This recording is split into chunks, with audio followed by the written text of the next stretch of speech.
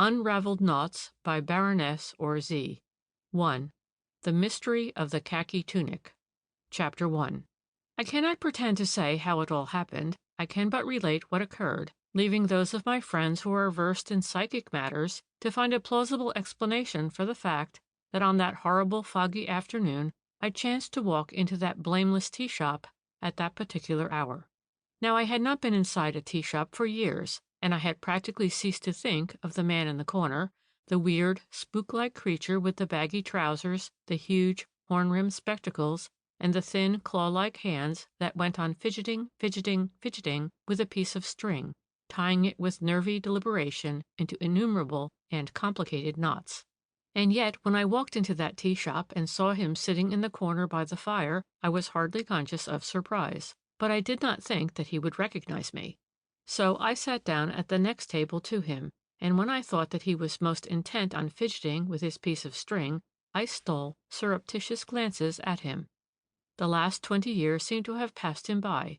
He was just the same. His hair was of the same colorless, lank texture, and lay plastered across his bald, pointed cranium. His pale eyes were no paler, his face no more wrinkled. His fingers were just as agile and restless as they had been when I last saw him 20 years ago. Then, all at once, he spoke, just as he used to do, in the same cracked voice, with the dry, ironic chuckle. "One of the most interesting cases it has ever been my good fortune to investigate," he said. I had not realized that he had seen me, and I gave such a startled jump that I spilt half a cup of tea on my frock.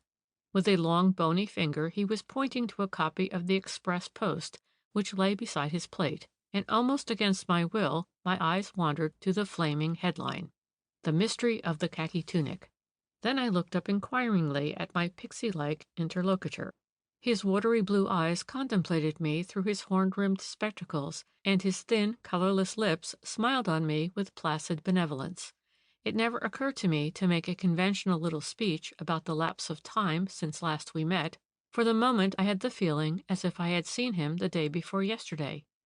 "You are still interested in criminology, then?" I asked.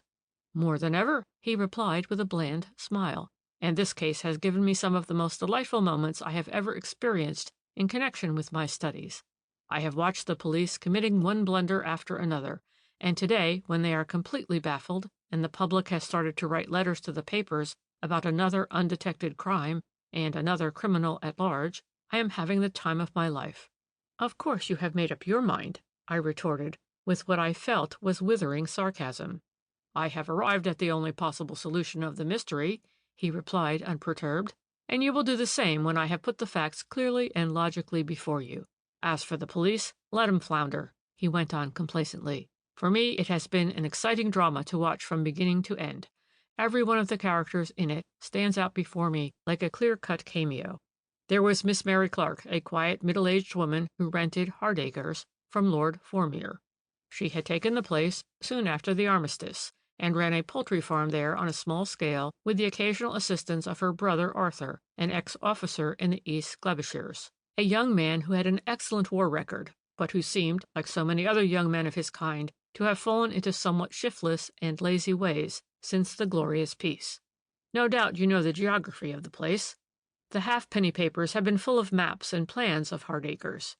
It is rather a lonely house on the road between Langford and Barchester, about 3/4 of a mile from Mere village. Mere Court is another half-mile or so further on, the house hidden by clumps of stately trees, above which can be perceived the towers of Barchester Cathedral. Very little seems to have been known about Miss Clark in the neighborhood. She seemed to be fairly well-to-do, and undoubtedly a cut above the village folk. But, equally obviously, she did not belong to the county set, nor did she encourage visitors, not even the vicar. She seldom went to church, and neither went to parties nor ever asked anyone to tea. She did most of her shopping herself in Mere, and sold her poultry and eggs to Mr. Brooke, the local dealer, who served all the best houses for miles around. Every morning at 7 o'clock, a girl from the village named Emily Baker came in to do the housework at Hardacres, and left again after the midday dinner. Once a week regularly Miss Clark called at Mere Court, always on a Friday.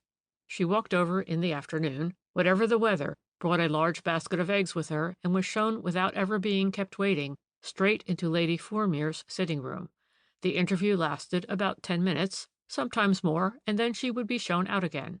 Mind you, the funny creature went on glibly, and raising a long pointed finger to emphasize his words, no one seems to have thought that there was anything mysterious about Miss Clark. The fact that she kept herself to herself was not in itself a sign of anything odd about her. People, especially women, in outlying country districts often lead very self-centered, lonely lives. They arouse a certain amount of curiosity when they first arrive in the neighborhood, but after a while gossip dies out, if it is not fed, and the hermit's estrangements from village life is tacitly accepted. On the other hand, Miss Clark's brother Arthur was exceedingly gregarious. He was a crack tennis player and an excellent dancer, and these two accomplishments procured him the entree into the best houses in the county, houses which, before the war, when people were more fastidious in the choice of their guests, would no doubt have not been quite so freely opened to him. It was common gossip that Arthur was deeply in love with April St. Jude, Lord Formere's beautiful daughter by a previous marriage, but public opinion was unanimous in the assertion that there never could be any question of marriage between an extemporary gentleman without money or property of any kind and the society beauty who had been courted by some of the smartest and richest men in London. Nor did Arthur Clark enjoy the best of reputations in the neighborhood. He was over fond of betting and loafing about the public houses of Barchester. People said that he might help his sister in the farm more than he did, seeing that he did not appear to have a sixpence of his own, and that she gave him bed and board. But as he was very good-looking and could make himself very agreeable if he chose, the women, at any rate, smiled at his misdeeds and were content to call Arthur rather wild, but not really a bad boy.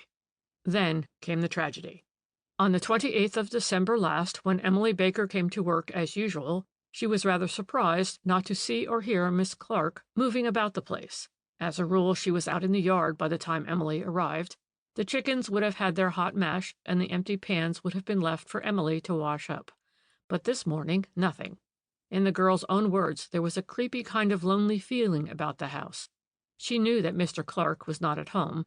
The day before, the servants at Mere Court had their annual Christmas party, and Mr. Clark had been asked to help with the tree and to entertain the children. He had announced his intention of putting up afterwards at the Deanery Hotel for the night, a thing he was rather fond of doing whenever he was asked out to parties, and did not know what time he might be able to get away. Emily, when she arrived, had found the front door on the latch as usual. Therefore, she reflected, Miss Clark must have been downstairs and drawn the bolts. But where could she be now? Never, never would she have gone out before feeding her chickens. On such a cold morning, too. At this point, Emily gave up reflecting and proceeded to action. She went up to her mistress's room. It was empty, and the bed had not been slept in. Genuinely alarmed now, she ran down again, her next objective being the parlor. The door was, as usual, locked on the outside, but contrary to precedent, the key was not in the lock. Thinking it had dropped out, the girl searched for it, but in vain, and at one moment when she moved the small mat which stood before the door of the locked room, she at once became aware of an overpowering smell of gas. This proved the death blow to Emily's fortitude. She took to her heels and ran out of the house, and down the road toward the village, nor did she halt until she came to the local police station, where she gave as coherent an account as she could of the terrible state of things at Hardacres. You will remember that when the police broke open the door of the parlor, the first thing they saw was the body of Miss Clark lying full length on the floor. The poor woman was quite dead, suffocated by the poisonous fumes of gas which was fully turned on in the old-fashioned chandelier above her head. The one window had been carefully latched, and the thick curtains closely drawn together. The chimney had been stuffed up with newspaper, and paper had been thrust into every aperture so as to exclude the slightest possible breath of air. There was a wad of it in the keyhole, and the mat on the landing outside had been carefully arranged against the door with the same sinister object.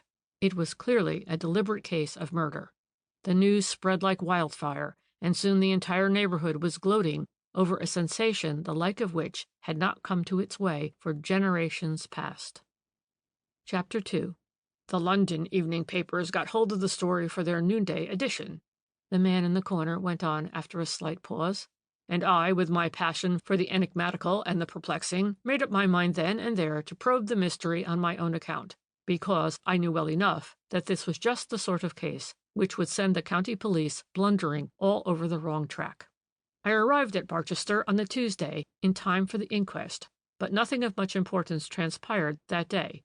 Medical evidence went to prove that the deceased had first been struck on the back of the head by some heavy instrument, a weighted stick or something of the sort, which had no doubt stunned her, but she actually died of gas poisoning, which she had inhaled in large quantities while she was half conscious. The medical officer went on to say that Miss Clark must have been dead 12 hours or more when he was called in by the police at about 8 o'clock in the morning. After this, a couple of neighbors testified to having seen Miss Clark at her front door at about 5:30 the previous evening. It was a very dark night, if you remember, and a thick Scotch mist was falling. When the neighbors went by, Miss Clark had apparently just introduced a visitor into her house. The gas was alight in the small hall, and they had vaguely perceived the outline of a man or woman, they could not swear which, in a huge coat, standing for a moment immediately behind Miss Clark. The neighbors also heard Miss Clark's voice speaking to her visitor, but what she said they could not distinguish. The weather was so atrocious that everyone who was abroad that night hurried along without taking much notice of what went on around. Evidence of a more or less formal character followed, and the inquest was then adjourned until the Friday, everyone going away with the feeling that sensational developments were already in the air. And the developments came tumbling in, thick and fast. To begin with, it appears that Arthur Clark, when first questioned by the police, had made a somewhat lame statement. "I was asked," he said, "to help with the servants' Christmas party at Mere Court. I walked over to Barchester at about 3 o'clock in the afternoon with my suitcase, as I was going to spend the night at the Deanery Hotel. I went on to Mere Court soon after 3:30 and stayed until past 7, after which I walked back to the Deanery, had some dinner, and went early to bed. I never knew that anything had happened to my sister until the police telephoned to me soon after 8 o'clock the next morning. And," he added, "that's all about it." But it certainly was not all about it, because several of the servants at Mere Court who were asked at what time Mr. Clark went away that night said that he must have gone very soon after 5 o'clock. They all finished their tea about that time, and then the gramophone was set going for dancing. They were quite sure that they had not seen Mr. Clark after that.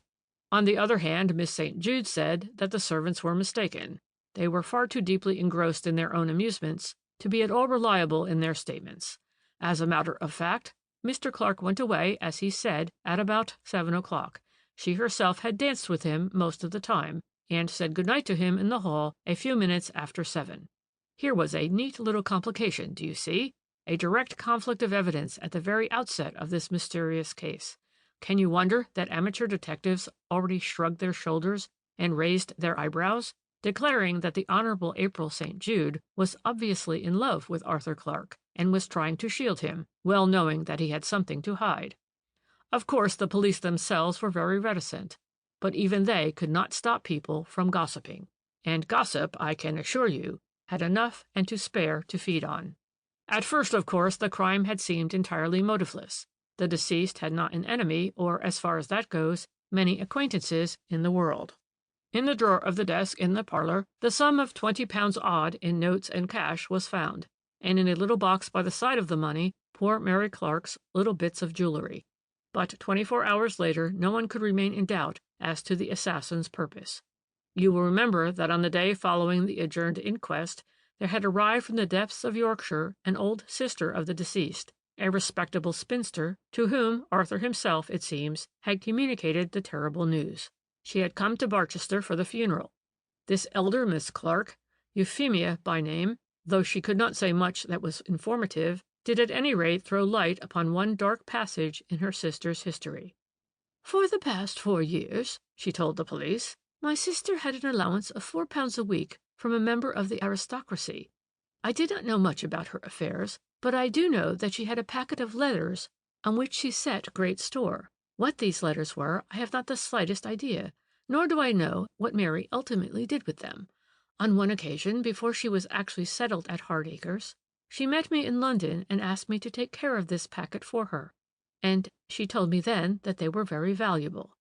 I also know that she and my brother Arthur had most heated arguments together on the subject of these letters. Arthur was always wanting her to give them up to him, and she always refused. On one occasion she told me that she could, if she wanted, sell that packet of letters for £5,000. Why on earth don't you? I asked her, but she replied, oh, Arthur would only get the money out of me. It's better as it is. This story, as you may well imagine, gave food enough for gossip. At once a romance was woven of blackmail and drama of love and passion, whilst the name of a certain great lady in the neighbourhood, to whom Miss Clark had been in the habit of paying mysterious weekly visits, was already on everybody's lips. And then the climax came. By evening it had transpired that in Arthur Clark's room at Hardacres the police had found an old khaki tunic stuffed away at the bottom of a drawer, and in the pocket of the tunic the key of the locked parlour door. It was an officer's tunic, which had at some time had its buttons and badges taken off. Its right sleeve was so torn that it was nearly out of its armhole. The cuff was all crumpled up, as if it had been crushed in a damp, hot hand, and there was a small piece of cloth torn clean out of it. And I will leave you to guess the importance of this fact. In the tightly clenched hand of the murdered woman was found the small piece of khaki cloth which corresponded to a hair's breadth with the missing bit in the sleeve of the tunic. After that, the man in the street shook his head and declared that Arthur Clark was as good as hung already. Chapter 3. The man in the corner had drawn out of his capacious pocket a fresh piece of string, and now his claw-like fingers started to work on it with feverish intentness. I watched him, fascinated, well knowing that his keen mind was just as busy with the problem of the Hardacres mystery as were his hands in the fashioning of some intricate and complicated knot. I am not, he said after a while, going to give you an elaborate description of the inquest and of the crowds that collected, both inside and out of the courtroom, hoping to get a glimpse of the principal actors in the exciting drama. By now, of course, all those who had talked of the crime being without apparent motive had effectually been silenced. To every amateur detective, as well as to the professional, the murderer and his nefarious object appeared absolutely revealed to the light of day. Every indication, every scrap of evidence, collected up to this hour, both direct and circumstantial, pointed to Arthur Clark as the murderer of his sister. There were the letters, which were alleged to be worth £5,000, to the mysterious member of the aristocracy who was paying Miss Clark a weekly pittance, obviously in order to silence her. There was the strong love motive, the young man in love with the girl far above him in station and wanting to get hold of a large sum of money in order, no doubt, to embark on some profitable business which might help him in his wooing. And there, above all, was the damning bit of khaki cloth in the murdered woman's hand, and the tunic with the key of the locked door in its pocket, found in a drawer in Clark's own room. No, indeed, the inquest was not likely to be a dull affair, more especially as no one doubted what the verdict would be, whilst a good many people anticipated that Clark would at once be arrested on the coroner's warrant and committed for trial at the next assizes on the capital charge. But though we all knew that the inquest would not be dull, yet we were not prepared for the surprises which were in store for us, and which will render that inquest a memorable one in the annals of criminal investigation. To begin with, we already knew that Arthur Clark had now the assistance of Mr. Markham, one of the leading solicitors of Barchester, in his difficult position. Acting on that gentleman's advice, Clark had amplified the statement which he had originally made as to his movements on the fatal afternoon. This amplified statement he now reiterated on oath, and though frankly no one believed him, we were bound to admit that if he could substantiate it, an extraordinary complication would arise, which, though it might not eventually clear him altogether, in the minds of thinking people, would at any rate give him the benefit of the doubt. What he now stated was in substance this. "The servants at Mere Court," he said, "are quite right when they say that I left the party soon after 5 o'clock. I was rather tired, and after a last dance with Miss St. Jude, I went upstairs to pay my respects to Lady Formere. Her ladyship, however, kept me talking for some considerable time on one subject and then another, until to my astonishment I saw that it was close on 7 o'clock, when I hastily took my leave. While I was looking for my coat in the hall, I remembered that Lord Fordmere came out of the smoking-room and asked me if I knew whether the party downstairs had broken up. 'These things can be such a bore,' he said, 'but I will see if I can get one of them to come up and show you out.' I told his lordship not to trouble. However, he rang the bell, and presently the butler, Spinks, came through from the servants' quarters, and his lordship then went upstairs, I think. A minute or two later, Miss St. Jude came, also from the servants' quarters. She sent Spinks away, telling him that she would look after me. We then talked together for a few moments, and then I said good night, and went straight back to the hotel. Now, we had already learned from both the hall porter and the head waiter at the deanery that Mr. Clark was back at the hotel soon after 7 o'clock, that he had his dinner in the restaurant at 1:30, and that after spending an hour or so in the lounge after dinner, he went up to his room and did not go out again until the following morning. Therefore, all that was needed now was a confirmatory statement from Lady Formere to prove Arthur Clark's innocence, because in that case every hour of his time would be accounted for, from 3:30 onwards, whilst Miss Clark was actually seen alive by 2 neighbors when she introduced a visitor into her house at 5:30. The question would then resolve itself into who was that visitor, leaving the more important one of the khaki tunic as a baffling mystery, rather than a damning evidence. The entire courtroom was on the tiptoe of expectation when Lady Formere was formally called.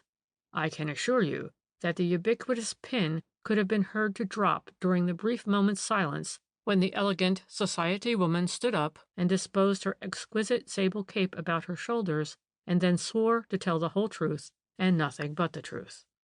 She answered the coroner's questions in a clear, audible voice, and never wavered in her assertions. She said that her stepdaughter had come up to her boudoir and asked if she would see Mr. Arthur Clark for a few moments. He had something very important to say to her. "I was rather surprised at this strange request," Lady Formere continued with utmost composure, "and suggested that Mr. Clark should make his important communication to Lord Formere. But my stepdaughter insisted, and to please her I agreed. I thought that I would get my husband to be present at this mysterious interview, but his lordship was having a short rest in the smoking-room, so on second consideration I decided not to disturb him. A minute or two later Mr. Clark presented himself, and at once I realized that he had had too much to drink. He talked wildly about his desire to marry Miss St. Jude, and very excitedly about some compromising letters which he alleged were in his possession, and which he threatened to show Lord Formere, if I did not at once give him so many £1,000. Naturally, I ordered him out of the place, but he wouldn't go for a long time. He got more and more incoherent and excited, and it was not until I threatened to fetch Lord Formere immediately that he sobered down and finally went away. He had been in my room about half an hour." "About half an hour?" was the coroner's earnest comment on this amazing piece of evidence. "But Mr. Clark said that when he left your ladyship it was close on 7. "Mr. Clark is in error," her ladyship asserted firmly. "The clock had just struck 5:30 when I succeeded in ridding myself of him."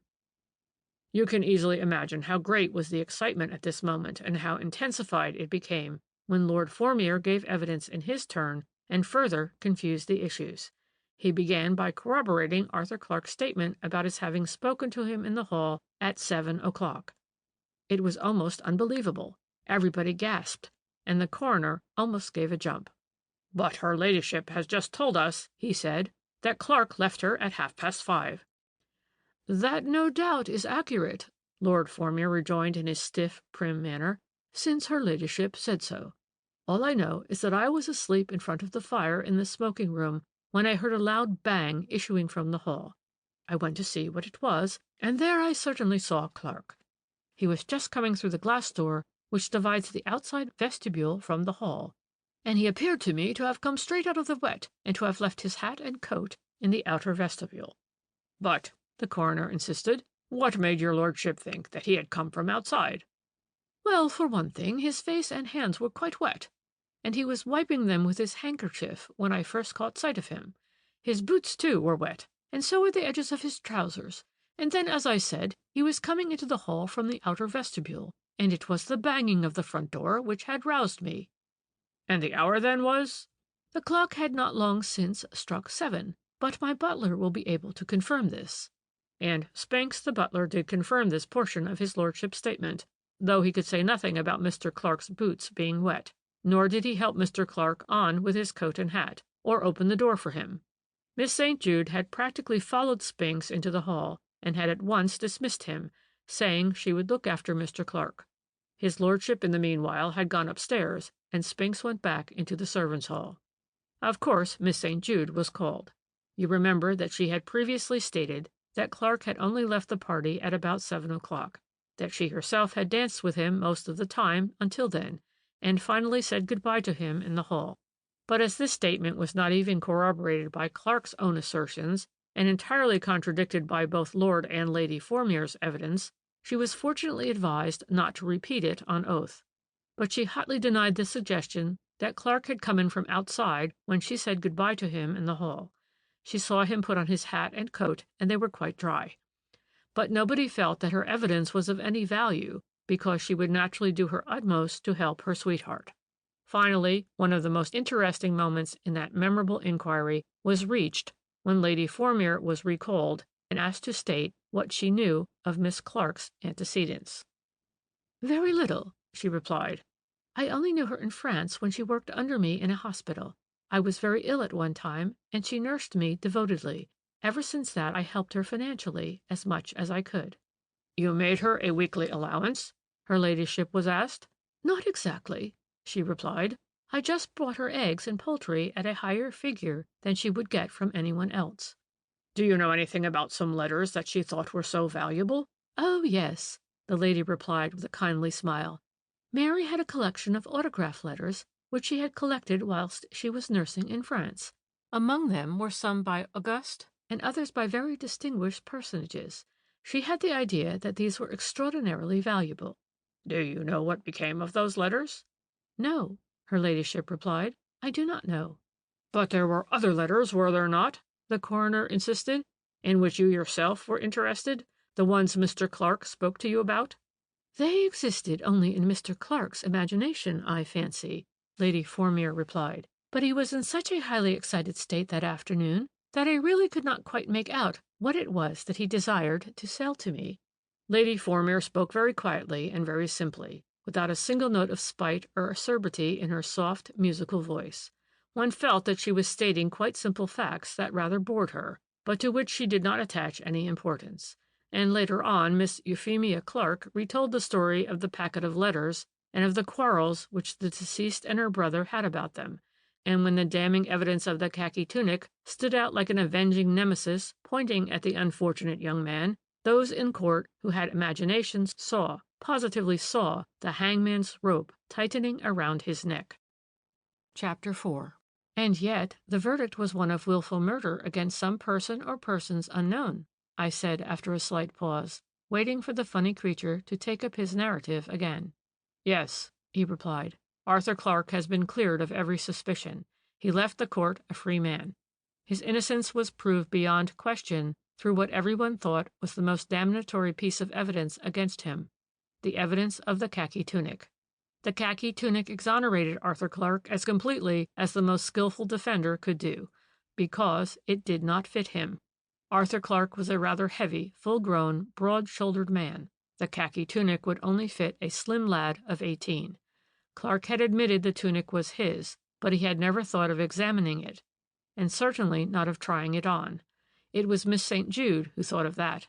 Trust a woman in love for getting an inspiration. When she was called at the end of the day to affirm the statements which she had previously made to the police, and realized that these statements of hers were actually in contradiction with Clark's own assertions, she worked herself up into a state bordering on hysteria, in the midst of which she caught sight of the khaki tunic on the coroner's table. Of course, she, like everyone else in the neighborhood, knew all about the tunic, but when April St. Jude actually saw it with her own eyes and realized what its existence meant to her sweetheart, she gave a wild shriek. "I'll not believe it!" she cried. "I'll not believe it! It can't be! It's not Arthur's tunic at all!" Then her eyes dilated, her voice sank to a hoarse whisper, and with a trembling hand she pointed at the tunic. "Why," she murmured, "it is so small, so small! Arthur! Where is Arthur? Why does he not show them all that he never could have worn that tunic?" Proverbially, there is but a narrow dividing line between tragedy and farce. While some people shuddered and gasped, and men literally held their breath, marveling what would happen next, quite a number of women fell into hysterical giggling. Of course you remember what happened. The papers have told you all about it. Arthur Clark was made to try on the khaki tunic, and he could not even get his arms into the sleeves. Under no circumstances could he ever have worn that particular tunic. It was several sizes too small for him. Then he examined it closely and recognized it as one he wore in his school OTC when he was a lad. When he was originally confronted with it, he explained he was so upset, so genuinely terrified at the consequences of certain follies which he undoubtedly had committed, that he could hardly see out of his eyes. The tunic was shown to him, and he had admitted that it was his, for he had quite a collection of old tunics, which he had always kept. But for the moment he had quite forgotten about the one which he had worn more than 8 years ago at school. And so the khaki tunic, instead of condemning Clark, had entirely cleared him, for it now became quite evident that the miscreant who had committed the dastardly murder had added this hideous act to his greater crime, and deliberately set to work to fasten the guilt on an innocent man. He had gone up to Clark's room, opened the wardrobe, picked up a likely garment, no doubt tearing a piece of cloth out of it whilst so doing, and thus getting the fiendish idea of inserting that piece of khaki between the fingers of the murdered woman. Finally, after locking the parlor door, he put the key in the pocket of the tunic and stuffed the latter in the bottom of a drawer. It was a clever and cruel trick, which well nigh succeeded in hanging an innocent man. As it is, it has enveloped the affair in an almost impenetrable mystery. I say almost, because I know who killed Miss Clark, even though the public has thrown out an erroneous conjecture. It was Lady Formere, they say, who killed Miss Clark. But at once comes the question, how could she? And the query, when? Arthur Clark says he was with her until 7, and after that hour there were several members of her household who waited upon her, notably her maid, who, it seems, came up to dress her at about that time, and she and Lord Formere sat down to dinner, as usual, at 8 o'clock. That there had been 1 or 2 dark passages in Lady Formere's life prior to her marriage 4 years ago, and that Miss Clark was murdered for the sake of letters which were in some way connected with her ladyship, were the only actual undisputable facts in that mysterious case. That it was not Arthur Clark who killed his sister has been indubitably proved.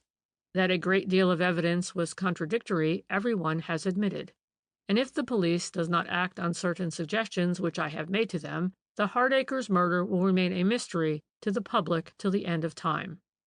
And what are these suggestions? I asked, without the slightest vestige of irony, for much against my will, the man's personality exercised a curious fascination over me. To keep an eye on Lord Formere, the funny creature replied with his dry chuckle, and see when and how he finally disposes of a wet coat, a dripping hat, and soaked boots, which he has succeeded in keeping concealed somewhere in the smoking-room, away from the prying eyes even of his own valet. You mean? I asked with an involuntary gasp. Yes, he replied. I mean that it was Lord Formere who murdered Miss Clark, for the sake of those letters which apparently contained matter which was highly compromising to his wife. Everything to my mind points to him as the murderer. Whether he knew all along of the existence of the compromising letters, or whether he first knew of this through the conversation between her ladyship and Clark the day of the servants' party, it is impossible to say. Certain it is that he did overhear that conversation, and that he made up his mind to end the impossible situation then and there, and to put a stop once and for all to any further attempt at blackmail. It was easy enough for him on that day to pass in and out of the house unperceived. No doubt his primary object in going to Hardacres was to purchase the letters from Miss Clark. Money down, perhaps she proved obstinate, perhaps he merely thought that dead men tell no tales. This we shall never know. After the hideous deed, which must have revolted his otherwise fastidious senses, he must have become conscious of an overwhelming hatred for the man who had, as it were, pushed him into crime, and my belief is that the elaborate mise en scène of the khaki tunic, and the circumstantial lie that when he came out of the smoking-room Arthur Clark had obviously just come in from outside, was invented not so much with the object of averting any suspicion from himself, as with the passionate desire to be revenged on Clark. Think it over, the man in the corner concluded as he stuffed his beloved bit of string into his capacious pocket. Time, opportunity, motive, all are in favor of my theory, so do not be surprised if the early editions of tomorrow's evening papers contain the final sensation in this interesting case. He was gone before I could say another word, and all that I saw of him was his spook-like figure disappearing through the swing door. There was no one now in the place, so a moment or two later, I too paid my bill and went away. Chapter 5. The man in the corner proved to be right in the end. At 11 o'clock the next morning, the street corners were full of newspaper placards with the flaring headlines, "Sudden Death of Lord Formere." It was reported that on the previous evening his lordship was examining a new automatic which he had just bought and explaining the mechanism to his valet. At one moment he actually made the remark, "It is all right, it isn't loaded." But apparently there was one cartridge left in one of the chambers. His lordship, it seems, was looking straight down the barrel, and his finger must accidentally have touched the trigger. Anyway, according to the valet's story, there was a sudden explosion, and Lord Formere fell shot right between the eyes. The verdict at the inquest was, of course, one of accidental death, the coroner and jury expressing the greatest possible sympathy with Lady Formere and Miss St. Jude. It was only subsequently that one or two facts came to light which appeared obscure and unimportant to the man in the street, but which for me, in the light of my conversation with the man in the corner, bore earnest significance. It seems that an hour or two before the accident, the chief superintendent of police had called with 2 constables at Mere Court, and was closeted for a considerable time with Lord Formere in the smoking room. And Spinks, the butler, who subsequently let the 3 men out, noticed that one of the constables was carrying a coat and a hat, which Spinks knew were old ones belonging to his lordship. Then I knew that the funny creature in the loud check tweeds and baggy trousers had found the true solution of the Hardacres mystery. Oh, and you wish to know what was the sequel to the pretty love story between April St. Jude and Arthur Clark? Well, you know, she married Amos Rottenberg, the New York banker, last year, and Clark runs a successful garage now somewhere in the north. A kind friend must have lent him the capital wherewith to make a start. I can make a shrewd guess who that kind friend was.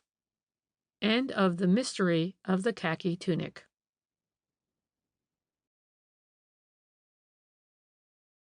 Two. The Mystery of the Ingres Masterpiece. Chapter 1. I did not see the man in the corner for several weeks after that strange meeting in the blameless tea shop. The exigencies of my work kept me busy, and somehow the sensational suicide of Lord Formere, which had appeared like the logical sequence of the spook-like creature's deductions, had left a painful impression on my mind. Entirely illogically, I admit, I felt that the man in the corner had had something to do with the tragedy.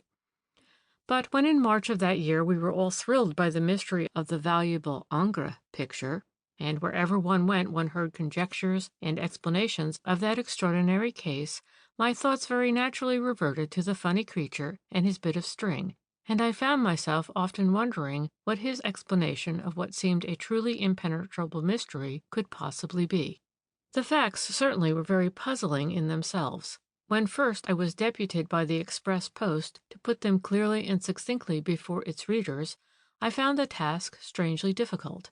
This for the simple reason that I myself could not see daylight through it all, and often did I stand in front of the admirable reproduction which I possess of the Ingres La Fiancée, wondering if those smiling lips would not presently speak and tell me how an original and exquisite picture could possibly have been in 2 different places at one and the same time. For that, in truth, was the depth of the puzzle. We will, if you please, call the original owners of the picture the Duke and Duchess Paul de Rochechouart. That, of course, is not their name, but as you all know what they really are, it matters not what I call them for the purpose of recording their singular adventure. His Grace had early in life married a Swedish lady of great talent and singular beauty. She was an artist of no mean order, having exhibited pictures of merit both at the Paris Salon and at the Royal Academy in London. She was also an accomplished musician, and had published 1 or 2 very charming volumes of poetry. The Duke and his wife were devoted to one another. They lived for the greater part of the year at their beautiful chateau on the Oise, not far from Chantilly, and here they entertained a great deal, more after the homely and hospitable manner of English country houses than in the more formal foreign fashion.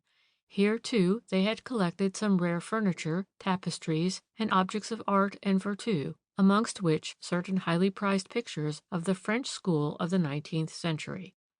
The war, we may imagine, left the Duc de Rochechouart and his charming wife a good deal poorer, as it left most other people in France, and soon it became known amongst the art dealers of London, Paris, and New York that they had decided to sell one or two of their most valuable pictures. Foremost amongst these was the celebrated La Fiancée by Ingres. Immediately there was what is technically known as a ramp after the picture.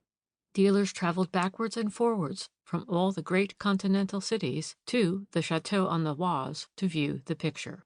Offers were made for it by cable, telegram, and telephone, and the whole art world was kept in a flutter over what certainly promised to be a sensational deal.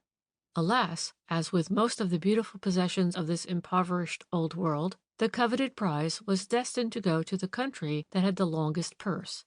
A certain Mr. Aaron Jacobs, the Chicago multimillionaire, presently cabled an offer of $500,000 for the picture, an offer which, rumor had it, the Duc de Rochechouart had since accepted. Mr. Jacobs was said to be a charming, highly cultured man, a great art connoisseur, and a great art lover, and presently one heard that he had already set sail for Europe with the intention of fetching away his newly acquired treasure himself. On the very day following Mr. Jacobs' arrival as the guest of the Duc and Duchesse de Rochechouart at the latter's chateau, the world-famous picture was stolen in broad daylight by a thief or thieves who contrived to make away with their booty without leaving the slightest clue, so it was said, that might put the police on their track. The picture was cut clean out of the frame, an operation which must have taken at least 2 or 3 minutes. It always used to hang above the tall chimney-piece in the Duchesse's studio, but that self-same morning it had been lifted down and placed on an easel in the dining hall, no doubt for closer inspection by the purchaser. This easel stood in a corner of the hall, close to one of the great windows that overlooked the gardens of the chateau. The amazing point in this daring theft was that a garden fête and tennis tournament were in progress at the time. A crowd of guests was spread all over the lawns and grounds in full view of the windows of the hall, and as far as the preliminary investigations were able to establish, there were not more than 20 or 25 minutes at most during which some servant or other inmate of the chateau had not either actually been through the hall or had occasion to observe the windows. The dining hall itself has monumental doors which open on the great central vestibule, and immediately facing it similar doors give on the library. The marble vestibule runs right through the center of the main building. It has both a front and a garden entrance, and all the reception rooms open out of it, right and left. Close to the front door entrance is one of the main ways into the kitchens and offices. Now right away until 4:30 on that fateful afternoon, the servants were up and down the vestibule, busy with arrangements for tea, which they were serving outside on the lawns. The tennis tournament was then drawing to a close, the Duchess was on the lawn with her guests, dispensing tea, and at 4:30 precisely, the Duc de Rochechouart came into the chateau by way of the garden entrance, went across the vestibule and into the library to fetch the prizes which were to be distributed to the victors in the tournament, and which were locked up in his desk. The doors of the dining hall were wide open, and the Duke, walking past them, peeped into the room. The picture was in its place then, and he gave a glance at it as he passed, conscious of a pang of regret at thought that he must needs part with this precious treasure. It took the Duke some little time to sort the prizes, and as in the meanwhile the afternoon post had come in and a few letters had been laid on his desk, he could not resist the desire to glance through his correspondence. On the whole, he thought that he might have been in the library about 1/4 of an hour, or perhaps more. He had closed the door when he entered the room, and when he came out again he certainly noticed that the doors of the dining hall were shut. But there was nothing in this to arouse his suspicions, and with the neatly tied parcels containing the prizes under his arm, he recrossed the vestibule and went out once more into the garden. At 5 o'clock, Monsieur Amédée, the chief butler, had occasion to go into the dining hall to fetch a particular silver tray which he required. He owned to being astonished at finding the doors closed, because he had been past them 1/4 of an hour before that, and they were wide open then. However, he entered the room without any serious misgivings, but the next moment he nearly fainted with horror at the sight of the empty frame upon the easel. The very first glance had indeed revealed the nefarious deed. The picture had not been moved out of its frame. It was the canvas that had been cut. Monsieur Amédée, however, knowing what was due to his own dignity, did not disturb the entire household then and there. He made his way quietly back into the garden where the distribution of prizes after the tournament was taking place, and, seizing a favorable opportunity, he caught Monsieur le Duc's eye and imparted to him the awful news. Even so, nothing was said until after the guests had departed. By the Duke's orders, the doors leading into the dining hall were locked, and to various inquiries after the masterpiece, made by inquisitive ladies, the evasive answer was given that the picture was in the hands of the packers. There remained the house party, which of course included Mr. Aaron Jacobs. There were also several ladies and gentlemen staying at the chateau, and before they all went up to their rooms to dress for dinner, they were told what had happened. In the meanwhile, the police had already been sent for, and Monsieur le Commissaire was conducting his preliminary investigations. The rooms and belongings of all the servants were searched, and with the consent of the guests themselves, this search was extended to their rooms.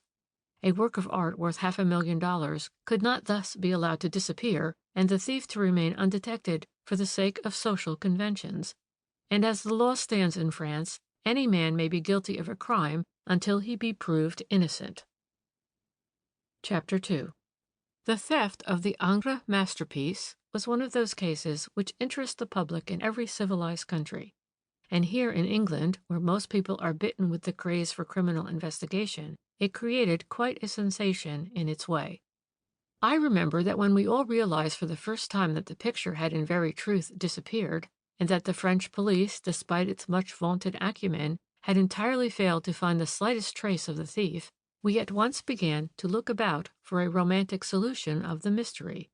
Monsieur le Duc de Rochechouart and his pretty Duchess had above all our deepest sympathies, for it had very soon transpired that neither the Ingres masterpiece, nor indeed any of the Duke's valuable collection of artworks, was insured.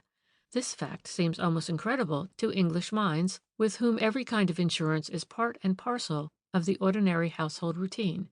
But abroad, the system is not nearly so far-reaching or so extended, and there are numberless households in every degree of the social scale who never dream of spending money on insurances, save, perhaps, against fire.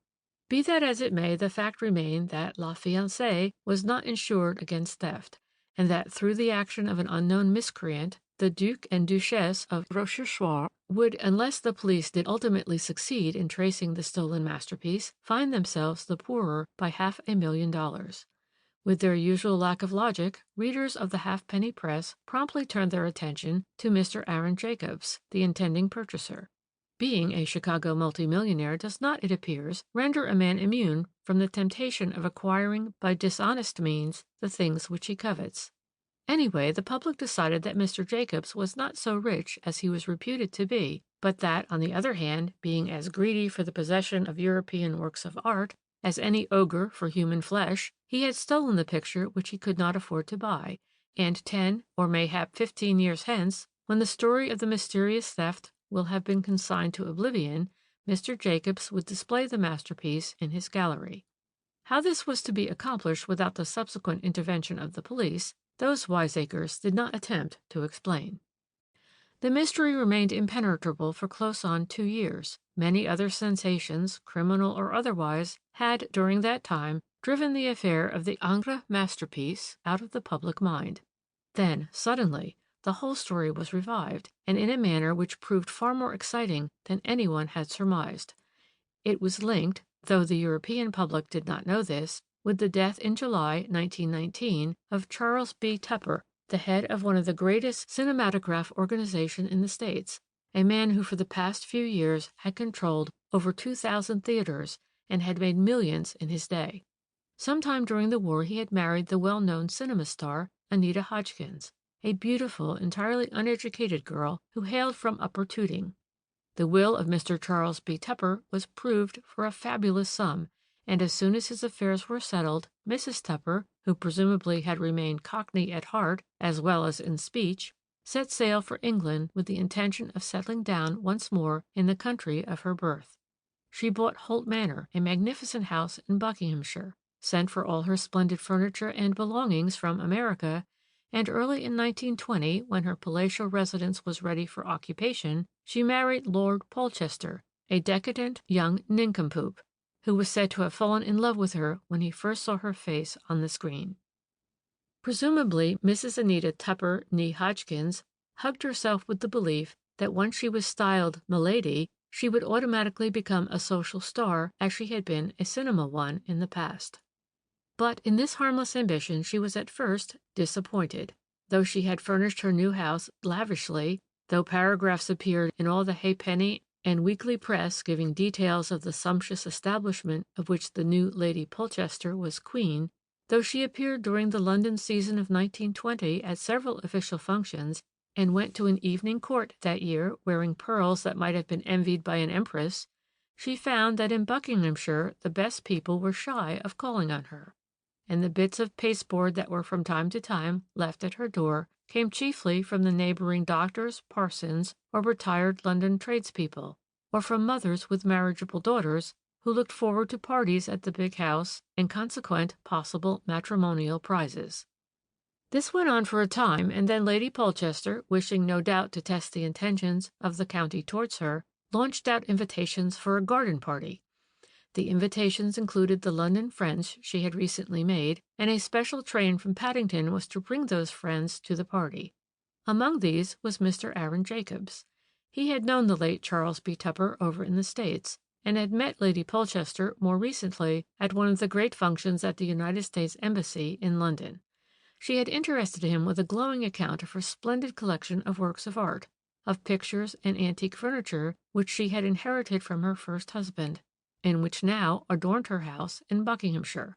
And when she asked him down to her party, he readily accepted, more, I imagine, out of curiosity to see the objects in which he was as keenly interested as ever, than from a desire to establish closer acquaintanceship with the lady. The garden party at Holt Manor, as the place was called, does not appear to have been a great social success. For one thing, it rained the whole afternoon, and the military band engaged for the occasion proved too noisy for indoor entertainment. But some of the guests were greatly interested in the really magnificent collection of furniture, tapestries, pictures, and works of art which adorned the mansion, and after tea, Lady Polchester graciously conducted them all over the house, pointing out herself the most notable pieces in the collection, and never failing to mention the price at which the late Mr. Charles B. Tupper purchased the work of art in question. And that is when the sensation occurred.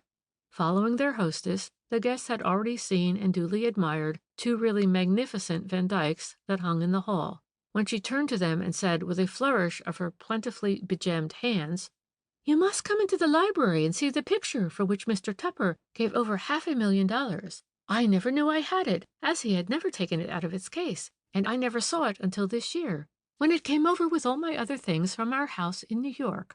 Lord Polchester had it unpacked and hung in the library. I don't care much about it myself, and the late Mr. Tupper hadn't the time to enjoy his purchase because he died 2 days after the picture arrived in New York, and as I say, he never had it unpacked. He bought it for use in a commercial undertaking which he had in mind at one time. Then the scheme fell through, and I am sure I never thought any more about the old picture." With that, she led the way into the library, a nobly proportioned room lined with books in choice bindings and with a beautiful Adams chimney-piece, above which hung a picture. Of course, there were some people present who had never heard of the stolen Ingres, but there must have been a few who, as they entered the room, must literally have gasped with astonishment, for there it certainly was. La Fiancée, with her marvelously painted Eastern draperies, her exquisitely drawn limbs, and enigmatic smile, was smiling down from the canvas, just as if she had every right to be in the house of the ex-cinema star, and as if there had not been a gigantic fuss about her throughout the whole art world of Europe. We may take it that the person by far the most astonished at that moment was Mr. Aaron Jacobs. But he was too thoroughly a gentleman and too much a man of the world to betray his feelings then, and I suppose that those who, like himself, had thought they recognized the stolen masterpiece did not like to say anything either until they were more sure. English people in all grades of society being proverbially adverse to being what they would call mixed up in any kind of fuss. Certain it is that nothing was said at the moment to disturb Lady Polchester's complacent equanimity, and after a while the party broke up and the guests departed. Of course, people thought that Mr. Aaron Jacobs should have informed Lord Polchester of his intentions before he went to the police. But Lord Polchester was such a nonentity in his own household, such a frivolous fool, and moreover addicted to drink and violent fits of temper, that those who knew him easily realized how a sensible business man like Mr. Aaron Jacobs would avoid any personal explanations with him. Mr. Jacobs went straight to the police that selfsame evening, and the next day Lady Polchester had a visit from Detective Purley, one of the ablest as he was one of the most tactful men on the staff. But indeed he had need of all his tact in face of the infuriated cinema star when that lady realized the object of his visit. "How dared they come and ask her such impertinent questions?" she stormed. "Did they imagine she had stolen a beastly picture which she would as soon throw on the dust heap as look at again? She who could buy up all the pictures in any gallery and not feel the pinch?" And so on and so on. The unfortunate Purley had a very unpleasant quarter of an hour, but after a while he succeeded in pacifying the irate lady and got her to listen calmly to what he had to say. He managed to make her understand that without casting the slightest aspersion upon her honorability or that of the late Charles B. Tupper, there was no getting away from the fact that the picture now hanging in the library of Holt Manor was the property of the Duc de Rochechouart, from whose house in France it was stolen over 2 years before. To be quite accurate, it was stolen on July 25th, 1919. "Then," retorted the lady, by no means convinced or mollified, "I can prove you all to be liars. For the late Mr. Charles B. Tupper bought the old thing long before that. He had been on the continent in the spring of 1919 and landed in New York again on May 18th. He told me then he had made some interesting purchases in Europe. Amongst them there was a picture for which he had paid $500,000. I scolded him about it, as I thought he was throwing his money away on such stuff. But he said that he wanted to make use of the picture for some wonderful advertising scheme he had in his mind, so I said no more about it. But that is the picture you say was stolen from some duke or other in July, when I tell you that it had been shipped for New York a month at least before that." Perhaps at this point Detective Purley failed to conceal altogether a slight look of incredulity, for Lady Polchester turned on him once more like a fury. "So you still think I stole the dirty old picture, do you?" she cried, using further language that is quite unprintable. "And you think that I am such a ninny, and that I would give it up simply because you're trying to bully me? But I won't, so there. I can prove the truth of every word I say, and I don't care if I have to spend another $1,000,000 to put your old duke in prison for talking such rot about me." Once again Purley's tact had to come into play, and after a while he succeeded in soothing the lady's outraged feelings. With infinite patience he gradually got her to view the matter more calmly, and above all not to look upon him as an enemy, but as a friend whose one desire was to throw light upon what certainly seemed an extraordinary mystery. "Very well, then," she said after a while, "I'll tell you all I can. I don't know when the picture was shipped from Europe, but I do know that a case addressed to Mr. Charles B. Tupper and marked valuable picture with great care was delivered at our house in New York on July 18th. I can't mistake the date because Mr. Tupper was already very ill when the case arrived, and he died 2 days later, that is, on July 20th, 1919. That you can ascertain easily enough, can't you?" Lady Purley added tartly. Then, as Purley offered no comment, she went on more quietly. "That's all right, then. Now let me tell you that the case containing this picture was in my house 2 days before Mr. Tupper died, and that I never had it undone until a couple of months ago here in this house. I had it shipped from New York, not along with all my things, but by itself, and there is the lawyer over there, Mr. George F. Topham, who can tell you all about the case.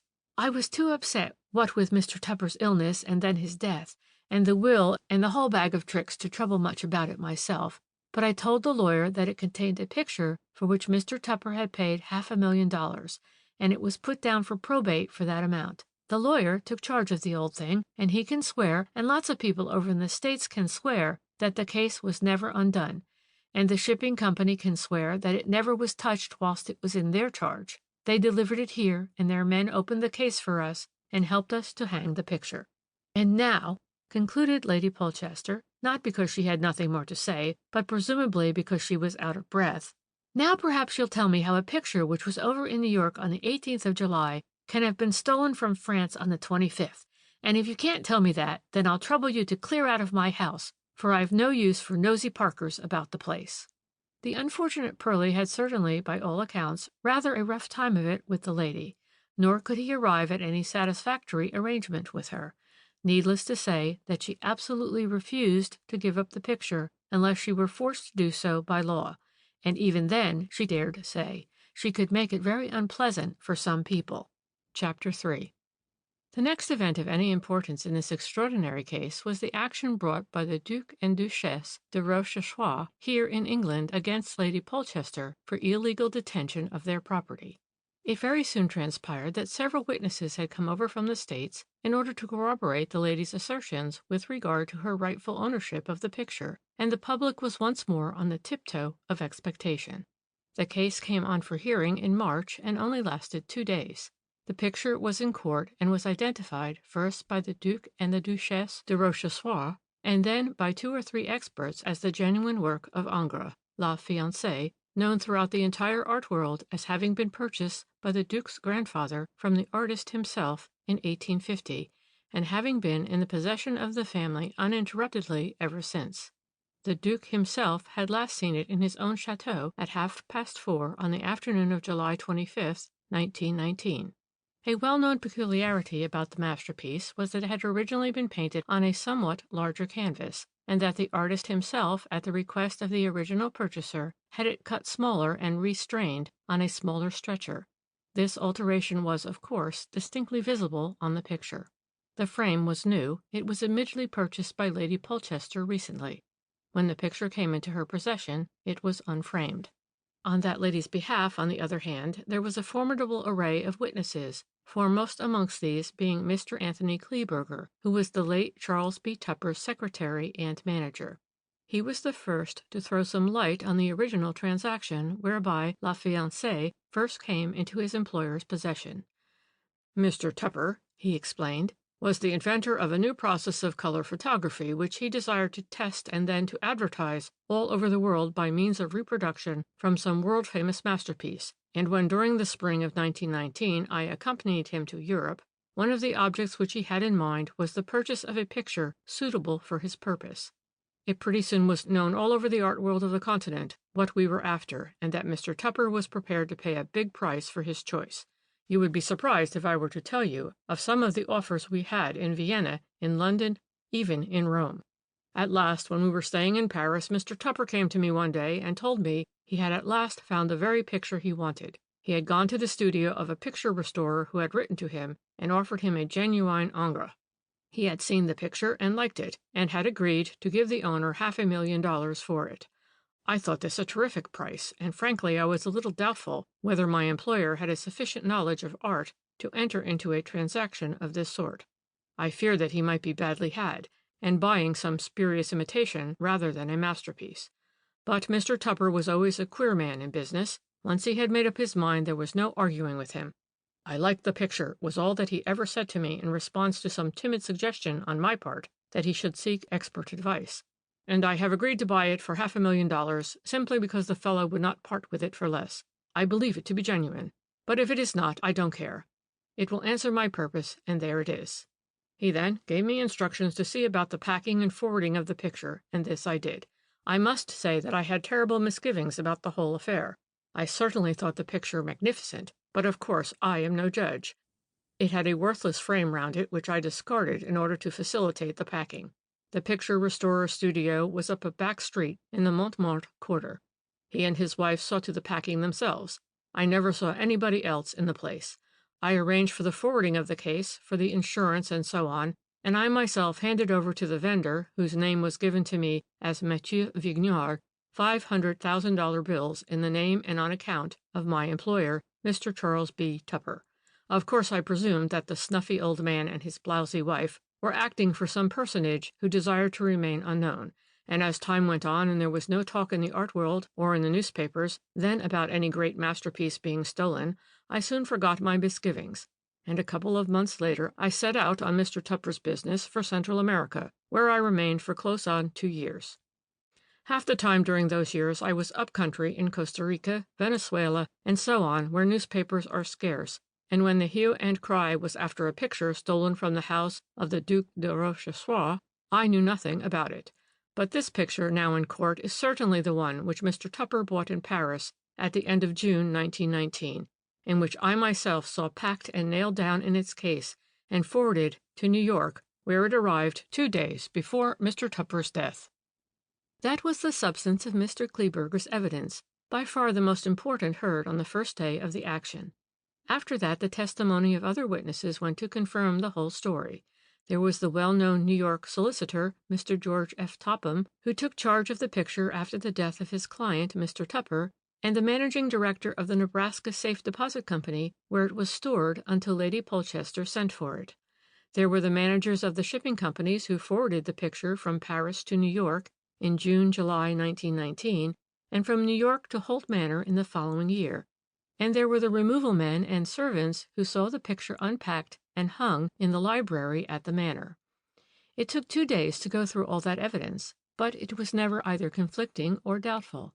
Yet the one supreme, mysterious contradiction remained, namely, that the picture now in court, the wonderful Ingres masterpiece, was bought by Mr. Tupper in Paris in June 1919, and then and there shipped over by him to New York, and that, nevertheless, it was stated never to have left the Duc de Rochechouart's possession from the day when his grandfather bought it more than 70 years ago until that memorable 25th of July, 1919, when it was stolen on the very day it was about to pass into the possession of Mr. Aaron Jacobs. One felt one's head reeling when one thought out this amazing puzzle, and the decision of the learned judge was awaited with palpitating curiosity. But after the second day of the action, just before it was adjourned, counsel on both sides were able to announce that their respective clients had come to an exceedingly satisfactory arrangement. All aspersions as to the honorability of the late Charles B. Tupper or of Lady Polchester would be publicly withdrawn, and a notice to that effect would appear in all the leading newspapers of London, Paris, and New York. And Lady Polchester would now remain in undisputed possession of the Ingres masterpiece, having paid its rightful owner, the Duc de Rochechouart, the sum of £120,000 for it. So both parties, we may take it, were completely satisfied. At one time it looked as if the unfortunate Duke would be done both out of his picture and out of the money, and another as if Lady Polchester would be so defrauded. But now all was well, and the learned judge declared himself pleased with the agreement. Not so the public, who were left to face a mystery which everyone felt would never now be cleared up. I, for one, felt completely at sea, so much so indeed that my thoughts instinctively flew to the curious creature in the blameless tea-shop, who I felt sure would have a theory of his own which would account for what was puzzling us all. And a day or two later I saw him weaving a fantastic design of knots in a piece of string. He knew that I wished to hear his explanation of the mystery of the Ingres masterpiece, but he kept me on tenterhooks for some time, wearing out my patience with his sharp, sarcastic comments. "Do you admit," he asked me at one time, with his exasperating chuckle, "that the Ingres masterpiece could have been in 2 places at one and the same time?" "No, of course," I replied. "I do not admit such nonsense." "Very well, then," he resumed. "What is the logical conclusion?" "That there were 2 pictures," I said coldly. "Of course there were 2 pictures, and as the great Mr. Ingres did not presumably paint his masterpiece in duplicate, we must take it that one picture was the original and the other the copy." Now it was my turn to grow sarcastic, and I retorted dryly, "Having done that, we are no nearer a solution of the mystery than we were before." "Are we not?" he rejoined with a cackle like an old hen. "Now, it seems to me that when we have admitted that one of the pictures was a copy of the other, and when we know that the picture which Mr. Charles B. Tupper bought was the original, because that was the one that was produced in court, we must come to the conclusion that the one which was stolen from the chateau in France could only have been the copy." "Why, yes," I admitted, "but then again we have been told that the grandfather of the present Duc de Rochechouart bought the picture from the artist himself, and that it has been in the uninterrupted possession of his family ever since." "And I am willing to admit that the picture was in the uninterrupted possession of the Duc de Rochechouart until the present holder of the title or someone who had access to it in the same way as himself sold it to Mr. Charles B. Tupper in June 1919. But you don't mean— Surely, the funny creature went on with his dry cackle, it was not such a very difficult little bit of dishonesty to perpetrate, seeing that Madame la Duchesse was such an accomplished artist. Can you not imagine the lady being, like many of us, very short of money, and then hearing of Mr. Charles B. Tupper, the American businessman, who was searching Europe through for a world-famous masterpiece? Can you not see her during one of her husband's pleasure trips to Paris or elsewhere, setting to work to make an exact replica of La Fiancée? We know that it always hung in her studio until the day when it was moved to the dining hall. Think how easy it was for her to substitute her own copy for the original. The only difficulty would be the conveying of the picture to Paris, but an artist knows how to take a canvas off its stretcher, to roll it up and restrain it. Here I think that she must have had a confederate, probably some down-at-heel friend of her past artistic days, a man whom she paid lavishly both for his help and his silence. Who that man was, I suppose we shall never know. The so-called Matthew Vignard and his blousy wife, as Mr. Kleeberger picturesquely described her, have completely disappeared. No trace of them was ever found. They hired the studio at Montmartre for 1 month, paid the concierge the rent in advance, and at the end of that time they decamped and have never been heard of since. But unless I am much mistaken, they must at present moment be carrying on a very lucrative little blackmailing business, because it must have been Vignard who conveyed the picture to Paris in the same way as we know it was he who first approached Charles B. Tupper and ultimately sold him the picture. But surely, I objected, for the funny creature had paused for a moment, and I could not deny that his arguments were sound. Surely it would have been more practical to have sold the copy, which we suppose must have been perfect, to Mr. Tupper, who was a layman and an outsider, and to have kept the original in the chateau, as the Duke was even then negotiating for its sale, and most of the art dealers were coming to have a look at it. He did not reply immediately, but remained for a while deeply absorbed in the contemplation of his beloved bit of string. That, he admitted with complacent condescension, would be a sound argument, if we admit at once that the Duchesse knew for a certainty that her husband intended to sell La Fiancée.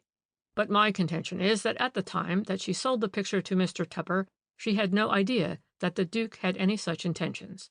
No doubt when she knew this for a fact, she must have been beside herself with horror. No doubt also that she had a hard fight with her own terror before she made a clean breast of her misdeed to her husband. Apparently she did not do this until the very last moment, until the day when the picture was actually taken out of her studio and placed upon an easel in the dining hall for closer inspection. Then discovery was imminent, and we must suppose that she made full confession. The Duke, like a gallant gentleman, at once set his wits, thinking how best to save his wife's reputation without endangering his own. To have admitted to Mr. Aaron Jacobs and to the other experts and art dealers who had come to see the masterpiece that a Duc de Rochechouart was trying to sell a spurious imitation whilst already having disposed of the original was of course unthinkable. And thus the idea presented itself to their graces that the copy must be made to disappear effectually. A favorable circumstance for the success of this scheme was the garden fête, which was to take place that afternoon, when the house would be full of guests, of strangers, and of servants, when surveillance would be slack, and the comings and goings of the master of the house would easily pass unperceived. The Duke, in my opinion, chose the 1/4 of an hour when he was alone in the house to cut the picture out of its frame. He then hid the canvas sufficiently skillfully that it was never found. Probably he thought at the time that there the matter would end, but equally probably he never gave the future another thought. His own position was unassailable, seeing he was not insured against loss, and it was the present alone that mattered, the fact that a Duc de Rochechouart was trying to sell a spurious picture for $500,000. To many Frenchmen and women ever since the war, America is a far country, and no doubt the Duke and Duchesse both hoped that the whole transaction, including the Ingres masterpiece, would soon lie buried somewhere at the bottom of the sea. Fate and Lady Polchester proved too strong for them. They ordained that La Fiancée should be brought back to Europe, and that the whole of its exciting history be revived. But fate proved kind in the end, and I think that you will agree with me that two such daring and resourceful adventurers as their graces deserved the extra $500,000 which, thanks to Lady Polchester's generosity or ostentation, they got so unexpectedly. Soon afterwards you will remember that the Duc and Duchesse de Rochechouart sold their chateau on the Oise, together with the bulk of their collection of pictures and furniture. They now live in Sweden, I understand, where the Duchesse has many friends and relations, and where the law of libel will not trouble you much if you publish my deductions in your valuable magazine. Think it out, the man in the corner concluded glibly, and from every point of view, and you will see that there is not a single flaw in my argument. I have given you the only possible solution of the mystery of the Ingres masterpiece. You may be right, I murmured thoughtfully. I know I am, he answered dryly.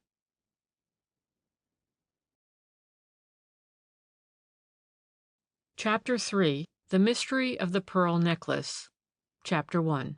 The man in the corner had a very curious theory about that mysterious affair of the pearl necklace, and though it all occurred a few years ago, I am tempted to put his deductions down on record, because, as far as I know, neither the police of this or any other country, nor the public, have ever found a satisfactory solution for what was undoubtedly a strange and mystifying adventure. I remembered the case quite well when first he spoke to me about it one afternoon in what had become my favorite tea haunt in Fleet Street.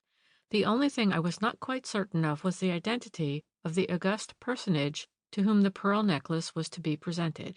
I do know, of course, that she belonged to one of the reigning families of Europe, and that she had been an active and somewhat hot-headed and bitter opponent of the communist movement in her own country, in consequence of which both she and her exalted husband had been the object of more than one murderous attack by the other side. It was on the occasion of the august lady's most miraculous escape from a peculiarly well-planned and brutal assault that a number of ladies in England subscribed the sum of £15,000 for the purchase of an exquisite pearl necklace to be presented to her as a congratulatory gift. Rightly or wrongly, the donors of this princely gift feared that a certain well-known political organization on the continent would strive by every means in its power, fair or foul, to prevent this token of English goodwill from reaching the recipient. And also, as it chanced to happen, there had been during the past few months a large number of thefts of valuables on continental railways, and it became a question who should be entrusted by the committee of subscribers with the perilous task of taking the necklace over for presentation.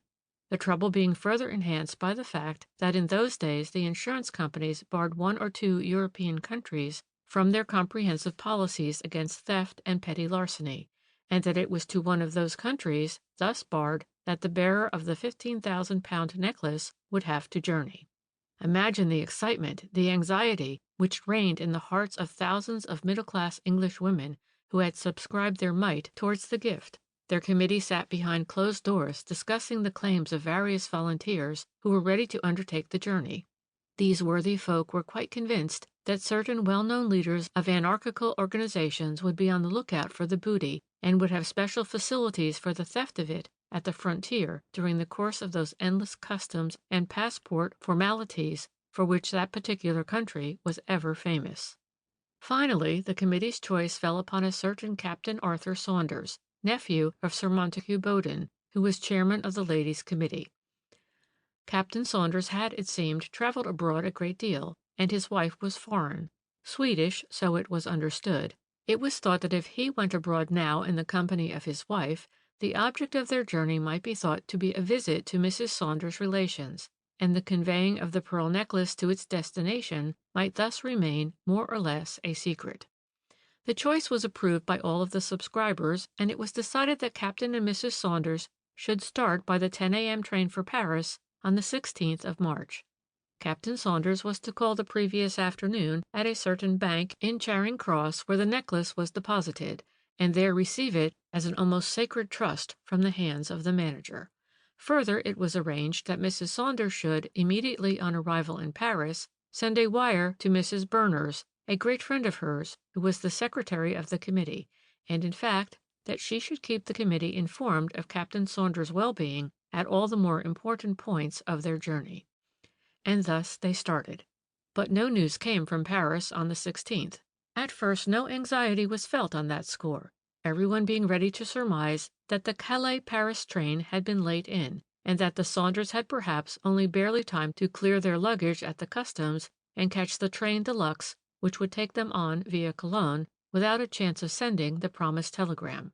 But soon after midday of the 17th, Sir Montague Bowden had a wire from Mrs. Saunders from Paris saying, quote, "Arthur disappeared since last night. Desperately anxious. Please come at once. Have booked room for you here. Mary. Hotel Majestic." Unquote. The news was terrifying. However, Sir Montague Bowden, with commendable zeal, at once wired to Mary announcing his immediate departure for Paris. And as it was then too late for him to catch the afternoon Continental train, he started by the evening one, traveling all night and arriving at the Hotel Majestic in the early morning. He had thought it more prudent to say nothing about the matter before he left England. Ill news, he thought, would travel fast enough when it became necessary for the members of the committee to know what had occurred, and for the present, at any rate, Sir Montague was still hoping that as soon as he arrived in Paris he would find that the whole thing was only an ugly nightmare. As soon as he had had a bath and some breakfast, he went in search of information. He found that the French police already had the affaire in hand, but that they had not so far the slightest clue as to the mysterious disappearance of Le Capitaine Saunders. He found the management of the Majestic in a state of offended dignity, and Mrs. Saunders in one that verged on hysteria. But fortunately he also found at the hotel a Mr. Hosberg, brother of Mrs. Saunders, a Swedish businessman of remarkable coolness and clearness of judgment, who promptly put him au fait of what had occurred. It seems that Mr. Hosberg was settled in business in Paris, and that he had hoped to catch a glimpse of his sister and brother-in-law on the evening of the 16th at the Gare du Nord, on their way through to the east, but that on that very morning he had received a telegram from Mary asking him to book a couple of rooms, a bedroom and a sitting-room, for one night for them at the Hotel Majestic. This Mr. Hosberg did, glad enough that he would see something more of his sister than he had been led to hope. On the afternoon of the 16th he was kept late at business and was unable to meet the Saunders at the station, but towards 9 o'clock he walked round to the Majestic, hoping to find them in. Their room was on the 3rd floor. Mr. Hosberg went up the lift, and as soon as he reached number 301 he became aware of a buzz of conversation coming from within, which, however, ceased as soon as he had pushed open the door. On entering the room he saw that Captain Saunders had a visitor, a tall, thick-set man who wore an old-fashioned, heavy moustache and large, gold-rimmed spectacles. At the sight of Mr. Hosberg, the man clapped his hat, a bowler, on his head, pulled his coat collar over his ears, and with a hasty, "Well, s'long, old man, I'll wait till tomorrow," spoken with a strong foreign accent, he walked rapidly out of the room and down the corridor. Hosberg stood for a moment in the doorway to watch the disappearing personage, but he did this without any ulterior motive or thought of suspicion. Then he turned back into the room and greeted his brother-in-law. Saunders seemed to Hosberg to be nervous and ill at ease. In response to the latter's inquiry after Mary, he explained that she had remained in her room as he had a man to see on business. Hosberg made some casual remark about this visitor, and then Mary Saunders came in. She, too, appeared troubled and agitated, and as soon as she had greeted her brother, she turned to her husband and asked very eagerly, "Well, has he gone?" Saunders, giving a significant glance in Hosberg's direction, replied with an obvious effort at indifference, Yes, he's gone, but he said he would be back tomorrow," at which Mary seemed to give a sigh of relief. Scenting some uncomfortable mystery, Hosberg questioned her and also Saunders about their visitor, but could not elicit any satisfactory explanation. "Oh, there is nothing mysterious about old Pasquier," was all that either of them would say. "He is an old pal of Arthur's," Mary added lightly, "but he is such an awful bore that I got Arthur to say that I was out, so that he might get rid of him more quickly." But somehow Hosberg felt that these explanations were very lame. He could not get it out of his head that there was something mysterious about the visitor, and knowing the purpose of the Saunders' journey, he thought it as well to give them a very serious word of warning about continental hotels generally, and to suggest that they should, after this stay in Paris, go straight through in the train de luxe and never halt again until the £15,000 necklace was safely in the hands of the august lady for whom it was intended. But both Arthur and Mary laughed at these words of warning. "My dear fellow," Arthur said, seemingly rather in a huff, "we are not such mugs as you think us. Mary and I have traveled on the continent at least as much as you have, and are fully alive to the dangers attendant upon our mission. As a matter of fact, the moment we arrived, I gave the necklace in its own padlocked tin box, just as I brought it over from England, in charge of the hotel management, who immediately locked it up in their strong room. So even if good old Pasquier had designs on it, which I can assure you he has not, he would stand no chance of getting hold of it. And now, do sit down, there's a good chap, and talk of something else." Only half reassured, Hosbrook sat down and had a chat, but he did not stay long. Mary was obviously tired, and soon said good night. Arthur offered to accompany his brother-in-law to the latter's lodgings in the Rue de Monsigny. "I would like to take a walk," he said, "before going to bed." So the two men walked out together, and Hosbrook finally said good night to Arthur just outside his own lodgings. It was then close upon 10 o'clock. The little party had agreed to spend the next day together, as the train de luxe did not go until the evening, and Hosbrook had promised to take a holiday from business. Before going to bed, he attended to some urgent correspondence, and had just finished a letter when his telephone bell rang. To his horror, he heard his sister's voice, speaking in the greatest possible distress and anxiety. "Don't keep Arthur up so late, Herman," she said. "I am dog-tired, and can't go to sleep until he returns." "Arthur?" he replied. "But Arthur left me at my door 2 hours ago." "He has not returned," she insisted, "and I am getting anxious." "Of course you are, but he can't be long now. He must have turned into a cafe and forgot the time. Do ring me up as soon as he comes in." Unable to rest, however, and once more vaguely anxious, Hosbrook went hastily back to the Majestic. He found Mary nearly distracted with anxiety, and as he himself felt anything but reassured, he did not know how to comfort her. At one time he went down into the hall to ascertain whether anything was known in the hotel about Saunders' movements earlier in the evening, but at this hour of the night there was only the night porter and the watchman about, and they knew nothing of what had occurred before they came on duty. There was nothing for it but to await the morning as calmly as possible. This was difficult enough, as Mary Saunders was evidently in a terrible state of agitation. She was quite certain that something tragic had happened to her husband, but Hosbrook tried in vain to get her to speak of the mysterious visitor who had from the first aroused his own suspicions. Mary persisted in asserting that the visitor was just an old pal of Arthur's, and that no possible suspicion of any kind could possibly rest upon him. In the early morning, Hosbrook went off to the nearest commissariat of police. They took the matter in hand without delay, and within the hour had obtained some valuable information from the personnel of the hotel. To begin with, it was established that at about 10 minutes past 10 the previous evening, that is to say, a quarter of an hour or so after Hosbrook had parted from Arthur Saunders outside his own lodgings, the latter had returned to the Majestic and at once asked for the tin box, which he had deposited in the bureau. There was some difficulty in acceding to his request, because the clerk who was in charge of the keys of the strong room could not at once be found.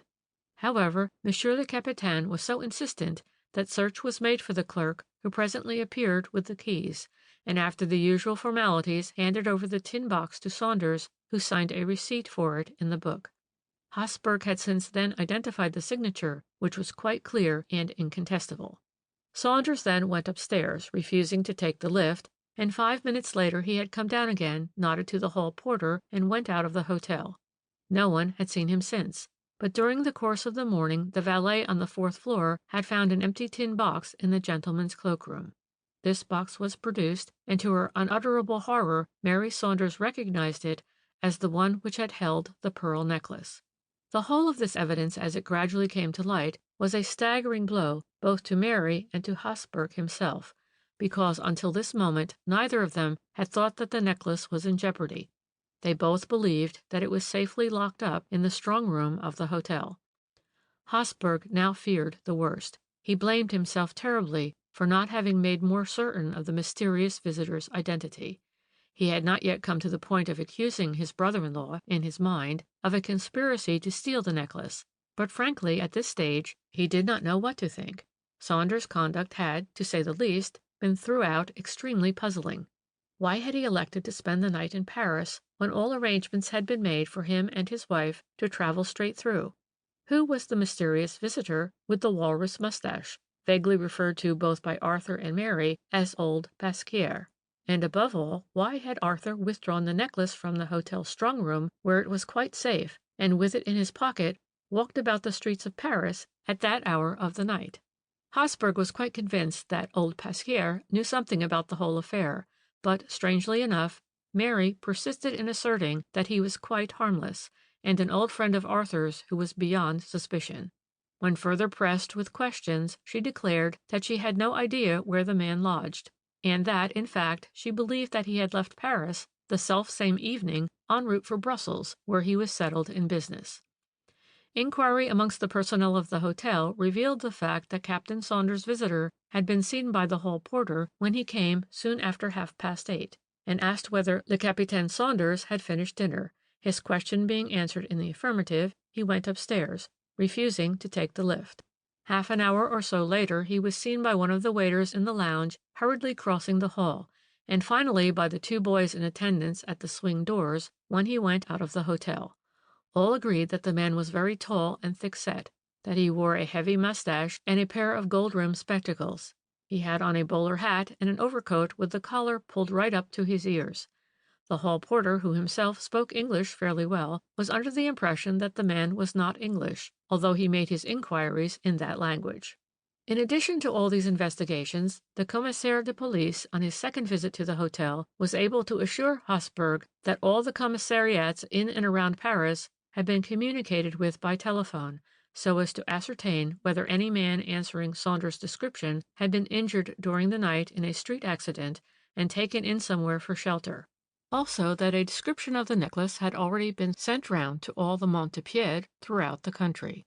The police were also sharply on the lookout for the man with the walrus mustache, but so far without success. Whether he had left Brussels by the last train on the previous night could not be definitely established, nor when or by what route he had arrived in Paris. There are always such crowds at the Gare du Nord for the arrival and departure of important trains that any man can easily, if he wishes, pass unperceived. And Mary Saunders obstinately persisted in her denial of any knowledge about him. Arthur, she said, sometimes saw old Pasquier in London, but she did not know anything about him, neither what his nationality was nor where he lodged. She did not know when he had left London, nor where he could be found in Paris. All that she knew, so she said, was that his name was Pasquier, and that he was in business in Brussels. She therefore concluded that he was Belgian. Even to her own brother she would not say more, although he succeeded in making her understand how strange her attitude must appear both to the police and to her friends, and what harm she was doing to her husband. But at this she burst into floods of tears, and swore that she knew nothing about Pasquier's whereabouts, and that she believed him to be innocent of any attempt to steal the necklace or to injure Arthur. There was nothing more to be said for the present, and Hosberg sent the telegram in his sister's name to Sir Montague Bowden, because he felt that someone less busy than himself should look after the affair and be a comfort to Mary, whose mental condition appeared pitiable in the extreme. In this first interview he was able to assure Sir Montague that everything had been done to trace the whereabouts of Arthur Saunders, and also of the necklace of which the unfortunate man had been the custodian. And it was actually while the 2 men were talking the whole case over that Hosberg received an intimation from the police that they believed the missing man had been found. At any rate, would Monsieur give himself the trouble to come round to the commissariat at once. This, of course, Hosberg did, accompanied by Sir Montague, and at the commissariat, to their horror, they found the unfortunate Saunders in a terrible condition. Briefly, the commissaire explained to them that about 10:15 last night, an agent de police, making his rounds, saw a man crouching in the angle of a narrow blind alley that leads out of the Rue de Monsigny. On being shaken up by the agent, the man struggled to his feet, but he appeared quite dazed and unable to reply to any questions that were put to him. He was then conveyed to the nearest commissariat, where he spent the night. He was obviously suffering from loss of memory, and could give no account of himself, nor were any papers of identification found upon him, not even a visiting card. But close beside him on the pavement, where he was crouching, the agent had picked up a handkerchief which was saturated with chloroform. The handkerchief bore the initials A.S. The man, of course, was Arthur Saunders. What had happened to him it was impossible to ascertain. He certainly did not appear to be physically hurt, although from time to time, when Mr. Hosberg or Sir Montague tried to question him, he passed his hand across the back of his head, and an expression of pathetic puzzlement came into his eyes. His 2 friends, after the usual formalities of identification, were allowed to take him back to the Hotel Majestic, where he was restored to the arms of his anxious wife. The English doctor, hastily summoned, could not find any trace of injury about the body, only the head appeared rather tender when touched. The doctor's theory was that Saunders had probably been sandbagged first, and then rendered more completely insensible by means of the chloroformed handkerchief, and that excitement, anxiety, and the blow on the head had caused temporary loss of memory, which quietude and good nursing would soon put right. In the meanwhile of the £15,000 necklace there was not the slightest trace. Chapter 2. Unfortunately, the disappearance of so valuable a piece of jewelry was one of those cases that could not be kept out of public knowledge. The matter was, of course, in the hands of the French police, and they had put themselves in communication with their English confrères, and the consternation, not to say the indignation, amongst the good ladies who had subscribed the money for the gift to the august lady was unbounded. Everybody was blaming everybody else. The choice of Captain Saunders as the accredited messenger was now severely criticized. Pointed questions were asked as to his antecedents, as to his wife's foreign relations, and it was soon found that very little was known about either.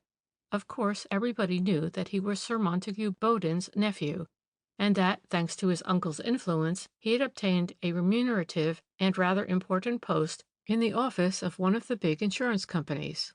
But what his career had been before that, no one knew.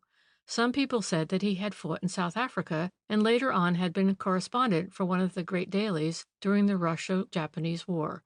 Altogether, there seemed no doubt that he had been something of a rolling stone. Rather tardily, the committee was taken severely to task for having entrusted so important a mission to a man who was either a coward or a thief, or both. For at first no one doubted that Saunders had met a confederate in Paris and had handed over the necklace to him, whilst he himself enacted a farce of being waylaid, chloroformed, and robbed, and subsequently of losing his memory. But presently another version of the mystery was started by some amateur detective, and it found credence with quite a good many people. This was that Sir Montague Bowden had connived at the theft with Mrs. Saunders' relations, that the man with the walrus mustache either did not exist at all, or was in very truth a harmless old friend of Captain Saunders, and that it was Hosburg who had induced his brother-in-law to withdraw the necklace from the hotel strong-room and to bring it to the Rue de Monsigny, that in fact it was the same perfidious Swede who had waylaid the credulous Englishman, chloroformed and robbed him of the precious necklace. In the meanwhile the police in England had, of course, been communicated with by their French confrères. But before they could move in the matter or enjoin discretion on all concerned, an enterprising young man on the staff of the express post had interviewed Miss Elizabeth Spicer, who was the parlour-maid at the Saunders flat in Sloane Street. That young lady, it seems, had something to say about a gentleman named Pasquier, who was not an infrequent visitor at the flat. She described him as a fine, tall gentleman who wore large gold-rimmed spectacles and a full military mustache. It seems that the last time Miss Elizabeth saw him was 2 days before her master and mistress's departure for abroad. Mr. Pasquier called late that evening and stayed till past 10 o'clock.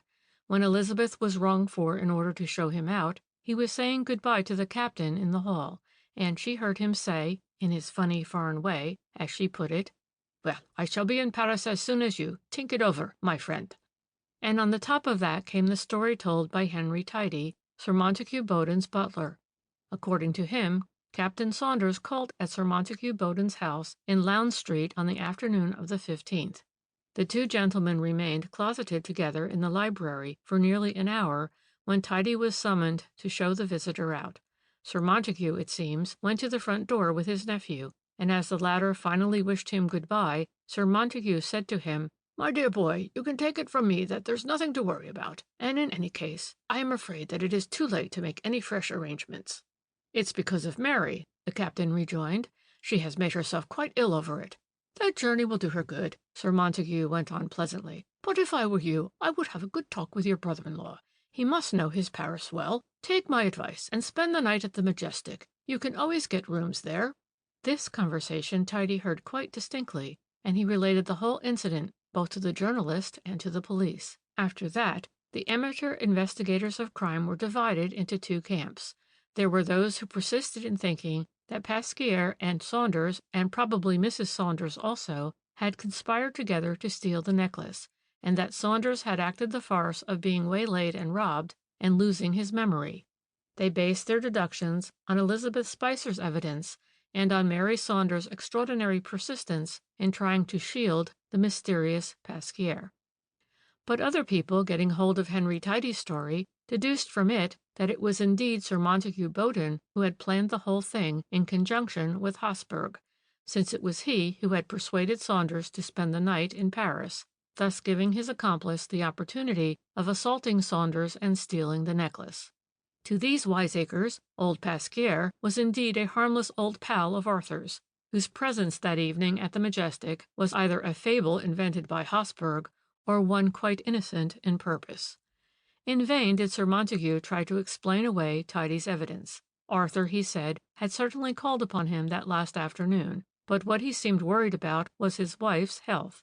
He feared that she would not be strong enough to undertake the long journey without a break, so Sir Montague advised him to spend the night in Paris, and in any case to talk the matter over with Mary's brother.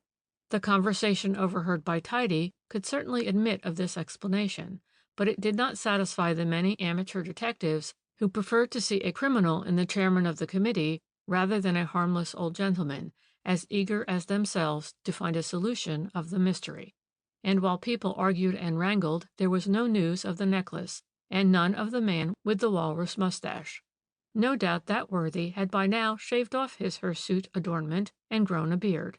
He had certainly succeeded in evading the police. Whether he had gone to Brussels or succeeded in crossing the German frontier, no one could say, but his disappearance certainly bore out the theory of his being the guilty party with the connivance of Saunders, as against the Bowden-Habsburg theory. As for the necklace, it had probably been already taken to pieces, and the pearls would presently be disposed of, one by one, to unscrupulous continental dealers, when the first hue and cry after them had died away. Captain Saunders was said to be slowly recovering from his loss of memory and subsequent breakdown. Everyone at home was waiting to hear what explanation he would give of his amazing conduct in taking the necklace out of the hotel strong-room late that night and sallying forth with it into the streets of Paris at that hour. The explanation came after about a fortnight of suspense, in a letter from Mary to her friend Mrs. Berners. Arthur, she said, had told her that on the fateful evening, after he parted from Mr. Habsburg in the Rue de Monsigny, he had felt restless and anxious about what the latter had told him on the subject of foreign hotels, and he was suddenly seized with the idea that the necklace was not safe in the care of the management of the Majestic, because there would come a moment when he would have to claim the tin box, and this would probably be handed over to him when the hall of the hotel was crowded, and the eyes of expert thieves would then follow his every movement. Therefore, he went back to the hotel, claimed the tin box, and as the latter was large and cumbersome, he got rid of it in one of the cloakrooms of the hotel, slipped the necklace in its velvet case in the pocket of his overcoat, and went out with the intention of asking Habsburg to take care of it for him, and only to hand it back to him when on the following evening the train de luxe was on the point of starting. He had been in sight of Habsburg's lodgings when, without the slightest warning, a dull blow on the back of his head, coming he knew not whence, robbed him of consciousness. This explanation, however, was voted almost unanimously to be very lame, and it was, on the whole, as well that the Saunders had decided to remain abroad for a time. The ladies especially, and above all those who had put their money together for the necklace, were very bitter against him. At best, they averred, he had proved himself a despicable coward as well as a fool, and in any case he had failed in his trust. On the other hand, Sir Montague Bowden was having a very rough time of it. He had already had one or two very unpleasant word tussles with some outspoken friends of his, and there was talk of a slander action that would certainly be a cause célèbre when it came on. Thus the arguments went on in endless succession until one day, well do I remember the excitement that spread throughout the town as soon as the incident became known, there was a terrible row in one of the big clubs in Piccadilly. Sir Montague Bowden was insulted by one of his fellow members. He was called a thief, and asked what share he was getting out of the sale of the necklace. Of course, the man who spoke in this unwarrantable fashion was drunk at the time, but nevertheless it was a terrible position for Sir Montague, because as his opponent grew more and more abusive, and he himself more and more indignant, he realized that he had practically no friends who would stand by him in the dispute. Some of the members tried to stop the row, and others appeared indifferent, but no one sided with him, or returned abuse for abuse on his behalf. It was in the very midst of this most unedifying scene, one perhaps unparalleled in the annals of London club life, that a club servant entered the room and handed a telegram to Sir Montague Bowden. Even the most skeptical there, and those whose brains were almost fuddled with the wrangling and the noise, declared afterwards that a mysterious providence had ordained that the telegram should arrive at that precise moment. It had been sent to Sir Montague's private house in Lowndes Street. His secretary had opened it and sent it on to the club. As soon as Sir Montague had mastered its contents, he communicated them to the members of the club, and it seems that there never had been such excitement displayed in any assembly of sober Englishmen as was shown in that club-room on this momentous occasion. The telegram had come all the way from the other end of Europe, and had been sent by the august lady in whose hands the priceless necklace, about which there was so much bother in England and France, had just been safely placed. It ran thus: deeply touched by exquisite present just received through kind offices of Captain Saunders from English ladies. Kind thoughts and beautiful necklace equally precious. Kindly convey my grateful thanks to all subscribers. Having read out the telegram, Sir Montague Bowden demanded an apology from those who had impugned his honor, and I understand that he got an unqualified one.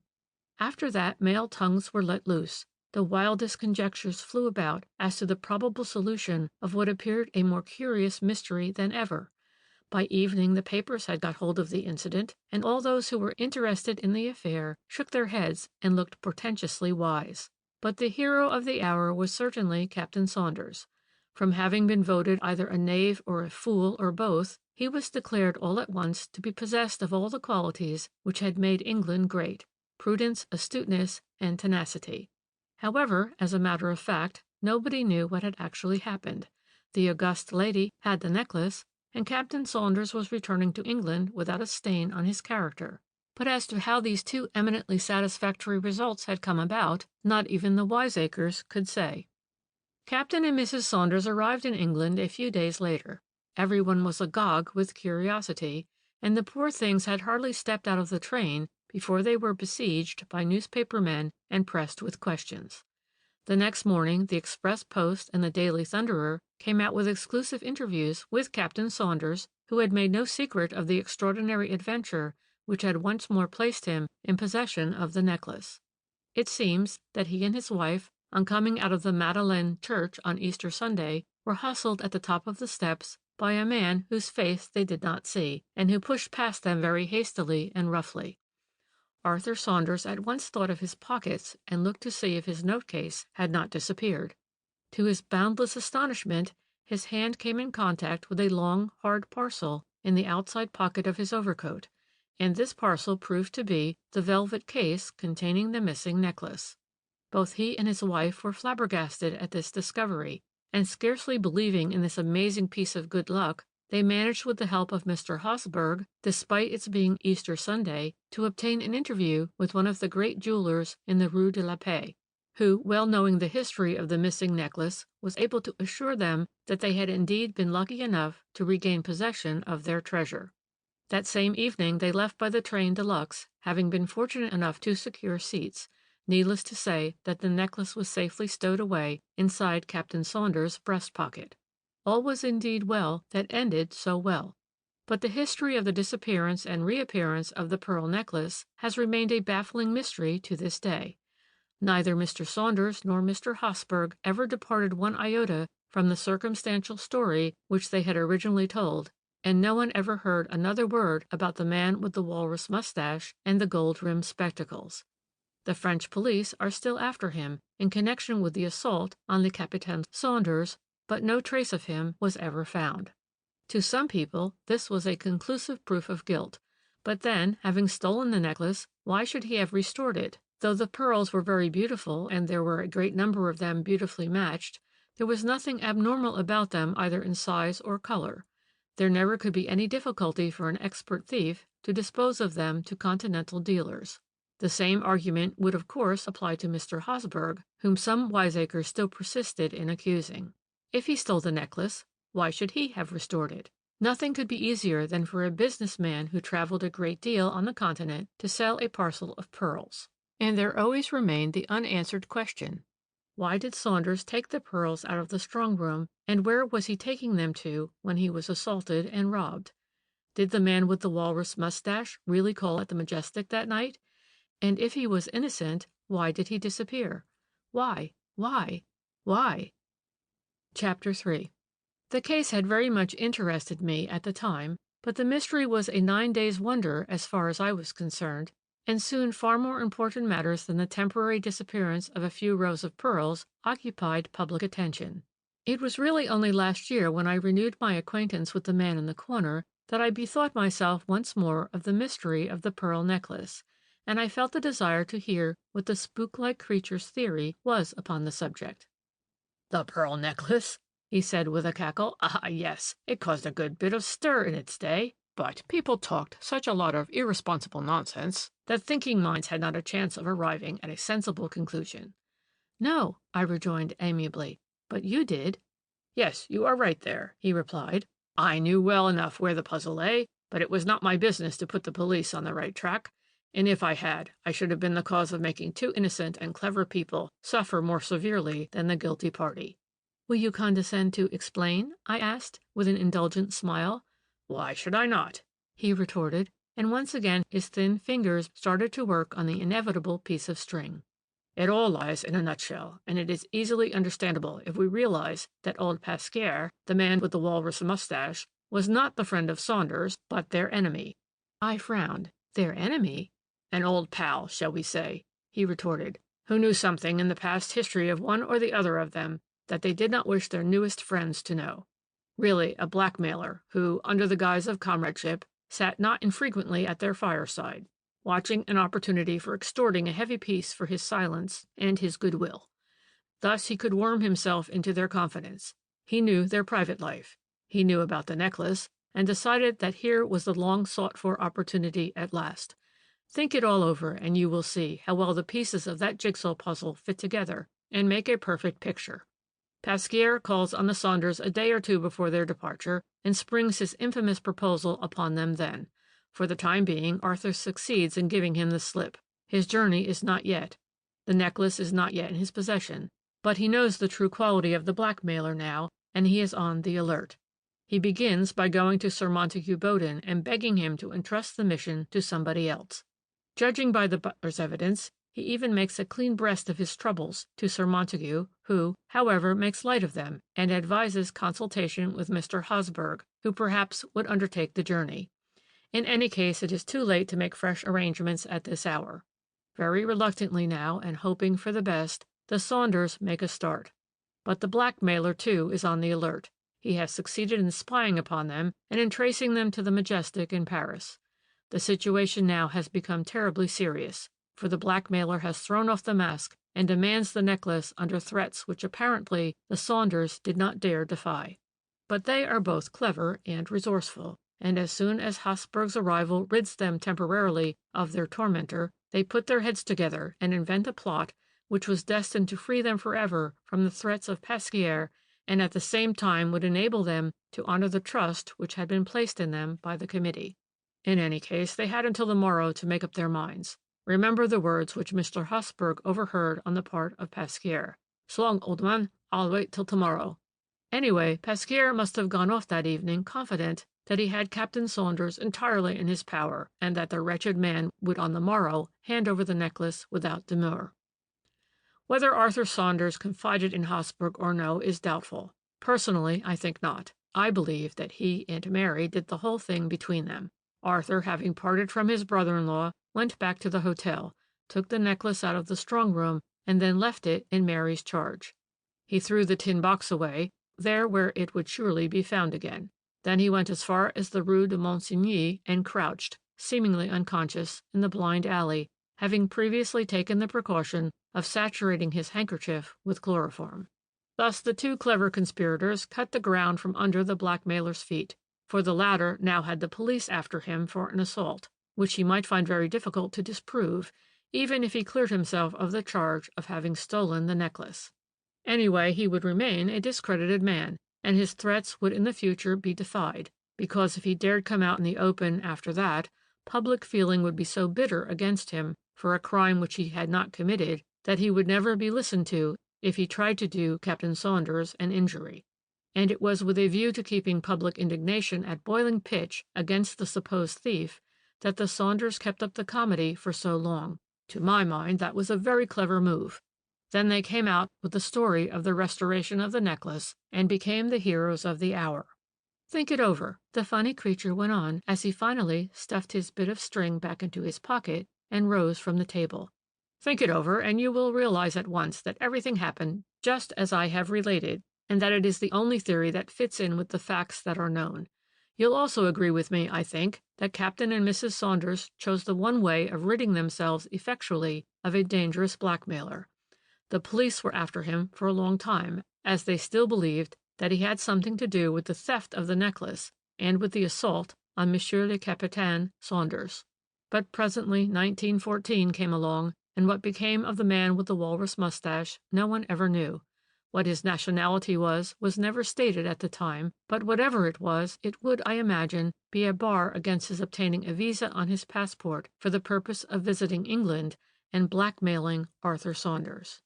But it was a curious case.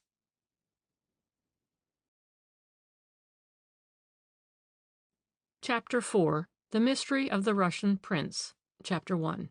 There had been a great deal of talk about that time, in newspapers and amongst the public, of the difficulty an inexperienced criminal finds in disposing of the evidences of his crime, notably, of course, of the body of his victim.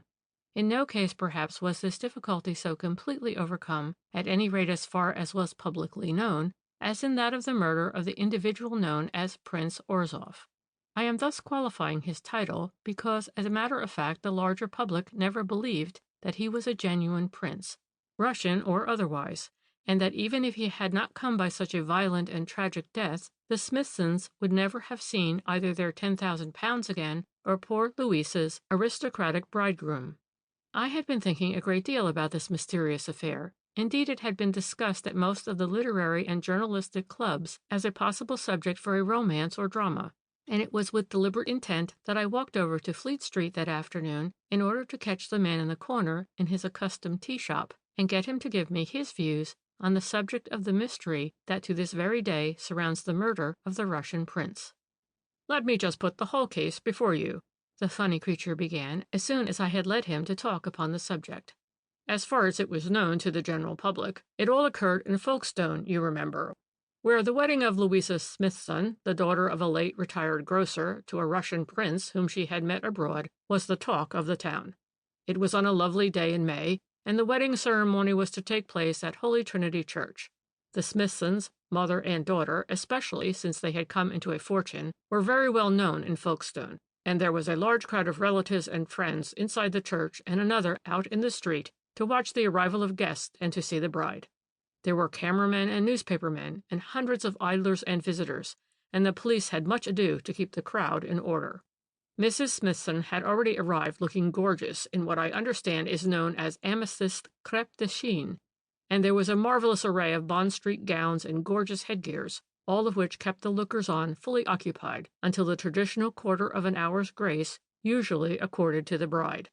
But presently those 15 minutes became 20. The clergy had long since arrived. The guests had all assembled.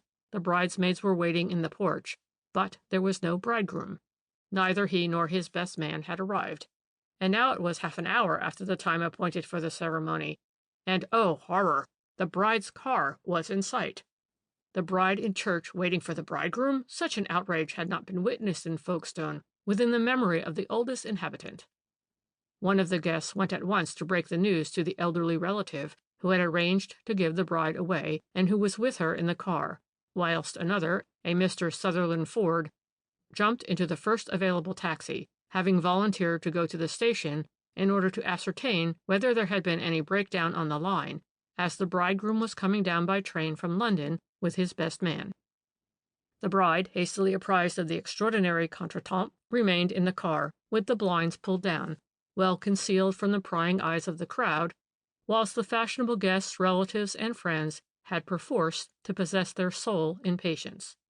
And presently the news fell like a bombshell in the midst of this lively throng. A taxi drove up, and from it alighted first Mr. Sutherland Ford, who had volunteered to go to the station for information, and then John and Henry Carter, the two latter beautifully got up in frock-coats, striped trousers, top hats, and flowers in their buttonholes, looking obviously like belated wedding guests. But still no bridegroom and no best man. The three gentlemen, paying no heed to the shower of questions that assailed them as soon as they had jumped out of the taxi, ran straight into the church, leaving everyone's curiosity unsatisfied and public excitement at fever pitch. "It was John and Henry Carter," the ladies whispered agitatedly. "Fancy their being asked to the wedding." And those who were in the know whispered to those who were less favored that young Henry had at one time been engaged to Louisa Smithson before she met her Russian prince, and that when she threw him over he was in such dire despair that his friends thought he would commit suicide. A moment or two later Mrs. Smithson was seen hurriedly coming out of the church, her face pale and drawn, her beautiful hat all awry. She made straight for the bride's car, stepped into it, and the car immediately drove off, whilst the wedding guests trooped out of the church, and the terrible news spread like wildfire through the crowd and was presently all over the town. It seems that when the midday train, London to Folkestone, stopped at Swanley Junction, two passengers who were about to enter a first-class compartment in one of the corridor carriages were horrified to find it in a terrible state of disorder. They hastily called the guard, and on examination the carriage looked indeed as if it had been the scene of a violent struggle. The door on the off side was unlatched, two of the window straps were wrenched off, the antimacassars were torn off the cushions, one of the luggage racks was broken, and the net hung down in strips, and over some of the cushions were marks unmistakably made by a blood-stained hand. The guard immediately locked the compartment and sent for the local police. No one was allowed in or out of the station until every passenger on the train had satisfied the police as to his or her identity. Thus the train was held up for over 2 hours, whilst preliminary investigations were going on. There appeared no doubt that a terrible murder had been committed, and telephonic communication all along the line presently established the fact that it must have been done somewhere in the neighbourhood of Sydenham Hill, because a group of men who were at work on the upside of the line at Penge, when the down train came out of the tunnel, noticed that the door of one of the first-class carriages was open. It swung to again just before the train steamed through the station. A preliminary search was at once made in and about the tunnel. It revealed on the platform of Sydenham Hill Station a first-class single ticket of that day's issue, London to Folkestone, crushed and stained with blood. And on the permanent way, close to the entrance of the tunnel on the Penge side, a soft black hat and a broken pair of pince-nez. But as to the identity of the victim, there was for the moment no clue. After a couple of wearisome and anxious hours, the passengers were allowed to proceed on their journey. Among these passengers, it appears, were John and Henry Carter, who were on their way to the Smithson wedding. Until they arrived in Folkestone, they had no more idea than the police who the victim of the mysterious train murder was, but in the station they caught sight of Mr. Sutherland Ford, whom they knew slightly. Mr. Ford was making agitated inquiries as to any possible accident on the line. The Carters put him au fait of what had occurred, and as there was no sign of the Russian prince amongst the passengers who had just arrived, all three men came to the horrifying conclusion that it was indeed the bridegroom-elect who had been murdered. They communicated at once with the police, and there were more investigations and telephonic messages up and down the line before the Carters and Mr. Ford were at last allowed to proceed to the church and break the awful news to those most directly concerned. And in this tragic fashion did Louisa Smithson's wedding day draw to its end, nor, as far as the public was concerned, was the mystery of that terrible murder ever satisfactorily cleared up.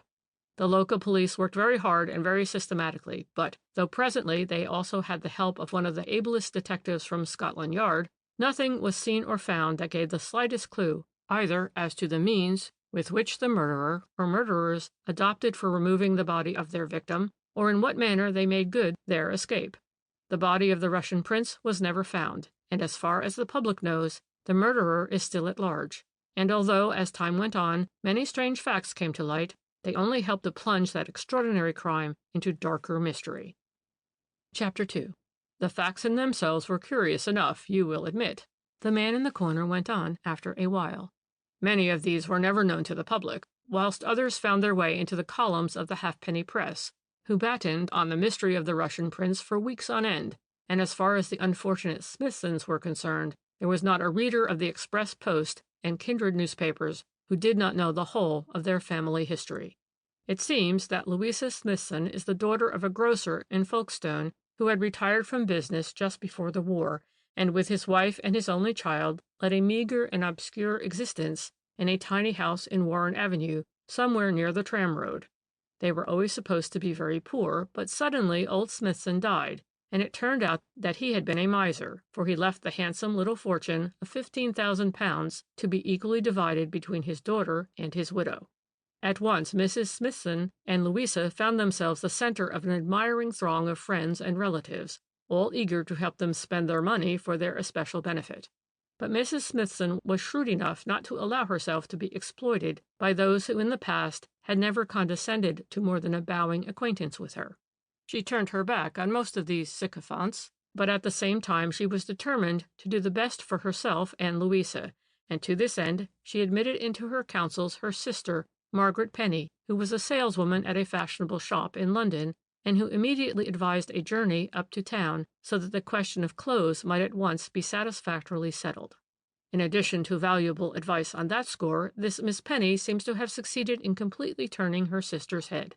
Certain it is that Mrs. Smithson left Folkestone a quiet, sensible, motherly woman, and that she returned, 6 weeks later, an arrogant, ill-mannered parvenue, who seemed to think that the possession of a few £1,000s entitled her to ride roughshod over the feelings and sentiments of those who had less money than herself. She began by taking a suite of rooms at the splendid hotel for herself, her daughter, and her maid. Then she sold her house in Warren Avenue, bought a car, and though she and Louisa were of course in deep mourning, they were to be seen everywhere in wonderful Bond Street dresses and marvelous feathered hats. Finally, they announced their intention of spending the coming winter on the Riviera, probably Monte Carlo. All this extravagant behavior made some people smile, others shrugged their shoulders and predicted disaster, but there was one who suffered acutely through this change in the fortune of the Smithsons. This was Henry Carter, a young clerk employed in an insurance office in London. He and his brother were Folkestone men, sons of a local tailor in a very small way of business, who had been one of old Smithson's rare friends. The elder Carter boy had long since cut his stick and was said to be earning a living in London by freelance journalism. The younger one, Henry, remained to help his father with the tailoring. He was a constant visitor in the little house in Warren Avenue and presently became engaged to Louisa. There could be no question of an immediate marriage, of course, as Henry had neither money nor prospects. However, presently old Carter died, the tailoring business was sold for a couple of £100, and Henry went up to London to join his brother and to seek his fortune. Presently he obtained a post in an insurance office, but his engagement to Louisa subsisted. The young people were known to be deeply in love with one another, and Henry spent most weekends and all his holidays in Folkestone in order to be near his girl. Then came the change in the fortune of the Smithsons and an immediate coolness in Louisa's manner toward young Henry. It was all very well in the past to be engaged to the son of a jobbing tailor, while one was poor oneself, and one had neither wit nor good looks. But now— In fact, already when they were in London, Mrs. Smithson had intimated to Henry Carter that his visits were none too welcome, and when he appealed to Louisa, she put him off with a few curt words. The young man was in despair, and indeed his brother actually feared at one time that he would commit suicide. It was soon after Christmas of that same year that the curtain was rung up on the first act of the mysterious tragedy which was destined to throw a blight forever after upon the life of Louisa Smithson. It began with the departure of herself and her mother for the Continent, where they intended to remain until the end of March. For the first few weeks their friends had no news of them, but presently Miss Margaret Penny, who had kept up a desultory correspondence with a pal of hers in Folkestone, started to give glowing accounts of the Smithsons' doings in Monte Carlo. They were staying at the Hôtel de Paris, paying 200 francs a day for their rooms alone. They were lunching and dining out every day of the week. They had been introduced to one or two of the august personages who usually grace the Riviera with their presence at this time of the year, and they had met a number of interesting people. According to Miss Penny's account, Louisa Smithson was being greatly admired. and in fact several titled gentlemen of various nationalities had professed themselves deeply enamored of her. All this Miss Penny recounted in her letters to her friends, with a wealth of detail and a marvelous profusion of adjectives. And finally, in one of her letters, there was mention of a certain Russian grandee, Prince Orsov by name, who was paying Louisa marked attention. He also was staying at the Paris, appeared very wealthy, and was obviously of very high rank, for he never mixed with the crowd, which was more than usually brilliant this year in Monte Carlo. This exclusiveness on his part was all the more flattering to the Smithsons, and when he apprised them of his intention to spend the season in London, they had asked him to come and visit them in Folkestone, where Mrs. Smithson intended to take a house presently, and there to entertain lavishly during the summer. After this preliminary announcement from Miss Penny, Louisa herself wrote a letter to Henry Carter. It was quite a pleasant, chatty letter, telling him of their marvelous doings abroad and of her own social successes. It did not do more, however, than vaguely hint at the Russian prince, his distinguished appearance and obvious wealth. Nevertheless, it plunged the unfortunate young man into the utmost depths of despair, and according to his brother John's subsequent account, the latter had a terrible time with young Henry that winter. John himself was very busy with journalistic work, which kept him away sometimes for days and weeks on end from the little home in London which the two brothers had set up for themselves with the money derived from the sale of the tailoring business. And Henry's state of mind did at times seriously alarm his brother, for he would either threaten to do away with himself or vow that he would be even with that accursed foreigner. At the end of March, the Smithsons returned to England. During the interval, Mrs. Smithson had made all arrangements for taking the Towers, a magnificently furnished house facing the Leas at Folkestone, and here she and Louisa installed themselves preparatory to launching their invitations for the various tea and tennis parties, dinners, and dances which they proposed to give during the summer. One might really quite truthfully say that the eyes of all Folkestone were fixed upon the two ladies. Their Paris dresses, their hats, their jewelry was the chief subject of conversation at tea-tables, and of course everyone was talking about the Russian prince who, Mrs. Smithson had confided this to a bosom friend, was coming over to England for the express purpose of proposing to Louisa. There was quite a flutter of excitement on a memorable Friday afternoon when it was rumored that Henry Carter had come down for a week-end and had put up at a small hotel down by the harbor. Of course, he had come to see Louisa Smithson. Everyone knew that, and no doubt he wished to make a final appeal to her love for him, which could not be entirely dead yet. Within 24 hours, however, it was common gossip that young Henry had presented himself at the Towers and been refused admittance. The ladies were out, the butler said, and he did not know when they would be home. This was on the Saturday.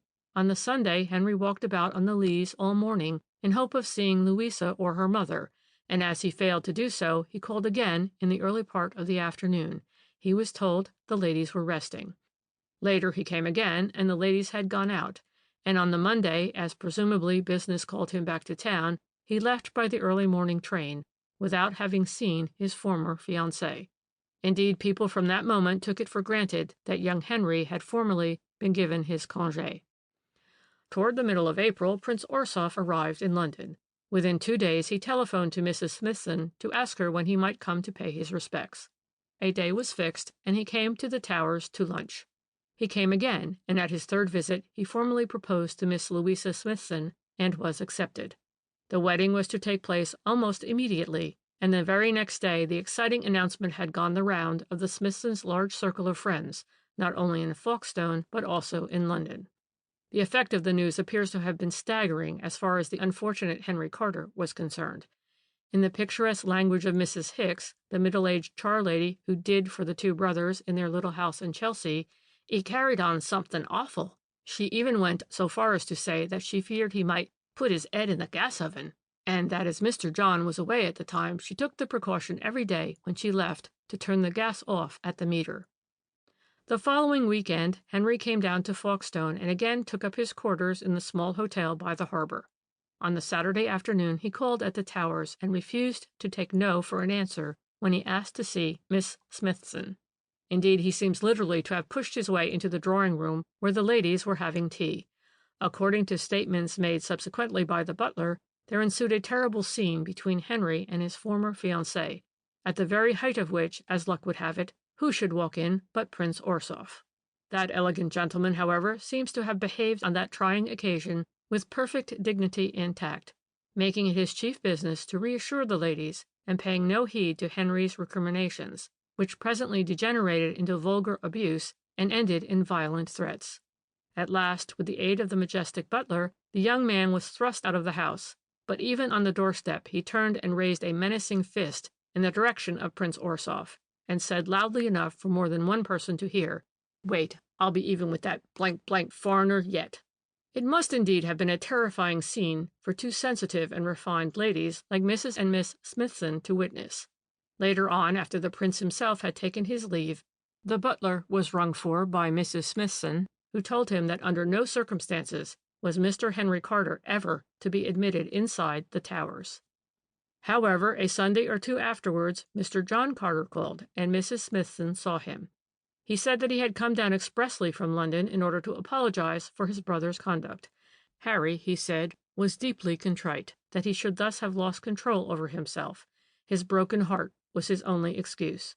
After all, he had been, and still was, deeply in love with Louisa, and no man worth his salt could see the girl he loved turning her back on him without losing some of that equanimity which should of course be the characteristic of every gentleman. In fact, Mr. John Carter spoke so well and so persuasively that Mrs. Smithson and Louisa, who were at bottom a quite worthy pair of women, agreed to let bygones be bygones, and said that if Henry would only behave himself in the future, there was no reason why he should not remain their friend. This appeared a quite satisfactory state of things, and over in the little house in Chelsea, Mrs. Hicks gladly noted that Mr. Henry seemed more like himself afterwards. The very next week-end the two brothers went down to Folkestone together, and they called at the Towers so that Henry might offer his apologies in person. The two gentlemen on that occasion were actually asked to stay to tea. Indeed, it seems as if Henry had entirely turned over a new leaf, and when presently the gracious invitation came for both brothers to come to the wedding, they equally graciously accepted. Chapter 3. The day fixed for the happy event was now approaching. The large circle of acquaintances, friends, and hangers-on which the Smithsons had gathered around them were all agog with excitement. Wedding presents were pouring in by every post. A kind of network of romance had been woven around the personalities of the future bride, her mother, and the Russian prince. The wealth of the Smithsons had been magnified 100-fold, and Prince Orsoff was reputed to be a brother of the late Tsar, who had made good his escape out of Russia, bringing away with him most of the crown jewels, which he would presently bestow upon his wife, and so on ad infinitum.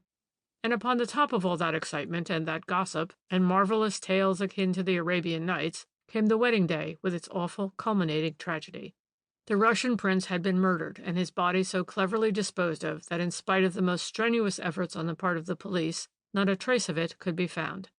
That robbery had been the main motive of the crime was quickly enough established. The Smithsons, mother and daughter, had at once supplied the detective in charge of the case with proofs as to that. It seems that as soon as the unfortunate prince had become engaged to Louisa, he asked that the marriage should take place without delay.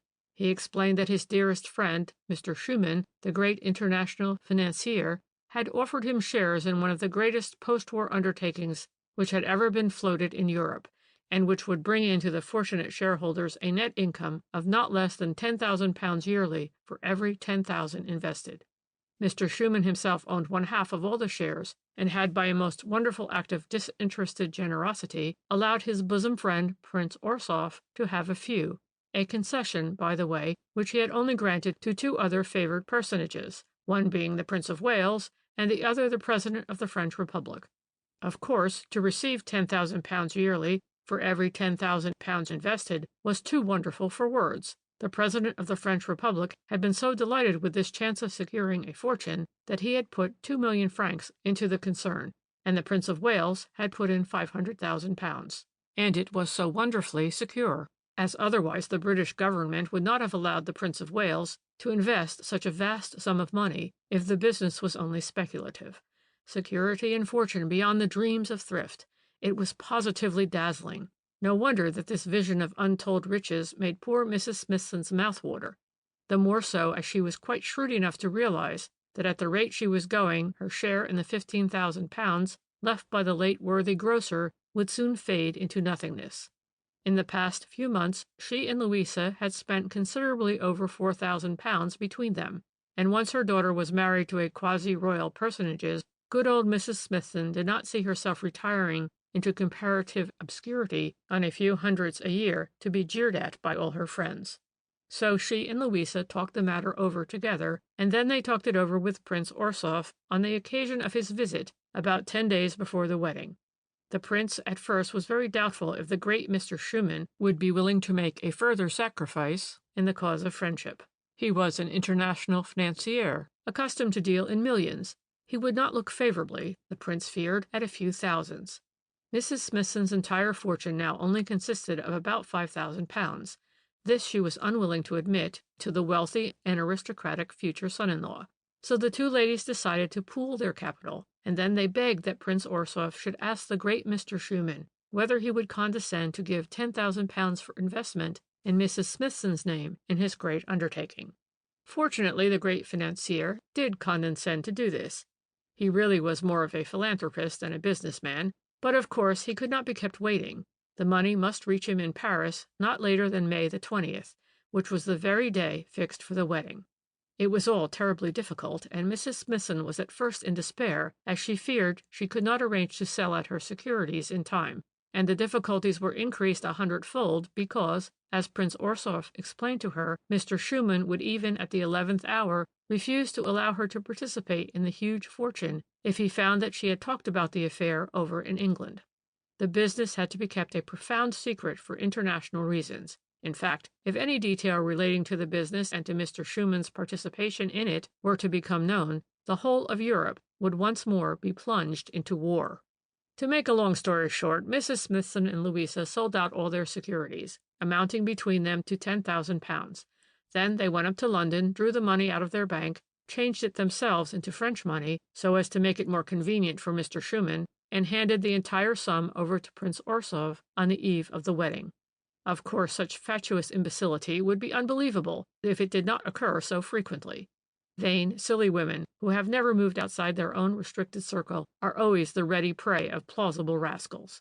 Anyway, in this case the Smithsons returned to Folkestone the next day, perfectly happy and with never a thought of anything but contentment for the present and prosperity in the future.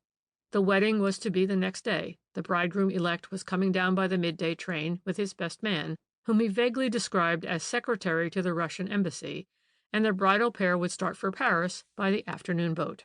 All this the Smithsons related to the police inspector in charge of the case, and subsequently to the Scotland Yard detective, with a wealth of details and a profusion of lamentations, not unmixed with expletives directed against the unknown assassin and thief. For indeed there was no doubt in the minds of Louisa and her mother that the unfortunate prince, on whom the girl still lavished the wealth of her trustful love, had been murdered for the sake of the vast wealth which he had upon his person. It must have amounted to millions of francs, Mrs. Smithson declared, for he had the Prince of Wales' money upon him also, and probably that of the President of the French Republic, and at first she and Louisa fastened their suspicions upon the anonymous best man, the so-called secretary of the Russian embassy. Even when they were presently made to realize that there was no such thing as a Russian embassy in London these days, and that minute inquiries both at home and abroad regarding the identity of a Prince Orsoff led to no result whatever, they repudiated with scorn the suggestion put forth by the police that their beloved Russian prince was nothing more or less than a clever crook who had led them by the nose, and that in all probability he had not been murdered in the train, but had succeeded in jumping out of it and making good his escape across country. This the Smithson ladies would not admit for a moment, and with commendable logic they argued that if Prince Orsoff had been a crook and had intended to make away with their money, he could have done that easily enough without getting into a train at Victoria and jumping out of it at Sydenham Hill. Pressed with questions, however, the ladies were forced to admit that they knew absolutely nothing about Prince Orsoff. They had never been introduced to any of his relations, nor had they met any of his friends. They did not even know where he had been staying in London. He was in the habit of telephoning to Louisa every morning, and any arrangements for his visits down to the Towers or the ladies' trips up to town were made in that manner.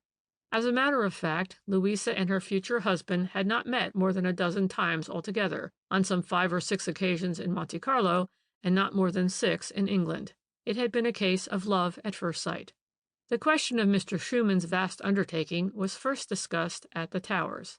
After that, the ladies wrote to their bank to sell out their securities, and subsequently went up to town for a couple of days to draw out their money, change it into French currency, and finally hand it over to Prince Orsoff. On that occasion he had met them at Victoria Station and taken them to a quiet hotel in Kensington, where he had engaged a suite of rooms for them. All financial matters were then settled in their private sitting-room. In answer to inquiries at that hotel, one or two of the employees distinctly remembered the foreign-looking gentleman who had called on Mrs. and Miss Smithson, lunched with them in their sitting-room that day, and saw them into their cab when they went away the following afternoon. One or two of the station porters at Victoria also vaguely remembered a man who answered to the description given of Prince Orsoff by the Smithson ladies, tall, with a slight stoop, wearing pince-nez, with a profusion of dark curly hair, bushy eyebrows, long dark mustache, and an old-fashioned imperial, which made him distinctly noticeable. He could not very well have passed unperceived. Unfortunately, on the actual day of the murder, not one man employed at Victoria Station could swear positively to having seen him, either alone or in the company of another foreigner, and the latter has remained a problematic personage to this day. But the Smithson ladies remained firm in their loyalty to their Russian prince.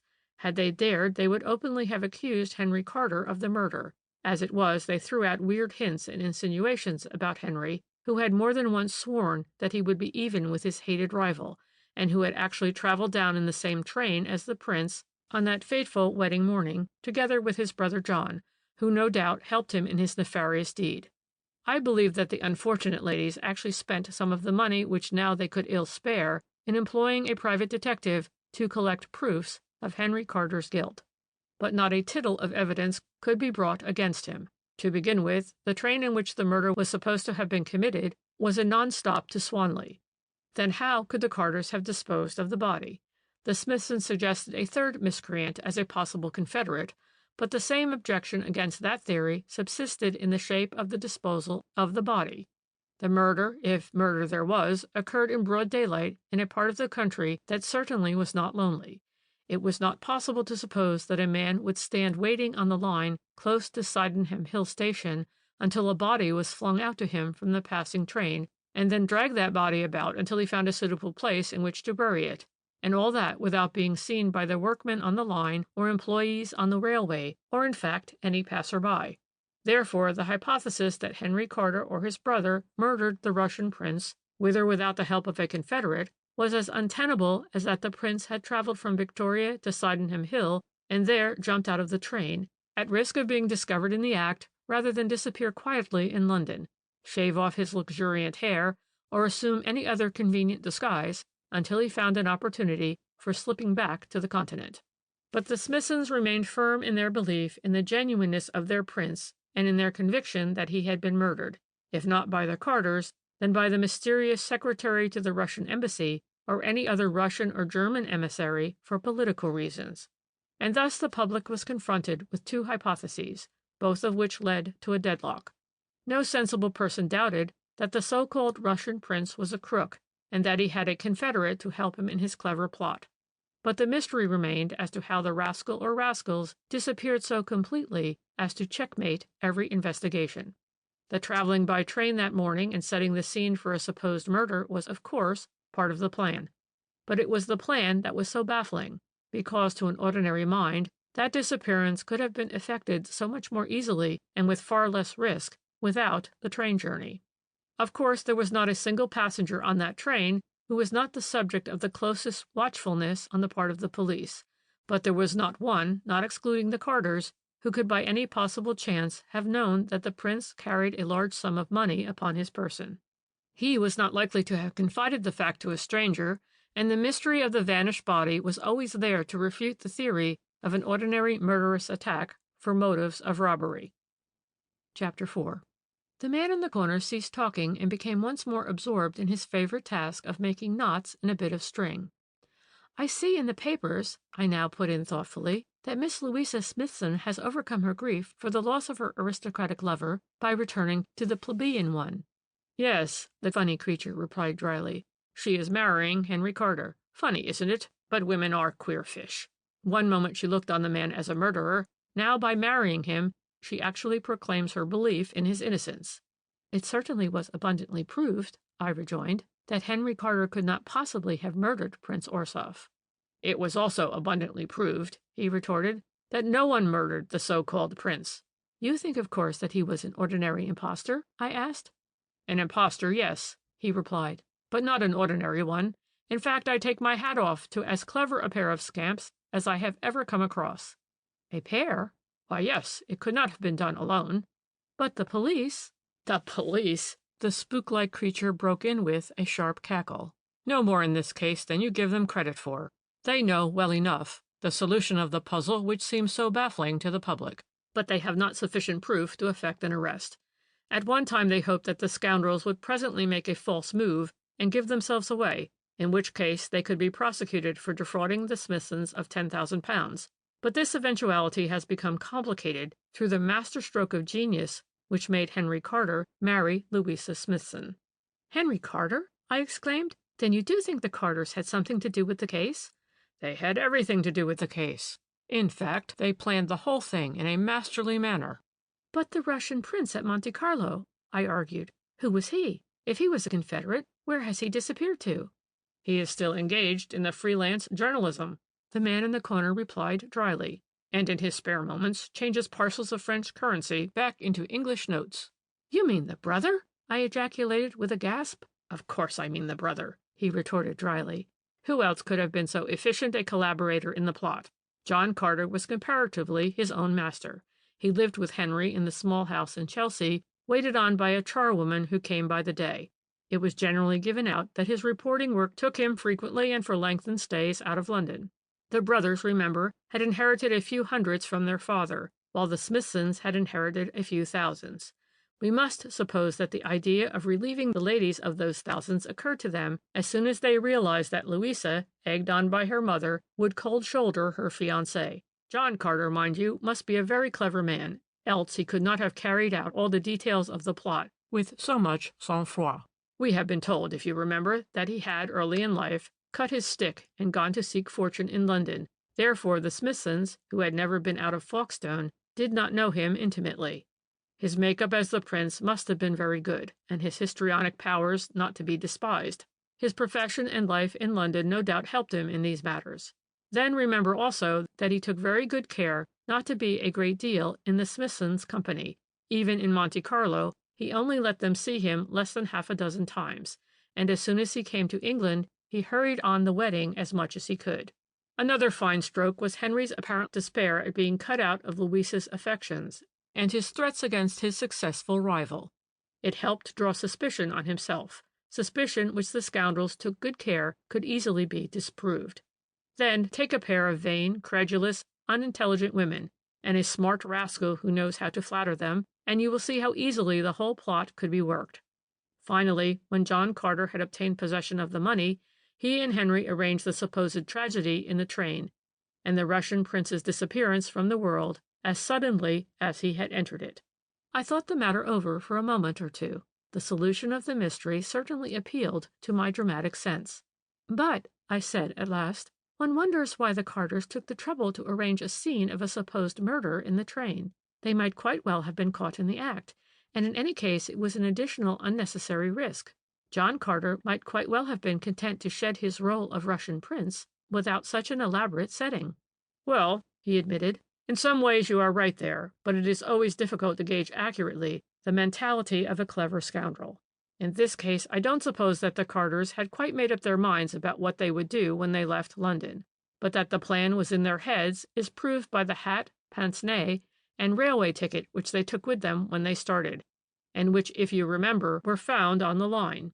But it was probably only because the train was comparatively empty, and they had both time and opportunity in the non-stop train, that they decided to carry their clever comedy through. Then think what an immense advantage in their future plans would be the Smithsons' belief in the death of their prince.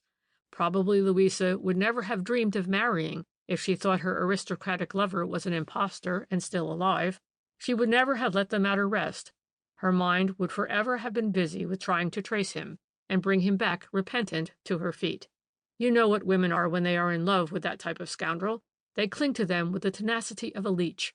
But once she believed the man to be dead, Louisa Smithson gradually got over her grief, and Henry Carter wooed and won her on the rebound. She was poor now, and her friends had quickly enough deserted her. She was touched by the fidelity of her simple lover, and he thus consolidated his position and made the future secure. Anyway, the man in the corner concluded, I believe that it was with a view to making a future marriage possible between Louisa and Henry that the two brothers organized the supposed murder. Probably if the train had been full and they had seen danger in the undertaking, they would not have done it. But the mise en scène was easily enough set, and it certainly was an additional safeguard. Now, in another week or so, Louisa Smithson will be Henry Carter's wife, and presently you will find that John in London and Henry and his wife will be quite comfortably off. And after that, whatever suspicions Mrs. Smithson might have of the truth, her lips would have to remain sealed. She could not very well prosecute her only child's husband, and so the matter will always remain a mystery to the public. But the police know more than they are able to admit because they have no proof. And now they never will have. But as to the murder in the train, well, the murdered man never existed. End of The Mystery of the Russian Prince.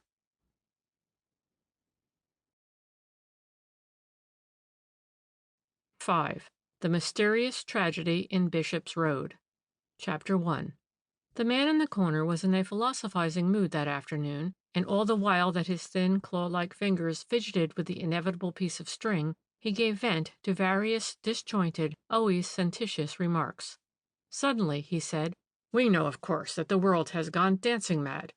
But I doubt if the fashionable craze has ever been responsible before for so dark a tragedy as the death of old Sarah Levison.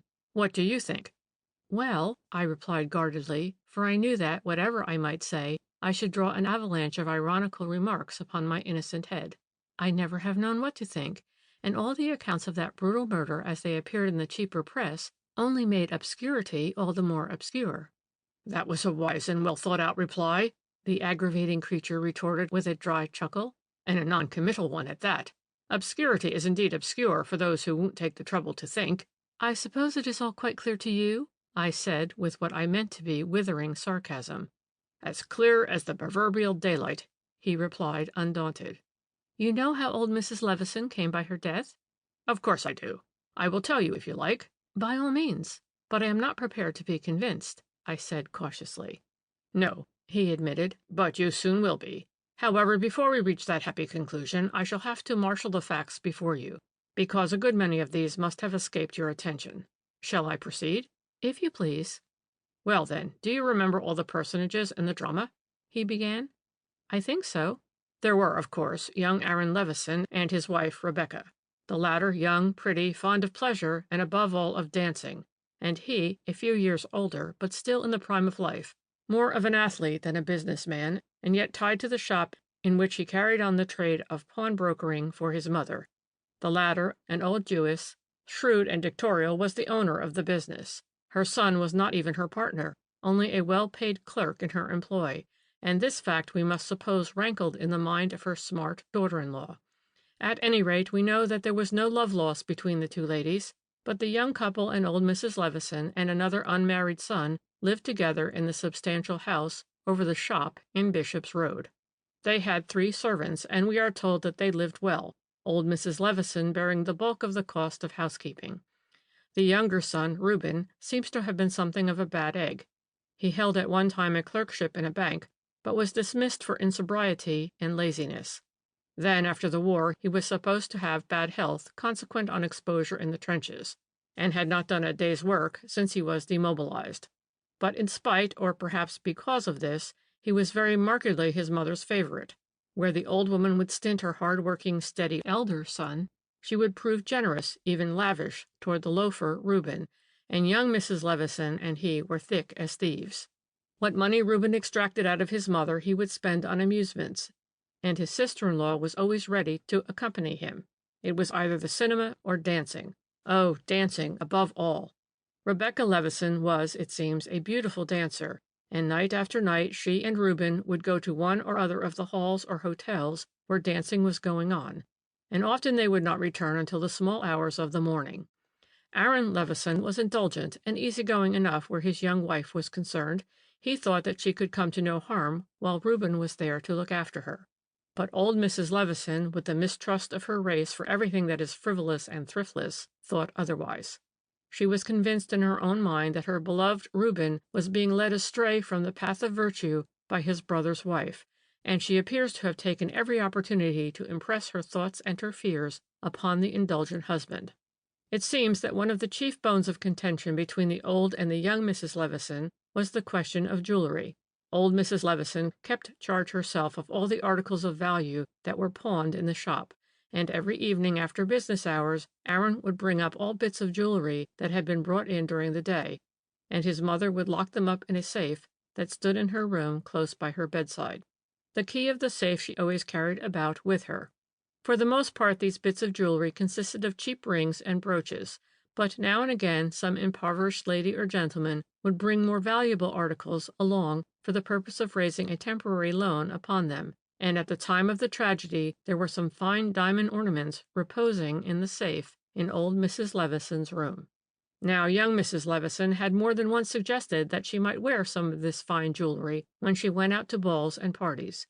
She saw no harm in it, and neither, for a matter of that, did Reuben.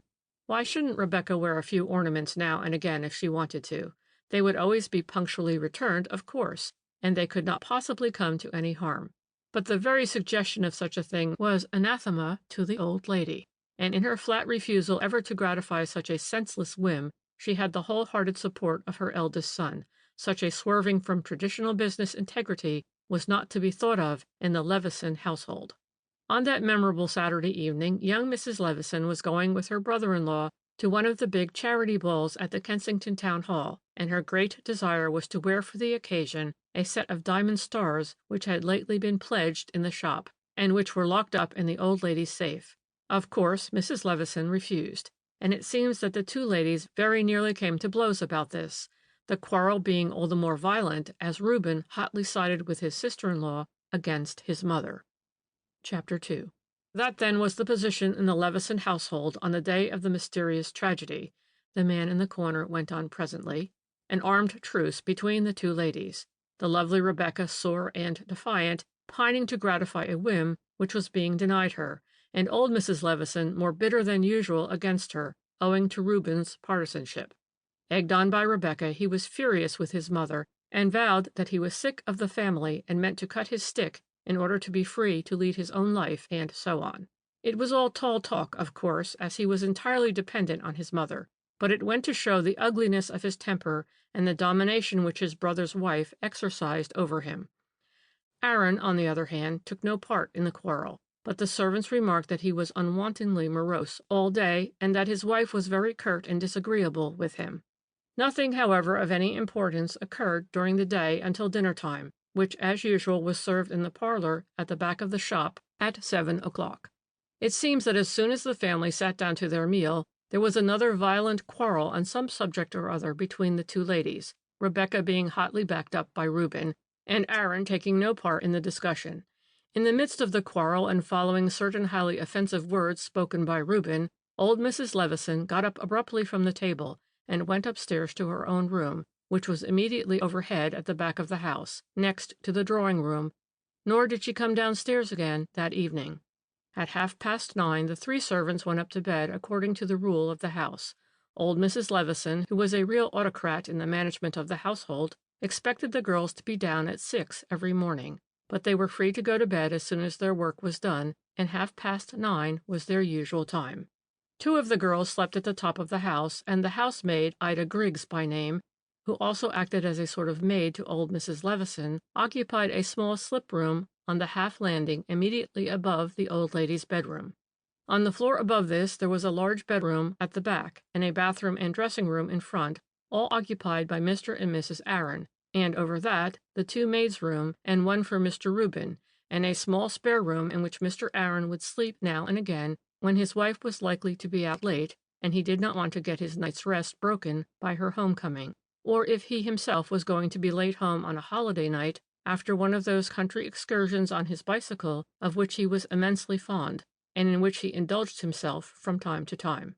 On this fateful Saturday evening Aaron was kept late in the shop, but he finally went up to bed soon after 10, after he had seen to all the doors below being bolted and barred, with the exception of the front door, which had to be left on the latch, Mrs. Aaron having the latchkey. Thus the house was shut up and everyone in bed by 10:30. In the meanwhile, the lovely Mrs. Rebecca and Reuben had dressed and gone to the ball. The next morning, at a little before 6, Ida Griggs, the housemaid, having got up and dressed, prepared to go downstairs. But when she went to open her bedroom door, she found it locked on the outside. At first she thought that the other girls were playing her a silly trick, and presently, hearing the patter of their feet on the stairs, she pounded against the door with her fists. It took the others some time to understand what was amiss, but at last they did try the lock on the outside, and found that the key had been turned and that Ida was indeed locked in. They let her out and then consulted what had best be done, but for the moment it did not seem to strike any of the girls that this locking of a door from the outside had a sinister significance. Anyway, they all went down into the kitchen, and Ida prepared old Mrs. Levison's early cup of tea. This she had to take up every morning at 6:30. On this occasion she went up as usual, knocked at her mistress's door, and waited to be let in, as the old lady always slept behind locked doors. But no sound came from within, though Ida knocked repeatedly and loudly called her mistress by name. Soon she started screaming, and her screams brought the household together. The two girls came up from the kitchen, Mr. Aaron came down from the top floor brandishing a poker, and presently Mrs. Aaron opened her door and peeped out clad in a filmy and exquisite nightgown, her eyes still heavy with sleep, and her beautiful hair streaming down her back. But of old Mrs. Levison there was no sign. Mr. Aaron, genuinely alarmed, glued his ear to the keyhole, but not a sound could he hear. Behind that locked door, absolute silence reigned. Fearing the worst, he set himself the task of breaking open the door, which after some effort and the use of a jemmy he succeeded in doing. And here the sight that met his eyes filled his soul with horror, for he saw his mother lying on the floor of her bedroom in a pool of blood. Evidently an awful crime had been committed. The unfortunate woman was fully dressed, as she had been on the evening before. The door of the safe was open, with the key still in the lock, but no other piece of furniture appeared to be disturbed.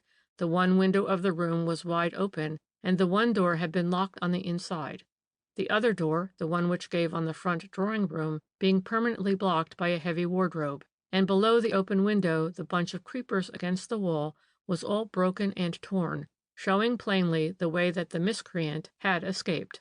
After a few moments of awe-stricken silence, Aaron Levison regained control of himself and at once telephoned, first for the police and then for the doctor, but he would not allow anything in the room to be touched, not even his mother's dead body. For this precaution he was highly commended by the police inspector, who presently appeared upon the scene, accompanied by a constable and the divisional surgeon. The latter proceeded to examine the body. He stated that the unfortunate woman had been attacked from behind, the marks of fingers being clearly visible round her throat. In her struggle for freedom, she must have fallen backwards and in so doing struck her head against the corner of the marble washstand, which caused her death. In the meanwhile, the inspector had been examining the premises.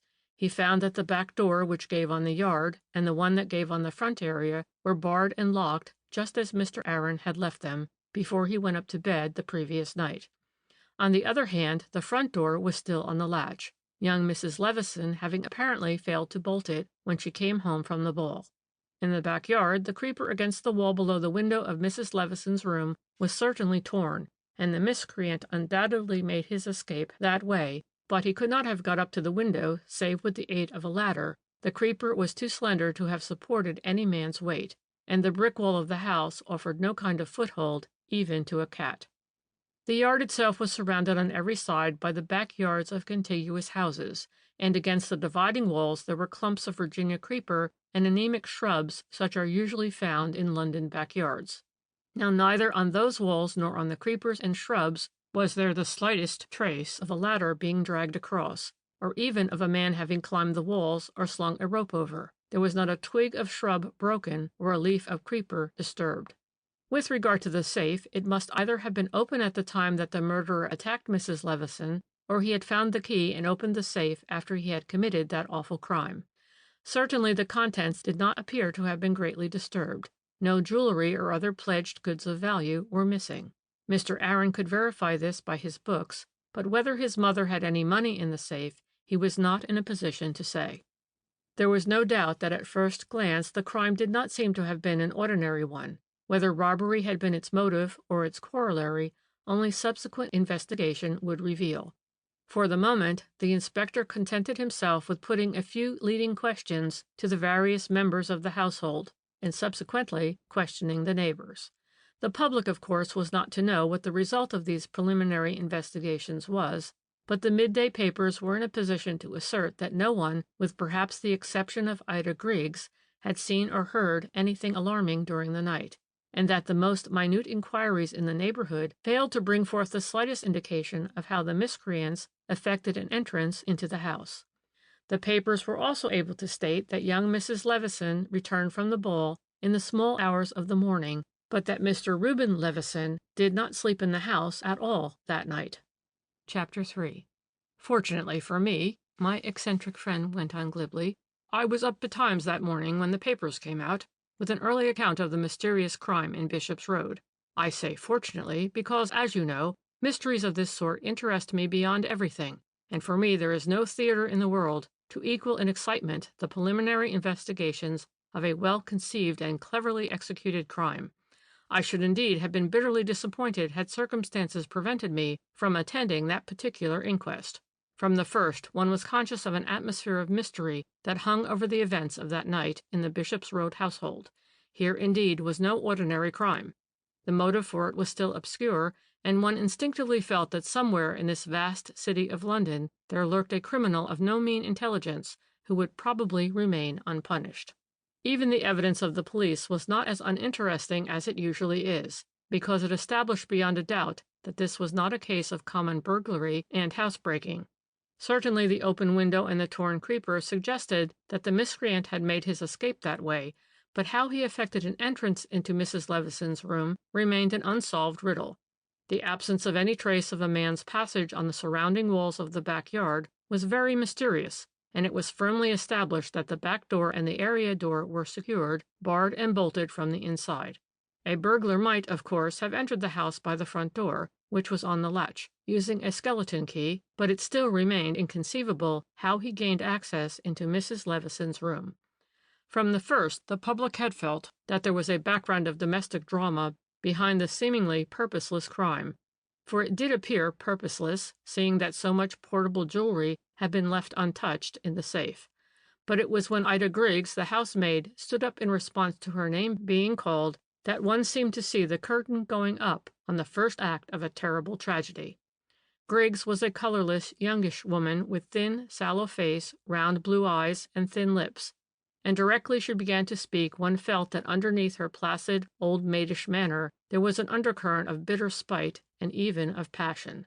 For some reason which probably would come to light later on, she appeared to have conceived a hatred for Mrs. Aaron. On the other hand, she had obviously been doggedly attached to her late mistress, and in the evidence she dwelt at length on the quarrels between the two ladies, especially on the scene of violence that occurred at the dinner-table on Saturday, and which culminated in old Mrs. Levison flouncing out of the room. Mrs. Levison was that upset, the girl went on, in answer to a question put to her by the coroner, that I thought she was going to be ill, and she says to me that women like Mrs. Aaron were worse than blank blank, as they would stick at nothing to get a new gown or a bit of jewelry. She always says to me— But at this point the coroner checked her flow of eloquence, as, of course, what the dead woman had said could not be admitted as evidence. But nevertheless the impression remained vividly upon the public that there had been a terrible quarrel between those two, and of course we all knew that young Mrs. Levison had been seen at the ball wearing those 5 diamond stars. We did not need the sworn testimony of several witnesses that were called and interrogated on that point. We knew that Rebecca Levison had worn the diamond stars at the ball, and that Police Inspector Blacksher found them on her dressing table the morning after the murder. Nor did she deny having worn them. At the inquest she renewed the statement which she had already made to the police.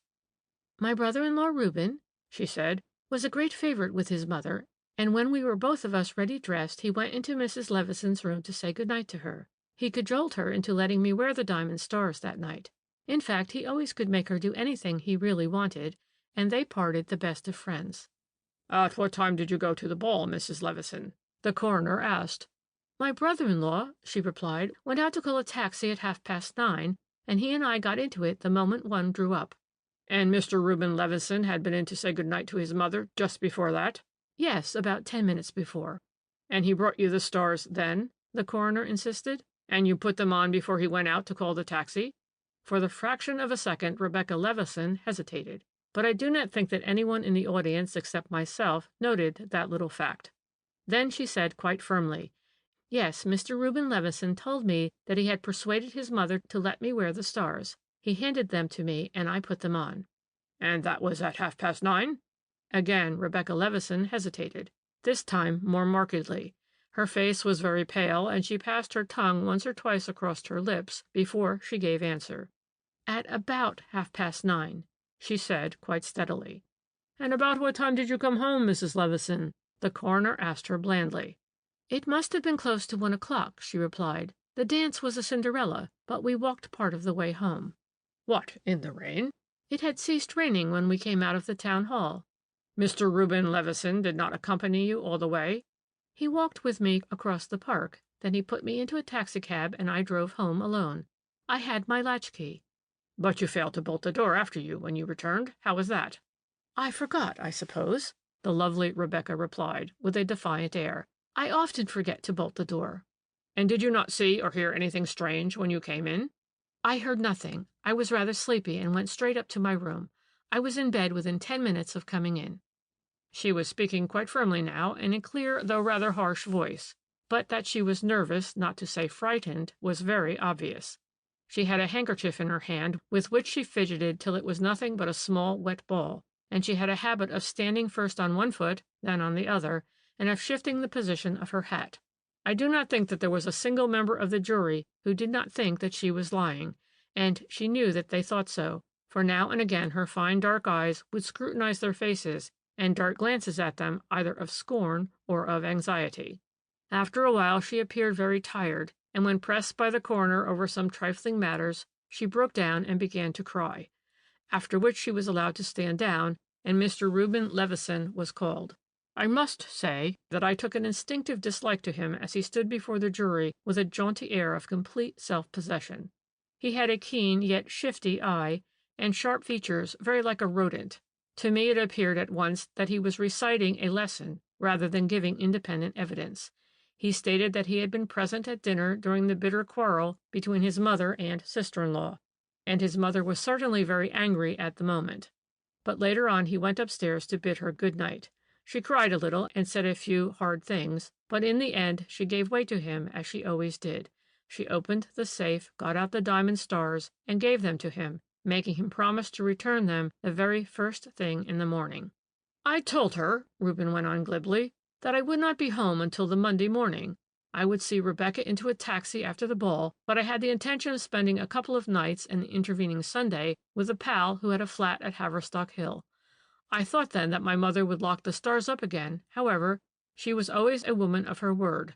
Once she had said a thing, she would stick to it. And so, as I say, she gave me the stars, and Mrs. Aaron wore them that night." "And you handed the stars to Mrs. Aaron at 9:30? The coroner asked the question with the same earnest emphasis which he had displayed when he put it to young Mrs. Levison. I saw Reuben's shifty eye flash across at her, and I know that she answered that flash with a slight drop of her eyelids, whereupon he replied as readily as she had done, "Yes, sir, it must have been about 9:30. And I assure you that every intelligent person in that room must have felt certain that Reuben was lying, just as Rebecca had done before him.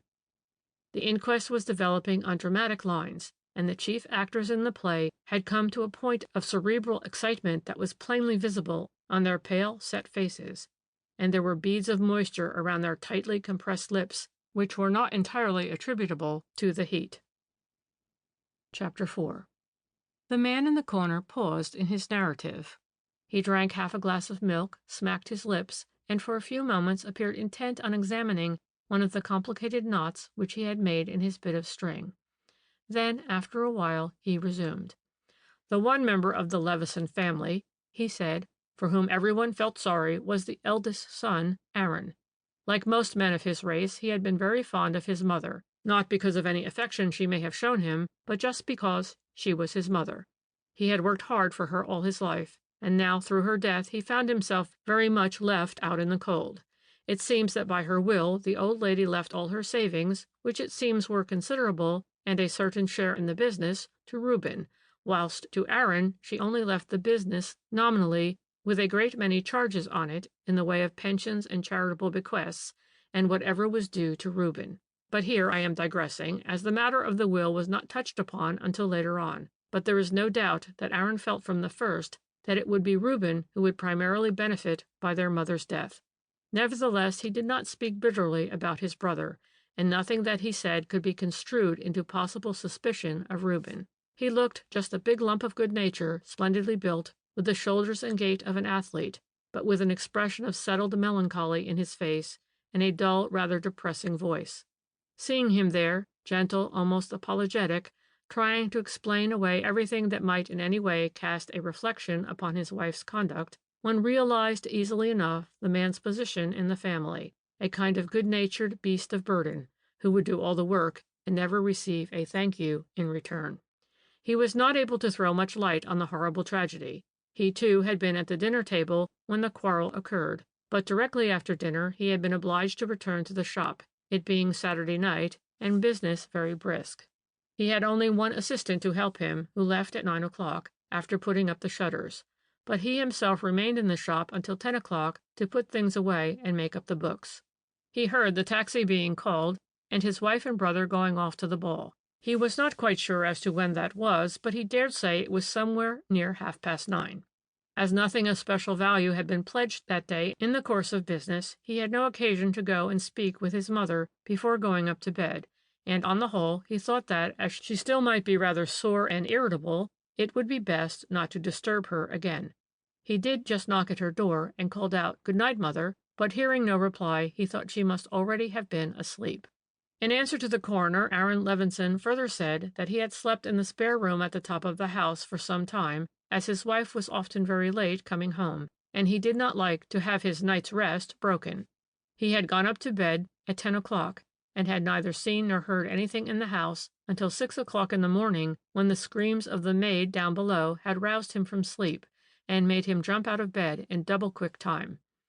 Although Aaron's evidence was more or less of a formal character, and he spoke very quietly, without any show either of swagger or of spite, one could not help feeling that the elements of drama and of mystery connected with this remarkable case were rather accentuated than diminished by what he said.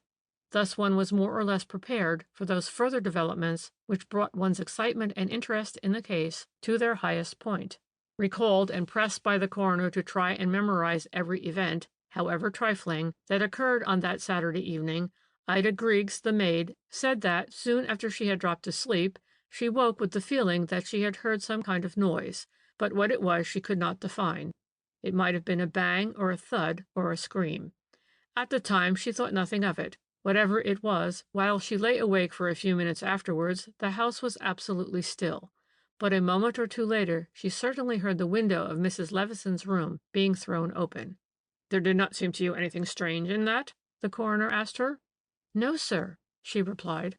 "There was nothing funny in Mrs. Levison opening her window. I remember that it was raining rather heavily, for I heard the patter against the window panes, and Mrs. Levison may have wanted to look at the weather. I went to sleep directly after that, and thought no more about it." "And you don't know what it was that woke you in the first instance?" "No, sir, I don't," the girl replied. "And you did not happen to glance at the clock at the moment?" "No, sir," she said. "I did not switch on the light." But having disposed of that point, Ida Griggs had yet another to make, and one that proved more dramatic than anything that had gone before. "While I was clearing away the dinner things," she said, "Mr. Reuben and Mrs. Aaron were sitting talking in the parlor. At 8:30, Mrs. Aaron rang for me to take up her hot water as she was going to dress. I took up the water for her and also for Mrs. Levison, as I always did. I was going to help Mrs. Levison to undress, but she said she was not going to bed yet, as she had some accounts to go through. She kept me talking for a bit. Then while I was with her there was a knock at the door, and I heard Mr. Reuben asking if he might come in and say good night. Mrs. Levison called out, 'Good night, my boy,' but she would not let Mr. Reuben come in, and I heard him go downstairs again. A quarter of an hour or so afterwards Mrs. Levison dismissed me, and I heard her locking her door after me. I went downstairs on my way to the kitchen. Mrs. Aaron was in the parlor then, fully dressed and with her cloak on, and Mr. Reuben was there, too, talking to her. The door was wide open, and I saw them both, and I heard Mrs. Aaron say, quite spiteful-like, 'So she would not even see you, the old cat? She must have felt bad.' And Mr. Reuben, he laughed and said, 'Oh, well, she will have to get over it.' Then they saw me and stopped talking, and soon afterwards Mr. Reuben went out to call a taxi, and we girls went up to bed." "It's all a wicked lie!" Here broke in a loud, high-pitched voice, and Mrs. Aaron, trembling with excitement, jumped to her feet. "A lie, I say! The woman is spiteful and wants to ruin me." The coroner vainly demanded silence, and after a moment or two of confusion and of passionate resistance, the lovely Rebecca was forcibly led out of the room. Her husband followed her, looking bigger and more meek and apologetic than ever before, and Ida Griggs was left to conclude her evidence in peace. She reaffirmed all that she had said and swore positively to the incident just as it had occurred in Mrs. Levison's room. Asked somewhat sharply by the coroner why she had said nothing about all this before, she replied that she did not wish to make mischief, but that truth was truth, and whoever murdered her poor mistress must swing for it, and that's all about it. Nor could any cross-examination upset her. She looked like a spiteful cat, but not like a woman who was lying. Reuben Levison had sat on, serene and jaunty, all the while that these damaging statements were being made against him. When he was recalled, he contented himself with flatly denying Ida Grigg's story and reiterating his own. "The girl is lying," he said airily. "Why she does so, I don't know, but there was nothing in the world more unlikely that my mother should at any time refuse to see me. Ask any impartial witnesses you like," he went on dramatically. "They will all tell you that my mother worshipped me. She was not likely to quarrel with me over a few bits of jewelry." Of course, Mrs. Aaron, when she was recalled, corroborated Reuben's story. She could not make out why Ida should tell such lies about her. "But there," she added with tears in her beautiful dark eyes, "the girl always hated me." Yet one more witness was heard that afternoon, whose evidence proved of great interest.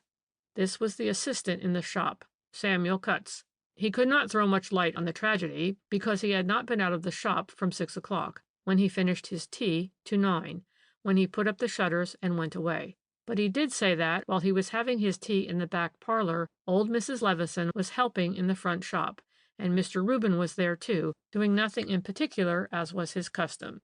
When witness went back to the shop, Mrs. Levison went through into the back parlor, and as soon as she had gone, he noticed that she had left her bag on the bureau behind the counter. Mr. Reuben saw it too. He picked up the bag and said with a laugh, "I'd best take it up at once. The old girl don't like leaving this about." Cutts told him he thought Mrs. Levison was in the back parlor, but Mr. Reuben was sure she had gone upstairs. "Anyway," concluded witness, "he took the bag and went upstairs with it." "This may have been a valuable piece of evidence, or it may not," the man in the corner went on with a grin. In view of the tragedy occurring so much later, it did not appear so at the time, but it brought in an altogether fresh element of conjecture, and while the police asked for an adjournment pending fresh inquiries, the public was left to ponder over the many puzzles and contradictions that the case presented. Whatever line of argument one followed, one quickly came to a dead stop. There was, first of all, the question whether Reuben Levison did cajole his mother into giving him the diamond stars, or whether he was peremptorily refused admittance to her room. But this was just a case of hard swearing between one party and the other, and here I must admit that public opinion was inclined to take Reuben's version of the story. Mrs. Levison's passionate affection for her younger son was known to all her friends, and people thought that Ida Griggs had lied in order to incriminate Mrs. Aaron. But in this she entirely failed, and here was the first dead stop. You will remember that she said that, after she left Mrs. Levison, she went downstairs and saw Mrs. Aaron and Mr. Reuben fully dressed in the back parlor, and that afterwards she heard Mr. Reuben call a taxi. Obviously, therefore, Mrs. Aaron had the diamonds in her possession then, since she was wearing them at the ball, and it is not conceivable that either of those two would have gone off in the taxi, leaving the other to force an entrance into Mrs. Levison's room, strangle her, and steal the diamonds. As Mrs. Aaron could not possibly have done all that in her evening dress, making her way afterwards from a first-floor window down into the yard by clinging to a creeper in the pouring rain, the hideous task must have devolved on Reuben, and even the police, wildly in search of a criminal, could not put the theory forward that a man would murder his mother in order that his sister-in-law might wear a few diamond stars at a ball. It was, in fact, the motive of the crime that seemed so utterly inadequate, and therefore public opinion fell back on the theory that Reuben had stolen the diamond stars just before dinner, after he had found his mother's handbag in the shop, and that the subsequent murder was the result of ordinary burglary, the miscreant having during the night entered Mrs. Levison's room by the window while she was asleep. It was suggested that he had found the key of the safe by the bedside and was in the act of ransacking the place when Mrs. Levison woke, and the inevitable struggle ensued, resulting in the old lady's death. The chief argument, however, against this theory was the fact that the unfortunate woman was still dressed when she was attacked, and no one who knew her for the careful, thrifty woman she was could conceive that she would go fast asleep, leaving the safe door wide open. This, coupled with the fact that not the slightest trace could be found anywhere in the backyard of the house or the adjoining yards and walls of the passage of a miscreant armed with a ladder, constituted another dead stop on the road of public conjecture. Finally, when at the adjourned inquest Reuben Levison was able to bring forward more than one witness who could swear that he arrived at the ball at the Kensington Town Hall in the company of his sister-in-law somewhere about 10 o'clock, and others who spoke to him from time to time during the evening, it seemed clear that he, at any rate, was innocent of the murder. Mr. Aaron had not gone up to bed until 10 o'clock, and if Reuben had planned to return and murder his mother, he could only have done so at a later hour, when he was seen by several people at the Kensington Town Hall. Subsequently, the jury returned an open verdict, and that abominable crime has remained unpunished until now. Though it appeared so simple and crude at first, it proved a terribly hard nut for the police to crack. We may say that they never did crack it. They are absolutely convinced that Reuben Levison and Mrs. Aaron planned to murder the old lady, but how they did it, no one has been able to establish. As for proofs of their guilt, there are none and never will be, for though they are perhaps a pair of rascals, they are not criminals. It is not they who murdered Mrs. Levison. "You think it was Ida Griggs?" I put in quickly, as the man in the corner momentarily ceased talking. "Ah," he retorted with his funny, dry cackle, "you favor that theory, do you?" "No, I do not," I replied, "but I don't see—" "It is a foolish theory," he went on, "not only because there was absolutely no reason why Ida Griggs should kill her mistress. She did not rob her, nor had she anything to gain by old Mrs. Levison's death. But as she was neither a cat nor a night moth, she could not possibly have ascended from a first-floor window to another window on the half-landing above and entered her own room that way. For we must not lose sight of the fact that her bedroom door was the next morning found locked on the outside, and the key left in the lock. Then, I argued, it must have been a case of ordinary burglary. That has been proved impossible, he riposted. Proved to the hilt. No man could have climbed up the wall of the house without a ladder, and no man could have brought a ladder into the backyard without leaving some trace of his passage, however slight. Against the walls around the yard there were creepers and shrubs. It would be impossible to drag a heavy ladder over those walls without breaking some of them. "But someone killed old Mrs. Levison," I went on with some exasperation. "She did not strangle herself with her own fingers." "No, she did not do that," he admitted with a dry laugh. "And if the murderer escaped through the window, he could not vanish into thin air." "No," he admitted again. "He could not do that." "Well, then?" I retorted. "Well, then, the murder must have been committed by one of the inmates of the house," he said. And now I knew that I was on the point of hearing the solution of the mystery of the 5 diamond stars, because his thin, claw-like fingers were working with feverish rapidity upon his beloved bit of string. "But neither Mrs. Aaron," I argued, "nor Reuben Levison—" "Neither," he broke in decisively. "We all know that. It was not conceivable that a woman could commit such a murder, nor that Reuben would kill his mother in order to gratify his sister-in-law's whim. That, of course, was nonsense, and every proof, both of time and circumstance, both of motive and opportunity, was entirely in their favor. No, we must look for a deeper motive for the hideous crime, a stronger determination, and above all a more powerful physique, an easier opportunity for carrying the plot through. Personally, I do not believe that there was a plot to murder.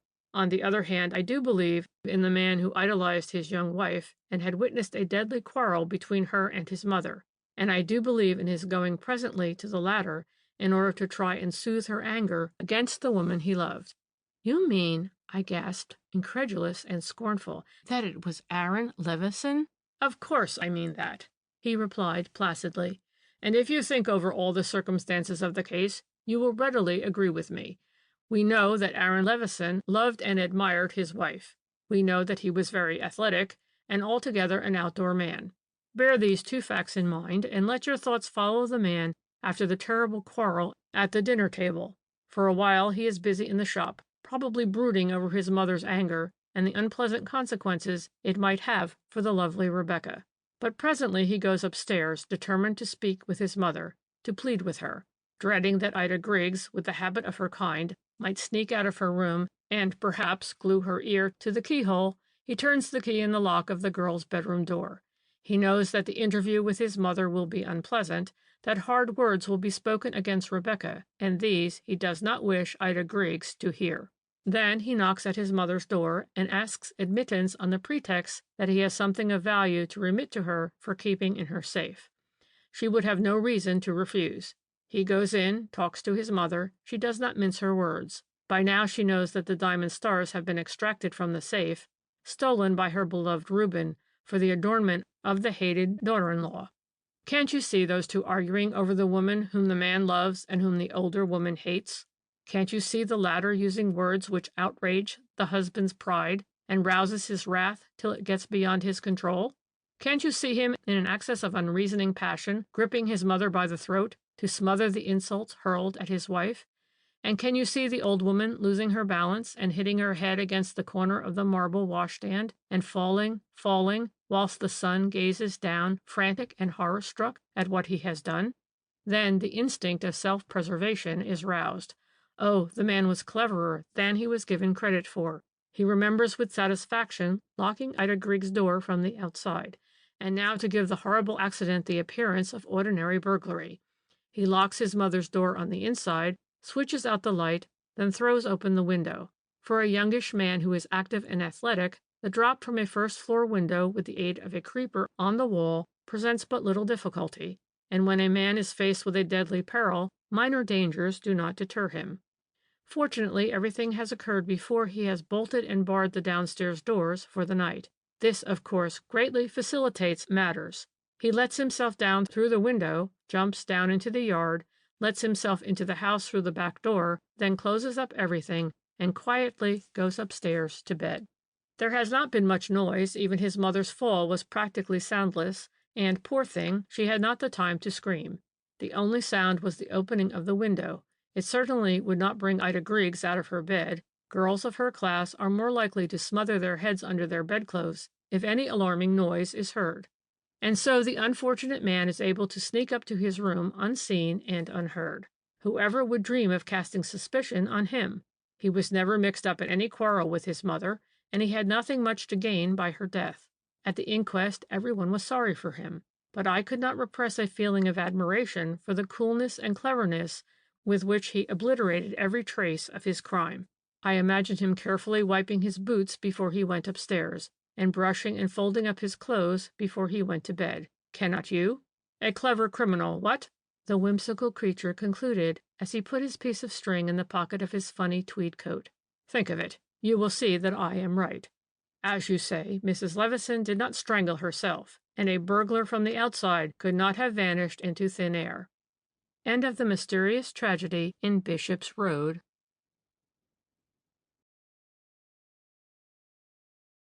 6. The Mystery of the Dog's Tooth Cliff. The man in the corner was more than usually loquacious that day. He had a great deal to say on the subject of the strictures which a learned judge leveled against the police in a recent murder case. Well deserved, he concluded with his usual self-opinionated emphasis, but not more so in this case than in many others where blunder after blunder is committed, and the time of the courts wasted without either judge or magistrate, let alone the police, knowing where the hitch lies. Of course you always know, I remarked dryly. Nearly always, he replied with ludicrous self-complacence. Have I not proved to you over and over again that with a little reasonable common sense and a minimum of logic, there is no such thing as an impenetrable mystery in criminology? Criminology is an exact science to which certain rules of reasoning invariably apply. The trouble is that so few are masters of logic, and that fewer still know how to apply its rules. Now take the case of that poor girl, Janet Smith. We are likely to see some startling developments in it within the next 2 or 3 days. You'll see if we don't, and they will open the eyes of the police and public alike to what has been clear as daylight to me ever since the first day of the inquest. I hastened to assure the whimsical creature that, though I was acquainted with the main circumstances of the tragedy, I was very vague as to detail, and that nothing would give me greater pleasure than he should enlighten my mind on the subject, which he immediately proceeded to do. "You know Broxmouth, don't you?" he began after a while, "on the Wessex coast. It is a growing place, for the scenery is superb, and the air acts on jaded spirits like sparkling wine. The only drawback, that is, from an artistic point of view, to the place, is that hideous barrack-like building on the west cliff. It is a huge industrial school, recently erected, and endowed by the trustees of the Woodford bequest for the benefit of sons of temporary officers killed in the war, and is under the presidency of no less a personage than General Sir Arkwright Jones, who has a whole alphabet after his name. The building is certainly an eyesore, and before it came into being, Broxmouth was a real beauty spot. If you have ever been there, you will remember that fine walk along the edge of the cliffs, at the edge of which there is a wonderful view as far as the towers of Barchester Cathedral. It is called the Lovers' Walk, and is patronized by all the young people in the neighborhood. They find it romantic as well as exhilarating. The objective is usually Curtmoor, where there are 1 or 2 fine hotels for plutocrats in search of rural surroundings, and where humble folk like you and I and the aforesaid lovers can get an excellent cup of tea at the Wheat Sheaf in the main village street. But it is a daylight walk, for the path is narrow, and in places the cliffs fall away, sheer and precipitous, to the water's edge, whilst loose bits of rock have an unpleasant way of giving way under one's feet. If you were to consult one of the Broxmouth gaffers on the advisability of taking a midnight walk to Curtmoor, he would most certainly shake his head and tell you to wait till the next day and take your walk in the morning. Accidents have happened there more than once, though Broxmouth holds its tongue about that. Rash pedestrians have lost their footing and tumbled down the side of the cliff before now, almost always with fatal results. And so, at first, when a couple of small boys, hunting for mussels at low tide in the early morning of May 5th last, saw the body of a woman lying inanimate upon the rocks at the foot of the cliffs, and reported their discovery to the police, everyone began by concluding that nothing but an accident had occurred, and went on to abuse the town council for not putting up along the more dangerous portions of the Lovers' Walk some sort of barrier as a protection to unwary pedestrians. Later on, when the body was identified as that of Miss Janet Smith, a well-known resident of Broxmouth, public indignation waxed high. The barrier along the edge of the Lovers' Walk became the burning question of the hour, but during the whole of that day the accident theory was never disputed. It was only towards evening that whispers of suicide began to circulate in and about Broxmouth, to be soon followed by the more ominous ones of murder.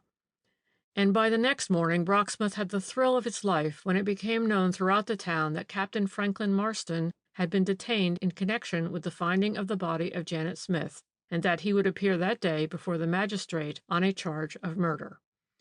Properly to appreciate the significance of such an announcement, it would be necessary to be oneself a resident of Broxmouth, where the Woodford Institute, its affairs and its personnel are, as it were, the be-all and end-all of all the gossip in the neighborhood. To begin with, the deceased was head matron of the Institute, and the man now accused of the foul crime of having murdered her was its secretary. Moreover, the secretary and the pretty young matron were known to be very much in love with one another, and as a matter of fact, Broxmouth had of late been looking forward to a very interesting wedding. The idea of Captain Marston, who by the way was very good-looking, very smart, and a splendid tennis player, being accused of murdering his sweetheart, was in itself so preposterous, so impossible, that his numerous friends and many admirers were aghast and incredulous. There is some villainous plot here somewhere, the ladies averred, and wanted to know what Major Gubbins' attitude was going to be under these tragic circumstances. Major Gubbins, if you remember, was headmaster of the school, and what's more, he, too, had been very much in love with Janet Smith. But it appeared that his friendship with Captain Marston had prompted him to stand aside as soon as he realized which way the girl's affections lay. Major Gubbins was not so popular as the captain. He was inclined to be off-hand and disagreeable, so the ladies said, and moreover he did not play tennis, and with the sublime inconsequence of your charming sex, they seemed to connect these defects with the terrible accusation which was now weighing upon the Major's successful rival. The executive of the Institute consisted, in addition to the 3 persons I have named, of its president, General Sir Arkwood Jones, who, it seems, took little if any interest in the concern. It seems as if, by giving it the prestige of his name, he had done all that he intended for the furtherance of the Institute's welfare. Then there were the governors, a number of amiable local gentlemen and ladies, who played tennis all day and attended innumerable tea parties, and knew as much about administering a big concern as a terrier does of rabbit-rearing. In the midst of this official supineness, the murder of the young matron, followed immediately by the arrest of the secretary, had come as a bombshell, and now wise heads began to wag, and ominous murmurs became current that for some time past there had been something very wrong in the management of the Woodford Institute. Whilst at the call of various august personages, money was pouring in from the benevolent public, the commissariat was being conducted on parsimonious lines that were a positive scandal. The boys were shockingly underfed, and the staff of servants was constantly being changed because girls would not remain on what they called a starvation regime.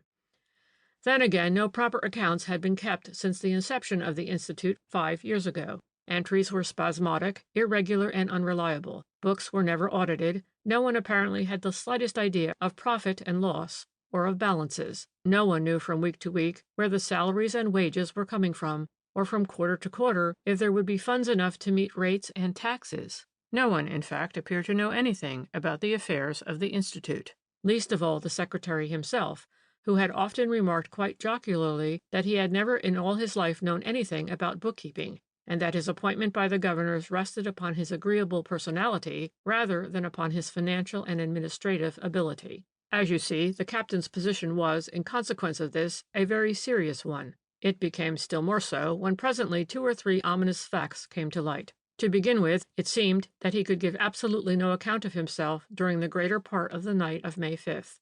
He had left the Institute at about 7 o'clock. He told the headmaster then that he was going for a walk, which seemed strange as it was pouring with rain. On the other hand, the landlady at the room where he lodged told the police that when she herself went to bed at 11 o'clock, the captain had not come in. She hadn't seen him since morning, when he went to work, and at what time he eventually came home she couldn't say. But there was worse to come. Firstly, a stick was found on the beach some 30 yards or less from the spot where the body itself was discovered, and secondly, the police produced a few strands of wool which were, it seems, clinging to the poor girl's hatpin, and which presumably were torn out of a muffler during the brief struggle which must have occurred when she was first attacked and before she lost her footing and fell down the side of the cliff. Now the stick was identified as the property of Captain Marston, and he had been seen on the road with it in his hand in the early part of the evening. He was then walking alone on the Lovers' Walk. 2 Brocksmouth visitors met him on their way back from Courtmoor. Knowing him by sight, they passed the time of day. These witnesses, however, were quite sure that Captain Marston was not then wearing a muffler. On the other hand, they were equally sure that he carried the stick. They had noticed it was a very unusual one, of what is known as Javanese snakewood, with a round heavy knob and leather strap, which the captain carried slung upon his arm. Of course, the matter interested me enormously.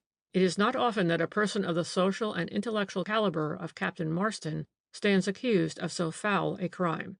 If he was guilty, then indeed he was one of the vilest criminals that ever defaced God's earth, and in the annals of crime there were few crimes more hideous. The poor girl, it seems, had been in love with him right up to the end, and according to some well-informed gossips, the wedding day had actually been fixed. The unsuccessful rival, Major Gubbins, too, was an interesting personality, and it was difficult to suppose that he was entirely ignorant of the events which must of necessity have led up to the crime.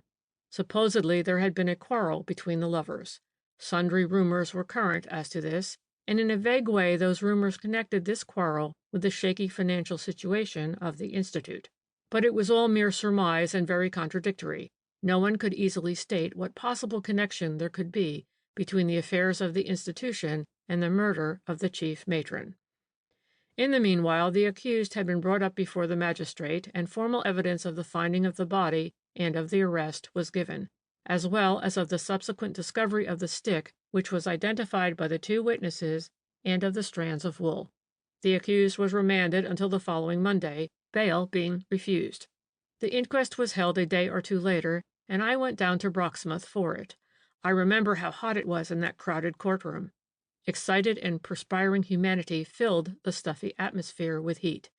While the crowd jabbered and fidgeted, I had a good look at the chief personages who were about to enact a thrilling drama for my entertainment.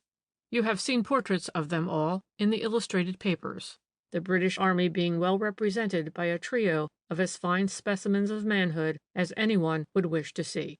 The President, General Arkwright Jones, was there as a matter of course. He looked worried and annoyed that the even tenor of his pleasant existence should have been disturbed by this tiresome event. He is the regular type of British pre-war superior officer with ruddy face and white hair, something like a nice ripe tomato that has been packed in cotton wool. Then there was the headmaster, Major Gubbins, well-groomed, impassive, immaculate in dress and bearing. And finally, the accused himself, in charge of 2 warders, a fine-looking man, obviously more of a soldier and an athlete than a clerk immersed in figures.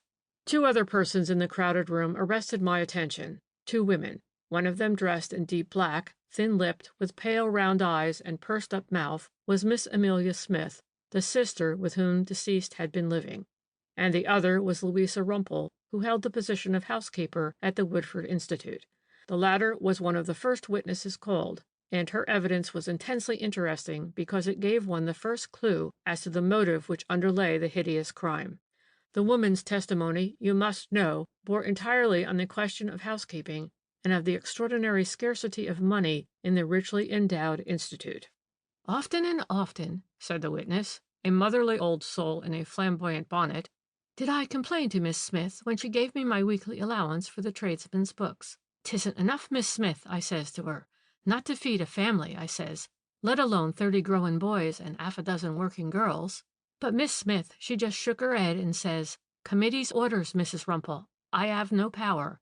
"Why don't you speak to the captain?" I says to her. "He has the handling of the money. It is a scandal," I says. "Those boys can't live on boiled bacon and beans, and not English nor Irish bacon it ain't neither," I says.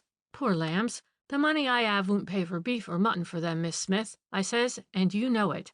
But Miss Smith, she only shook her head and says she would speak to the captain about it. Asked whether she knew if deceased had actually spoken to the secretary on the subject, Mrs. Rumpel said most emphatically, "Yes. What's more, sir," she went on, "I can tell you that the very day before she died, the poor lamb had a reg'lar tiff with the captain about that there commissariat." Mrs. Rumpel had stumbled a little over the word, but strangely enough no one tittered. The importance of the old woman's testimony was impressed upon every mind and silenced every tongue. All eyes were turned in the direction of the accused. He had flushed to the roots of his hair, but otherwise stood quite still, with arms folded and a dull expression of hopelessness upon his good-looking face. The coroner had asked the witness how she knew that Miss Smith had had words with Captain Marston. "Because I heard them 2 having words, sir," Mrs. Rumpel replied. "I'd been in the office to get my money and my orders from Miss Smith, and we had the usual talk about American bacon and boiled beans, with which I don't hold, not for growing boys. Then back I went to the kitchen, where I remembered I had forgot to speak to Miss Smith about the scullery maid, who'd been saucy and given notice. So up I went again, and I was just a-going to open the office door when I heard Miss Smith say quite loud and distinct, 'It is shameful,' she says, 'and I can't bear it,' she says, 'and if you won't speak to the general, then I will. He is staying at the Queen's at Kirtmoor, I understand,' she says, 'and I'm going this very night to speak with him,' she says, 'as I can't spend another night,' she says, 'with this on my mind.' Then I give a genteel cough, and—" The worthy lady had got thus far in her story when her volubility was suddenly checked by a violent expletive from the accused. "But this is damnable!" he cried, and no doubt would have said a lot more, but a touch on his shoulder from the warders behind him quickly recalled him to himself. He once more took up his outwardly calm attitude, and Mrs. Rumpel concluded her evidence amidst silence more ominous than any riotous scene would have been. "I gave a genteel cough," she resumed with unruffled dignity, "and opened the door. Miss Smith, she was all flushed, and I could see that she'd been crying, but the captain, he just walked out of the room and didn't say another word." "By this time," the man in the corner went on dryly, "we must suppose that the amateur detectives and the large body of unintelligent public felt that they were being cheated. Never had there been so simple a case. Here, with the testimony of Mrs. Rumpel, was the whole thing clear as daylight. Motive, quarrel, means, everything was there already. No chance of exercising those powers of deduction so laboriously acquired by a systematic study of detective fiction. Had it not been for the position of the accused and his popularity in Brocksmith society, all interest in the case would have departed in the wake of Mrs. Rumpel. And at first, when Miss Amelia Smith, sister of the deceased, was called, her appearance only roused languid curiosity. Miss Amelia looked what in fact she was, a retired schoolmarm, and wore the regular hallmark of impecunious and somewhat soured spinsterhood. "Janet often told me," she said in the course of her evidence, "that she was quite sure there was roguery going on in the affairs of the Institute, because she knew for a fact that subscriptions were constantly pouring in from the public, far in excess of what was being spent for the welfare of the boys. I often used to urge her to go straight to the governors, or even to the president himself about the whole matter, but she would always give the same disheartened reply. General Arkwright Jones, it seems, had made it a condition when he accepted the presidency that he was never to be worried about the administration of the place, and he refused to have anything to do with the handling of the subscriptions. As for the governors, my poor sister declared that they cared more for tennis parties than for the welfare of a lot of poor officers' children." But a moment or two later we realized that Miss Amelia Smith was keeping her tidbit of evidence until the end. It seems that she had not even spoken about it to the police, determined as she was, no doubt, to create a sensation for once in her monotonous and dreary life. So she pursed her lips tighter than before, and after a moment's dramatic silence, she said, "The day before her death my poor sister was very depressed. In the late afternoon, when she came in for tea, I could see that she had been crying. I guessed, of course, what was troubling her, but I didn't say much. Captain Franklin Marston was in the habit of calling for Janet in the evening, and they would go for a walk together. At 8 o'clock on that sad evening, I asked her whether Captain Marston was coming as usual, whereupon she became quite excited and said, 'No, no, I don't wish to see him,' and after a while she added in a voice choked with tears, 'Never again.' About a quarter of an hour later," Miss Amelia went on, "Janet suddenly took up her hat and coat. I asked her where she was going, and she said to me, 'I don't know, but I must put an end to all this. I must know one way or the other.' I tried to question her further, but she was in an obstinate mood. When I remarked that it was raining hard, she said, 'That's all right, the rain will do me good.' And when I asked her whether she wasn't going to meet Captain Marston after all, she just gave me a look, but she made no reply. And so my poor sister went out into the darkness and the rain, and I never again saw her alive."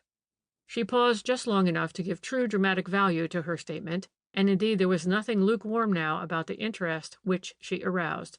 Then she continued, "As the clock was striking 9, I was surprised to receive a visit from the headmaster, Major Gubbins. He came with a message from Captain Marston to my sister. I told him that Janet had gone out. He appeared vexed, and told me that the captain would be terribly disappointed." "What was this message?" the coroner asked amidst breathless silence. "That Janet would please meet Captain Marston at the Dog's Tooth Cliff. He would wait for her there until 9 o'clock.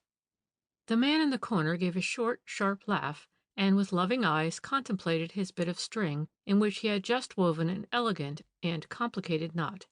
Then he said, "Now, it was at the foot of the Dog's Tooth Cliff that the dead body of Janet Smith was found, and some 30 yards further on the stick which had last been seen in the hand of Captain Franklin Marston." Nervous women gave a gasp, and scarcely dared to look at the accused, for fear, no doubt, that they would see the hangman's rope around his neck. But I took a good look at him then. He had uttered a loud groan and buried his face in his hands. And I, with that unerring intuition of which I pride myself, knew that he was acting. Yes, deliberately acting a part, the part of shame and despair. You, no doubt, would ask me why he should have done this. Well, you shall understand presently. For the moment, and to all unthinking spectators, the attitude of despair on the part of the accused appeared fully justified. Later on we heard the evidence of Major Gubbins himself. He said that about 7 o'clock he met Captain Marston in the hall of the Institute. "He appeared flushed and agitated," the witness went on, very reluctantly it seemed, but in answer to pressing questions put to him by the coroner, and told me he was going for a walk. When I remarked that it was raining hard, he retorted that the rain would do him good. He didn't say where he was going, but presently he put his hand on my shoulder and said in a tone of pleading and affection, which I shall never forget, "Old man," he said, "I want you to do something for me. Tell Janet that I must see her again tonight. Beg her not to deny me. I will meet her at our usual place on the Dog's Tooth Cliff. Tell her I will wait for her there until 9 o'clock, whatever the weather. But she must come. Tell her she must." Unfortunately, the Major continued, I was unable to deliver the message immediately, as I had work to do in my office, which kept me till close on 9 o'clock. Then I hurried down to the Smith's house and just missed Miss Janet, who, it seems, had already gone out. Asked why he had not spoken about this before, the Major replied that he did not intend to give evidence at all unless he was absolutely forced to do so as a matter of duty. Captain Marston was his friend, and he did not think any man was called upon to give what might prove damnatory evidence against his friend. All of which sounded very nice and very loyal, until we learned that William Puryear, batman at the Institute, testified to having overheard violent words between the headmaster and the secretary at the very same hour when the latter was supposed to have made so pathetic an appeal to his friend to deliver a message on his behalf. Puryear swore that the two men were quarreling and quarreling bitterly. The words he overheard were, "You villain, you shall pay for this," but he was so upset and so frightened that he could not state positively which of the two gentlemen had spoken them, but he was inclined to think that it was Major Gubbins. And so the tangle grew, a tangled web that was dexterously being woven around the secretary of the Institute. The two Brocksmith visitors were recalled, and they once more swore positively to having met Captain Marston on the Lovers' Walk at about 8 o'clock of that fateful evening. They spoke to him, and they noticed the stick which he was carrying. They were on their way home from Kirtmoor, and they met the captain some 200 yards or so before they came to the Dog's Tooth Cliff. Of this they were both quite positive. The lady remembered coming to the cliff a few minutes later. She was nervous in the dark, and therefore the details of the incident impressed themselves upon her memory. Subsequently, when they were nearing home, they met a lady who might or might not have been the deceased. They did not know her by sight, and the person they met had her hat pulled down over her eyes, and the collar of her coat up to her ears. It was raining hard then, and they themselves were hurrying along and paid no attention to passers-by. We also heard that at about 9 o'clock James Hoggs and his wife, who live in a cottage not very far from the Dog's Tooth Cliff, heard a terrifying scream. They were just going to bed and closing up for the night. Hoggs had the front door open at the moment and was looking at the weather. It was raining, but nevertheless he picked up his cap and ran out toward the cliff.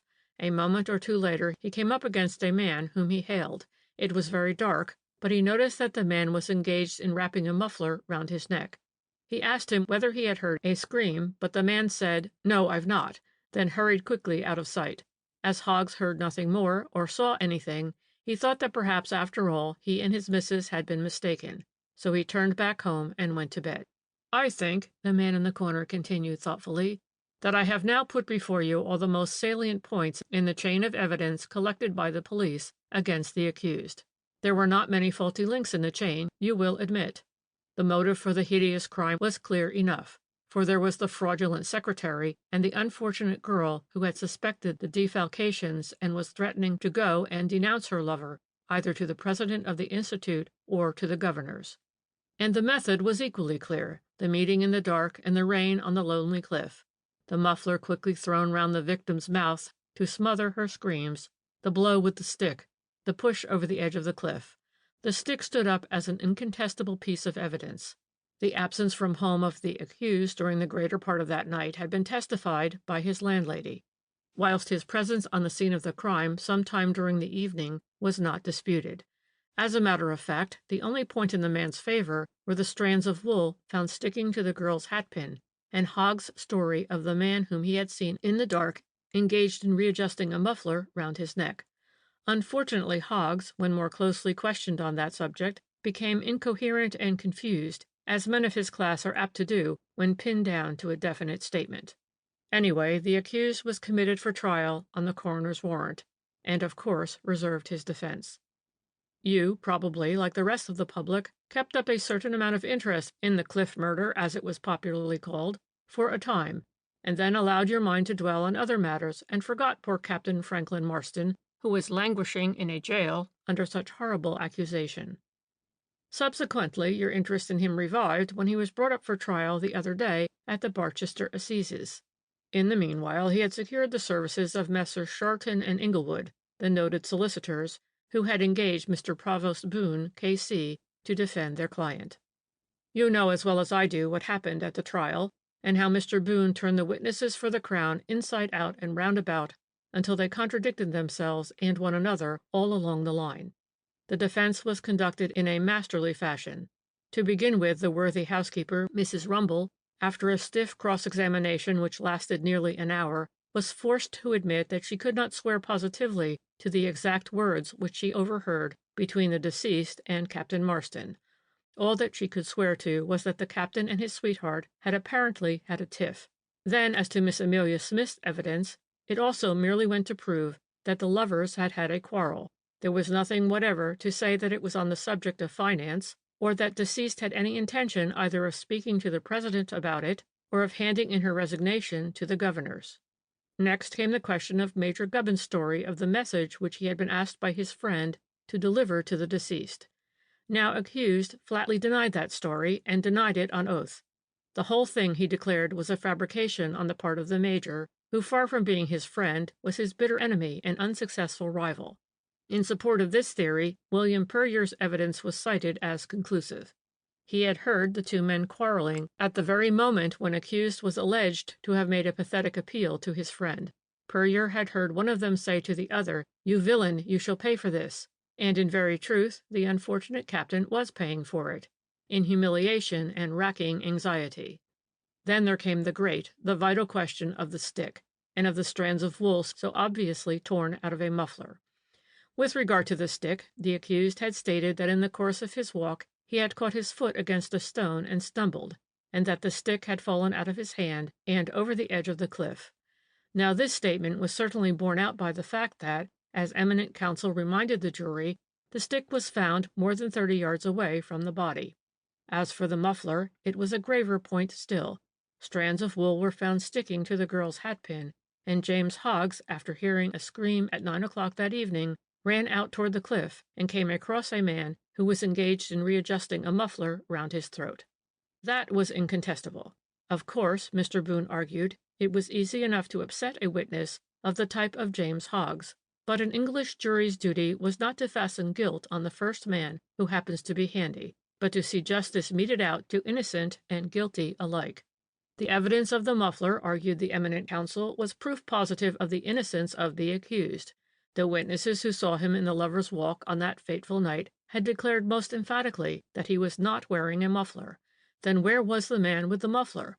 Where was the man who was within a few yards of the scene of the crime, 5 minutes after James Hoggs had heard the scream? The man who had denied hearing the scream, although both Hoggs and his wife heard it over a quarter of a mile away? Yes, gentlemen of the jury, the eminent counsel concluded with a dramatic gesture, it is the man with the muffler who murdered the unfortunate girl. If he is innocent, why is he not here to give evidence? There are no side tracks that lead to the cliffs at this point, so the man with the muffler must have seen something or someone. He must know something that would be of invaluable assistance to the elucidation of this sad mystery. Then why does he not come forward? I say, because he dare not. But let the police look for him, I say. The accused is innocent. He is the victim of tragic circumstances. But his whole life, his war record, his affection for the deceased, all proclaim him to be guiltless of such a dastardly crime. And above all, there stands the incontestable proof of his innocence, the muffler, gentlemen of the jury, the muffler. He said a lot more than that, of course, the man in the corner went on, chuckling dryly to himself, and said it a lot better than ever I can repeat it. But I have given you the gist of what he said. You know the result of the trial. The accused was acquitted, the jury having deliberated less than a quarter of an hour. There was no getting away from that muffler, even though every other circumstance pointed to Marston as the murderer of Janet Smith. On the whole, his acquittal was a popular one, although many who were present at the trial shook their heads and thought that if they had been on the jury, Marston would not have got off so easily. But for the most part these skeptics were not Brocksmouth people. In Brocksmouth the captain was personally liked, and the proclamation of his innocence was hailed with enthusiasm, and what's more, those same champions of the good-looking secretary, they were the women mostly, looked askance on the headmaster, who, they averred, had woven a Machiavellian net for trapping and removing from his path forever a hated and successful rival. The police have received a perfect deluge of anonymous communications suggesting that Major Gubbins was identical with the mysterious man with the muffler. But of course such a suggestion is perfectly absurd, since at the very hour when James Hoggs heard the scream, and a very few minutes before he met the man with the muffler, Major Gubbins was paying his belated visit to Miss Amelia Smith and delivering the alleged message. Even those ladies who disliked the headmaster most cordially had to admit that he could not very well have been in two places at the same time. The Dog's Tooth Cliff is a good half-hour's walk from Miss Smith's house to the Lovers' Walk itself, and is not accessible to cyclists or motors. And thus, to all intents and purposes, the Cliff murder has remained a mystery, but it won't be one for long. Have I not told you that you may expect important developments within the next few days? And I am seldom wrong. Already in this evening's paper you will have read that the entire executive of the Woodford Institute has placed its resignation in the hands of the governors, that several august personages have withdrawn their names from the list of patrons, and that though the president has been implored not to withdraw his name, he has proved adamant on the subject, and even refused to recommend successors to the headmaster, the secretary, or the matron. In fact, he has seemingly washed his hands of the whole concern. But surely, I now broke in, seeing that the man in the corner threatened to put away his piece of string and to leave me without the usual epilogue to his interesting narrative, surely General Sir Arkwright Jones cannot be blamed for the scandal which undoubtedly has dimmed the fortunes of the Woodford Institute. Cannot be blamed? The man in the corner retorted sarcastically. Cannot be blamed for entering into a conspiracy with his secretary and his headmaster to defraud the Institute, and then to silence forever the one voice that might have been raised in accusation against him? Sir Arkwright Jones! I exclaimed incredulously, for indeed the idea appeared to me preposterous then, as the general's name was almost a household word before the catastrophe. Impossible! Impossible? He reiterated. Why? He murdered Janet Smith. Of that you will be as convinced within the next few days as I am at this hour. That the three men were in collusion, I have not the shadow of doubt. Marston only made love to Janet Smith in order to secure her silence. But in this he failed, and the girl boldly accused him of roguery as soon as she found him out. It would be inconceivable to suppose that, being the bright, intelligent girl that she admittedly was, she could remain forever in ignorance of the defalcations in the books. She must, and did, tax her lover of irregularities. She must have, and indeed did, threaten to put the whole thing before the governors. So much for the lovers' quarrel overheard by Mrs. Rumble. I believe that the fate of the poor girl was decided on then and there by two of the scoundrels. It only remained to consult with their other accomplice as to the best means for carrying their hideous project through. Janet had announced her determination to go to Kirtmoor that self-same evening. The only question was, which of those three miscreants would meet her in the darkness and solitude of the Lovers' Walk. But in order at the outset to throw dust in the eyes of the public and the police, and not appear to be in any way associated with one another, Marston and Gubbins made pretense of a violent quarrel, which Puryear overheard. Then Gubbins, in order to make sure that the poor girl would carry out her intention of going over to Kirtmoor that evening, went to her house with the supposed message from Marston, and incidentally secured thereby his own alibi. This made him safe. Marston, in the meanwhile, went to arrange matters with Arkwright Jones. His position was of course more difficult than that of Gubbins. If there was to be murder, and my belief is that the scoundrels had been resolved on murder for some time before, the first suspicion would inevitably fall on the secretary who had kept the books and who had had the handling of the money. The miscreants had some sort of vague plan in their heads. Of this there can be no doubt. They were only procrastinating, hoping against hope that chance would continue to favor them. But now the hour had come. The danger was imminent. Within the next 24 hours, Janet Smith, being promised no redress on the part of the president, would place the whole matter before the governors, unless she was effectually made to hold her tongue. We can easily suppose that Marston would be clever enough to arrange to meet Arkwright Jones without arousing suspicion. We do know that soon after he finally quarreled with Janet Smith, he walked over to Kirtmoor. The two witnesses who spoke with him stated that they met him whilst they themselves were walking to Broxmouth. It was then just past 8 o'clock. Arkwright Jones had either dined at his hotel or not. We do not know, for it never struck the police to inquire at once how the popular general had spent his time on that fateful evening. You know what those sort of unconventional seaside places are. People spend most of their time out of doors, and there would be nothing strange, let alone suspicious, in any visitor going out for an hour after dinner, even if it rained. Then surely you can in your mind see those two scoundrels putting their villainous heads together, and as suspicion of any foul play would of necessity at once fall on Marston, Jones decided to take the hideous onus on himself. He went to the Dog's Tooth Cliff to meet Janet Smith himself, and borrowed Marston's stick to aid him in his abominable deed. He was clever enough, however, to throw it over the edge of the cliff some distance away from the scene of his crime. We do not know, of course, whether the poor girl recognized him, or whether he just fell on her in the dark. She only gave one scream before she fell. They were clever scoundrels, we must admit, but chance favored them too, especially in one thing. She favored them when she prompted Arkwright Jones to put a muffler round his throat. This one fact, as you know, saved Marston's neck from the gallows. But for the strands of wool in the girl's hatpin and Hogg's brief view of a man manipulating a muffler, nothing but Jones's own confession could have saved his accomplice. Whether he would have confessed remains a riddle which no one will ever solve. But as to the whole so-called mystery, I saw daylight through it the moment I realized that Marston's despair and humiliation during the inquest was a pretense. If he feigned despair, it was because he desired, temporarily, to be the victim of circumstantial evidence. From that point to the unraveling of the tangled skein was but a step for a mind bent on logic. But, I argued, for indeed I was bewildered and really incredulous, what will be the end of it all? Surely 3 scoundrels like that will not go scot-free.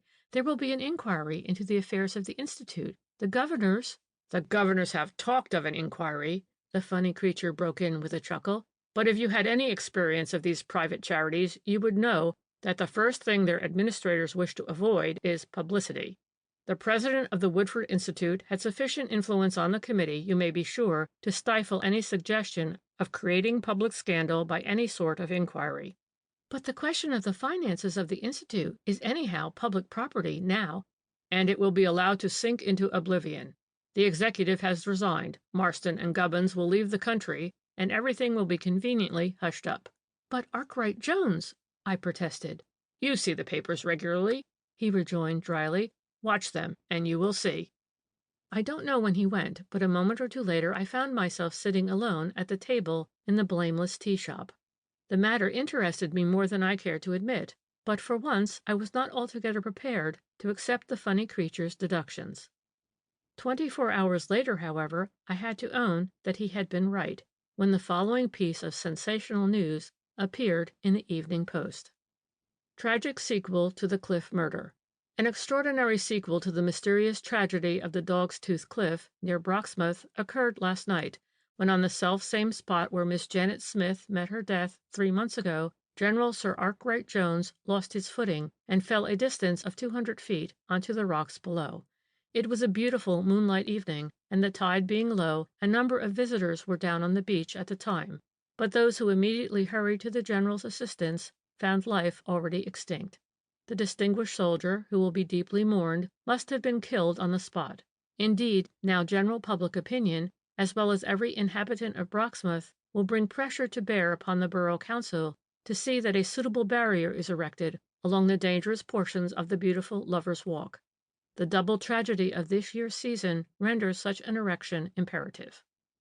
I was probably the only reader of that paragraph who guessed that the once distinguished soldier had not come accidentally by his death. No doubt the police had followed up the clue of the man with the muffler and were actually on the track of the miscreant when the latter, guessing that exposure was imminent, preferred to put an end to his own miserable life. I have since heard from friends at Broxmouth that Marston has gone to the Malay States and that Gubbins is doing something in Germany. Curious creature Marston must have been. Imagine, after Jones had returned from his infamous errand and told him that the hideous deed was done, imagine Marston walking back to Broxmouth along the Lovers' Walk, in the rain and the darkness, past the Dog's Tooth Cliff, at the foot of which the body of the murdered girl lay. I wonder what would be the views of the man in the corner on the psychology of a man with nerve enough for such an ordeal. End of the mystery of the Dog's Tooth Cliff.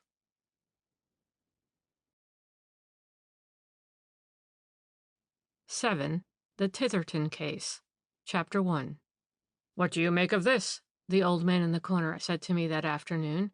"A curious case, is it not?"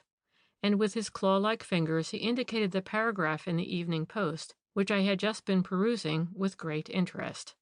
"At best," I replied, "it is a very unpleasant business for the Carysforts." "And at the worst?" he retorted with a chuckle. "Well," I remarked dryly. "Do you think they are guilty?" he asked. "I don't see who else—" "Ah!" he broke in with his usual lack of manners. "That is such a stale argument. One doesn't see who else, therefore one makes up one's mind that so-and-so must be guilty.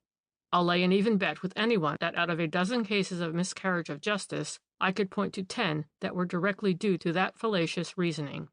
We all admit that there is a motive underlying every crime, and my argument is that public and police alike are far too ready to presuppose a motive that is half the time of their own creation. And having done that, they start working upon a flimsy foundation, waste a vast amount of time, and in the meanwhile give the real criminal every chance of escape. Now take as an example the Titherton case, in which you are apparently interested. It was an unprecedented outrage which stirred the busy provincial town to its depths, the victim, Mr. Walter Stonebridge, being one of its most noted solicitors. He had his office in Titherton High Street and lived in a small, detached house on the Great West Road. The house stood in the middle of a small garden and had only one story above the ground floor. The front door opened straight on a long, narrow hall which ran along the full depth of the house. On the left side of this hall there were 2 doors, one leading to the drawing room and the other to a small morning room. At the end of the hall was the staircase, and beyond it, down a couple of steps, there was a tiny dining room and the usual offices. The back door opened straight on the kitchen, and on the floor above there were 4 bedrooms and a bathroom. Mr. Walter Stonebridge was a bachelor, and his domestic staff consisted of a married couple, Henning by name, who did all that was necessary for him in the house. It was on the last evening of February. The weather was fair and bright. The Hennings had gone upstairs to their room as usual at 10 o'clock. Mr. Stonebridge was at the time sitting in the morning room. He was in the habit of sitting up late, reading and writing. On this occasion he told the Hennings to close the shutters and lock the back door as usual, but to leave the front door on the latch as he was expecting a visitor.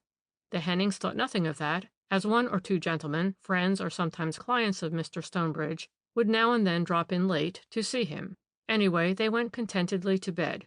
A little while later they could not exactly recollect at what hour, because they had already settled down for the night. They heard the front door bell, and immediately afterwards Mr. Stonebridge's footsteps along the hall. Then, suddenly, they heard a crash, followed by what sounded like a struggle, then a smothered cry, and, finally, silence. Henning was out of bed and on the landing in an instant, and he had just switched on the light there when he heard Mr. Stonebridge's voice calling up to him from below. "That's all right, Henning. I caught my foot in this confounded rug, that's all." Henning looked over the banister, and seeing nothing, he shouted down, "Shall I give you an answer?" But Mr. Stonebridge at once replied quite cheerily, "No, no, I'm all right. You go back to bed." And Henning did as he was told, nor did he or his wife hear anything more during the night. But in the early morning when Mrs. Henning came downstairs, she was horror-struck to find Mr. Stonebridge in the dining room, lying across the table to which he was securely pinioned with a rope. A serviette taken out of the sideboard drawer had been tied tightly round his mouth, and his eyes were blindfolded with his own pocket-handkerchief. The woman's screams brought her husband upon the scene. Together they set to work to rescue their master from his horrible plight. At first they thought he was dead, and Henning was for fetching the police immediately. But his wife declared that Mr. Stonebridge was just unconscious, and she started to apply certain household restoratives, and made Henning force some brandy through Mr. Stonebridge's lips. Presently the poor man opened his eyes and gave 1 or 2 other signs of returning consciousness, but he was still very queer and shaky. The Hennings then carried him upstairs, undressed him, and put him to bed, and then Henning ran for the doctor. Well, it was days, or in fact weeks, before Mr. Stonebridge had sufficiently recovered to give a coherent statement of what happened to him on that fateful night, and which was just as much to the point what had happened the previous day. The doctor had prescribed complete rest in the interim. The patient had suffered from concussion and I know not what, and those events had got so mixed up in his brain that to try and disentangle them was such an effort that every time he attempted it, it nearly sent him into a brain fever. But in the meanwhile his friends had been busy, notably Mr. Stonebridge's head clerk, Mr. Medbourne, who was giving the police no rest. There was, even without the evidence of the principal witness concerned, plenty of facts to go on to make out a case against the perpetrator of such a dastardly outrage. That robbery had been the main motive of the assault was easily enough established. A small fire and burglar-proof safe which stood in a corner of the morning room had been opened and ransacked. When examined, it was found to contain only a few trinkets which had probably a sentimental value, but were otherwise worthless.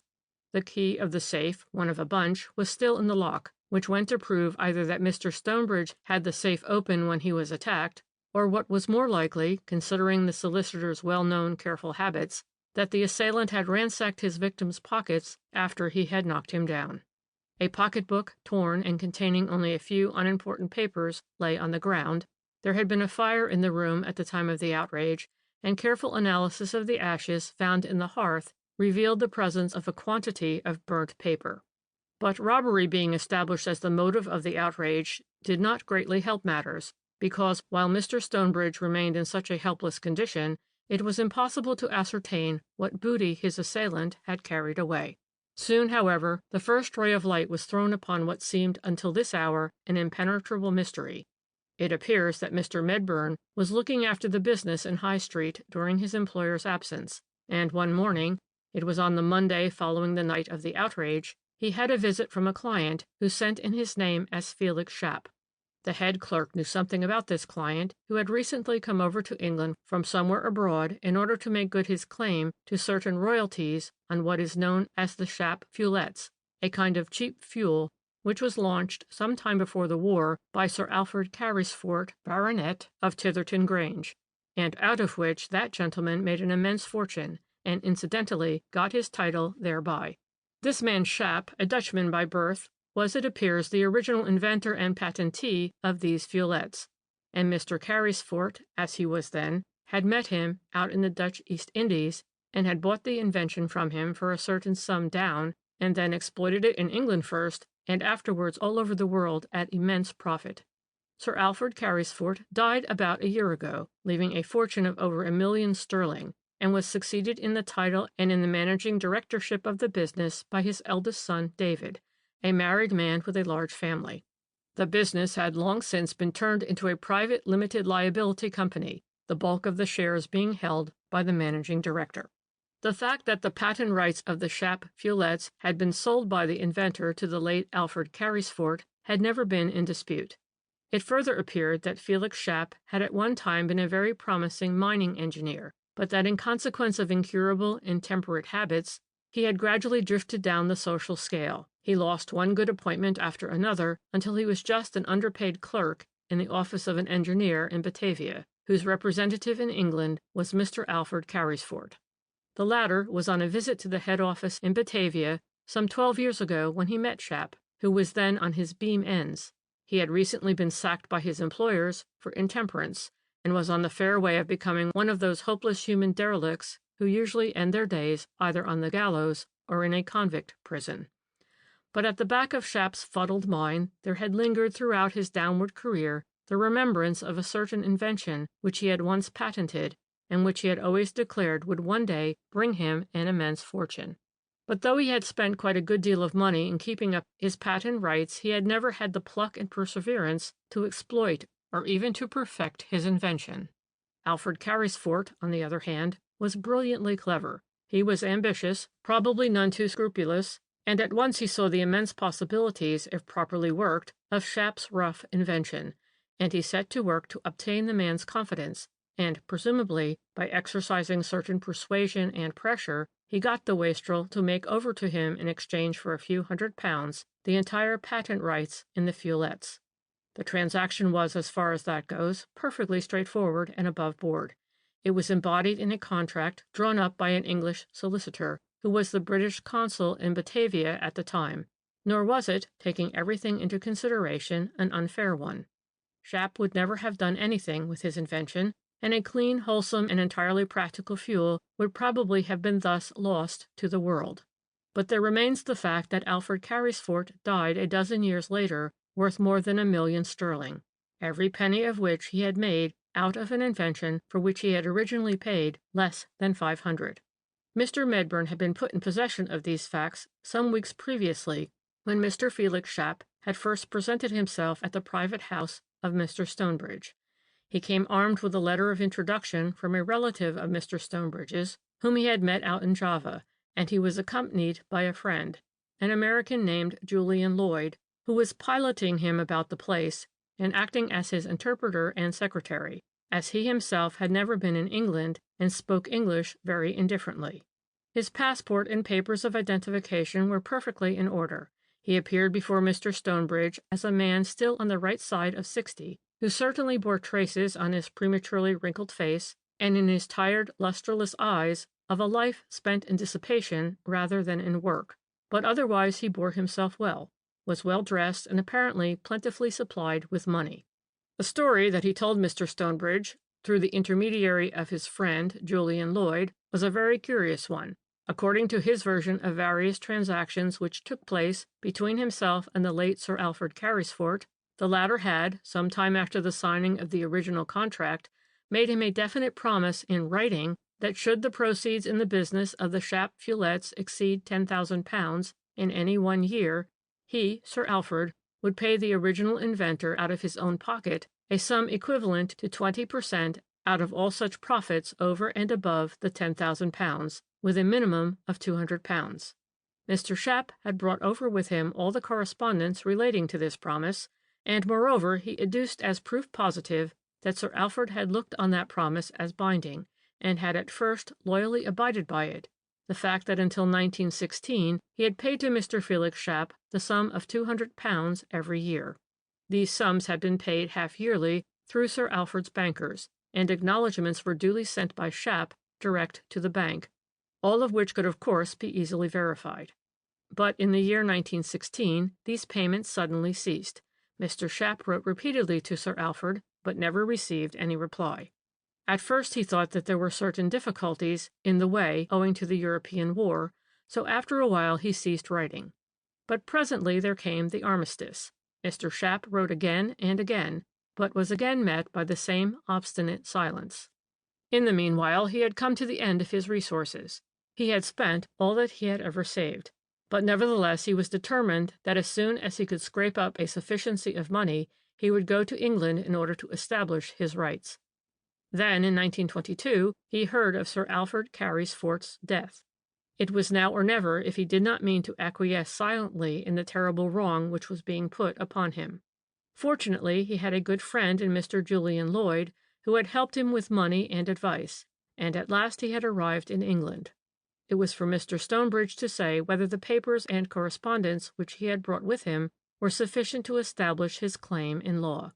Mr. Medburn remembered Mr. Stonebridge telling him all about these matters and emphasizing the fact that Felix Schapp had undoubtedly a very strong case, and that he could not understand a man in the position of Sir Alfred Carysfort thus wilfully repudiating his own signature. There is not only the original letter, Mr. Stonebridge had concluded, making a definite promise to pay certain sums out of his own pocket if the profits of the company exceeded £10,000 in any 1 year, but there are all the covering letters from Sir Alfred's bankers whenever they sent checks on his behalf to Schapp, usually twice a year, for sums that varied between £100 and £150. I cannot understand it, he had reiterated more than once, and Mr. Medburn, who also had a great deal of respect for the Carysforts, who were among the wealthiest people in the county, was equally at a loss to understand the position.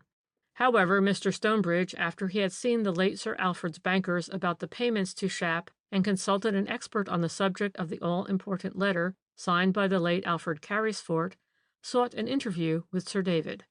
From the first there seemed to be an extraordinary amount of acrimony brought into the dispute by both sides. This was understandable enough on the part of Felix Schapp, who felt he was being defrauded of his just dues by men who were literally coining money out of the product of his brain. But the greatest bitterness really appeared to come from the other side. At first, Sir David Carysfort refused even to discuss the question. He was quite sure that if his father had made promises of payments to anyone, he was the last man in the world to repudiate such obligations. Sir David had not yet had time to go through all his father's papers, but he was quite convinced that correspondence or documents would presently be found which would set at naught the original letter produced by Mr. Shapp. But of course the payments to Shapp up until including the year 1916 could not be denied.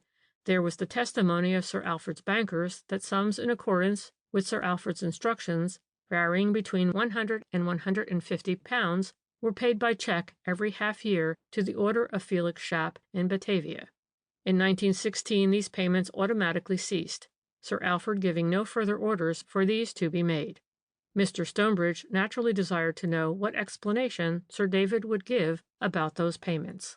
At first, Sir David denied all knowledge as to the reason or object of the payments, but after a while he must have realized that public opinion was beginning to raise its voice on the subject, and that it was not exactly singing the praises of Sir David Carysfort, Baronet.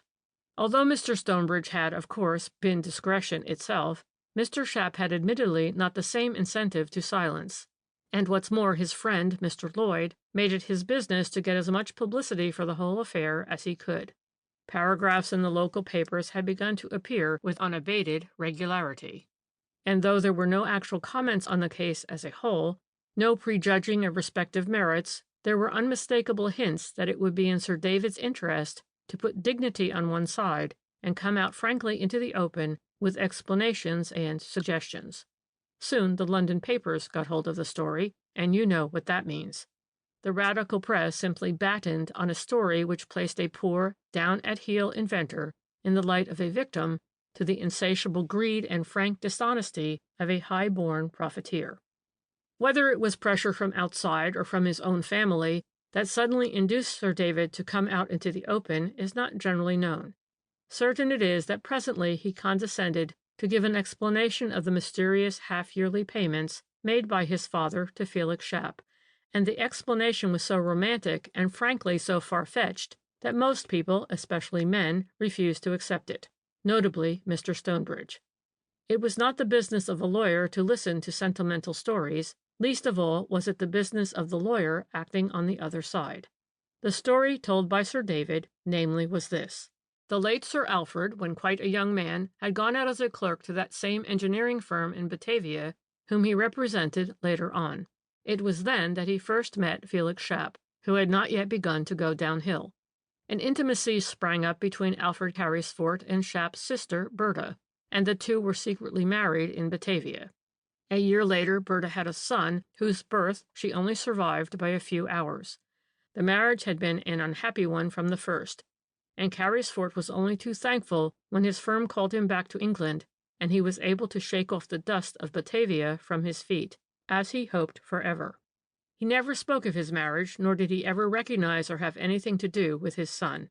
By some pecuniary arrangement entered into with Felix Shapp, the latter undertook to provide for and look after the boy, to give him his own name, and never to trouble his brother-in-law about him again. A deed poll was, Sir David believed, duly executed, and the boy assumed the name of Alfred Shapp. Some years later there occurred the transaction over the Shapp feuillettes. Alfred Carysfort had come to Batavia on business. He had met Felix Shapp again, who by this time had become a hopeless wastrel. The contract for the sale of the patent rights in the feuillettes was duly executed, but whether after seeing his son once more the call of the blood became more insistent in the heart of Alfred Carysfort, or whether he merely yielded to blackmail, Sir David could not say. Certain it is that after a while, when the profits of the Shapp Feuillettes Company became substantial, Sir Alfred took to sending over a couple of £100 every year to Shapp for the benefit of young Alfred. When the war broke out, young Alfred joined the Australian Expeditionary Force and was killed in Gallipoli in August 1915. As soon as Sir Alfred had definite news of the boy's death, he naturally stopped all further payments to Shapp. The story, as you see, sounded plausible enough, and if it proved to be untrue, it would reflect great credit on Sir David's gift of imagination. Felix Shapp, as was only to be expected, denied it from beginning to end. The whole thing, he declared, was an impudent falsehood, based on a semblance of truth. It was quite true that he had adopted and for years had cared for his sister's son, who was subsequently killed in Gallipoli. It was also true that Alfred Carysfort had years ago paid some attention to his sister Berta, but there was never any question of marriage between them, young Carysfort deeming himself far too grand and well-born to marry the daughter of an obscure East Indian trader. Berta had subsequently married a man of mixed blood who deserted her and went off somewhere to Argentina or Honduras. Shap did not know where. At any rate, he was never heard of again. In proof of his version of the romantic story, Felix Shap actually had a copy of his sister's marriage certificate, as well as 1 or 2 letters written at different times to his sister Berta by her rascally husband. He had indeed plenty of proofs for his assertions, but when Mr. Stonebridge asked for confirmation of Sir David's story, the latter appeared either unprepared or unwilling to produce any, whereupon Mr. Stonebridge, on behalf of his client, entered an action for the recovery of certain royalties due to him on the sales of the Shap Fulettes, the amount to be presently agreed on after examination of the audited accounts. Thus matters stood when on that Wednesday night in February last, Mr. Stonebridge was found gagged and unconscious, the victim of a murderous and inexplicable assault. And on the Saturday following, Mr. Felix Shap, accompanied by his friend Mr. Lloyd, called on Mr. Medburn at the office in High Street. They had read in the papers certain details which had filled Shap with apprehension. They had read that the safe in the morning room in Mr. Stonebridge's house had been obviously ransacked, and that the analysis of the ashes in the grate had revealed the presence of a large quantity of burnt paper. "My friend Mr. Shap would like you to put his mind at rest, Mr. Medburn," Mr. Lloyd said in an anxious, agitated tone of voice, "that the papers relating to this case, which he entrusted to Mr. Stonebridge, are safely locked up in the safe at this office." Unfortunately, the head clerk was not able to satisfy Mr. Shap on that point. Mr. Stonebridge had never brought the papers to the office, nor had Mr. Medburn ever seen them. His impression was, he regretted to say, that Mr. Stonebridge had, for the time being, kept all papers relating to this particular case at his private house, just as he had always seen Mr. Shap there, rather than at the office. Of course, Mr. Medburn hastened to assure his visitor Mr. Stonebridge may have kept the documents in some other secure place. Mr. Medburn couldn't say, not having access to all his employer's papers, and in any case he would make a comprehensive search for the missing documents, and if nothing was found he would at once inform the police. An evening or 2 later the papers came out with flaring headlines. "Amazing developments in the Titherton outrage. Missing documents. Sensational turn in the Shap Fulettes case," and so on. The head clerk had made an exhaustive search amongst his employer's papers, but not a trace could he find of any documents relative to Mr. Shap's case. One and all had disappeared. The original letter from Alfred Carysfort promising to pay an extra 20% on the profits of the Shap Fulette Company under certain conditions, the letters from the scoundrel who had been Berta's husband, together with the copy of Berta's marriage certificate, everything was gone. Every proof of the truth of the story which Felix Shap had come all this way to tell. Chapter 2. "The next exciting incident," the man in the corner continued glibly, "in this remarkably mysterious case was the news that Mr. Alan Carysfort, eldest son of Sir David Carysfort, Baronet, had been detained in connection with the assault upon Mr. Stonebridge and the disappearance of certain papers, the property of Mr. Felix Shap of Batavia. Young Alan Carysfort, who was a subaltern in a cavalry regiment, had come home from India recently, and as a matter of fact he had arrived at the Grange, the family seat just outside Titherton, the very evening of the outrage. Acting upon certain information received, the police had detained him. He was to be brought before the magistrates on the following day, and in the meanwhile it was generally understood that some highly sensational evidence had been collected by the police. It has been asserted that Sir David Carysfort and his family were the last to realize how very strong public opinion had been against them ever since Shap's story and the loss of the documents had become generally known. Though there had been no hint of it in the press, the public loudly declared that the Carysforts must have had something to do with the outrage. Seek him whom the crime benefits being a most excellent adage. But imagine the sensation when Alan Carysfort, the eldest son of Sir David Carysfort, Baronet, was arrested. Need I say that the following day, when the young man was brought before the magistrates, the court was crowded. Sir David was a magistrate too, but of course he did not sit that day. To see his eldest son arraigned before his brother Beeks must have been a bitter pill for his pride to swallow. We had the usual formal evidence of arrest, the medical evidence, and so on, after which we quickly plunged into exciting business. Mr. Stonebridge, we were soon told, had made a statement.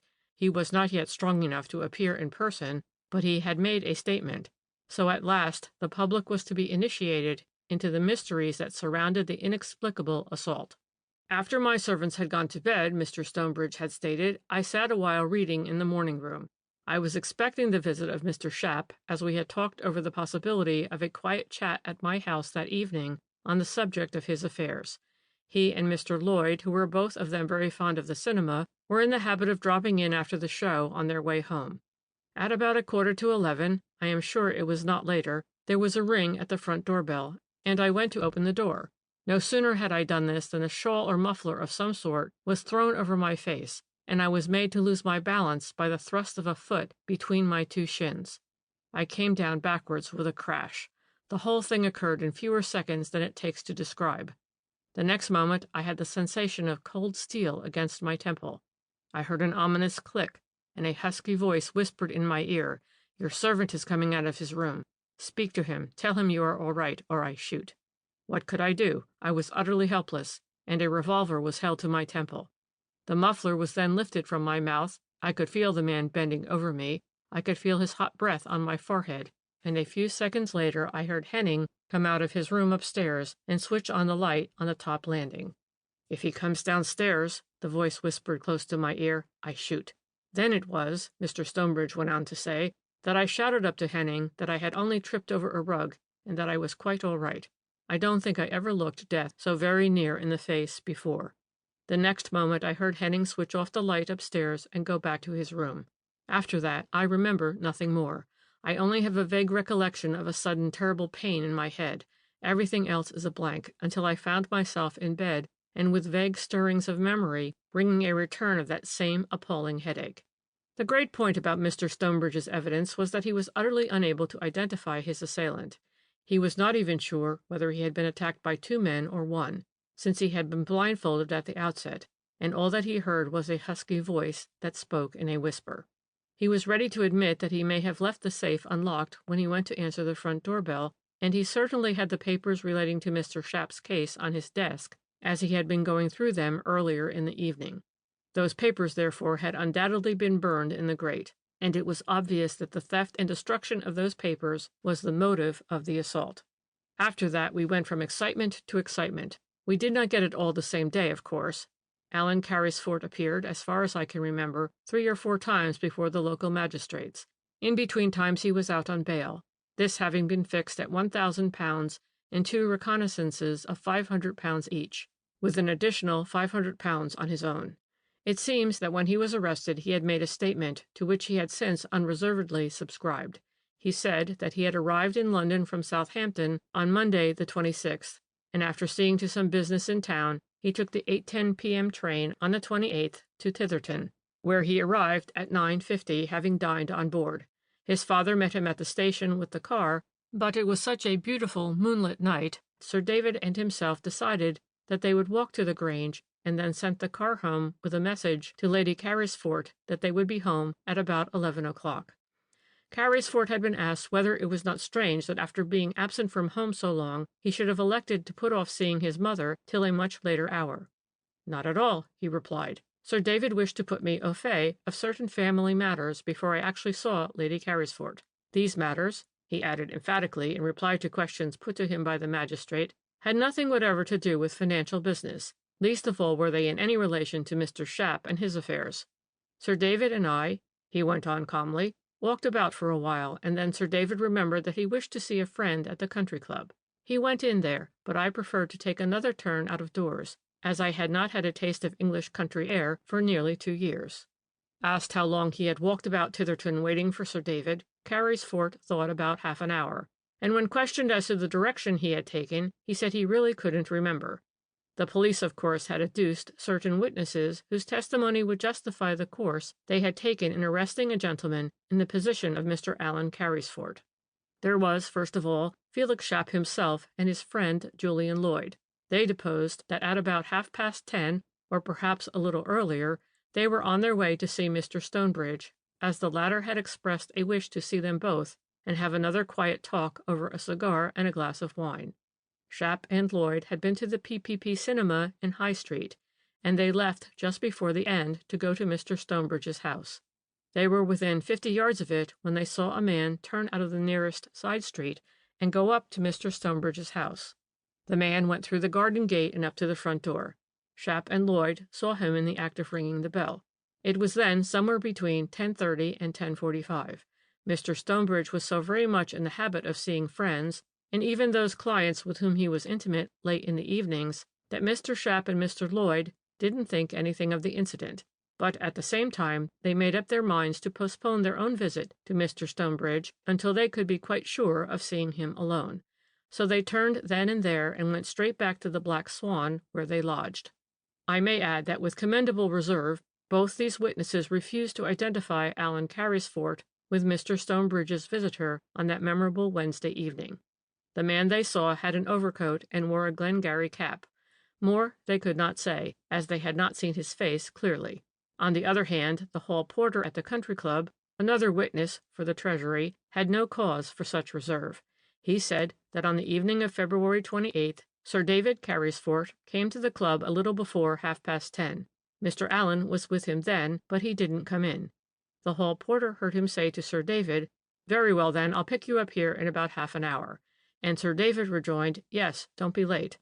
Mr. Allen did return to the club at about 11 o'clock, and the two gentlemen then went off together. The hall porter remembered the incident on that date quite distinctly, because he recollected being much surprised at seeing Mr. Alan Carrisford, who he thought was still abroad. After that, there was another remand, Alan Carrisford's solicitor having asked and obtained an adjournment for a week. But by this time, as you may imagine, not only the county, but London society, too, were absolutely horror-struck. To think that a man in the position of the Carrisfords should have stooped to such an act, not only of violence, but of improbity, was indeed staggering. Nor did public opinion swerve from this attitude one hair's breadth, even though at the next hearing all the proofs which the police had adduced against the accused were absolutely confuted. Fortunately for Carrisford, his solicitors had been successful in finding two witnesses, Miriam Page and Arthur Ormley, who had seen Mr. Alan Carrisford, whom they knew by sight, strolling by the river at 10:45. They, like the hall porter at the country club, remembered the circumstance very clearly because they did not know that Mr. Allen was home from abroad, and were astonished to see him there. The point of the evidence of three witnesses was that the river where they had seen Alan Carrisford strolling at 10:45 is at the diametrically opposite end of the town to where lies the Great West Road. Now the hall porter had seen Alan Carrisford outside the country club at 10:30 and again at 11. If Carrisford was strolling by the river at 10:45, and there was no reason to impugn the credibility of the witnesses, he could not possibly have been the man whom Mr. Shapp and Mr. Lloyd saw ringing the bell of Mr. Stonebridge's house at about that same hour. Alan Carrisford was discharged by the magistrates, as you know. There was no definite proof against him. But public opinion is ever an uncertain quantity, and it is still dead against the Carrisfords. In the public mind, two facts have remained indelibly fixed. Firstly, that the Carrisfords had everything to gain by the destruction of Felix Shapp's papers, and secondly, that there was nobody else who could possibly have benefited by it. Since then, also, Mr. Stonebridge has made a declaration that nothing was stolen out of his safe and pocketbook except the papers and letters belonging to Felix Shapp. So what would you? Although Alan Carrisford was discharged by the magistrates, really because there was no tangible evidence against him, he did not leave the court without a stain on his character. The stain was there, and there it is to this day. It will take the Carrisfords years to live the scandal down. Though some friends have remained loyal, there are always the enemies, the envious, the uncharitable, and they insist that the two witnesses, the only two, mind you, whose evidence did clear Alan Carrisford of suspicion, had been bought, and should not be believed, while others simply declare that Sir David and his son employed some ruffian to do the dirty work for them. He gave a dry cackle and contemplated me through his huge horn-rimmed spectacles. "And you are of that opinion, too, I imagine," he said. "Well, it seems the only likely explanation," I replied guardedly. "Surely you don't suppose," he retorted, "that a businessman like David Carrisford would place himself so entirely in the hands of a ruffian that he would forever after be the victim of blackmail? Why, it would have been cheaper to buy off Felix Shapp." But, I rejoined, I don't see who else had any interest in doing away with those documents. I'll tell you, he rejoined dryly, Felix Schapp himself. What do you mean? I queried, with as much lofty scorn as I could command. I mean, he replied, that all Felix Schapp's documents were forgeries. Forgeries? I exclaimed. Yes, spurious. False affidavits. Forgeries, the lot of 'em. My belief is that Stonebridge began to suspect this himself, and I think he has had a narrow escape of being murdered outright by those two rascals. As it is, they have destroyed every proof of their villainy, and old Stonebridge, I imagine, is content to let things remain as they are, rather than admit publicly that he was completely taken in by two very plausible rogues. But, I urged, what about the handwriting expert? The funny creature laughed aloud. Yes, he said, what about the expert? If there had been two, they would have disagreed. And mind you, at a distance of 12 years, a signature would be difficult of absolute identification. Everyone's handwriting undergoes certain modifications in the course of years. Experts, he reiterated. Bah! But, I went on impatiently, I don't see the object of the whole scheme. The object was blackmail, the whimsical creature retorted, and it succeeded admirably. Already we read that Messrs. Schapp and Lloyd are staying at expensive hotels in London, that they have granted interviews to pressmen and written articles for halfpenny newspapers. We shall hear of them as cinema stars presently. They have had the most gorgeous, the most paying publicity, and presently Sir David Carysfort will have had enough of them and will put a few more hundreds in their pockets just to be rid of them. That was the object of the whole scheme, my dear young lady, and see how well it was carried out. Of course, the fuddle-headed Dutchman never thought of it. I imagine that the whole scheme originated in the fertile brain of Mr. Julian Lloyd, and it was thoroughly well thought out from the manufacture of the documents and letters down to the assault on the silly old country attorney. And, mind you, the rascals originally went to a silly country attorney. They would have been afraid to go to a London lawyer, lest he be too sharp for them. The only mistake they made were the letters purported to be written to Berta Schapp by the husband who is supposed to have disappeared, and the copy of Berta's marriage certificate. It is those letters that gave me the clue to the whole thing. Old Stonebridge was too dull to have seen through those letters. If they were genuine, why should Felix Schapp have brought them over to England? They had nothing whatever to do with any contract about the Schapp Fulettes. If they were genuine, how could he guess that he would have to disprove a story of a secret marriage and of a young Alfred being the son of Sir Alfred Carysfort? By wanting to prove too much, he, to my mind, gave himself away, and one can but marvel that neither lawyers nor police saw through the roguery. Of course, the moment one understands that one set of papers was spurious, it is easily concluded that all the others were forgeries. And the late Sir Alfred Carysfort, anxious only to obliterate every vestige of that early marriage of his, unwittingly played into the hands of those two scoundrels by destroying all the correspondence that he had ever had with Schapp. Think it over. You will see that I am right. Look at this paragraph again in the Evening Post. Does it not bear out what I say? The paragraph in the evening paper to which the man in the corner was pointing read as follows. Among the passengers on the Dutch liner Stad Rotterdam is Mr. Felix Schapp, the hero of a recent celebrated case. He is returning to Batavia, having, through a misadventure which has remained an impenetrable mystery to this day, been deprived of all the proofs that would have established his claim to a substantial share of the profits in the Schapp Fulettes Company. Fortunately, Mr. Schapp had enlisted many sympathies in England, that his friends had no difficulty in collecting a considerable sum of money which was presented to him on his departure in the form of a purse and as a compensation for the ill luck which has attended him since he set foot in this country.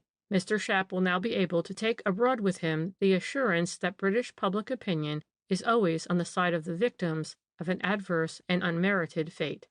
Yes, the funny creature concluded with a cackle, until the victims are found out to be rogues, Mr. Felix Schapp and his friend Mr. Julian Lloyd will be found out some day. The next moment he had gone with that rapidity which was so characteristic of him, and I might have thought that he was just a spook who had come to visit me whilst I dozed over my cup of tea, only that on the table by the side of an empty glass was a piece of string adorned with a series of complicated knots. End of the Titherton case.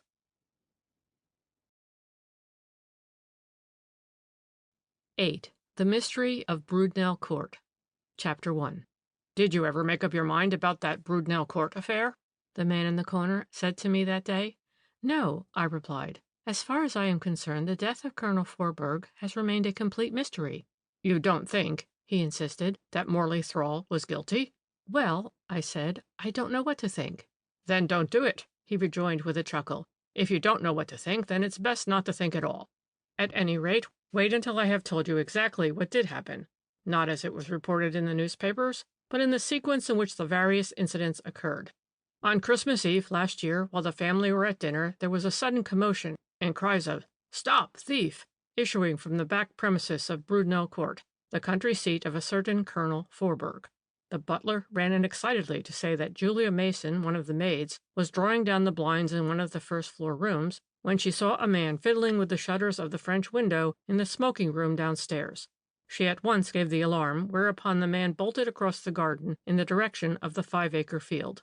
The colonel and his stepson, as well as 2 male guests who were dining with them, immediately jumped up and hurried out to help in the chase. It was a very dark night. People were running to and fro, and for a few moments there was a great deal of noise and confusion, through which 2 pistol shots in close succession were distinctly heard. The ladies, amongst whom was Miss Monica Glenluce, the colonel's stepdaughter, had remained in the dining room, and the dinner was kept waiting, pending the return of the gentlemen. They straggled in one by one, all except the colonel. The ladies eagerly asked for news. The gentlemen could not say much. The night was very dark, and they had just waited about outside until some of the indoor men who had given chase came back with the news that the thief had been caught. This news was confirmed by young Glenluce, Miss Monica's brother, who was the last to return. He had actually witnessed the capture. The thief had bolted straight across the 5-acre meadow, but doubled back before he reached the stables, turned sharply to the right through the kitchen garden, and then jumped over the boundary wall of the grounds into the lane beyond, where he fell straight into the arms of the local constable, who happened to be passing by. Young Glenluce had great fun out of the chase. He had guessed the man's purpose, and instead of running after him across the meadow, he had gone round it, and had reached the boundary wall only a few seconds after the thief had scaled it. There was some talk about the gunshots that had been heard, and everyone supposed that Colonel Forberg, who was a violent-tempered man, had snatched up a revolver before giving chase to the burglar and had taken a pot-shot at him. It was fortunate that he had missed him. The incident would then have been closed and the interrupted dinner proceeded with, but for the fact that the host had not yet returned. Nothing was thought of this at first, for it was generally supposed that the colonel had been kept talking by one of his men, or perhaps by the constable who had effected the capture. It was only when close on half an hour had gone by that Miss Monica became impatient. She got the butler to telephone both to the stables and to the lodge, but the colonel had not been seen at either place, either during or after the incident with the burglar. Communication with the police station brought the same result. Nothing had been seen or heard of the colonel. Genuinely alarmed now, Miss Monica gave orders for the grounds to be searched. It was just possible that the colonel had fallen whilst running, and was lying somewhere helpless in the dark, perhaps unconscious. Everyone began recalling those pistol shots, and a vague sense of tragedy spread over the entire house. Monica blamed herself for not having thought of all this before. A search party went out at once. For a while, stable lanterns and electric torches gleamed through the darkness and past the shrubberies. Then suddenly there were calls for help. The wandering light centered in one spot, somewhere in the middle of the 5-acre meadow near the big elm tree. Obviously, there had been an accident. Monica ran to the front door, followed by all the guests. Through the darkness, a group of men were seen slowly wending their way toward the house. One man was running ahead. It was the chauffeur. Young Glenluce, half guessing that something sinister had occurred, went forward to meet him. What had happened was indeed as tragic as it was mysterious. The search party had found the colonel lying full length in the meadow. His clothes were saturated with blood. He had been shot in the breast and was apparently dead. Close by, a revolver had been picked up. It was impossible to keep the terrible news from Miss Monica. Her brother broke the news to her. She bore up with marvelous calm, and it was she who at once gave the necessary orders to have her stepfather's body taken upstairs and to fetch both the doctor and the police. In the meanwhile, the guests had gone back into the house. They stood about in groups, awestruck and whispering. They did not care to finish their dinner or to go up to their rooms, as in all probability they would be required when the police came to make inquiries. Monica and Gerald Glenluce had gone to sit in the smoking room. It was the most horrible Christmas Eve anyone in that house had ever experienced. Chapter 2. Murder committed from any other motive than that of robbery, the man in the corner went on after a moment's pause, always excites the interest of the public. There is nearly always an element of mystery about it, and it invariably suggests possibilities of romance. In this case, of course, there was no question of robbery. After Colonel Forberg fell, shot, as it transpired at close range and full in the breast, his clothes were left untouched. There was loose silver in his trouser pocket, a few treasury notes in his letter case, and he was wearing a gold watch and chain and a fine pearl stud. The motive of the crime was therefore enmity or revenge. And here the police were at once confronted with a great difficulty. Not, mind you, the difficulty of finding a man who hated the colonel sufficiently to kill him, but that of choosing among his many enemies one who was most likely to have committed such a terrible crime. He was the best hated man in the county. Known as Remount Forberg, he was generally supposed to have made his fortune in some shady transactions connected with the Remount Department of the War Office during the Boer War, more than 20 years ago. His first wife was said to have died of a broken heart, and he had no children of his own. Some 10 years ago he had married a widow with 2 young children. She had a considerable fortune of her own, and when she died she left it in trust for her children, but she directed that her husband should be the sole guardian of Monica and Gerald until they came of age. Moreover, she left him the interest on the whole of the capital amount for as long as they were in his house and unmarried. After his death, the money would revert unconditionally to them. Of course it was a foolish, one might say a criminal will, and one obviously made under the influence of her husband. One can only suppose that the poor woman had died without knowing anything of Remount Forberg's character. Since her death, his violent temper and insufferable arrogance had alienated from the children every friend they ever had. Only some chance acquaintances ever came anywhere near Brudnell Court now. Naturally, everyone said that the colonel's behavior was part of a scheme for keeping suitors away from his stepdaughter Monica, who was a very beautiful girl. As for Gerald Glenluce, Monica's younger brother, he had been sadly disfigured when he was a schoolboy through a fall against a sharp object that had broken his nose and somewhat mysteriously deprived him of the sight of one eye. Those who had suffered most from Colonel Forberg's violent tempers declared that the boy's face had been smashed in by a blow from a stick, and that the stick had been wielded by his stepfather. Be that as it may, Gerald Glenluce had remained, in consequence of the disfigurement, a shy, retiring, silent boy who neither played games nor rode to hounds and had no idea how to handle a gun. But he was essentially the colonel's favorite. Where Forberg was harsh and dictatorial with everyone else, he would always unbend to Gerald, and was almost gentle and affectionate toward him. Perhaps an occasional twinge of remorse had something to do with that soft side of his disagreeable character. Certainly that softness did not extend to Monica. He made the girl's life almost unbearable with his violence, which amounted almost to brutality. The girl hated him openly and said so. Her one desire was to get away from Brudnell Court by any possible means. But owing to her mother's foolish will, she had no money of her own, and the few friends she had were not sufficiently rich or sufficiently disinterested to give her a home away from her stepfather, nor would the colonel, for the matter of that, have given his consent to her living away from him. As for marriage, it was a difficult question. Young men fought shy of any family connection with Remount Forberg. The latter's nickname was bad enough, but there were rumors of secrets more unavowable still in the past history of the colonel. Certain it is that though Monica excited admiration wherever she went, and though one or two of her admirers did go to the length of openly courting her, the courtship never matured into an actual engagement. Something or other always occurred to cool off the ardor of the wooers. Suddenly they would either go on a big game-shooting expedition, or on a tour round the world, or merely find that country air did not suit them. There would perhaps be a scene of fond farewell, but Monica would always understand that the farewell was a definite one, and as she was an intelligent as well as a fascinating girl, she put 2 and 2 together, and observed that these farewell scenes were invariably preceded by a long interview behind closed doors between her stepfather and her admirer of the moment. Small wonder, then, that she hated the colonel. She hated him as much as she loved her brother.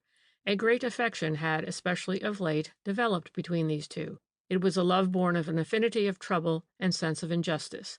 On Gerald's part there was also an element of protection toward the beautiful sister. The fact that he was so avowedly the spoilt son of his irascible stepfather enabled him many a time to stand between Monica and the Colonel's unbridled temper. Latterly, however, some brightness and romance had been introduced into the drab existence of Monica Glenluce by the discreet courtship of her latest admirer, Mr. Morley Thrall. Mr. Thrall was a wealthy man, not too young and of independent position, who presumably did not care whether county society would cut him or no in consequence of his marriage with the stepdaughter of Remount Forburg. Subsequent events showed that he had observed the greatest discretion while he was courting Monica. No one knew that there was an understanding between him and the girl, least of all the Colonel. Mr. Morley Thrall came, not too frequently, to Brudnell Court. While there he appeared to devote most of his attention to his host and to Gerald, and to take little if any notice of Monica. She had probably given him a hint of rocks ahead, and he had succeeded in avoiding the momentous interview with the Colonel which Monica had learned to look on with dread. Mr. Morley Thrall had been asked to stay at Brudnell Court for Christmas, the other guests being a Major Rawstone with his wife and daughter Rachel. They were all at dinner on that memorable Christmas Eve when the tragedy occurred, and all the men hurried out of the dining room in the wake of their host when first the burglary alarm was given. Chapter 3. Thus did matters stand at Brudnell Court when, directly after the holidays, Jim Peyton, a groom recently in the employ of Colonel Forburg, was brought before the magistrates, charged with the murder of his former master. There was a pretty stiff case against him, too. It seems that he had lately been dismissed by Colonel Forburg for drunkenness, and that before dismissing him the Colonel had given him a thrashing, which apparently was well deserved, because while he was drunk he very nearly set fire to the stables, and an awful disaster was only averted by the timely arrival of the Colonel himself upon the scene. Be that as it may, the man went away swearing vengeance. Subsequently he took out his summons for assault against Colonel Forburg, and only got charges of 1 shilling. This had occurred a week before Christmas. There were several witnesses there who could swear to the threatening language used by Peyton on more than one occasion since then, and of course he had been caught in the very act of trying to break into the house through the French window of the smoking room. On the other hand, the revolver with which Remount Forburg had been shot, and which was found close to the body with 2 empty chambers, was identified as the Colonel's own property, one which he always kept loaded in a drawer of his desk in the smoking room. And this is the interesting point. The shutters of the smoking room were found by the police inspector, who examined them subsequently, to be bolted on the inside, just as they had been left earlier in the evening by the footman whose business it was to see to the fastening of windows and shutters on the ground floor. This fact, the shutters being bolted on the inside, was confirmed by Miss Monica Glenluce, who had been the first to go into the smoking room after the tragic event. Her brother joined her subsequently. Both of these witnesses said that the room looked absolutely undisturbed. The shutters were bolted, the drawer of the desk was closed. They had remained in the room until after the visit of the police inspector. After the positive evidence of these 2 witnesses, the police prosecution had of necessity to fall back on the far-fetched theory that Colonel Forburg himself, before he hurried out in order to join in the chase against the burglar, had run into the smoking room and picked up his revolver, and that, having overtaken Peyton, he had threatened him, and that Peyton had then jumped on him, wrenched the weapon out of his hand, and shot him. It was a far-fetched theory, certainly, and one which the defense quickly upset. Gerald Glenluce, for one, was distinctly under the impression that the Colonel ran from the dining room straight out into the garden, and the young footman who was watching the fun from the front door and saw the Colonel run out was equally sure that he had not a revolver in his hand. Peyton got 6 months hard for attempted housebreaking. There really was no evidence against him to justify the more serious charge. But when the charge of murder was withdrawn, it left the mystery of Remount Forburg's tragic end seemingly more impenetrable than before. Nevertheless, the coroner and jury labored conscientiously at the inquest. No stone was to be left unturned to bring the murderer of Remount Forburg to justice, and in this laudable effort the coroner had the able and unqualified assistance of Miss Glenluce. However bitter her feelings may have been in the past towards her stepfather while he lived, she seemed determined that his murderer should not go unpunished. Nay, more, there appeared to be in all her actions during this terrible time a strange note of vindictiveness and animosity, as if the unknown man who had rid her of an arrogant and brutal tyrant had really done her a lasting injury.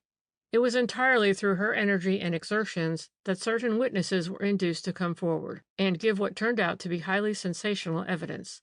The police, who were convinced that James Peyton was guilty, had turned all their investigations in the direction of proving their theories. Miss Monica, on the other hand, had seemingly made up her mind that the murderer was to be sought for inside the house. It even appeared as if she had certain suspicions which she only desired to confirm. To this end she had questioned and cross-questioned everyone who was in the house on that fatal night, well knowing how reluctant some people are to be mixed up in any way with police proceedings.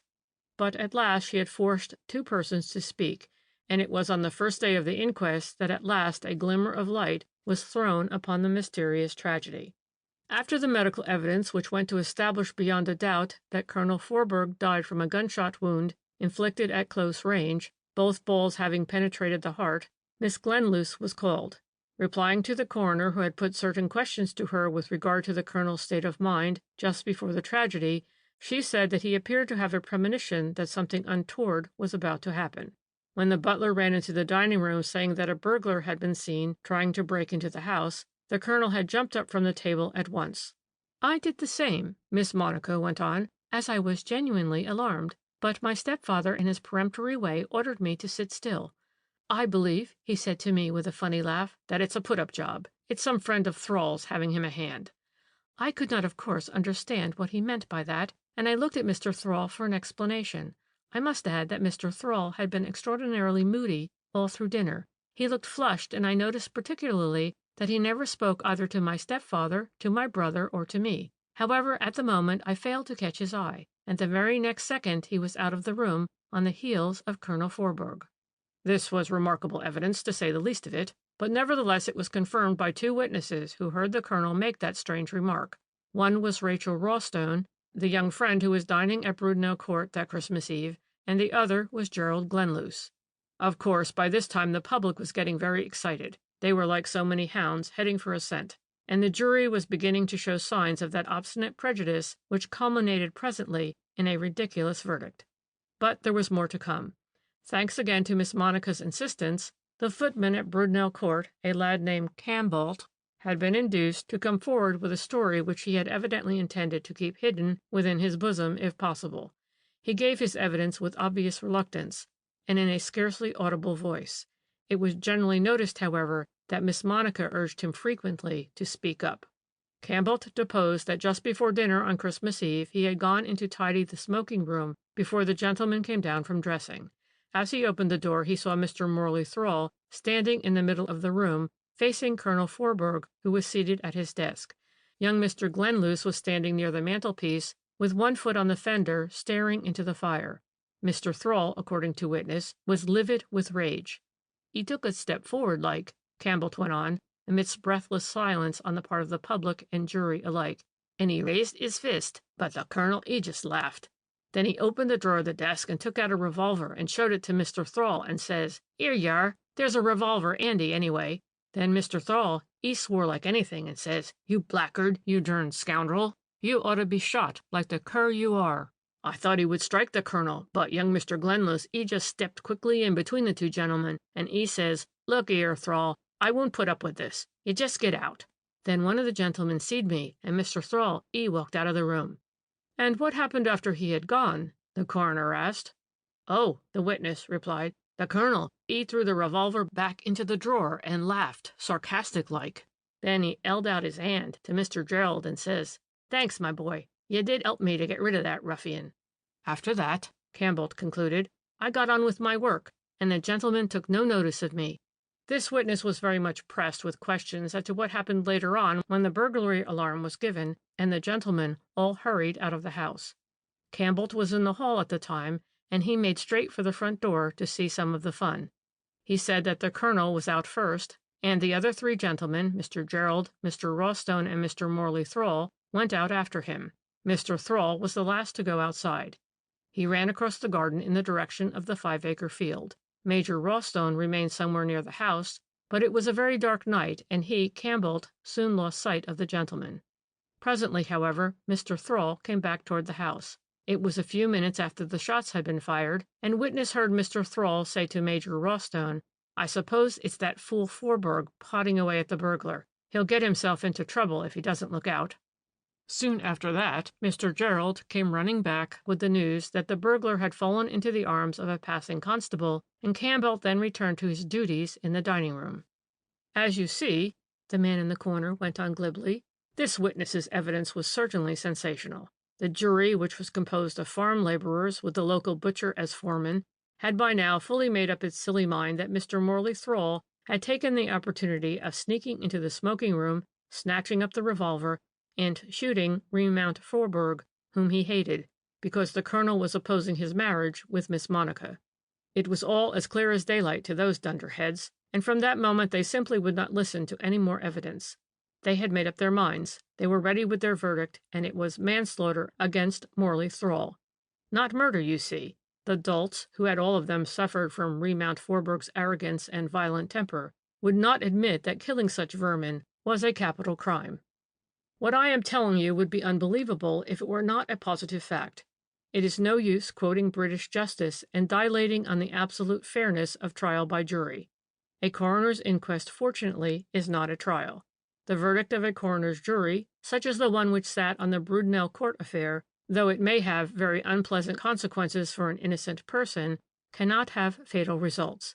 In this case it cast a stigma on a gentleman of high position and repute, and the following day Mr. Morley Thrall, himself Justice of the Peace, was brought up before his brother magistrates on an ignominious charge. Chapter 4. "It is not often," the man in the corner resumed after a while, "that so serious a charge is preferred against a gentleman of Mr. Morley Thrall's social position, and I am afraid that the best of us are snobbish enough to be more interested in a gentleman criminal than in an ordinary Bill Sikes. I happened to be present at that magisterial inquiry when Mr. Morley Thrall, J.P., was brought in between two warders, looking quite calm and self-possessed. Every one of us there noticed that when first he came in, and in fact throughout the trying inquiry, his eyes sought to meet those of Miss Glenluce, who sat at the solicitor's table, but whenever she chanced to look his way, she quickly averted her gaze again, and turned her head away with a contemptuous shrug. Gerald Glenluce, on the other hand, made pathetic efforts at showing sympathy with the accused, but he was of such unprepossessing appearance, and was so shy and awkward, that it was small wonder Morley Thrall took little if any notice of him. Very soon we got going. I must tell you first of all that the whole point of the evidence rested upon a question of time. If the accused took the revolver out of the desk in the smoking room, when did he do it? The footman, Campbell, reiterated the statement that he made at the inquest. He was, of course, pressed to say definitely whether after the quarrel between Mr. Morley Thrall and the colonel, which he had witnessed, and before everyone went into dinner, Mr. Thrall might have gone back to the smoking room and extracted the revolver from the drawer of the desk. But Campbell said positively that he did not think this was possible. He himself, after he had tidied the smoking room, had been in and out of the hall preparing to serve dinner. The door of the smoking room gave on the hall, between the dining room and the passage leading to the kitchens. If anyone had gone in or out of the smoking room at that time, Campbell must have seen them. At this point Miss Glenluce was seen to lean forward and to say something in a whisper to the clerk of the justices, who in his turn whispered to the chairman on the bench, and a moment or two later that gentleman asked the witness, "Are you absolutely prepared to swear that no one went in or out of the smoking room when you were making ready to serve dinner?" Then, as the young man seemed to hesitate, the magistrate added more emphatically, "Think now, while you were busy with your usual avocations, there would have been nothing extraordinary in one of the gentlemen going in or out of the smoking room at that hour. Do you really believe, and you are prepared to swear, that such a very ordinary incident would have impressed itself indelibly upon your mind?" Thus pressed and admonished, Campbell retrenched himself with a vague, "No, sir, I shouldn't like to swear one way or the other," whereat Miss Monica threw a defiant look at the accused, who, however, did not so much as wink an eyelid in response. Presently, when that lady herself was called, no one could fail to notice that she, like the coroner's jury the previous day, had absolutely made up her mind that Morley Thrall was guilty, otherwise her attitude of open hostility toward him would have been quite inexplicable. She dwelt at full length on the fact that Mr. Thrall had paid her marked attention for months, and that he had asked her to marry him. She had given him her consent, and between them they had decided to keep their engagement a secret, until after she, Monica, had attained her 21st birthday, when she would be free to marry whom she chose. Unfortunately, the witness went on, suddenly assuming a dry, pursed-up manner, Colonel Forbourg got wind of this. He was always very much set against my marrying at all, and between tea and dinner on Christmas Eve, he and I had some very sharp words together on the subject, at the end of which my stepfather said very determinedly, Christmas or no Christmas, the fellow shall leave my house by the first available train tomorrow, and tonight I am going to give him a piece of my mind.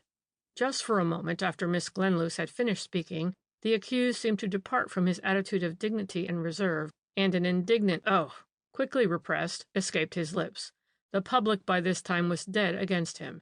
They are just like sheep, as you know, and the verdict of the coroner's jury had prejudiced them from the start, and the police, aided by Miss Glenluce, had certainly built up a formidable case against the unfortunate man. Everyone felt that the motive for the crime was fully established already. Remount Forbourg had had a violent quarrel with Morley Thrall, then had turned him out of the house, and the latter, furious at being separated from the girl he loved, had killed the man who stood in his way.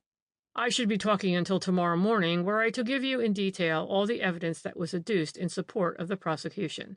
The accused listened to it all with perfect calm. He stood with arms folded, his eyes fixed on nothing.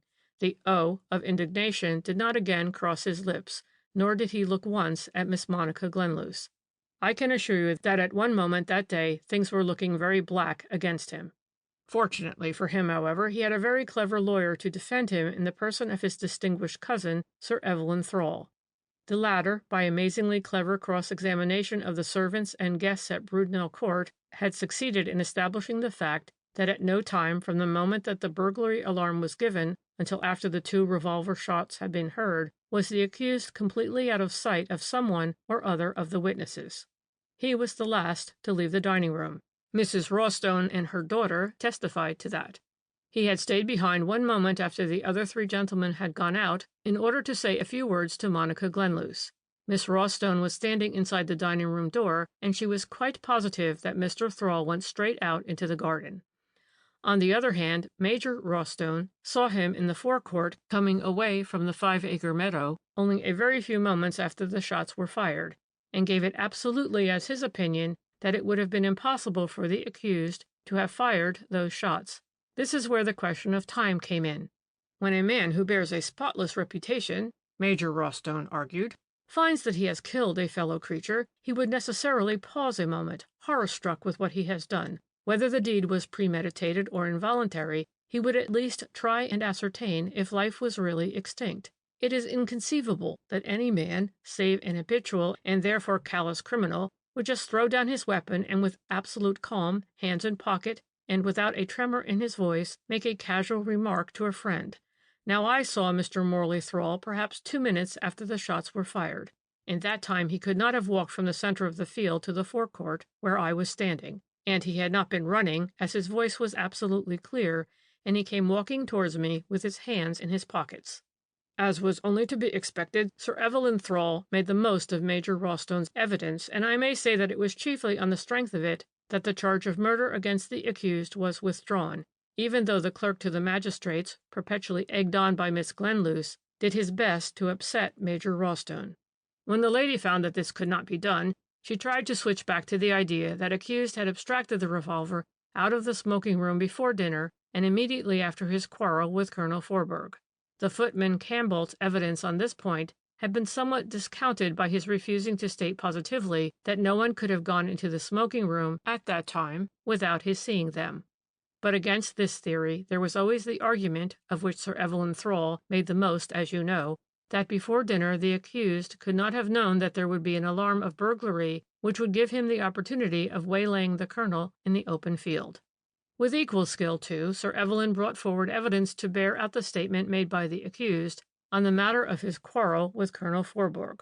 Just before dinner, Mr. Thrall stated, Colonel Forbourg told me he had something to say to me in private.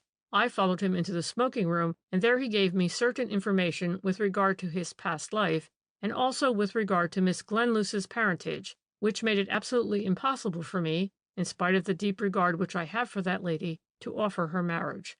Miss Glenluce is the innocent victim of tragic circumstances in the past, and Forbourg is just an unmitigated blackguard, and I told him so.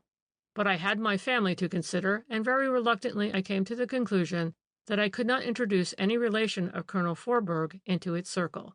Colonel Forburg did not stand in the way of my marrying his stepdaughter. It is I who most reluctantly withdrew. Whilst the accused was cross-examined upon this statement, and he gave his answers in firm, dignified tones, Miss Monica never took her eyes off him, and surely if looks could kill, Mr. Morley Thrall would not at that moment have escaped with his life, so full of deadly hatred and contempt was her gaze. The accused had signed a much fuller statement than the one he had made in open court. It contained a detailed account of his interview with Colonel Forburg, and of the circumstances which finally induced him to give up all thoughts of asking Miss Glenluce to be his wife.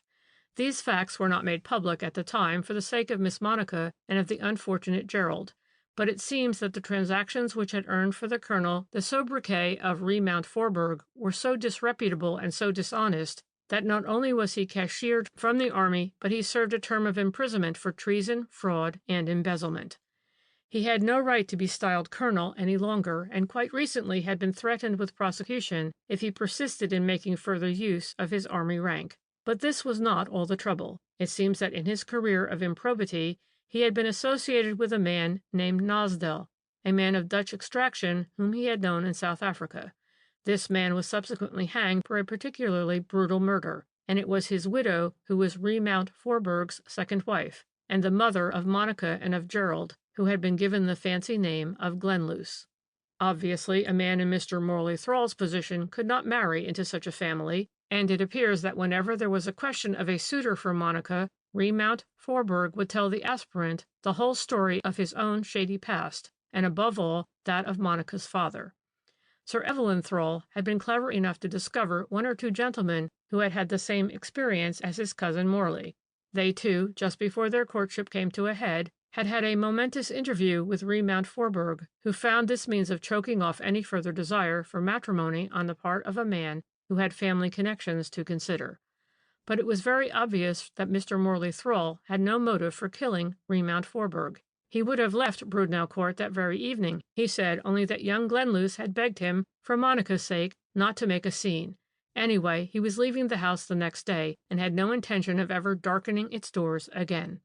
Poor Monica Glenluce, or Nosdell, ignorant of the hideous cloud that hung over her entire life, ignorant, too, of what had passed between her stepfather and Mr. Morley Thrall, felt nothing but hatred and contempt for the man whose love, she believed, had proved as unstable as that of any of her other admirers. For charity's sake, one must suppose that she really thought him guilty at first, and hoped that when the clouds had rolled by, he would return to her more ardent than before. Presumably he found means to make her understand that all was irrevocably at an end between them, as far as he was concerned, whereupon her regard for him turned to bitterness and desire for revenge. And indeed, but for the cleverness of a distinguished lawyer, poor Morley Thrall might have found himself the victim of a judicial error brought about by the deliberate enmity of a woman. Had he been committed for trial, she would have had more time at her disposal to manufacture evidence against him, which I am convinced she had a mind to do. As it is, I now put in tentatively, for the man in the corner had been silent for some little while, the withdrawal of the charge of murder against Morley Thrall did not help to clear up the mystery of Remount Forburg's tragic death. "Not as far as the public is concerned," he retorted dryly. "You have a theory?" I asked. "Not a theory," he replied. "I know who killed Remount Forburg." "How do you know?" I riposted. "By logic and inference," he said. "As it was proved that Morley Thrall did not kill him, and that Miss Monica could not have done it, as the ladies did not join in the chase after the burglar, I looked about me for the only other person in whose interest it was to put that blackguard out of the way." "You mean—" "I mean the boy Gerald, of course."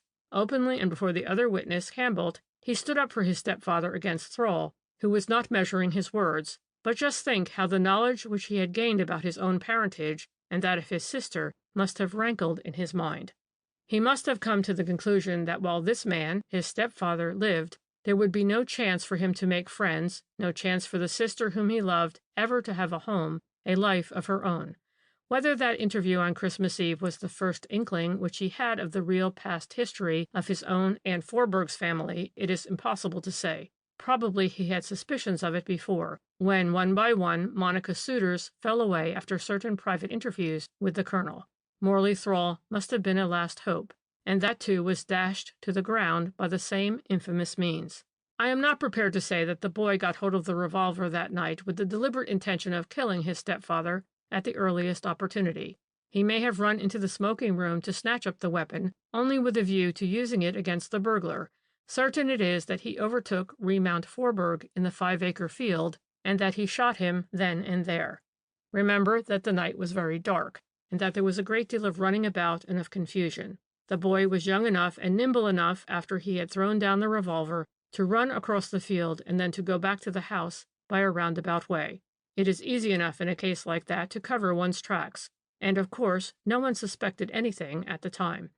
Even the sound of firing created but little astonishment. It was so very much on the cards that the colonel would use a revolver without the slightest hesitation against a man who had been trying to break into his house. It was just the sort of revenge that a man of Gerald's temperament, disfigured, shy, silent, and self-absorbed, would seek against one whom he considered the font of all his wrongs. But, I objected, how could young Glenluce run into the smoking room, pick up the revolver out of a drawer, and run back through the hall with servants and guests standing about? Someone would be sure to see him. No one saw him, the funny creature retorted, for he did it at the moment of the greatest confusion. The butler had run in with the news of the burglary, the colonel jumped up and ran out through the hall, the guests had not yet made up their minds what to do. In moments like this there are always just a few seconds of pandemonium, quite sufficient for a boy like Gerald to make a dash for the smoking room. But after that? After that he took the revolver out of the drawer and ran out through the French window.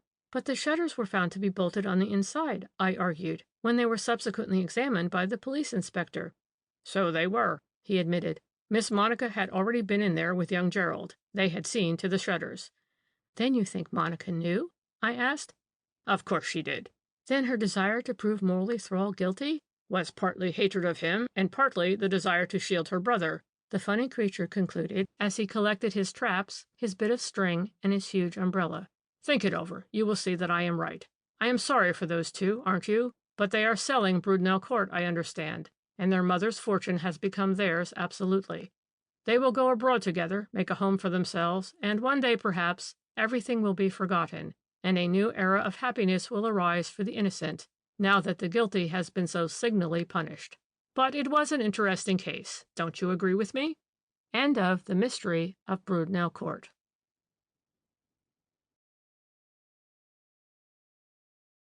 9.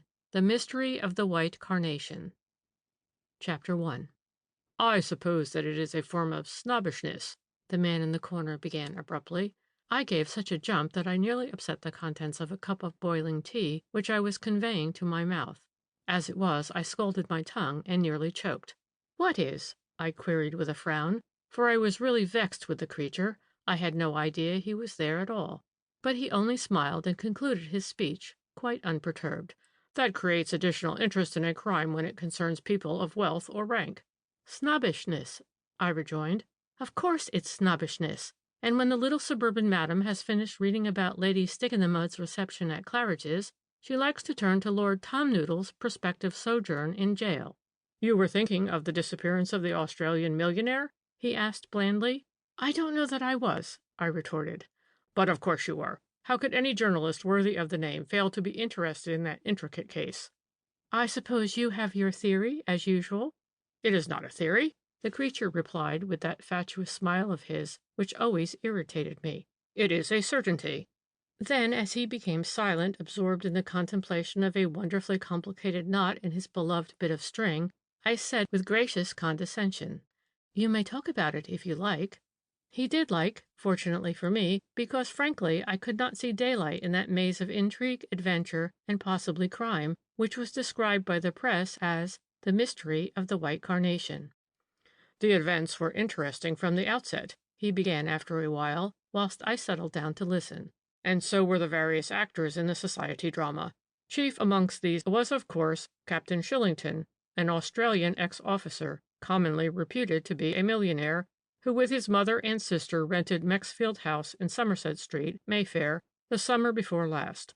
It appears that Lord Mexfield's younger son, the Honourable Henry Buckley, who was an incorrigible rake and whom his father had sent on a tour round the world in order to keep him temporarily out of mischief, not to say out of jail, had met a married brother of Captain Shillington's, out in the Antipodes. They had been very kind to him, and so on, with the result that when came the following London season, the family turned up in England, and after spending a couple of days at the Savoy, they moved into the Mexfields' house in Somerset Street.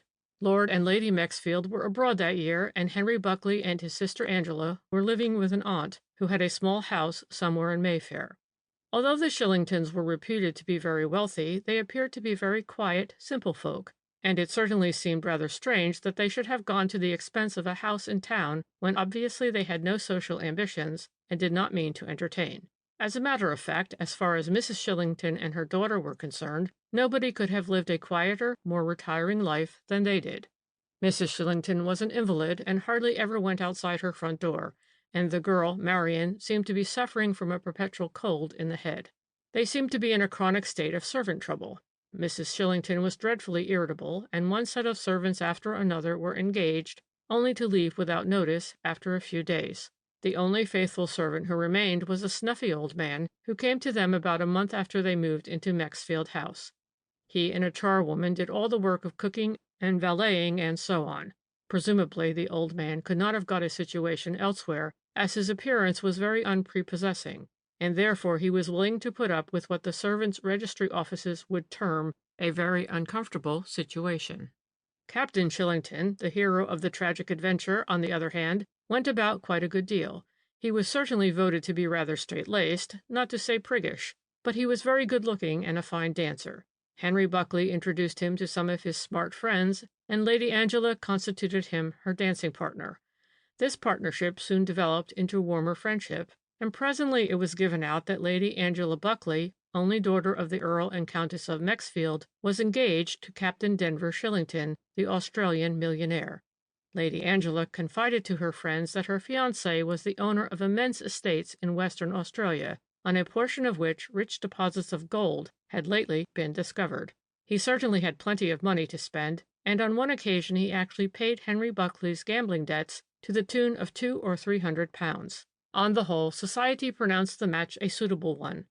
Lady Angela Buckley was no longer in her first youth, whilst her brother, to whom she was really devoted, would be all the better for a somewhat puritanical, straight-laced, and above all, wealthy brother-in-law. Chapter 2. That, then, was the position, the old man in the corner continued after a while, and the date of Lady Angela Buckley's marriage to Captain Denver Shillington had been actually fixed when the public was startled one afternoon, towards the end of the summer, by the sensational news in all the evening papers. Mysterious disappearance of a millionaire. This highly colored description applied, as it turned out, to Captain Shillington, the fiancé of Lady Angela Buckley. It seems that during the course of that same morning, a young lady, apparently in deep distress and suffering from a streaming cold in the head, had called at Scotland Yard. She gave her name and address as Marian Shillington of Mexfield House, Somerset Street, Mayfair, and stated that she and her mother were in the greatest possible anxiety owing to the disappearance of her brother, Captain Denver Shillington. They had last seen him on the previous Friday evening at about 9 o'clock, when he left home in order to pick up his fiancée, Lady Angela Buckley, whom he was escorting that night to a reception in Grosvenor Square. He was wearing full evening dress and a soft hat. Miss Shillington couldn't say whether he had any money in his pockets. She thought that probably he was carrying a gold cigarette case, which Lady Angela had given him, but, as a matter of fact, he never wore any jewelry. No one in the house had heard him come in again that night, and his bed had not been slept in. Questioned by the police, Miss Shillington explained that neither she nor her mother felt any alarm at first, because there had been some talk of Captain Shillington going away with his fiancée to stay with friends over the weekend somewhere near Newmarket. It was only this morning, Wednesday, that Mrs. Shillington first began to worry, when there was still no sign or letter from him. "My brother is a very good son," Miss Shillington continued, explaining to the police, "and always very considerate to mother. It was so unlike him to leave us without news all this while, and not to let us know when to expect him home. So I rang up Lady Angela Buckley, who is his fiancée, to see if I could get news through her, as I could see mother was beginning to get anxious. Mr. Henry Buckley, Lady Angela's brother, answered the phone. I asked after his sister, and he told me that she was staying on in the country a day or two longer. He himself had come back to town the previous night. I then asked him quite casually if he knew whether Denver, that's my brother, would be returning with Angela, and his answer to me was, Denver? Why, I haven't seen him since Friday, and I can tell you he is in for a row with Angela. She was furious with him that he never wrote once to her while she was away. I was so upset that I hung up the receiver and just sat there, wondering what to do next. But Mr. Buckley rang up a moment or two later and asked quite cheerily if there was anything wrong. Good old Square-Toes, he said, meaning my brother, whom he always used to chaff by calling him Square-Toes. Don't tell me he has gone off on a spree without letting you know. I say, that's too bad of him, though. But I shouldn't be anxious if I were you. Boys, you know, Miss Shillington, will be boys, and I like old Square-Toes all the better for it. Miss Shillington, the man in the corner went on, was, as usual, suffering from a streaming cold, and between spluttering and crying she had reduced 2 or 3 handkerchiefs to wet balls. At best she is no beauty, and with a red nose and streaming eyes she presented a most pitiable spectacle. I made Mr. Buckley assure me once more, she said, that he had seen nothing of Denver since Friday. That night he and Lady Angela and Denver were at a reception in Grosvenor Square. They all left about the same time. Angela and Denver went presumably straight home. At any rate, he, Mr. Buckley, saw nothing more of them after they got into their car. He himself went to spend an hour or two at his club and came home about 2 a.m. The next morning after breakfast, he drove his sister out to Thatchford, near Newmarket, where they spent the week-end with some friends. And that was all Mr. Buckley could say to me, Miss Shillington concluded, vigorously blowing her nose. He came home last night from Thatchford, and was expecting Lady Angela in a couple of days. Denver had not been at Thatchford at all, and he had not once written to Angela all the while she was away.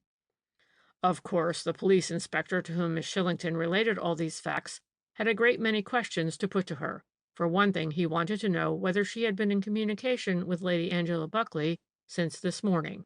No, the girl replied, I have not, and so far I haven't said anything to Mother. As soon as I felt strong enough, I put on my things and came along here.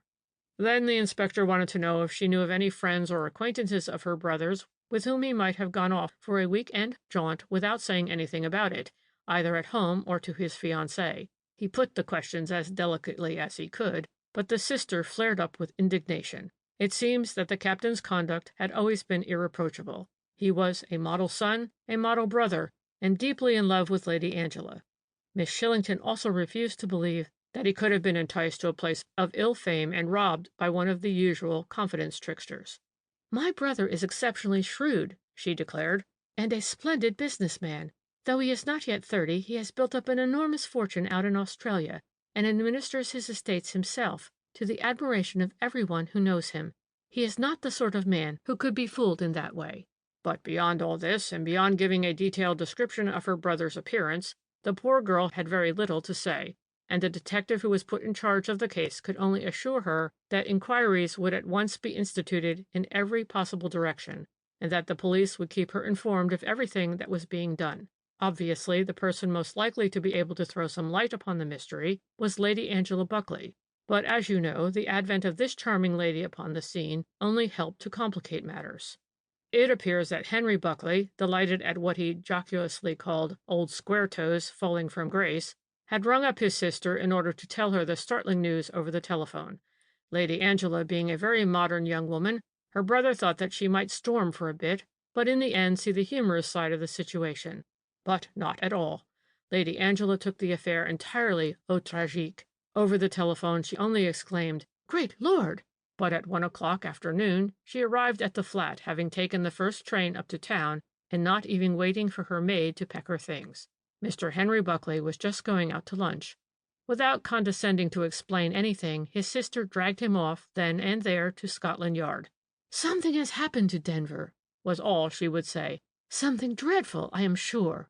In vain did her brother protest that she would only be making a fool of herself by rushing to the police like this, that old Square-Toes had only gone on the spree, and that anyway she ought to consult with the Shillingtons before doing anything silly. Lady Angela would not listen to reason. "You don't know, she kept on reiterating with ever-increasing agitation. "He has been murdered, I tell you, murdered!" By the time that the pair arrived at Scotland Yard, Lady Angela was in a state bordering on hysterics, and her brother appeared both sulky and perplexed. They saw the same inspector who had interviewed Miss Shillington, and certainly his amazement was no whit less than that of Mr. Henry Buckley's, when Lady Angela, having mentioned the disappearance of Captain Denver Shillington, said abruptly, "Yes, he has disappeared, and incidentally he had my pearls in his pocket." The inspector made no immediate comment. Men of his calling are used to those kinds of surprises, but Henry Buckley gave a gasp of horror. "Your pearls!" he exclaimed. "What pearls? Not—" "Yes," Lady Angela rejoined coolly, "the Glenarm pearls, all of them. But—" Henry Buckley stammered, wide-eyed and white to the lips. His sister threw him what appeared to be a warning glance. Then she turned once more to the police inspector. "My brother is upset," she said calmly, "because he knows that the pearls are of immense value.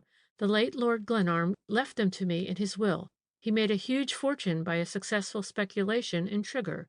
He had no daughters of his own, and late in life he married my mother's sister. He was my godfather, and when he first bought the pearls and gave them to his wife as a wedding present, he said that after her death and his, they should belong to me. They were valued for probate at £25,000. Henry Buckley was still speechless, and it was in answer to several questions put to her by the inspector that Lady Angela gave the full history, as far as she knew it, of the disappearance of her pearls. "I was going to spend the week-end with some friends at Thatchford, near Newmarket," she said. "My brother, at first, had decided not to come with me. On the Friday evening I went with Captain Shillington to a ball at the Duchess of Flint's in Grosvenor Square. I wore my pearls. On the way home in the car, Captain Shillington appeared very anxious as to what I should do about the pearls whilst I was away. He wanted me to take them to the bank first thing in the morning before I left. But I knew I couldn't do this because my train was at 9:50 from Liverpool Street. Captain Shillington had once or twice before shown anxiety about the pearls and urged me to keep them at the bank when I was not wearing them, but he had never been so insistent as that night." Lady Angela appeared to hesitate for a moment or two. She glanced at her brother with a curious expression, both of anxiety and contempt. It seemed as if she were trying to make up her mind to say something that was very difficult to put in so many words. The inspector sat silent and impassive, waiting for her to continue her story, and at last she did make up her mind to speak. "I had a safe in the flat," she went on glibly, "where I keep my jewelry, but Captain Shillington did not seem satisfied. He argued and argued, and at last he persuaded me to let him have the pearls while I was away, and he would deposit them at his own bank until my return." Presumably, at this point, the lady caught an expression on the face of the inspector which displeased her, for she added with becoming dignity, "I am engaged to be married to Captain Denver Shillington." "My God!" Henry Buckley exclaimed at this point, and with a groan he buried his face in his hands. "Mind you," the man in the corner proceeded after a moment's pause, "the public had no information as to the exact words, and so on, that passed between Lady Angela, her brother Henry, and the officials of Scotland Yard. All that I am telling you, and what I am still about to tell you, came out bit by bit in the papers. Sensation lovers were immensely interested in the case from the outset, because, although both public and police are familiar enough with the tragic comedy of the good-looking young blackguard who gets confiding females to entrust him with their little bits of jewelry, this was the first time that the confidence trick had been played by a well-known man about town, reputed wealthy since he had gone to the length of paying a friend's gambling debts, on a society lady who was not in her first youth, and must presumably have had some knowledge of the world she lived in.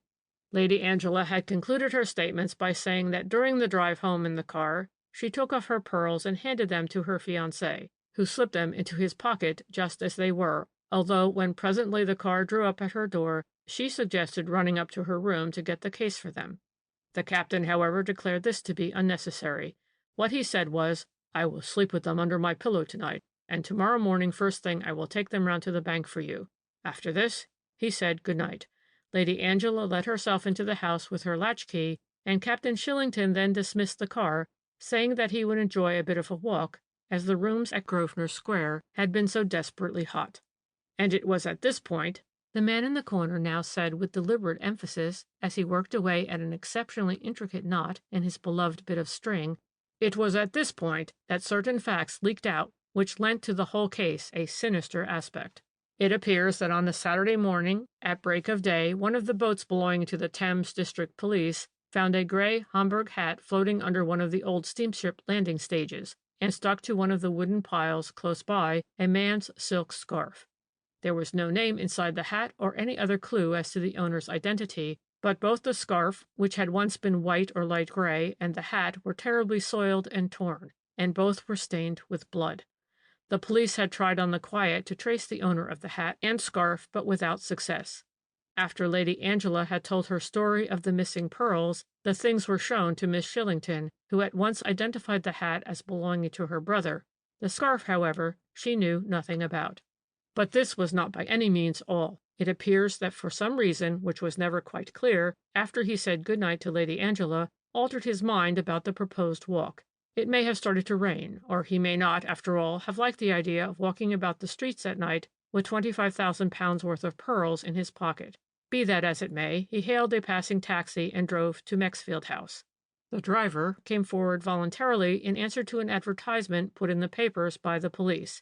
He stated that he remembered the circumstance quite well because of what followed. He remembered taking up a fare outside Stanhope Gate and being ordered to drive to Mexfield House in Somerset Street. When he slowed down close to Mexfield House, he noticed a man with his hands in his pockets lounging under the doorway of one of the houses close by. As far as he could see, the man was in evening dress and wore a light overcoat. He had on a silk hat tilted right over his eyes, so that only the lower part of his face was visible, and he had a white or pale gray scarf tied loosely round his neck. The chauffeur also noticed that he had a large white flower, probably a carnation, in his buttonhole. After the taxi-man had put down his fare, he drove off, and as he did so, he saw the man in the light overcoat step out from under the doorway where he had been lounging and turn in the direction of Mexfield House. What happened after that he didn't know, as he drove away without taking further notice. But the police were already in touch with another man who had been watching that night in Somerset Street, where a portion of the road was up for repair. This man, whose name I think was William Rugger, remembered quite distinctly seeing a swell in a light overcoat and wearing a light-colored scarf round his neck, loafing around Mexfield House. He remembered the taxi drawing up and a gentleman getting out of it, whereupon the one in the light overcoat and the scarf went up to him and said, "Hallo, Denver," at which the other gent, the one who had come in the taxi, appeared very surprised, for Rugger heard him say, "Good Lord, Henry, what are you doing here?" Rugger didn't hear any more because the gentleman in the light overcoat then took the other one by the arm, and together the pair of them walked away down the street. When they had gone, Rugger noticed a large white carnation lying on the pavement. He picked it up and subsequently took it home to his missus.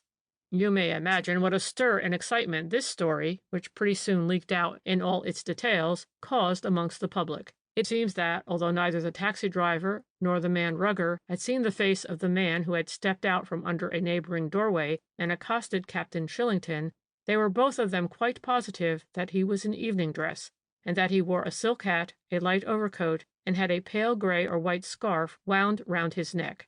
And besides that, there was the white carnation. But, of course, the crux of the whole evidence was Rugger's assertion that he heard one gentleman, the one who got out of the cab, say to the other in tones of great surprise, "Good Lord, Henry, what are you doing here?" Questioned again and again, he never wavered in this statement. He heard the name Henry quite distinctly, and it stuck in his mind because his eldest boy was Henry. He was also asked whether the gentleman who had stepped out of the taxi, obviously Captain Shillington, since the other had called to him, "Hello, Denver," walked away reluctantly or willingly when he was thus summarily taken hold of by the arm. Rugger was under the impression that he walked away reluctantly. He freed his arm once, but the other got hold of him again, and though Rugger did not catch the actual words, he certainly thought that the two gentlemen were quarreling. And thus public opinion, which at first had been dead against the Australian captain, now went equally dead against Henry Buckley. Ugly stories were current of his extravagance, his gambling debts, his addiction to drink. People who knew him remembered one or two ugly pages in his life's history, altercations with the police, raids on gambling clubs of which he was a prominent member. There was even a fraudulent bankruptcy, which had been the original cause of his being sent out to Australia by his harassed parents until the worst of the clouds had rolled by. The only thing that told in his favor, as far as the public was concerned, was the bitter vindictiveness displayed against him by Miss Shillington. That the girl had cause for bitterness was not to be denied. For a time, at any rate, public opinion had branded her brother as a common trickster and a thief, and she and her mother had no doubt suffered terribly under the stigma. In consequence of this, Mrs. Shillington's health, always in a precarious state, had completely broken down, and the old lady had taken to her bed, not suffering from any particular disease, but just from debility of mind and body, obstinately refusing to see a doctor, declaring that nothing would cure her except the return of her son. And on the top of all that came the growing conviction that the son never would return, and that he had been foully murdered for the sake of Lady Angela's pearls, which he so foolishly was carrying in his pocket that night. No wonder, then, that his sister Marian felt bitter against the people who were the original cause of all these disasters. No wonder that she threw herself heart and soul into the search for evidence against the man whom she sincerely believed to be guilty of a most hideous crime. It was mainly due to her that the police came on the track of William Rugger, the night watchman, and through the latter that the driver of the taxicab was advertised for, because Rugger remembered seeing the gentleman alight from a taxi outside Mexfield House. But Miss Shillington's valuable assistance in the matter of investigation went even further than that. She at last prevailed upon the old manservant at Mexfield House to come forward like a man and to speak the truth. He was a poor creature, not really old, probably not more than 50, but timid and almost abject. He had at first declined to make any statement whatever, declaring that he had nothing to say. To every question put to him by the police he gave the one answer, "I saw nothing, sir. I heard nothing. I went to bed as usual on the Friday night. The captain, he never expected me to sit up for him when he was out to parties, and I never 'ear him come in, as I sleep at the top of the house. No, sir, I didn't 'ear nothing that night. The last I seed of the captain was at 9 o'clock, when he got into the car and said good night to me." When he was shown the blood-stained hat, he burst out crying and said, yes, sir, that is the captain's hat. My lord, what has become of him?" He also failed to identify the scarf as being his master's property. Then, one day, Miss Shillington, still suffering from a cold in the head, but otherwise very businesslike and brisk, arrived at Scotland Yard with the man, James Rose was his name, in tow. By what means she had persuaded him to speak the truth at last, no one ever knew, but in a tremulous voice, and shaken with nervousness, he did tell what he swore to be the truth. "I must have dropped asleep in the dining-room," he said. "I was very tired that evening, and I remember after I had cleared supper away, I just felt as how I couldn't stand on my legs any longer, and I sat down in an armchair, and must have dozed off.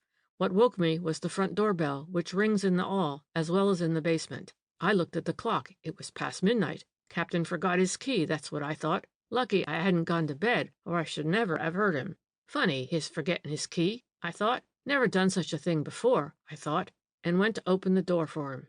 But it wasn't the captain," Rose went on, his voice getting more and more husky, as no doubt he realized the deadly importance of what he was about to say.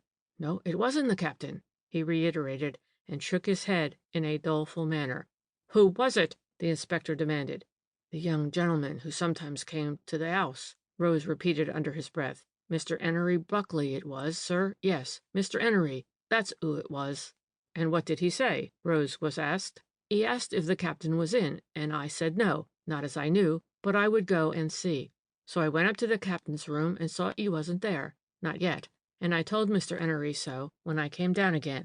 "Then what happened?" "Mr. 'Enery, he told me that he wouldn't wait, and that I was to tell the captain he had called, and that he would call again in 'arf an hour. I said that I was going to bed, and I wouldn't probably see the captain. He might be ever so late. Then Mr. 'Enery, he just said, 'Very good,' and 'Never mind,' and 'Good night, Rose,' he said, and then I let him out." "Well, and what happened after that?" "I don't know, sir," the old man concluded. "I went to bed, and I never seed the captain again, nor yet Mr. 'Enery, not from that day to this, sir. No, not again, sir." And Rose once more shook his head in the same doleful manner. Of course, the police were very down on him for keeping back this valuable piece of information, and they were even inclined to look with suspicion upon the man. They wanted to know something about his antecedents, and why he seemed so frightened of facing the police authorities. Fortunately for him, however, Miss Shillington could give them all the information they wanted. She said that James Rose had been for years in the service of a Mrs. O'Shea, who was a great friend of Mrs. Shillington's. When Mrs. O'Shea died, she left him £100, but the poor thing had never been very strong, and he was nothing to look at. He couldn't get another place, and the £100 vanished bit by bit. About a month ago, Mrs. Shillington, who was requiring a manservant, advertised for one in the Daily Mail. Rose answered the advertisement, and though the poor thing in the meanwhile had gone terribly downhill physically, Mrs. Shillington, remembering how honest and respectable he had always been when he was in Mrs. O'Shea's service, engaged him out of compassion and for the sake of old times. Miss Shillington gave him an excellent character, and the police were satisfied. I think, the old man in the corner said, amorously contemplating a marvelously intricate knot which he had just made in his bit of string, I think that the police were mainly satisfied because at last they felt that they had made out a case. From that moment, the detectives and inspectors in charge became absolutely convinced that Henry Buckley had enticed Captain Denver Shillington to some place of evil fame close to the river, and there, in collusion probably with other disreputable characters, had robbed and murdered him. To say the least, the case looked black enough against Buckley. His fast living, his mountain of debt, the absence in him of moral rectitude, as proved by his fraudulent bankruptcy, all told against him. And now it was definitely proved that he had sought out and actually been in the company of Captain Shillington the night that the latter disappeared. A light gray overcoat similar to the one described by Rugger and by the chauffeur as worn by the gentleman who was loafing in Somerset Street was found to be a part of his wardrobe. No one could swear, however, as to the scarf, but it turned out that he never went out in the evening without wearing a large white carnation in his buttonhole. The fact that he had not stated from the beginning that he had called at Mexfield House that night, and subsequently met the missing man and walked away with him, naturally told terribly against him. Obviously, the man lost his head. Questioned by the police, he tried at first to deny the whole thing. He declared that the man with the white carnation and the light-colored scarf was some other man whose name happened to be Henry, and he tried to upset Rose's evidence by declaring that the man lied, and that he never called at Mexfield House that night. But unfortunately for him, he had taken a taxi from his club to the house. The taxi driver was found, and the noose was further tightened round the Honorable Henry Buckley's neck. In vain did he assert, after that Denver Shillington had told him to call at Mexfield House at midnight on that fatal Friday. He was no longer believed. He admitted that he was in financial difficulties, and that he had spoken about these to Captain Shillington earlier in the evening. He admitted, tardily enough, that he went to Mexfield House hoping that Denver would give him some money in order to wipe out his most pressing debts. When he found that the captain had not yet come home, he left a message with the manservant and thought he would go on to the club for a little while and return later to see Shillington. Unfortunately, he drank rather heavily whilst he was at the club and never thought any more about his money worries or about the captain. In fact, he remembered nothing very clearly beyond the fact that he went home in the small hours and went straight to bed. He then went on to say that he woke up the next morning with a splitting headache. It was pouring with rain, and London was looking particularly beastly, as he picturesquely termed it. He recollected that his sister Angela had planned to go down with old Squaretoes to some friends near Newmarket for the week-end.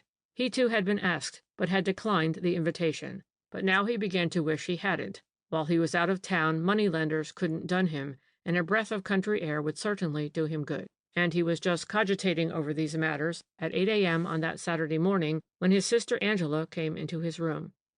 She told me, he went on, that old Squaretoes was unable to accompany her to these friends in Cambridgeshire, and she didn't want to go alone, and would I hire a car and drive her down. She offered to pay for the car, and as the scheme happened to suit me, I agreed. We drove down to Tetchford, and on the Tuesday I had an unpleasant reminder from one of my creditors and thought that I must get back to see what old Squaretoes would do for me. I got home that same evening, and the next morning early Miss Shillington rang me up and told me over the phone that they had heard nothing of Captain Shillington since the previous Friday, and that they were getting anxious. And that's all I know, he concluded. I swear that I never set eyes on Shillington after he drove off from the Duchess of Flint's with my sister in his car. I did call at Mexfield House, but it was at Shillington's suggestion. But when the man told me that the captain was not yet home, I did not loaf about the street. I went straight back to the club and then home. Of course, this was all very clear and very categorical, but there were one or two doubtful points in Buckley's statements, which the police, dead out now to prove him guilty of murder, made the most of. Firstly, there was his former denial on oath that he had not called at Mexfield House that night. It was only when he was confronted with the testimony of the taxicab driver that he made the admission. The employees at his club, which, by the way, was in Hanover Square, had seen him come in at about 11:30. He went out again 20 minutes later, and the hall porter saw him hail a taxicab. He was once more in the club at 12:30, and it is a significant fact that 2 of the younger members chaffed him subsequently because he had not the usual white carnation in his buttonhole. Then again, it was more than strange that on the Friday he was so worried about his debts that he went in the middle of the night to his friend's house in order to try and borrow money from him, and yet when, according to his own statements, he never even saw his friend, off he went the very next morning to the country, stayed away 4 days, and on his return did not make any attempt, seemingly, to see the captain or to ask him for money. Thirdly, it was equally inconceivable that Captain Shillington should have appointed to see Buckley at that hour of the night, however pressed the latter might have been for money. Why should he? The next morning would have done just as well, whether he meant to help him or whether he did not. And according to the testimony of the night watchman, William Rugger, when he was accosted by Buckley, he exclaimed in tones of great surprise, "Good Lord, Henry, what are you doing here?" These are not words which a man would say to a friend whom he had appointed to meet at this very hour. However, this portion of the taxi driver's and Rugger's testimony Buckley still strenuously denied. He could not deny the other. He had called at Mexfield House, and reluctantly admitted that it had been nothing but blue funk that had prompted him at first to hold his tongue about that, and then to deny the fact altogether. But above all, there was yet another fact, which to the police was more conclusive, more damning than any other, and that was that on the Wednesday morning the Honourable Henry Buckley had called at Messrs. Foster and Turnbull, the well-known pawnbrokers of Oxford Street, and had pledged a pair of diamond earrings and a couple of valuable bracelets there, for which he received £350. Here again, if Buckley had volunteered this statement, all might have been well, but it was the pawnbrokers who gave information to the police. It turned out that the earrings and the 2 bracelets were the property of his sister, Lady Angela.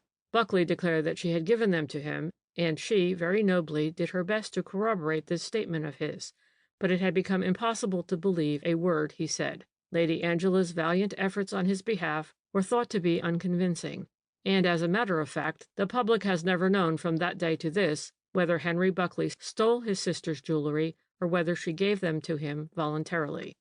Chapter 3. Mind you, there can be no question but that the police acted very injudiciously when they actually preferred a charge of murder against Henry Buckley. There were 2 such damning flaws in the chain of evidence that had been collected against him that the man ought never to have been arrested. Even the magistrate was of that opinion. As you know, if there is the slightest doubt about such a serious charge, the magistrates will always commit a man for trial and let a jury of 12 men pronounce on the final issue rather than decide such grave matters on their own. But in this case there was really no proofs. There were deductions. The accused was a young blackguard, a moral coward and a liar. There was the blood-stained scarf, the hat and the white carnation. There was the testimony of the taxi driver and the night watchman that Henry Buckley had been in the company of Captain Shillington that night, but there was no proof that he had murdered his friend and stolen the pearls. To begin with, if there had been a murder, where was it committed, and what became of Captain Shillington's body? Of course, the police still hope to find traces of it, but as you know, they have not yet succeeded.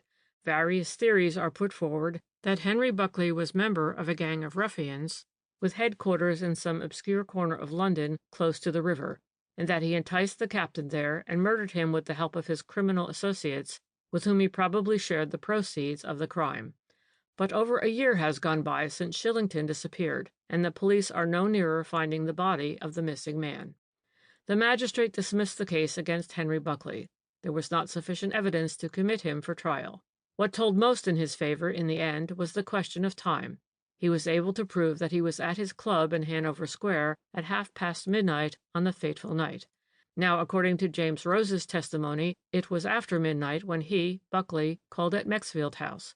Even supposing that Shillington had arrived in the taxi 5 minutes later, it was inconceivable that a man could entice another to an out-of-the-way part of London, murder him, even if he left others to dispose of the body, and walk back unconcernedly to Hanover Square, all in less than half an hour. Nor were the pearls or any large sum of money ever traced to Henry Buckley. He was just as deeply in debt after the disappearance of Captain Shillington as he had been before. Now he has gone on another tour round the world, and the Shillingtons, mother and daughter, have given up all hopes of ever seeing the gallant captain, who was such a model son, again. A little while ago the illustrated papers published photos of the 2 ladies on board a P&O steamer bound for Australia, but the public had forgotten all about Lady Angela's pearls and the mysterious white carnation. No one was interested in the old lady with the white hair and stooping figure who was carried on board in a chair, and who obstinately refused to be interviewed by newspaper men eager for copy. The case is relegated, as far as the public is concerned, to the category of undiscovered crimes. But, I argued, as the man in the corner became silent, absorbed in the untying of an intricate knot which he had made a little while ago, surely the police have found out who the man was who accosted Captain Shillington in Somerset Street that night, the man with the light-colored scarf which was subsequently found in the river by the side of the missing man's hat, the man who called the captain Denver and whom the latter called Henry and was so surprised to see. If it was not Henry Buckley, who was it? Ah, the exasperating creature retorted with a fatuous smile. Who was it? That's just the point. A point just as dark as that a man like Captain Shillington could be enticed at that hour of the night to an out-of-the-way part of London, and at a moment when he had his fiancée's jewelry worth £25,000 in his pocket. Don't you think that that point is absolutely inconceivable? Well, I said, it does seem— Of course it does, he broke in eagerly. I ask you, is it likely? At one moment we are told that Captain Shillington was a pattern of all the virtues, and that his business acumen and abilities had earned for him not only a fortune, but the admiration of all those who knew him. And the very next we are asked to suppose that he would meekly allow a young blackguard, whom he knew to be dishonest and unscrupulous, to drag him reluctantly to some obscure haunt of a gang of criminals. Surely that should have jumped to the eyes of any sane person who had studied the case. I don't suppose, I retorted, that Captain Shillington allowed Buckley to drag him very far. Most people believed at the time that he was attacked directly he rounded the corner of Somerset Street. There are one or two entrances to Mews just about there. Yes, the funny creature rejoined excitedly, but not one nearer than 50 yards from Mexfield House. And do you think that the immaculate Australian would have walked 10 at night with young Buckley and with those pearls in his pocket? Why should he? He was outside his own door. Wouldn't he have taken Henry into the house with him if he wished to speak to him? No, no, the whole theory is inconceivable. But Captain Shillington disappeared, I argued, and so did the pearls, and his hat was found floating in the river, torn and blood-stained. You cannot deny that. I certainly cannot deny, he replied, that a blood-stained hat will float on the water if it is thrown, say, from a convenient bridge. But the scarf? I retorted. A scarf will obey the same laws of nature as a hat. But surely you are not going to tell me— What? That the whole thing was a confidence trick after all? I am certain that it was. A clever one, I'll admit, and even I was puzzled at the time. I couldn't think who Henry could possibly be. It wasn't young Buckley, that was obvious. The alibi was conclusive as to that. The miscreants who had planned to throw dust in the eyes of the police by trying to fasten a hideous crime on that unfortunate young Buckley set their stage rather too elaborately when they devised the trick about the scarf. By identifying the murderer with the wearer of the scarf, they saved Buckley from the gallows. Without it, there might have remained some doubt in the mind of some of the jury. But of course it raised a tremendous puzzle. Who was the Henry of Somerset Street? And was it not a curious coincidence that he should be wearing an overcoat similar to the one habitually worn by Henry Buckley, and a white carnation which many friends would at once associate with that unfortunate young man?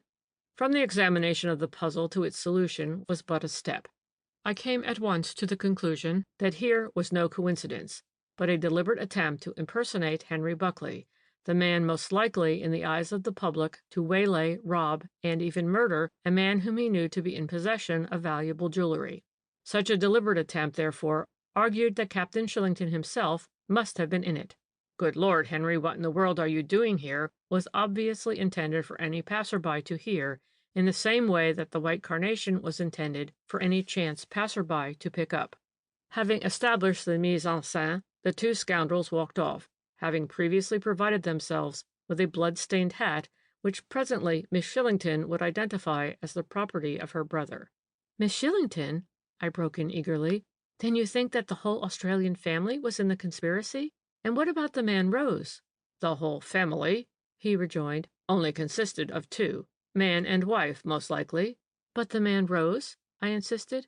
An excellent part, alternately played with remarkable skill by the captain and his female accomplice. Do reconstruct the whole thing for me, I pleaded. I own that I am bewildered. and from my bag I extracted a brand new piece of string which I handed to him with an engaging smile. Nothing could have pleased the fatuous creature more. With long, claw-like fingers twiddling the string, he began leisurely. Nothing could be more simple. Captain Shillington takes leave of his fiancée, having the pearls in his pocket.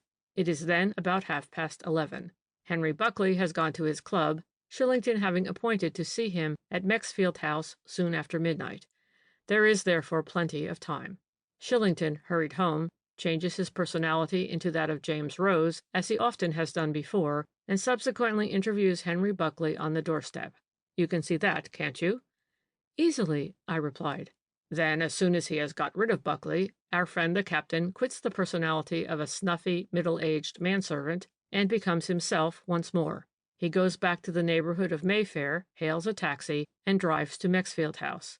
But in the meanwhile the female confederate, we'll call her Miss Shillington for convenience sake, in male attire and evening dress, wearing a light overcoat, a light-colored scarf, and a white carnation in her buttonhole, lounges under a doorway in Somerset Street, waiting to play her part. Now do you see how simple it all is? Perfectly, I admitted. As you said before, they had provided themselves with a blood-stained hat, which presently they threw into the river, together with the scarf. And what happened after that? They walked home quietly and went to bed. What, both of them? But the mother? I don't believe in the mother, he retorted blandly. Do you?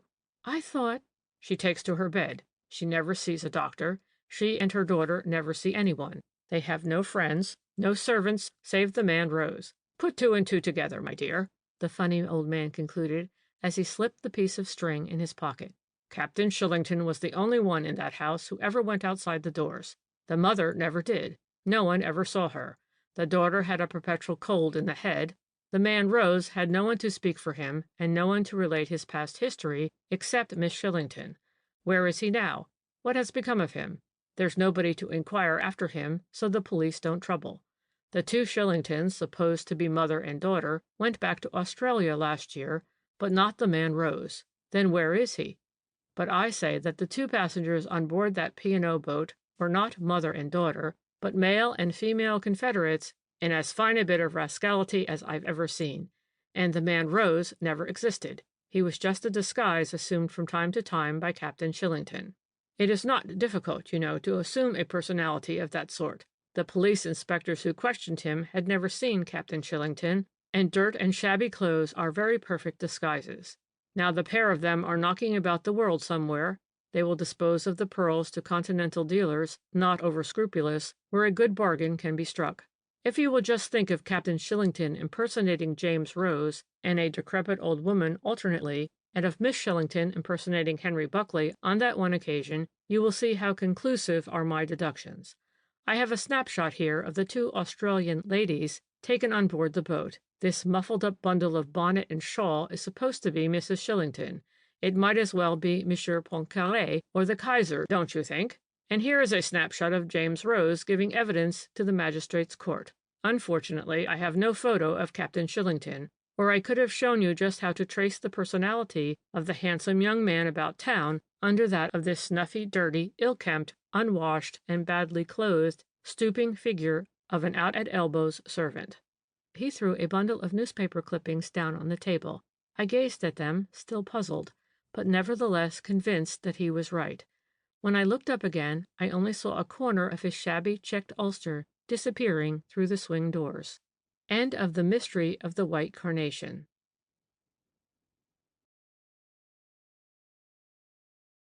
10. The Mystery of the Montmartre Hat.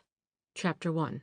It was during a foggy, rainy night in November a couple of years ago, the man in the corner said to me that day, that the inhabitants of Wicklow Lane, Southwark, were startled by a terrible row proceeding from one of the houses down the street. There was a lot of shouting and banging, then a couple of pistol shots. After that, nothing more. It was then just after midnight.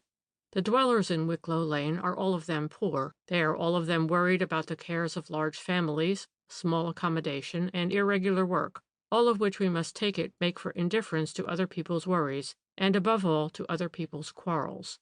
Rows were not an unknown occurrence in Wicklow Lane, not always perhaps at dead of night, and not necessarily accompanied by pistol shots, but nevertheless sufficiently frequent not to arouse more than passing interest. Half a dozen tousled heads, no more, were thrust out of the windows to ascertain what this particular row was about.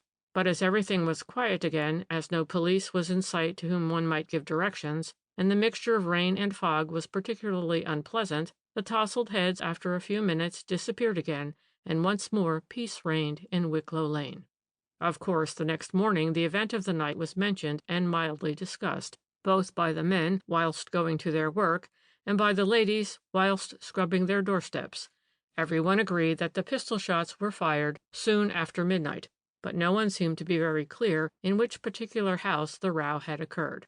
2 or 3 of the people who lived in number 11 and number 15, respectively, would have it that it occurred next door, but as the house next door to them both could only be the one between them, namely number 13, and as number 13 had been empty for months, this testimony was at first strongly discounted.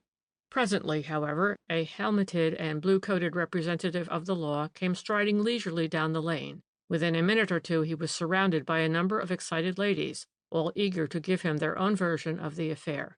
"You can see him, can't you?" the man in the corner went on with a grin, stalking up the street, his thumbs thrust into his belt, his face wearing that marvelous look of impassivity peculiar to the force, and followed by this retinue of gesticulating ladies, dressed in what they happened to have picked up in neighboring old clothes shops, and by a sprinkling of callow youths and unkempt, unshaven men.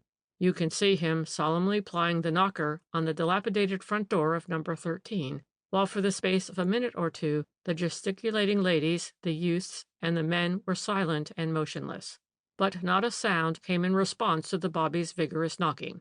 The house was silent as the grave. Just above the front door a weather-worn board, swaying and creaking in the wind, mutely gave it out that the lease of these desirable premises was to be sold, and that the key could be had on application to Messrs. J. D. Wishkin and Sons of Newnham Road, southeast. The ladies, with cheeks blanched under the grime, looked aghast at one another. The youths tittered nervously. The men swore. No one appeared altogether displeased. Here was a real excitement at last, to vary the monotony of life. Something that would keep gossip alive at the White Lion for many a day to come. The majestic representative of the law then blew his whistle. This broke the spell of silence, and voluble tongues started wagging again. Soon the second representative of the law appeared, as ponderous, as impassive as his mate. He was quickly put in possession of all the known and unknown facts connected with the mysterious occurrence. Leaving his mate in charge, he stalked off to get assistance. Well, you remember, no doubt, what happened after that. A police inspector called straightway on Messrs. Wishkin and Sons and elicited from them the information that effectively number 13 Wicklow Lane was for sale, had been for some time, and that on the previous morning, it was of course Thursday, a well-dressed gentleman had called to make inquiries about the house. Young Mr. Wishkin gave him the key and asked him to be sure and return it before 1 p.m., as the office closed early on Thursdays. Well, the gentleman hadn't come back yet with the key, but Mr. Wishkin was not troubling much about that, there being nothing in the house, not for a matter of that in the street, likely to tempt a thief. Young Mr. Wishkin thought that he would be able to identify the gentleman if he saw him again. He had rather a red face and a thick nose, which suggested that he was accustomed to good living, rough ginger-colored hair, and a straggly ginger beard and walrus mustache, all of which gave him rather a peculiar appearance. He wore a neat brown lounge suit, a light overcoat, and gray Homburg hat, and he was carrying a large parcel under his arm. Mr. Wishkin added that he had never seen the man before or since. As soon as these facts became known, there was more voluntary information forthcoming. It appears that 1 or 2 of the residents in Wicklow Lane remembered seeing a man in light overcoat and soft gray hat, and carrying a parcel under his arm, enter number 13 with a latchkey. No one had taken particular notice, however, chiefly because the occurrence was not an unusual one. Often people would go in to look at the empty house and come out again after inspection. Unfortunately, too, because of this there was distinct confusion of evidence, some witnesses declaring that the man carried a large parcel and that he went away again, but not until the evening. Others would have it that he had a very small parcel and that he wore a bowler hat, others that the man with the bowler hat was another person altogether and did not call till the evening. whilst this again was contradicted by another witness who said that the man who called in the evening had very conspicuous ginger-colored hair and beard, but that he certainly wore a bowler hat. And through this mass of conflicting evidence there was always the fact that the fog was very thick that night, and that no one therefore was able to swear very positively to anything. This, then, being all the information that could be gathered for the moment from the outside, the police next decided to force an entry into the empty house. Its unlucky number justified, as you know, its sinister reputation, because the first sight that greeted the inspector when he entered the front room on the ground floor was the body of a man lying in a pool of blood. At first glance he looked like a foreigner, youngish, with jet-black hair and mustache. By the side of him there was a damp towel, also stained with blood. Closer examination revealed the fact that he was not dead, but he seemed in a dead faint, and the inspector sent one of the men off at once to telephone for the divisional surgeon.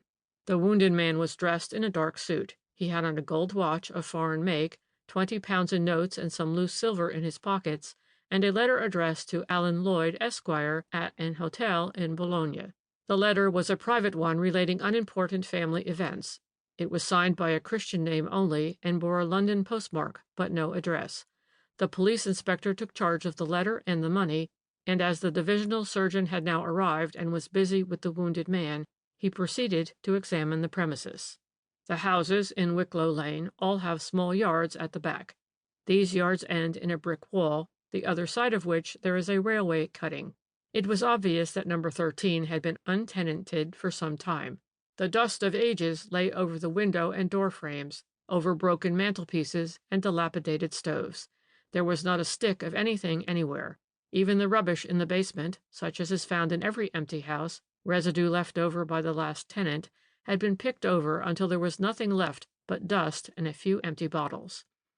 The front room in which the wounded man lay revealed very little. 2 bullets were found lodged in one of the walls, one quite close to the ceiling, suggesting that it had been fired in the air, and the other at a height of 7 feet from the ground. The dust on the floor had certainly been disturbed, but by how many pairs of feet it was impossible to say. On the other hand, the back room on the same floor had quite a grim tale to tell. It gave on the small backyard, with the wall as a background, beyond which was the railway cutting. The window in this room was open. In one corner there was an ordinary sink which showed that water had been running from the tap quite recently. There was a small piece of soap in the sink which had also recently been used.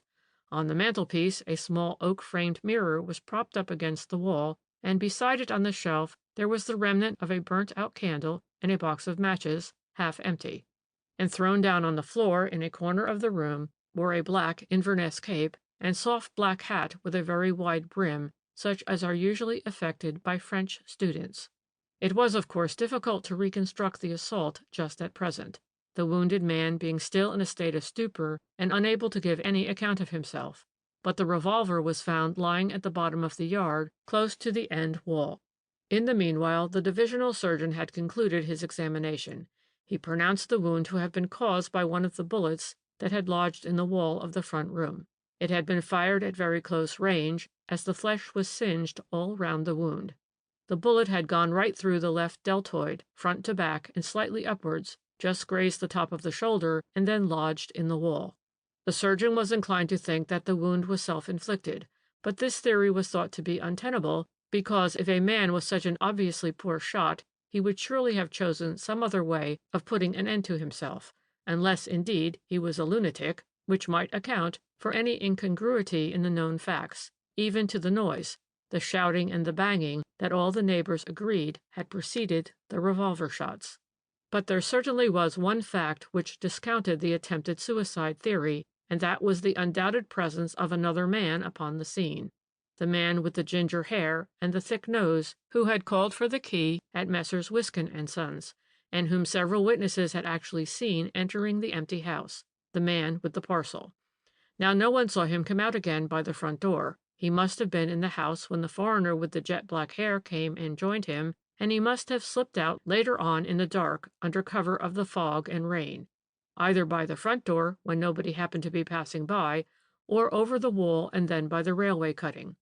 Now what had brought these 2 men together in an empty house in one of the worst slums in London? One man was wounded. Where was the other? Had the revolver been dropped by one of them in his flight, or flung out of the window by a lunatic? Was it attempted suicide by a madman, or murder consequent on a quarrel, or blackmail? None of these questions was ever answered, nor was the man with the ginger-colored hair ever found. There was absolutely no clue by which he might be traced. The earth had just swallowed him up as if he had been a spook. Nor was the identity of the wounded man ever satisfactorily established. Who he was, where he came from, who were his associates, and what were his antecedents, he never revealed. He was detained in hospital for a time, as he certainly was suffering from loss of memory. But presently they had to let him go. He had money, and he was otherwise perfectly sane. But to every question put to him, he only answered, "I don't know, I can't remember." He spoke English without the slightest trace of foreign accent.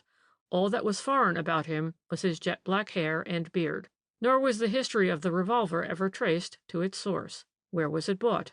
To whom was it sold? And by whom? Nobody ever knew. "But where did the man go after he left the hospital?" I now asked, seeing that the funny creature looked like curling himself up in his corner and going to sleep. "Surely he was kept under observation when they let him out." "Of course he was," he replied glibly, "and for some time after that." "Then where did he go?" I reiterated impatiently, "when he was discharged from the hospital?" "He asked the way to the nearest public library and went straight there. He looked down the columns of the Morning Post, scribbled a few addresses on a scrap of paper, then he took a taxi and drove to one of the private hotels in Mexborough Gate, where he engaged a room, paying a fortnight's board and lodging in advance. Here he lived for some considerable time. He was always plentifully supplied with money. He bought himself clothes and linen, but where he got the money from was never discovered. For a time he was watched both by the police and by amateur detectives eager for copy, but nothing was ever discovered that would clear up the mystery. From time to time, letters came for him at the hotel in Mexborough Gate. They were addressed to Allen Lloyd, Esquire, which may or may not have been a taken-up name. Presumably these letters contained remittances in cash. They were never traced to their source. Anyway, he always paid his weekly bills at the hotel, but he never spoke to anyone in the place, nor, as far as could be ascertained, did he ever meet anyone or enter any house except the one he lodged in. Then, one fine day, he left the hotel, never to return. He went out one afternoon, and nothing has been seen or heard of him from that day to this. The mysterious Mr. Allen Lloyd has disappeared in the whirlpool of London, leaving no trace of his identity. He had paid his bill at the hotel that very day. He left no debts and just a very few personal belongings behind. To all intents and purposes, the matter was relegated in the public mind to the category of unsolved and unsolvable mysteries. Chapter 2. The man in the corner had paused. From the capacious pocket of his tweed ulster he now extracted a thick piece of string, his claw-like fingers set to work. The problem which the police and public had never been able to solve had, I had no doubt, presented few difficulties to his agile brain. "Tell me," I suggested. He went on working away for a little while at an intricate knot. Then he said, "If you want to know more, you will have to listen to what will seem to you an irrelevant story." I professed my willingness to listen to anything he might choose to tell me. "Very well, then," he said. "Let me take your mind back to that same winter 2 years ago. Do you remember the extraordinary theft of a valuable collection of gems, the property of Sir James Narford?" "I do." "Do you know who Sir James Narford was?" "I would prefer you to tell me," I replied. "Sir James Narford," the funny creature went on glibly, "was a young gentleman who had been employed during the war in one of the government departments. He was the only son of his father, who was an impoverished Irish baronet. Soon after the armistice, Sir James went to South America to visit some relations. He must have made a very favorable impression on one of these, an eccentric old cousin who died a few months later and left to his English relative a marvelous collection of pearls and other gems. Some of these were of priceless value, and as is the way with anything that is out of the common, all sorts of stories grew around the romantic legacy. The great worth and marvelous beauty of the gems were told and retold, with many embellishments, no doubt, in the English papers. It was asserted that the Brazilian government had valued them for probate at £1,000,000 sterling, that there were diamonds, some still uncut, that would make the Koh-i-Noor or the Orloff look like small bits of glass, and so on. I dare say you can remember some of the legends that gathered around Sir James Norford's gems. By the time the lucky owner of the fabulous treasure, who had gone out again to Brazil in order to fetch away his jewels, had returned to England, he was the object of universal interest, and he and his gems were photographed and paragraphed all over the place. But as I told you, the recipient of this princely legacy had always been a poor man. We may take it that the payment of legacy duty on £40,000 worth of gems had impoverished him still further. Busybodies, of course, tried to persuade him to sell the gems. He had numberless letters from diamond and pearl merchants asking for permission to see them with a view to purchase, but, naturally enough, he didn't want to do anything in a hurry. He deposited his treasure at the bank and then thought things over. He didn't want to sell, for he was inordinately proud of his new possession and of the notoriety which it had conferred upon him.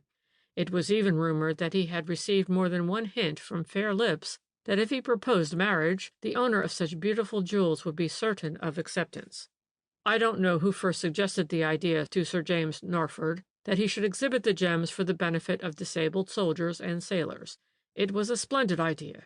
2s. 6d. was to be charged for admission, and after deducting expenses of rent and attendance, the profits were to go to that very laudable able charity. Suitable premises were secured in Sackville Street. These consisted of a shop with a large plate-glass front and a small room at the back. The entrance was through a front door and passage which were common to the rest of the house, and there were 2 doors in the passage, one of which gave into the shop and the other into the back room. Sir James spent a little money in getting up the place in modern style, and he had some cases made for the display of the gems. The door which gave from the passage into the shop was condemned, and a very heavy piece of furniture placed against it. The back room was only to be used as an office and anteroom with communicating doors leading into the shop. In the daytime, the gems were displayed in glass cases ranged right and left of the shop. At night they were locked up in a safe which stood in the middle of the shop, facing the plate-glass window, and with a blazing electric light kept on all night, just above the safe. This is a very usual device with jewelers in a smaller way of business. The policeman on night duty can see at once if there is anything wrong. Everything being ready, Sir James Norford asked a distinguished lady friend of his to declare the show open, and for the first fortnight, this, I must tell you, was in October, there was a steady stream of visitors, ladies for the most part, who came to gaze on the much advertised gems. You might wonder what pleasure there could be in looking at things one could never hope to possess, especially at loose gems, however precious, which to my mind only become beautiful when they are mounted and set in artistic designs. However, I do not profess to understand feminine mentality. All I know is that Sir James Norford declared himself on more than one occasion satisfied with the result of his little venture. True that after the first fortnight the attendance at the show fell off considerably, and a few people did wonder why Sir James should continue to keep it open for so long. Those who had been most curious to see the gems of fabulous value had flocked in the first few days. After that there was only a very thin sprinkling of people up from the country, or foreigners who paid their 2s. 6d. admission for the sight. But be that as it may, the jewels were certainly getting an additional amount of advertisement, and when presently the owner would put them up for sale, as no doubt he intended to do, they would fetch a higher figure in consequence. In the meanwhile, Sir James went on living very quietly in a small service flat in George Street, waited on by a faithful servant, a man named Ruggles, whom he had known for years. Every day he would stroll round to Sackville Street to look at his treasure and to talk to 1 or 2 friends. At 6 o'clock the exhibition would be closed, and Sir James would himself deposit all the gems into the safe, lock up the premises, and take the keys back with him to his flat. He went out very little in society, and only occasionally to his club. His one extravagance appeared to be a mania for traveling in all sorts of out-of-the-way places. He had been seemingly in every corner of Europe, in Czechoslovakia and Yugoslavia, in Montenegro, Bosnia, and Bessarabia. Before this, whenever he went off on his travels, he would take his man with him and shut up the flat. But on the occasion which presently arose, he left Ruggles in charge of the exhibition in Sackville Street. This was early in November, about a fortnight after the opening of the exhibition, and when Sir James had gone it was Ruggles who, every night at 6 o'clock, put the gems away in the safe, and locked up the premises. He then made a point of going for a brisk walk and returned to the flat at about 7:30, had his supper, read his paper, and then went to bed at about 10 o'clock with the keys of the safe and of the Sackville Street premises under his pillow. One of the staff in the flats at George Street always got his supper ready for him, some cold meat, bread and cheese, and half a pint of beer, which the lift boy invariably fetched for him from the Crown and Sceptre round the corner. He prepared his own breakfast in the morning, and his other meals he took in Sackville Street. They were sent in from one of the cheaper restaurants in Piccadilly. Every morning the charwoman who cleaned the steps outside the block of flats in George Street would see Ruggles come out of the house and walk away in the direction of Sackville Street. Even on Sundays he would stroll round as far as the shop to see that everything was all right. It was on a snowy morning in January that the charwoman failed to see Ruggles at his accustomed time. As the quiet neighborhood did not as a rule lend itself much to gossip, the present opportunity was not to be missed. The charwoman, on meeting with the lift boy, imparted to him the priceless news that Mr. Ruggles must either be ill or had gone and overslept himself. Whereupon the lift boy was ready with the startling information that he had just observed that one of the glass panels in the front door of Sir James Narford's flat was broken. The glass wasn't broken in the evening, 10:30, he went on to say, when I took a party down who'd been visiting Miss Jenkins. It seems that Miss Jenkins was maid to a lady who had a flat on the same floor as Sir James Narford. But there was the length of a passage with staircase and lift between the two flats, and neither the lady nor the maid, when spoken to by the lift boy about the broken glass panel, had heard anything during the night. Now all this seemed very strange, more especially as the morning hours wore on and there was still no sign of Mr. Ruggles. The lift boy was kept busy for the next hour taking the staff of the service flats up and down in his lift, as everyone wished to have a look at the broken panel and wanted to add their quota of opinion as to what had gone on last night in Sir James Narford's flat. At 10 o'clock, the housekeeper, more responsible or more enterprising than the rest of the staff, resolved to knock at the flat door. No answer came. She then tried to peep through the broken glass panel and to apply her ear to it. For a time, all was silence. The charwoman, the lift boy, and the scullery maid, and the head housemaid stood by on the landing, holding their breath. Suddenly, they all gave a simultaneous gasp. A groan, distinctly a groan, was heard issuing from inside the flat. The group of watchers looked at one another in dismay. "What's to be done?" they murmured. The lift boy had the key of the flat, but as the front door was bolted on the inside, the key in itself was no use. The housekeeper, with the air of a general in command about to order a deathly charge, said resolutely, "I shall force my way in." And it was the lift boy who gasped, awe-stricken, "You can put your hand through the broken panel, mum, and pull the bolt." Somehow this bright idea, which had occurred to the lift boy, made everyone there feel still more uncomfortable. The housekeeper, who had been so bold a while ago, stammered something about fetching the police, and when at the precise moment the lift bell rang, the head housemaid declared herself ready to faint. But it was only Sir James Narford who had rung for the lift from below. He had arrived by the night mail from Paris and had only his small suitcase with him. The lift boy had the satisfaction of being the first to impart the exciting news to him. "He took it badly, he did," was the young gentleman's comment on Sir James's reception of the news. Without taking the slightest notice of the group of excited women on the landing, Sir James went straight to his front door, thrust his hand through the broken panel, drew back the inside bolt, and stepped into his flat. The next moment the agitated crowd on the landing heard him cry out, "My God, Ruggles, what has happened?"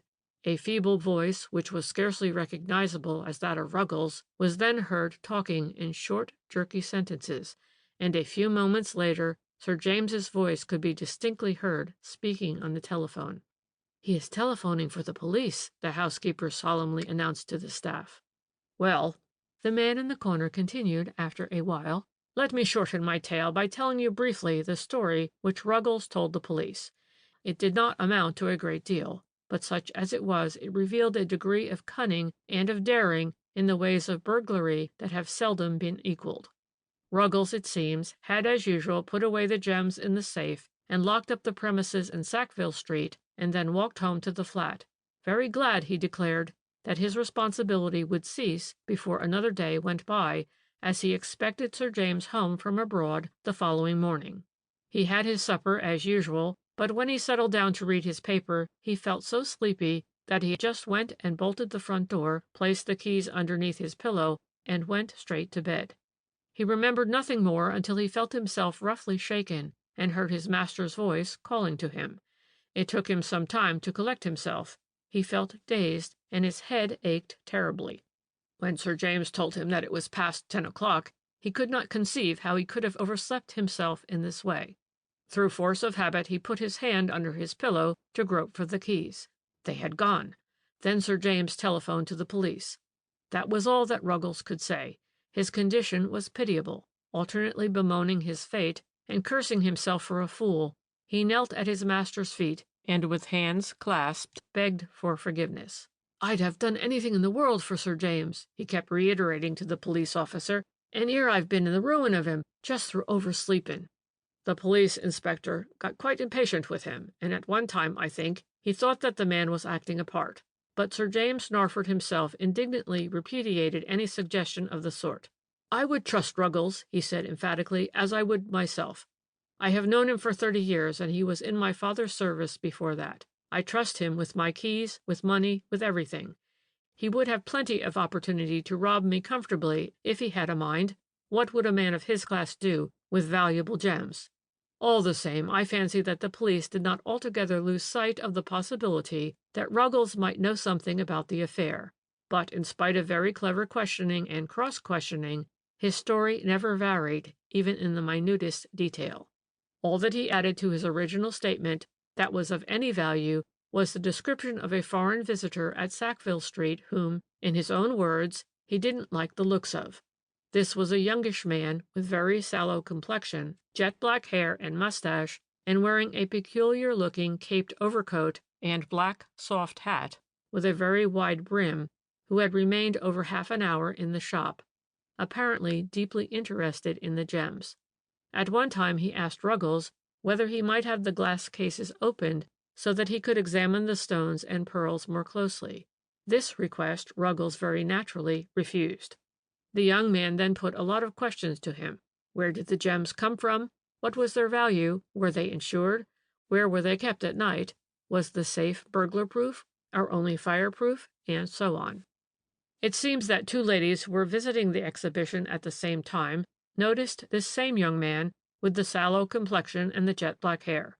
They heard him questioning Ruggles and remarked upon his foreign accent, which was neither Italian nor Spanish. They thought he might be Portuguese. His clothes were certainly very outlandish. The ladies had noticed the caped coat, a kind of black Inverness, and the hat à la Montmartre. The presence of this foreigner in the shop in Sackville Street became still more significant later on, when another fact came to light, a fact in connection with the half-pint of beer which the lift-boy from the flats in George Street had fetched as usual on the evening preceding the robbery from the Crown and Sceptre public-house. A few drops of the beer had remained in the mug beside the remnants of Ruggles' supper. On examination, the beer was found to contain chloral. The lift-boy at first was probably too scared to throw any light on this circumstance. He declared, fetched the beer as usual from the Crown and Sceptre, taken it up to No. 4, Sir James Narford's flat, and put it upon the table in the sitting-room where Mr. Ruggles' supper was already laid for him. After repeated questions from the police inspector, however, he recollected that on his way from the public-house to the flats, a gentleman accosted him and asked him the way to Regent Street. The boy, holding the mug of beer in one hand, pointed out the way with the other, and probably turned his head in the same direction as he did so. He couldn't say for certain. The gentleman seemed stupid, and didn't understand the directions all at once. The boy had to repeat them again and again, and altogether was in conversation with the gentleman quite a while. It was dark at the time, but he did see that the gentleman wore a funny sort of coat and a funny hat, and as the boy picturesquely put it, he spoke queer-like as if he were a Frenchman. To a lift-boy, presumably every foreigner is a Frenchman, if he be not a German, and though the lad's description of the coat and hat only amounted to his calling them funny, there seemed little doubt but that the man who visited the shop in Sackville Street and the one who accosted the lift boy in George Street were one and the same. There was also little doubt but that he poured the drug into the mug of beer while the boy's head was turned away.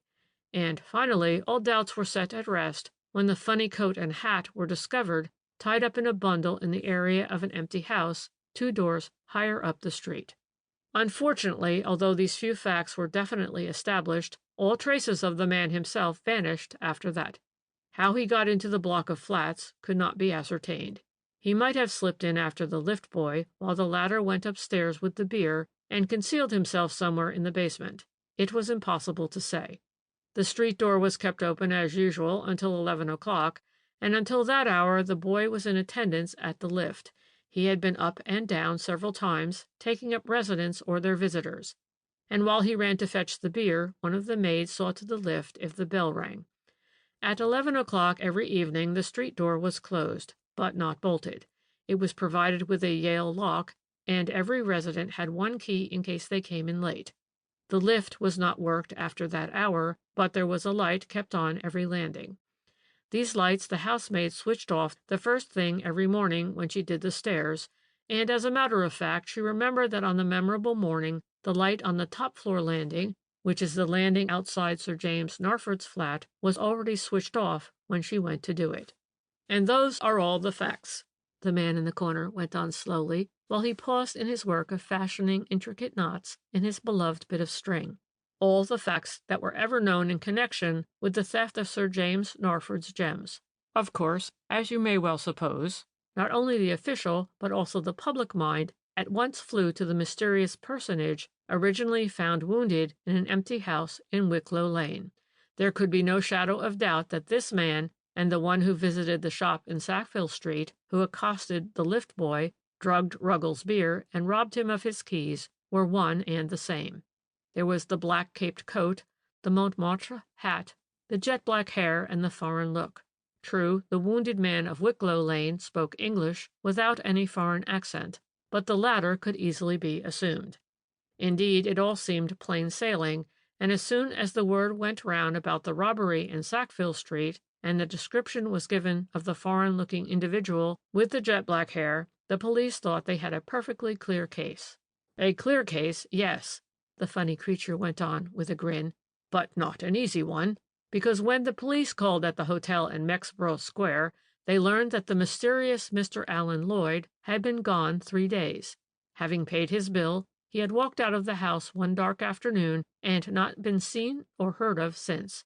He went off carrying a paper parcel which no doubt contained the few belongings he had bought of late. Of course he was the thief, and a marvelously cunning one. Just think what it meant. It meant, first of all, immense presence of mind and daring to accost the lift boy and engage him in conversation whilst pouring a drug into a mug of beer. Then it meant sneaking into the block of flats in George Street, breaking the glass panel of a door, entering the flat, stealing the keys, sneaking out of the building again, going round to Sackville Street, watching until the police on duty had passed by, entering the house, opening the safe, collecting the gems, all in full view of the street, mind you, or else in absolute darkness, then relocking the safe and again watching for the opportunity to sneak out of the house until the man on duty was out of sight. Clever? I should think it would have been clever, if it had ever been done. How do you mean, if it had ever been done? I ejaculated with some impatience. Whoever the thief was, and I suppose that you have your theory, he must have done all those things. Oh, no, he did not, the funny creature asserted emphatically. He merely put all the gems away in his own pocket after the exhibition was closed for the night, instead of locking them up in the safe. Then you think it was Ruggles? I exclaimed. In conjunction with his master. Sir James Narford? But why? For the sake of the insurance money. But man alive, I ejaculated. That was the tragedy of the whole thing. I remember reading about it at the time. I suppose that it was either out of meanness or because he had so little ready money, but Sir James Narford had only insured his treasure for £20,000, whereas the jewels were not worth a penny more than that, the man in the corner broke in with his bland smile. The public may have been bamboozled with tales of fabulous value, Nowadays, people talk as glibly of millions as the past generation did of thousands. But insurance companies don't usually listen to fairy tales. But even so, I argued, the jewels must have been worth more than the insurance after all the advertisement they got. Why shouldn't Sir James have sold them rather than take the risk of stealing them? But, my dear young lady, he retorted, can't you see that the jewels can still be sold and that they will be abroad presently, one by one? £20,000 insurance money is good, but you double the amount and it is better. But what about the wounded man in Wicklow Lane? I asked. A red herring across the trail, he replied with a smile. Only with this difference, that it was dragged across before the hounds were on the scent. And that is where the immense cleverness of the man comes in. To create a personality on whom to draw suspicion of a crime, and then make that personality disappear before the crime is committed, is as clever a bit of rascality as I have ever seen. It needed absolute coolness and a knowledge of facial makeup, in both of which we must take it Sir James Narford was a past master. Think then how easy everything else would be for him. Just let me reconstruct the whole thing for you from beginning to end, that is, from the moment when Sir James Narford first conceived the idea of doubling the value of his gems, and took his man Ruggles as partner in that fine piece of rascality. He couldn't have done it without a partner, of course, and probably this was not the first villainy those two scoundrels carried through together. Well then, Narford, having given instructions to Ruggles, and arranged certain matters of detail with him, begins his campaign by ostensibly starting on a journey. He crossed over to France, probably, and then back to England. It is easy enough for a man to disappear in crowded trains or railway stations if there is no one on his track, easy enough for him to stay in one hotel after another in any big town if he chooses hotels whose proprietors have reason to dread the police and will not volunteer information if any of their visitors are wanted. A month only of such wanderings, and Sir James Narford, habitually a very dapper man with sleek, sandy hair, cropped very close, a tiny toothbrush mustache, and shaven cheeks and chin, can easily be transformed into one with shaggy hair and beard and walrus mustache. Add to this a nose built out with grease paint and highly colored, and cheeks stained a dull red, and you have the man who called for the key of the empty house at Messrs. Wishkin and Sons, with a parcel under his arm which contained the black cape and Montmartre hat purchased abroad at some time previously during the course of his wanderings. That's simple, is it not? The funny creature continued, while his thin, claw-like fingers worked away feverishly at his piece of string. Now all that our rascal wants is to change his clothes and his face. So late that evening, by preconcerted plan, Ruggles meets him at the empty house under cover of the fog. Here he and his precious master change clothes with one another. Narford then completes his toilet by applying to his shaggy hair and beard one of those modern dyes that are so much advertised for the use of ladies desiring to possess raven locks. And so we have the explanation of all the conflicting evidence of the witnesses who saw a man with a parcel and yet were so much at variance both as to the time when they saw him, as to his appearance, and even as to the size of the parcel. Having thus created the personality of a foreign-looking individual in black clothes, you will easily see how important it was for the general scheme that the comedy of the row and the pistol shots in the empty house should be enacted. Attention had to be drawn to the created personage, attention coupled with mystery, and at this stage of the scheme there was not the slightest danger of the wounded man in Wicklow Lane being in any way connected with Sir James Narford of George Street, Mayfair. Time was no object. The mysterious Mr. Allen Lloyd of Wicklow Lane might be detained days, weeks, even months, but he would have to be let out some time or other. He was perfectly harmless, apparently, and otherwise sane. He could not be kept forever at the country's expense. He was eventually discharged, went to an hotel, and lived there quietly for a while longer until he thought that the time was ripe for complete disappearance. In the meanwhile, we must suppose that he was in touch with Ruggles. Ruggles made a point of taking a brisk walk every evening. Well, winter evenings are dark, and London is a very crowded place. Ruggles would bring what money was required. What more easy than to meet in a crowd? Then at last the two rascals thought that the time was ripe. The mysterious Mr. Allen Lloyd disappeared from the hotel in Mexborough Gate. He went to Sackville Street, where he shaved off his shaggy mustache and beard and cut his hair once more so close that nothing of the dyed ends could be seen. He changed into his own clothes, which Ruggles kept there ready for him. Then he slipped round to Victoria Station and crossed over to France, only in order to return to England openly this time as Sir James Norford, and just in time to find Ruggles just aroused from a drugged sleep, and the whole flat seething with excitement. But it was he who, in the black cape and Montmartre hat, visited the shop in Sackville Street. It was Ruggles who the following night spoke to the lift boy, even while Norford was procuring for himself a perfect alibi by crossing over quite openly from France. Ruggles' task was, of course, much easier. All he had to do was to put the gems in his pocket, and these Norford took over from him in the morning at the flat before he telephoned for the police. To put on the black cape and hat and to accost the lift boy was easy enough on a dark, snowy night in January. And now all the excitement has died down. The whole thing was so cleverly planned that the real rascal was never suspected. Ruggles may have been, but nothing could really be brought up against him. The gems haven't been found, and to all appearances he has not benefited by the robbery. He is just the faithful, trusted servant of his master. Sir James Norford has got his money from the insurance company, and since then has left for abroad. By the way, the man in the corner concluded, as he gathered up his precious bit of string and slipped it in the pocket of his ulster, I heard recently that he has bought some property in Argentina and has settled down there permanently with his friend Ruggles. I think he was wise to do that, and if you care to publish my version of that mysterious affair, you are at liberty to do so. I don't think that our friend would sue you for defamation of character, and anyway, I'll undertake to pay damages if the case comes into court. End of The Mystery of the Montmartre Hat.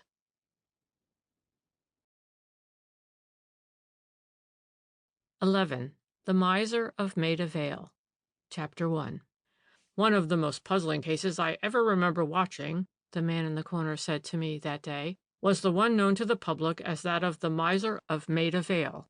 It presented certain altogether novel features, and for once I was willing to admit that, though the police had a very hard nut to crack in the elucidation of the mystery, and in the end failed to find a solution, they were at one time very near putting their finger on the key of the puzzle. If they had only possessed some of that instinct for true facts, with which nature did so kindly endow me, there is no doubt that they would have brought that clever criminal to book. I wish it were in my power to convey something of that air of ludicrous complacency with which he said this. I could almost hear him purring to himself, like a lean, shabby old cat. He had his inevitable bit of string in his hand, and had been in rapturous contemplation of a series of knots which he had been fashioning until the moment when I sat down beside him and he began to speak. But as soon as he embarked upon his beloved topic, he turned his rapturous contemplation on himself. He just sat there and admired himself, and now and again blinked at me, with such an air of self-satisfaction that I longed to say something terribly rude first, and then to flounce out of the place, leaving him to admire himself at his leisure. But of course this could not be. To use the funny creature's own verbiage, nature had endowed me with the journalistic instinct. I had to listen to him. I had to pick his brains and to get copy out of him. The irresistible desire to learn something new, something that would thrill my editor as well as my public, compelled me to swallow my impatience, to smile at him, somewhat wryly, perhaps, and then to beg him to proceed. I was all attention. "Well," he said, still wearing an irritating air of condescension, "do you remember the case of the old miser of Maida Vale?" "Only vaguely," I was willing to admit. "It presented some very interesting features," he went on blandly, "and assuming that you really only remember them vaguely, I will put them before you as clearly as possible, in order that you may follow my argument more easily later on. The victim of the mysterious tragedy was, as no doubt you remember, an eccentric old invalid named Thornton Ashley, the well-known naval constructor, who had made a considerable fortune during the war and then retired, chiefly, it was said, owing to ill health. He had 2 sons, one of whom, Charles, was a misshapen, undersized creature, singularly unprepossessing both in appearance and in manner, whilst the other, Philip, was a tall, good-looking fellow, very agreeable and popular wherever he went. Both these young men were bachelors, a fact which, it appears, had been for some time a bone of contention between them and their father. Old Ashley was passionately fond of children, and the one desire of his declining years was to see the grandchildren who would ultimately enjoy the fortune which he had accumulated. Whilst he was ready to admit that Charles, with his many afflictions, did not stand much chance with the fair sex, there was no reason at all why Philip should not marry, and there had been more than one heated quarrel between father and son on that one subject. So much so, indeed, that presently Philip cut his stick and went to live in rooms in Jermyn Street. He had a few hundreds a year of his own left to him by a godmother. He had been to Rugby and to Cambridge, and had been a temporary officer in the war. Pending his obtaining some kind of job, he settled down to live the life of a smart young bachelor in town, whilst his brother Charles was left to look after the old man, who became more and more eccentric as his health gradually broke up. He sold his fine house in Hyde Park Gardens, his motor, and the bulk of his furniture, and moved into a cheap flat in Maida Vale, where he promptly took to his bed, which he never left again. His eccentricities became more and more pronounced, and his temper more and more irascible. He took a violent dislike to strangers, refused to see anybody except his sons and two old friends, Mr. Oldwall, the well-known solicitor, and Dr. Fanshawe Bigg, who visited him from time to time, and whose orders he obstinately refused to obey. Worst of all, as far as the unfortunate Charles was concerned, he became desperately mean, denying himself, and incidentally his son, every luxury, subsisting on the barest necessities, and keeping no servant to wait on him except a daily char. Soon his miserliness degenerated into a regular mania. "Charles and I are saving money for the grandchildren you are going to give me one day," he would say with a chuckle whenever Philip tried to reason with him on the subject of this self-denying ordinance.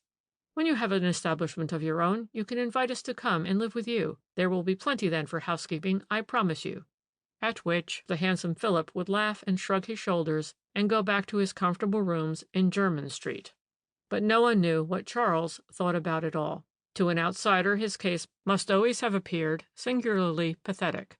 He had no money of his own, and his delicate health had made it impossible for him to take up any profession. He could not cut his stick like his brother Philip had done, but truth to tell, he did not appear to wish to do so.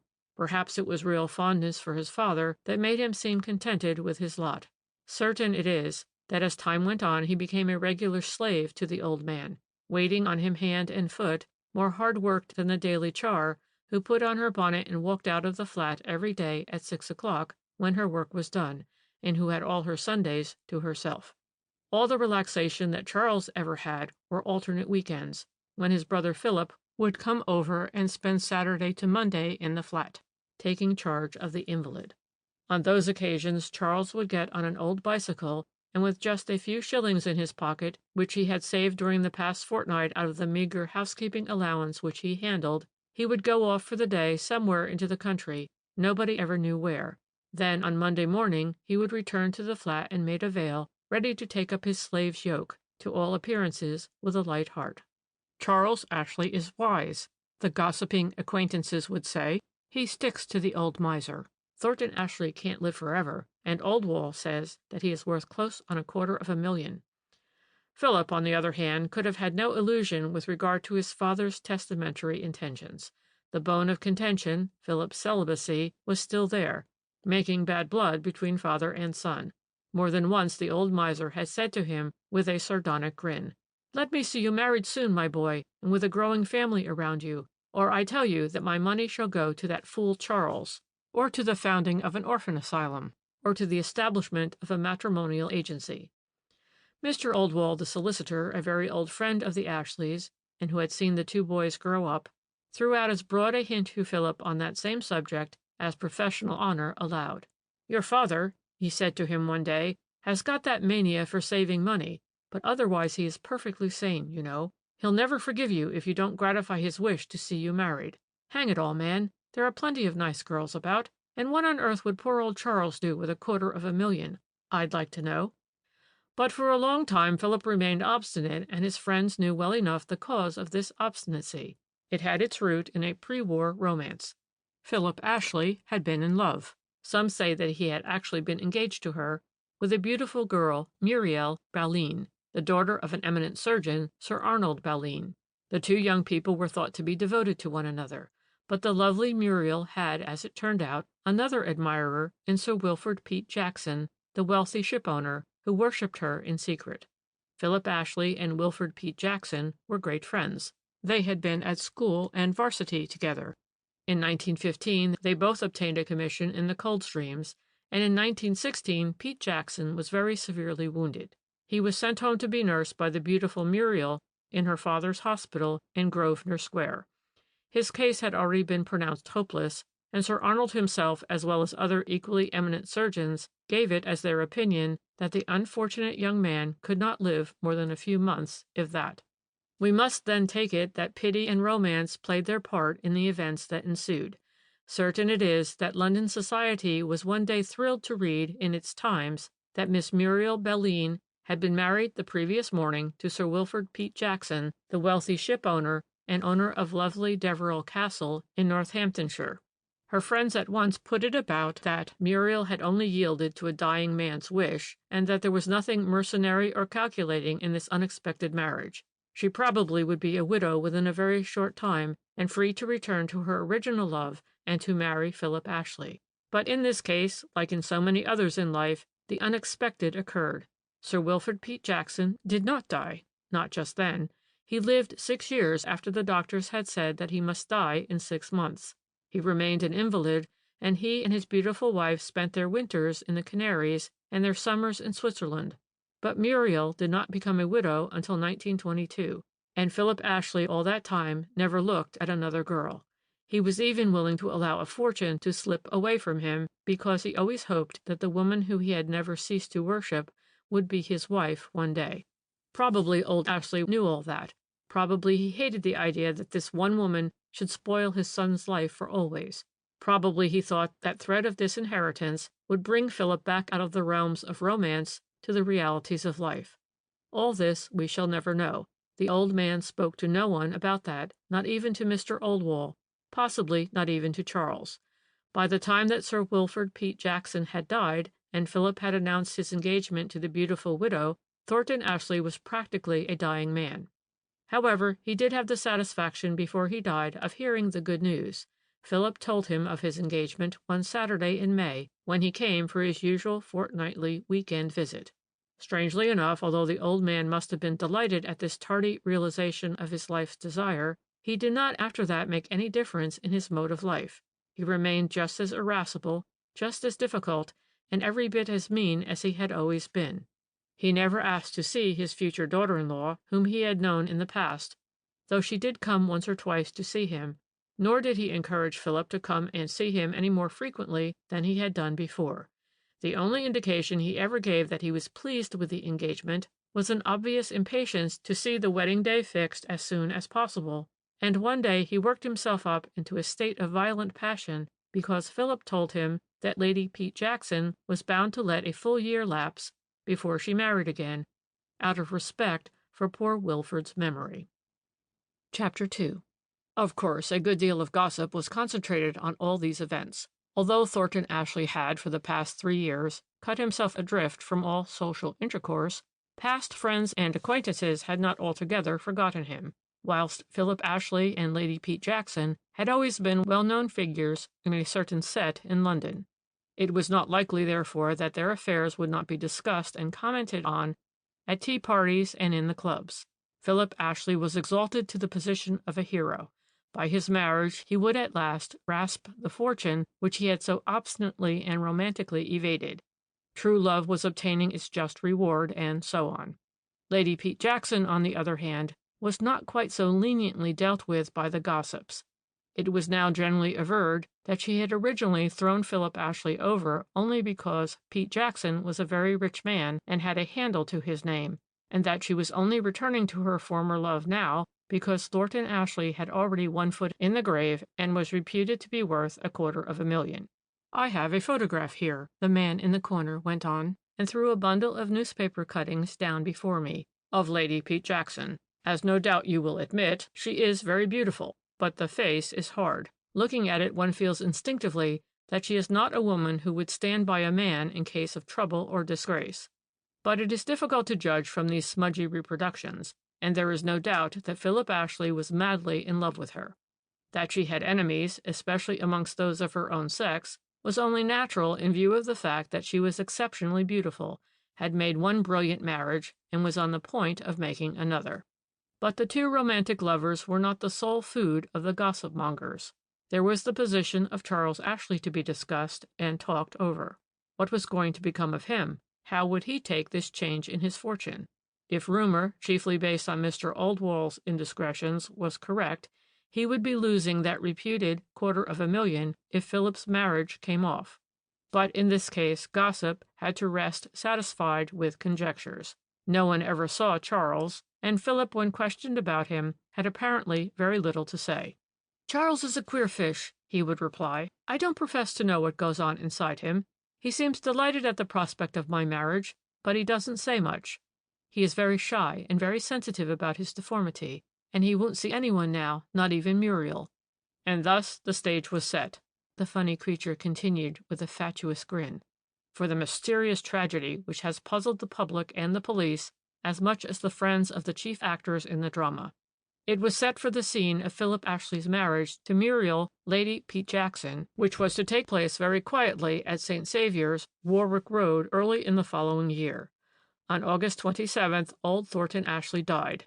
That is to say, he was found dead in his bed by his son Charles, who had returned that morning from his fortnightly weekend holiday.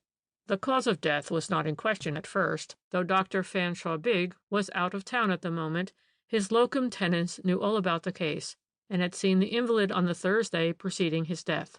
In accordance with the amazing laws of this country, he gave the necessary certificate without taking a last look at the dead man, and Thornton Ashley would no doubt have been buried then and there, without either fuss or ceremony, but for the amazing events which thereupon followed one another in quick succession.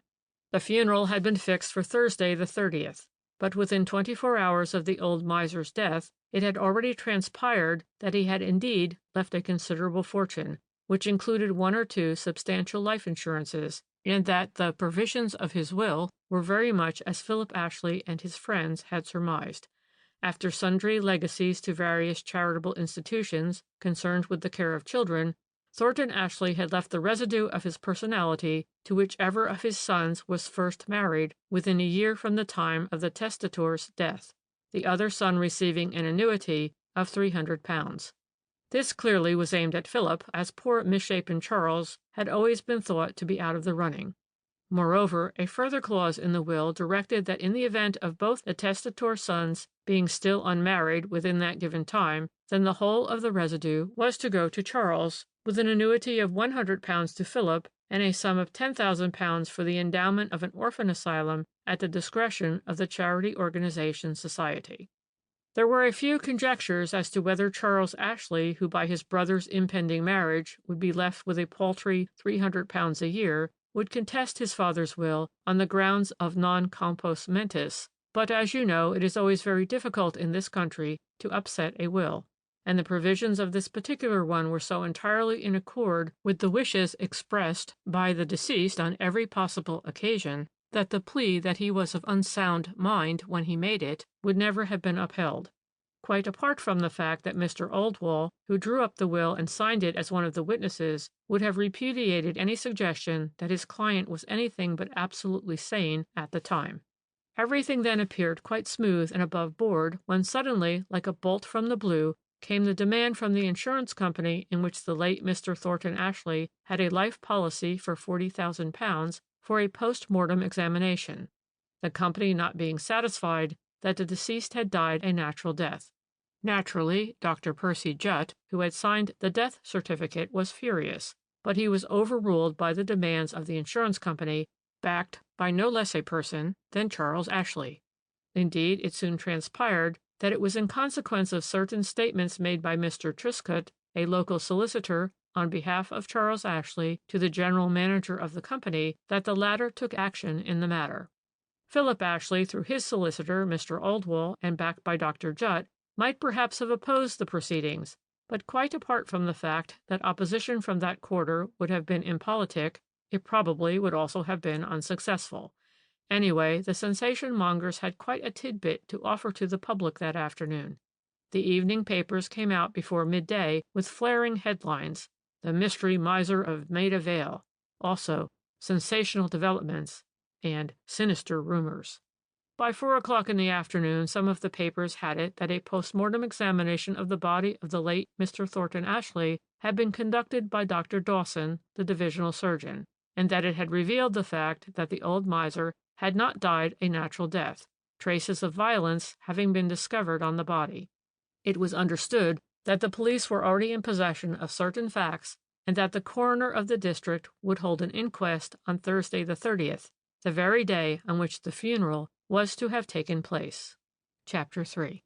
Now I have attended many an inquest in my day, the man in the corner continued after a brief pause, during which his claw-like fingers worked away with feverish energy at his bit of string. But seldom have I been present at a more interesting one. There were so many surprises, such an unexpected turn of events, that one was kept on tenterhooks the whole time as to what would happen next. Even to those who were in the know, the witnesses in themselves were a surprise. Of course, everyone knew Mr. Oldwall, the solicitor and lifelong friend of old Thornton Ashley, and the divisional surgeon, whose evidence would be interesting. Then there was poor Charles Ashley and his handsome brother Philip, now the owner of a magnificent fortune, whose romantic history had more than once been paragraphed in the press. But what in the world had Mr. Triscott, a local lawyer whom nobody knew, and Mrs. Trapp, a slatternly old char, to do with the case? And there was also Dr. Percy Jutt, who had not come out of the case with flying professional colors, and who must have cursed the day when he undertook the position of locum tenens for Dr. Fanshawe Bigg.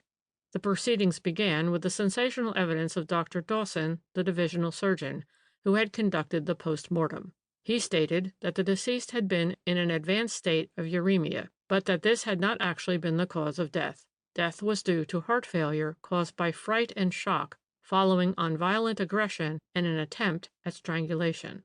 There were marks round the throat and evidences of a severe blow having been dealt on the face and cranium, causing concussion. In the patient's weak state of health, shock and fright had affected the heart's action with fatal results. All the while that the divisional surgeon gave evidence, going into technical details which the layman could not understand, Dr. Percy Jutt had obvious difficulty to control himself. He had a fidgety, nervous way with him, and was constantly biting his nails. When he, in his turn, entered the witness box, he was as white as a sheet, and tried to hide his nervousness behind a dictatorial, blustering manner. In answer to the coroner, he explained that he had been acting as locum tenens for Dr. Fanshawe Bigg, who was away on his holiday. He had visited the deceased once or twice during the past fortnight, and had last seen him on the Thursday preceding his death. Dr. Fanshawe Bigg had left him a few notes on the case. "I found," he went on to explain, "the deceased in an advanced stage of uremia, and that there was very little that I could do, more especially as I was made to understand that my visits were not particularly wanted. On the Thursday, deceased was in a very drowsy state, this being one of the best-known symptoms of the disease, and I didn't think that he could live much longer. I told Mr. Charles Ashley so. At the same time, I did not think that the end would come quite as soon. However, I was not particularly surprised when on the Monday morning I received a visit from Mr. Charles Ashley, who told me that his father was dead. I found him very difficult to understand," Dr. Jutt continued in response to a question from the coroner. "Emotion had, I thought, addled his speech a little. He may have tried to tell me something in connection with his father's death, but I was so rushed with work that morning, and, as I say, I was fully prepared for the event, that all I could do was to promise to come round some time during the day, and in the meanwhile, in order to facilitate arrangements for the funeral, I gave the necessary certificate. I was entirely within my rights," he concluded with somewhat aggressive emphasis, "and as far as I can recollect, Mr. Charles Ashley said nothing that in any way led me to think that there was anything wrong." Mr. Oldwall, the solicitor, was the next witness called, and his testimony was unimportant to the main issue. He had drafted the late Mr. Thornton Ashley's will in 1919, and had last seen him alive before starting on a short holiday sometime in June. Deceased had just heard then of his son's engagement, and witness thought him looking wonderfully better and brighter than he had been for a long time. "Mr. Ashley," the coroner asked, "didn't say anything to you then about any alteration to his will?" "Most emphatically no," the witness replied. "Or at any time?" At no time, Mr. Oldwell asserted. These questions put by the coroner in quick succession had, figuratively speaking, made everyone sit up. Up to now, the general public had not been greatly interested. One had made up one's mind that the old miser had kept certain sums of money, after the fashion of his kind, underneath his mattress, that some evildoer had got wind of this and entered the flat when no one was about, giving poor Thornton Ashley a fright that had cost him his life. But with this reference to some possible alteration in the will, the case at once appeared more interesting. Suddenly one felt on the alert. Excitement was in the air, and when the next witness, a middle-aged, dapper little man wearing spectacles, a gray suit and white spats, stood up to answer questions put to him by the coroner, a suppressed gasp of anticipatory delight went round the circle of spectators. The witness gave his name as James Truscott, solicitor of Warwick Avenue. He said that he had known the deceased slightly, having seen him on business in connection with the lease of 73 Malvine Mansions, the landlord being a client of his. On the previous Friday, that is the 24th, witness received a note written in a crabbed hand and signed A. Thornton Ashley, asking him to call at Malvine Mansions any time during the day. This Mr. Truscott did that same afternoon.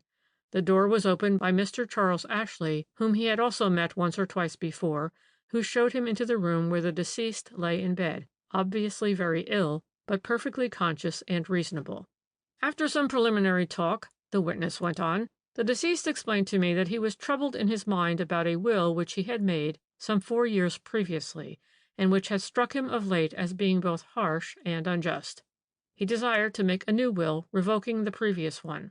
I naturally told him that I was entirely at his service, and he then dictated his wishes to me. I made notes and promised to have the will ready for his signature by Monday. The thought of this delay annoyed him considerably, and he pressed me hard to have everything ready for him by the next day.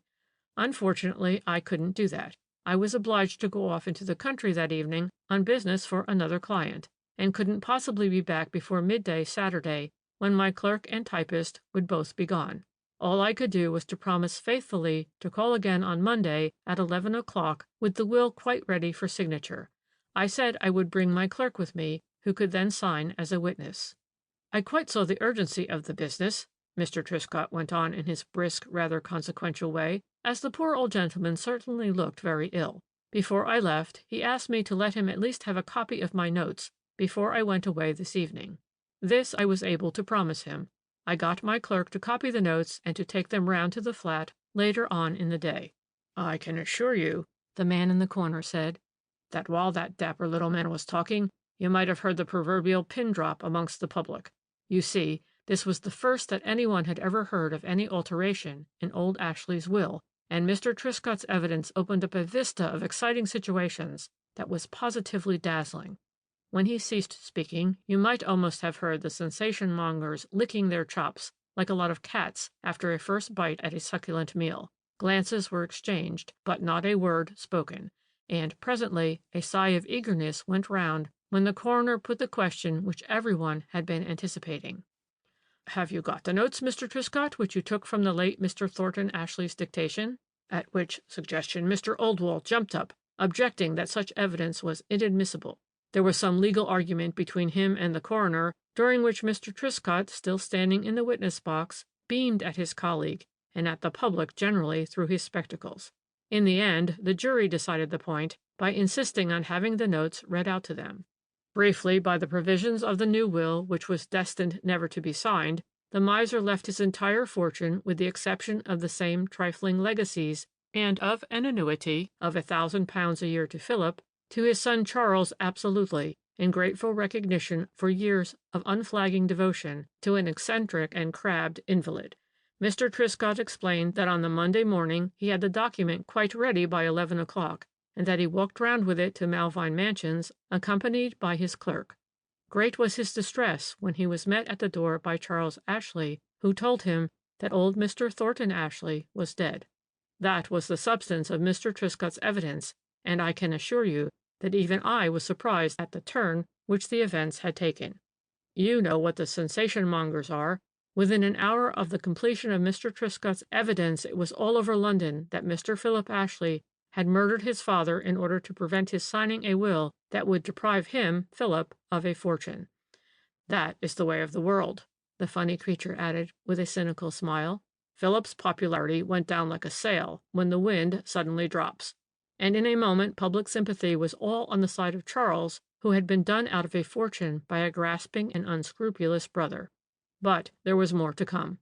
The next witness called was Mrs. Truscott, the wife of the dapper little solicitor, and her presence here in connection with the death of old Thornton Ashley seemed as surprising at first as that of her husband had been.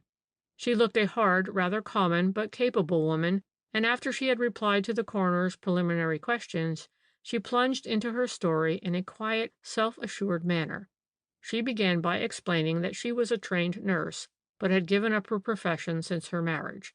Now and again, however, either in an emergency or to oblige a friend, she had taken care of a patient. On Friday evening last, she continued, Mr. Truscott, who was just going off into the country on business, said to me that he had a client in the neighborhood who was very ill and about whom, for certain reasons, he felt rather anxious. He went on to say that he was chiefly sorry for the son, a delicate man, who was sadly deformed. Would I, like a good Samaritan, go and look after the sick man during the weekend? It seems that the doctor had ordered absolute rest, and Mr. Truscott feared that there might be some trouble with another son because, as a matter of fact, the old man had decided to alter his will. I knew nothing about Mr. Thornton Ashley's family affairs, the witness said in reply to a question put to her by the coroner, and calmly ignoring the sensation which her statement was causing, beyond what I have just told you that Mr. Truscott said to me, but I agreed to go to Malvine Mansions and see if I could be of any use.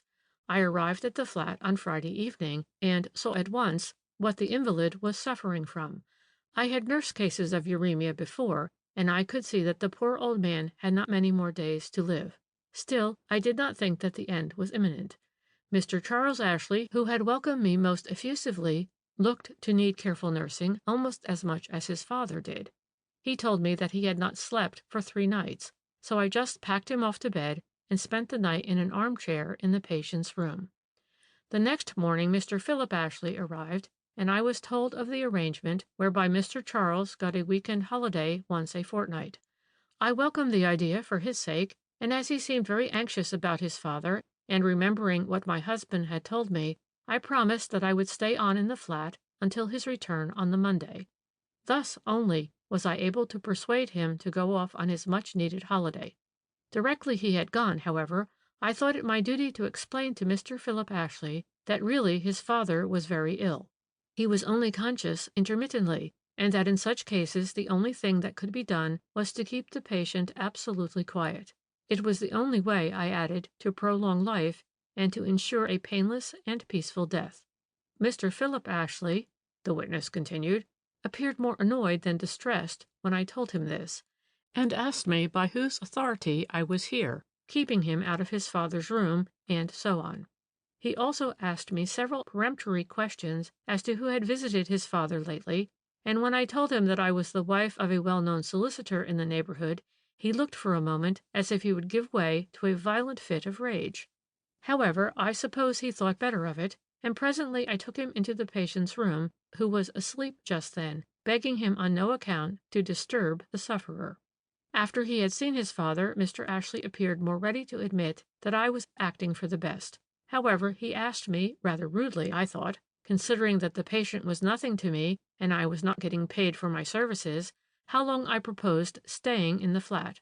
I told him that I would wait here until his brother's return, which I was afraid would not be before 10 o'clock on Monday morning, whereupon he picked up his hat, gave me a curt good day, and walked out of the flat. To my astonishment, the witness now said, amidst literally breathless silence on the part of the spectators, it had only just gone 8 on the Monday morning when Mr. Philip Ashley turned up once more. I must say that I was rather pleased to see him. I was expecting Mr. Truscott home and had a lot to do in my own house. The patient, who had rallied wonderfully the last 2 days, had just gone off into a comfortable sleep, and as I knew that Mr. Charles would be back soon, I felt quite justified in going off duty and leaving Mr. Philip in charge, with strict injunctions that he was on no account to disturb the patient. If he woke, he might be given a little barley water first, and then some beef tea, all of which I had prepared and put ready. My intention was directly I got home to telephone to Dr. Judd and ask him to look in at Melvine Mansions sometime during the morning. Unfortunately, when I got home, I had such a lot to do that frankly I forgot to telephone to the doctor, and before the morning was over, Mr. Truscott had come home with the news that Mr. Thornton Ashley was dead. This, the man in the corner continued, was the gist of Mrs. Truscott's evidence at that memorable inquest. Of course, there were some dramatic incidents during the course of her examination, glances exchanged between Philip Ashley and Mr. Oldwall, and between him and the dapper little Mr. Truscott. The latter, I must tell you, still beamed on everybody. He looked inordinately proud of his capable, businesslike wife, and very pleased with the prominence which he had attained through this mysterious and intricate case. Chapter 4. The luncheon interval gave us all a respite from the tension that had kept our nerves strung up all morning. I don't think that Philip Ashley, for one, ate much lunch that day. I noticed, by the way, that he and Mr. Oldwall went off together, whilst Mr. and Mrs. Truscott took kindly charge of poor Charles. I caught sight of the three of them subsequently in a blameless tea-shop. Charles was indeed a pathetic picture to look upon. He looked the sort of man who lives on his nerves, with no flesh on his poor misshapen bones, and a hungry, craving expression in his eyes, as in those of an underfed dog. We had his evidence directly after luncheon, but as a matter of fact, he had not much to say. He had last seen his father alive on the Saturday morning when he went off on his fortnightly week-end holiday. He had cycled to Dorking and spent his time there at the Running Footman, as he had often done before. He was well known in the place. On Monday morning he made an early start and got to Melvine Mansions soon after 10 and let himself into the flat with his latchkey. He expected to find his brother or Mrs. Truscott there, but there was no one. He then went into his father's room and at first thought that the old man was only asleep. The blinds were down and the room very dark. He drew up the blind and went back to his father's bedside. Then only did he realize that the old man was dead. Though he was very ignorant in such matters, he thought that there was something strange about the dead man, and he tried to explain this to Dr. Judd. But the latter seemed too busy to attend to him, so when Mr. Truscott came to call later on, he told him of this strange feeling that troubled him. Mr. Truscott then thought that as Dr. Judd seemed so indifferent about the matter, it might be best to see the police. But this, Charles Ashley explained, I refused to do, and then Mr. Truscott asked me if I knew whether my dear father had any life insurances, and if so, in what company. I was able to satisfy him on that point, as I had heard him speak to Mr. Oldwall about a life policy he had in the Empire of India Life Insurance Company. Mr. Truscott then told me to leave the matter to him, which I was only too glad to do. Witness was asked if he knew anything of his father's intentions with regard to altering his will, and to this he gave an emphatic no. He explained that he had taken a note from his father to Mr. Truscott on the Friday, and that he had seen Mr. Truscott when the latter called at the flat that afternoon. But when the coroner asked him whether he knew what passed between his father and the lawyer on that occasion, he again gave an emphatic no. He had accepted gratefully Mr. Truscott's suggestion that Mrs. Truscott should come over for the week-end to take charge of the invalid, but he declared that this arrangement was in no way a reflection upon his brother.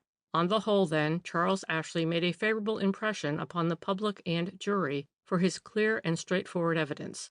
The only time when he hesitated, and did so very obviously, was when the coroner asked him whether he knew of any recent disagreement between his father and his brother Philip, a disagreement which might have led to Mr. Thornton Ashley's decision to alter his will. Charles Ashley did hesitate at this point, and though he was hard-pressed by the coroner, he only gave ambiguous replies, and when he had completed his evidence, he left one under the impression that he might have said something if he would, and that but for his many afflictions the coroner would probably have pressed him much harder. This impression was confirmed by the evidence of the next witness, a Mrs. Trapp, who had been the daily char at Melvine Mansions. She began by explaining to the coroner that she had done the work at the flat for the past 2 years.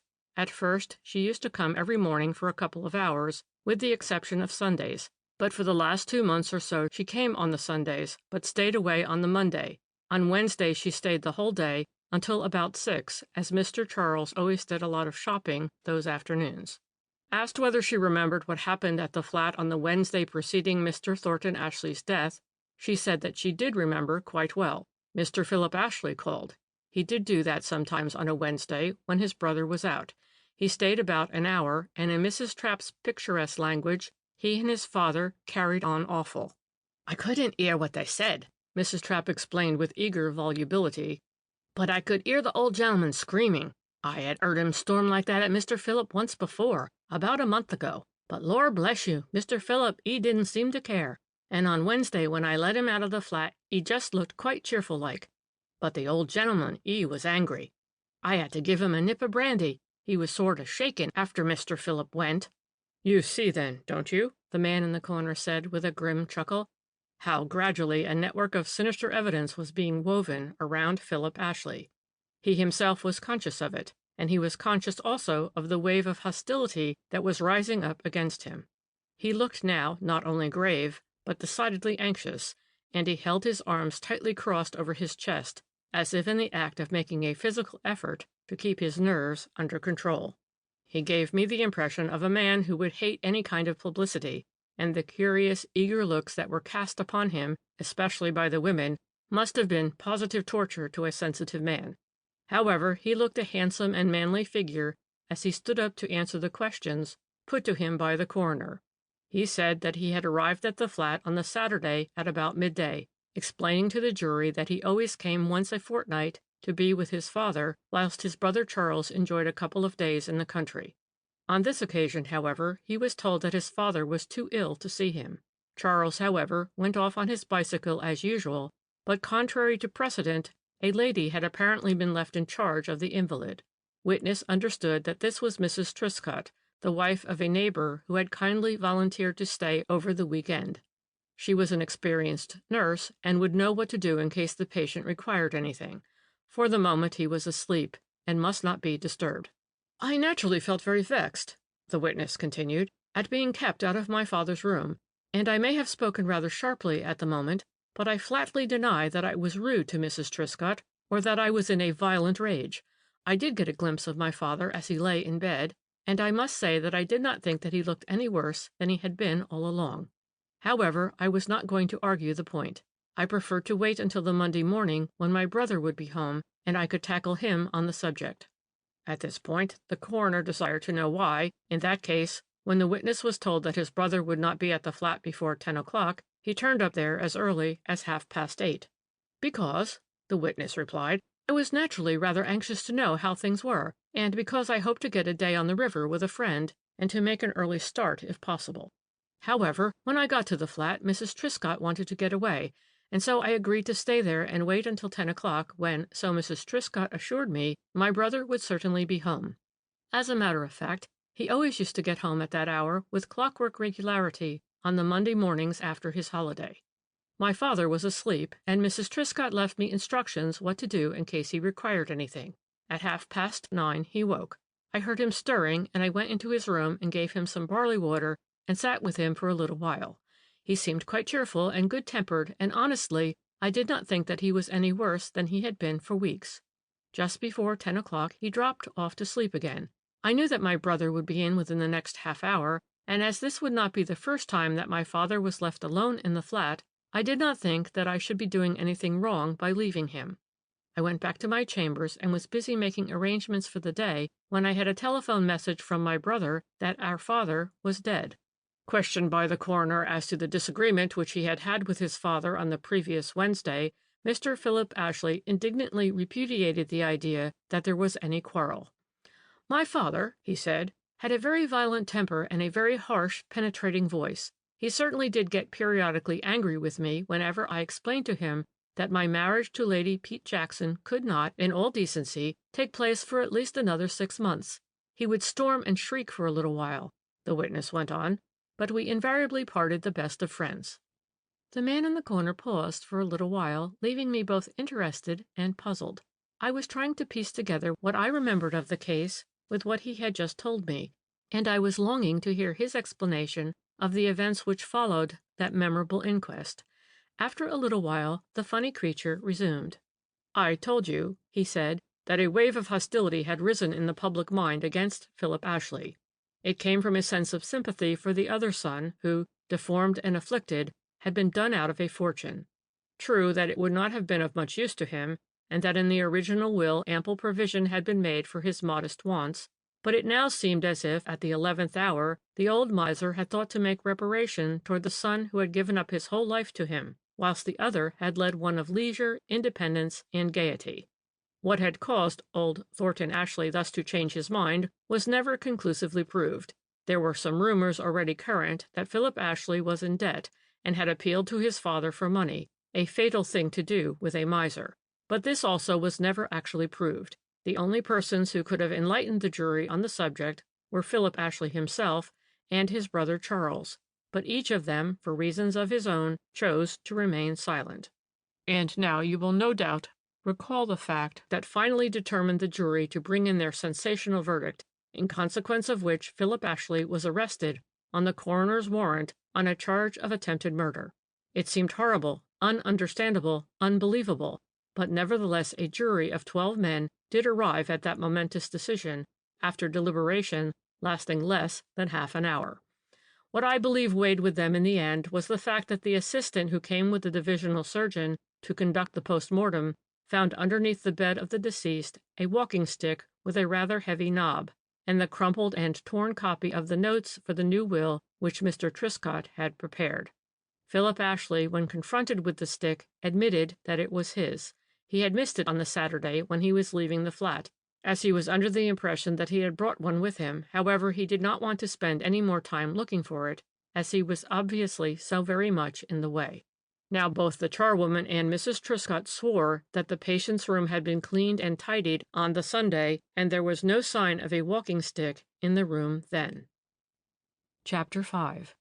And so, the man in the corner went on, with a cynical shrug of his lean shoulders, Philip Ashley went through the terrible ordeal of being hauled up before the magistrate on the charge of having attempted to murder his father, an old man with one foot in the grave. He pleaded not guilty and reserved his defense. The whole of the evidence was gone through all over again, of course, but nothing new had transpired. The case was universally thought to look very black against the accused, and no one was surprised when he was eventually committed for trial. Public feeling remained distinctly hostile to him. It was a crime so horrible and so unique, you would have thought that no one would have believed that a well-known, well-educated man could possibly have been guilty of it.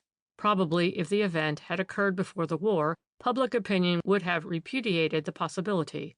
But so many horrible crimes have occurred in every country these past few years that one was just inclined to shrug one's shoulders and to murmur, perhaps one never knows. One thing remained beyond a doubt. Old Thornton Ashley died of shock or fright following a violent and dastardly assault. Finger marks were discovered round his throat, and there were evidences on his face and head that he had been repeatedly struck with what might easily have been the walking stick which was found under his bed. Add to this the weight of evidence of the new will about to be signed, and of the quarrel between father and son on the previous Wednesday, and you have as good a motive for the murder as any prosecuting counsel might wish for. Philip Ashley would not, of course, hang for murder, but it was even betting that he could get 20 years. Anyway, I don't think that, as things were, anyone blamed Lady Pete Jackson for her decision. A week before Philip Ashley's trial came on, she announced her engagement to Lord Francis Fermor, son of the Marquis of Ettridge, whom she subsequently married. But Philip Ashley was acquitted. You remember that? He was acquitted because Sir Arthur Inglewood was his counsel, and Sir Arthur is the finest criminal lawyer we possess, and because the evidence against him was entirely circumstantial. It was demolished by his counsel with masterly skill. Whatever might be said on the subject of motive, there was nothing whatever to prove that the accused knew anything of his father's intentions with regard to a new will, and there was only a charwoman's word to say that he had quarrelled with his father on that memorable Wednesday. On the other hand, there was Mr. Oldwall and Dr. Fanshawe Bigg, old friends of the deceased, both swearing positively that Thornton Ashley had a peculiarly shrill and loud voice, that he would often get into passions about nothing at all, when he would scream and storm and yet mean nothing by it. The only evidence of any tangible value was the walking stick, but even that was not enough to blast a man's life with such a monstrous suspicion. Philip Ashley was acquitted, but there were not many people who followed that case closely who believed him altogether innocent at the time. What Lady Pete Jackson thought about it no one knows.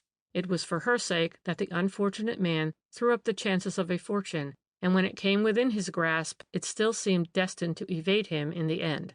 In losing the woman for whom he had been prepared to make so many sacrifices, poor Philip lost the fortune a second time, because as he was not married within the prescribed time limit, it was Charles who inherited under the terms of the original will. But I think you will agree with me that any sensitive man is well out of a union with a hard and mercenary woman. And now there has been another revolution in the wheel of fate. Charles Ashley died the other day in a nursing home of heart failure following an operation. He died intestate, and his brother is his sole heir. Funny, isn't it, that Philip Ashley should get his father's fortune in the end? But fate does have a way sometimes of dealing out compensations after she has knocked a man about beyond his deserts.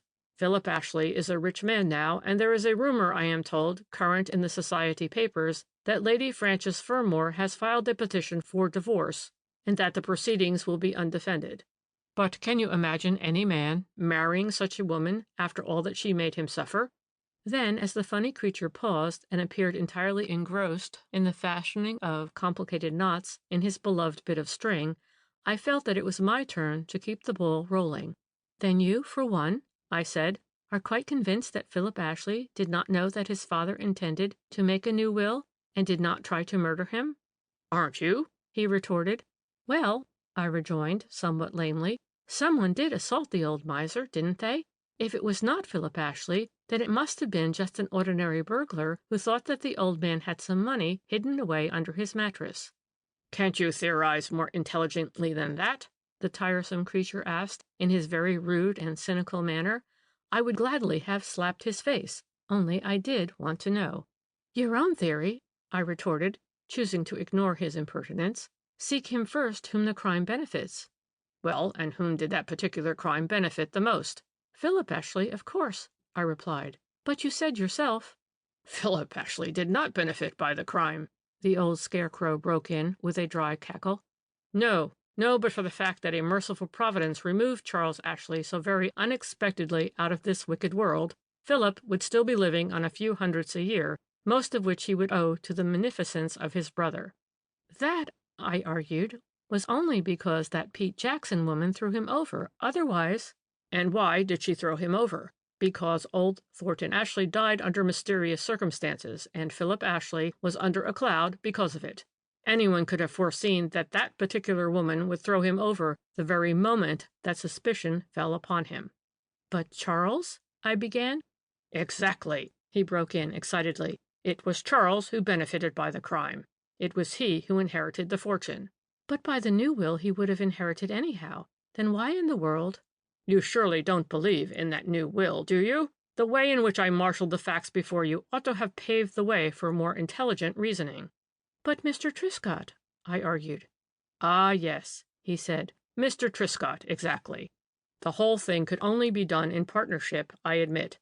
But does not everything point to a partnership in what to my mind is one of the ugliest crimes in our records? You ought to be able to follow the workings of Charles Ashley's mind, a mind as tortuous as the body that held it.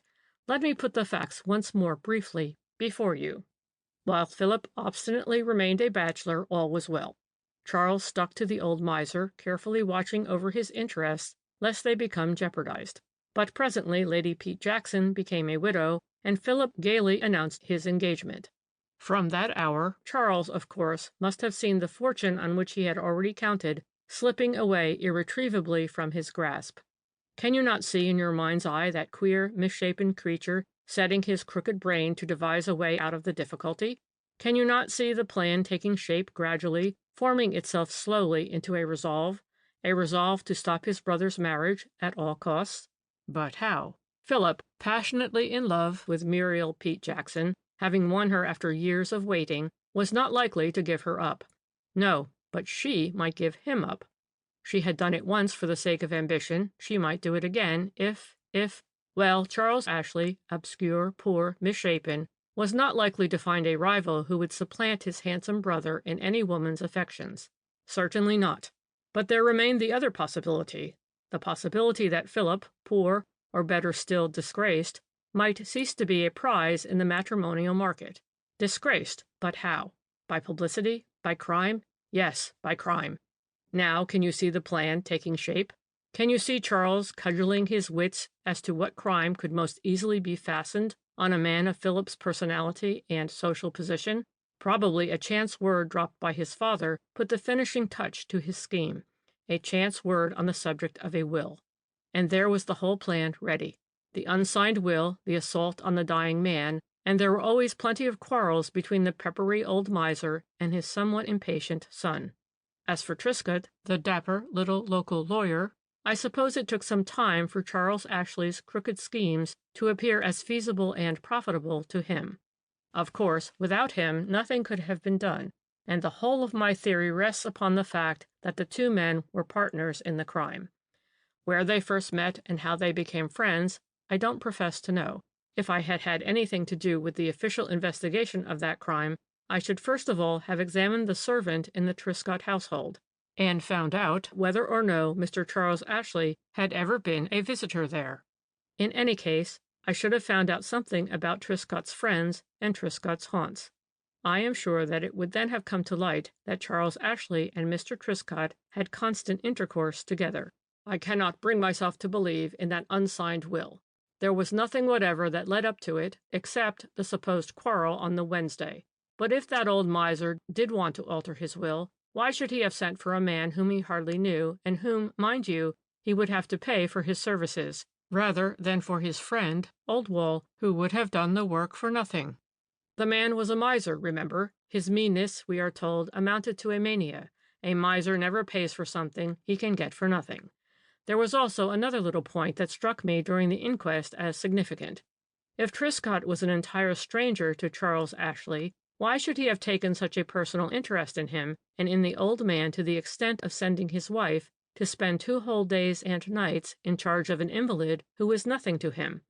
Why should Mrs. Truscott have undertaken such a thankless task in the house of a miser where she would get no comforts and hardly anything to eat? Why, I say, should the Truscotts have done all that if they had not some vital self-interest at stake? And I contend that that vital self-interest demanded that one of them should be there in the flat on the watch, to see that no third person was present whilst Philip spent his time by his father's bedside, a witness such as Lady Pete Jackson, perhaps, or some friend, whose testimony might demolish the whole edifice of lies which had been so carefully built up. And did you notice another point? The charwoman, by a new arrangement, was never at the flat on a Monday morning, and that arrangement had only obtained for the past 2 months. Now why? Charwomen stay away, I believe, on Sundays always. But I ask you, have you ever heard of a charwoman having a holiday on a Monday? I was bound to admit that it was unusual, whereupon the old scarecrow went on with excitement that grew as rapidly as did the feverish energy of his fingers manipulating his bit of string. And now, propel your mind back to that same Monday morning. When the coast being clear, Charles Ashley, back at the flat and alone with the old man, was able at last to put the finishing touch to his work of infamy. One pressure of the fingers, one blow with the walking-stick, and the curtain was rung down finally on the hideous drama that he had so skillfully invented. Think of it all carefully and intelligently, the old man in the corner concluded, as he stuffed his beloved bit of string into the capacious pocket of his checked ulster. And you will admit that there is not a single flaw in my argument. The walking-stick, I broke in quickly. Exactly, he retorted, the walking-stick. Charles was quick enough to grasp the significance of that, and on Saturday, while his brother's back was turned, he carefully hid the walking-stick, knowing that it would be a useful piece of evidence presently. Do you for a moment suppose, he added dryly, that any man would have been such a fool as to throw his walking-stick and the crumpled notes of the will underneath his victim's bed? They could not have been left there, remember. They could not have been rolled under the bed, as the walking-stick had a crook handle. They must deliberately have been thrown there. No, no, he said in conclusion, there is no flaw. It is all as clear as daylight to any receptive intelligence, and though human justice did err at first, and it looked at one time as if the innocent alone would suffer, and the guilty enjoy the fruits of this crime, a higher justice interposed in the end. Charles has gone, and Philip is in possession of the fortune which his father desired him to have. I only hope that his eyes are opened at last to the true value of the beautiful Muriel's love, and that it will be some other, worthier woman who will share his fortune and help him forget all that he endured in the past. "And what about the Triscotts?" I asked. "Ah," he said with a sigh, "they are the wicked who prosper, and higher justice has apparently forgotten them, as it often does forget the evildoer for a time. We must take it that they were well paid for their share in the crime, and if the unfortunate Charles had lived, he probably would have been blackmailed by them and bled white. As it is, they have gone scot-free. I made a few inquiries in the neighborhood lately, and I discovered that Mr. Triscott is selling his practice and retiring from business. Presently we'll hear that he has bought himself a cottage in the country. Then perhaps your last doubt will vanish, and you will be ready to admit that I have found the true solution of the mystery that surrounded the death of the miser of Maida Vale." The next moment he was gone, and I just caught sight of the corner of his checked ulster disappearing through the swing doors. End of The Miser of Maida Vale.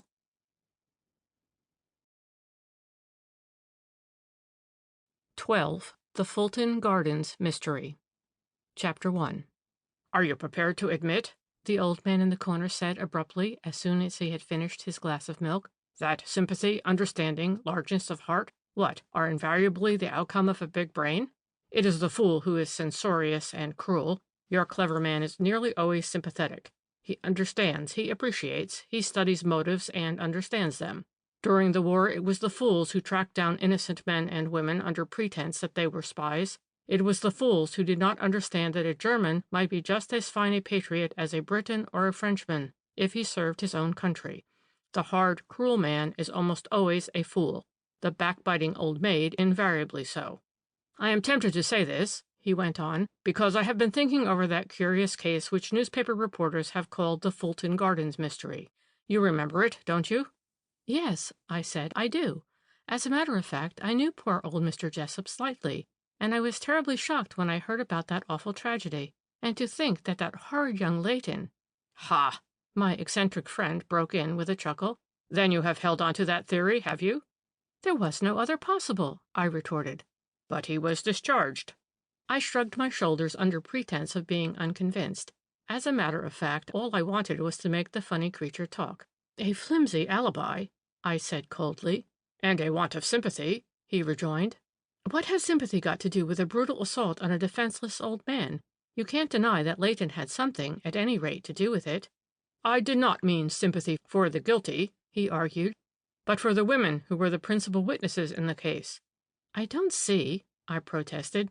"No, but I do. I understood, and in a great measure I sympathized." At which expression of noble sentiment I burst out laughing. I couldn't help it. In view of his preamble just now, his fatuous statement was funny beyond words. "You being the clever man who understands, etc.," I said as seriously as I could, "and I the censorious and cruel old maid who is invariably a fool." "You put it crudely," he rejoined complacently, "and had you not given ample proof of your intelligence before now, I might have thought it worth while to refute the second half of your argument. As for the first—" "Hadn't you better tell me about the Fulton Gardens mystery?" I broke in impatiently. "Certainly," he replied, in no way abashed. "I have meant to talk to you about it all along, only that you would digress." "Pax!" I retorted, and with a conciliatory smile I handed him a beautiful bit of string. He pounced on it with thin hands that looked like the talons of a bird, and he gloated on that bit of string for all the world as on a prey. "I dare say," he began, "that to most people the mystery appeared baffling enough, but to me, well, there was the victim of what you very properly call the cowardly assault, your friend or acquaintance, Mr. Seton Jessup, a man on the wrong side of 60, but very active and vigorous for his years. He carried on the business of pearl merchant in Fulton Gardens, but he did not live there, as you know. He was a married man, had sons and daughters, and a nice house in Fitzjohn's Avenue. He also owned the house in Fulton Gardens, a 4-storied building of the pattern prevalent in that neighborhood. The ground floor, together with the one above that, and the basement were used by Mr. Jessup himself for his business. On the ground floor he had his office and showroom. Above that were a couple of reception rooms where he usually had his lunch and saw a few privileged customers, and in the basement there was a kitchen with scullery and pantry, a small servants' hall, and a strong room for valuables. The top story of all was let to a surgical instrument maker who did not sleep on the premises, and the second floor, that is the one just below the surgical instrument maker and immediately above the reception rooms, was occupied by Mrs. Tuffnell, who was cook-housekeeper to Mr. Jessup, and her niece, Anne Weber, who acted as the house parlour-maid. Mrs. Tuffnell's son, Mark, who was a junior clerk in the office, did not sleep in the house. He was considered to be rather delicate, and lived with a family somewhere near the Alexandra Palace. All these people, as you know, played important parts in the drama that was enacted on the 16th of November at No. 13 Fulton Gardens, an unlucky number, by the way, but one which Mr. Jessup did not change to the usual 12A when he bought the house, because he despised all superstition. He was a hard-headed, prosperous businessman. He worked hard himself and expected hard work from his employees. Both his sons worked in the office, one as senior clerk and the other as showman. And in addition to young Mark Tuffnell, there was another junior clerk, a rather unsatisfactory youth named Arthur Layton, who was some sort of a relation of Mrs. Jessup's.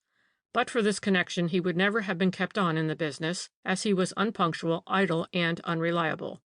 The housekeeper, as well as some of the neighbors, had been scandalized lately by what was picturesquely termed the goings-on of that young Layton with Anne, the housemaid at No. 13. Anne Weber was a very pretty girl, and like many pretty girls she was fond of finery and of admiration.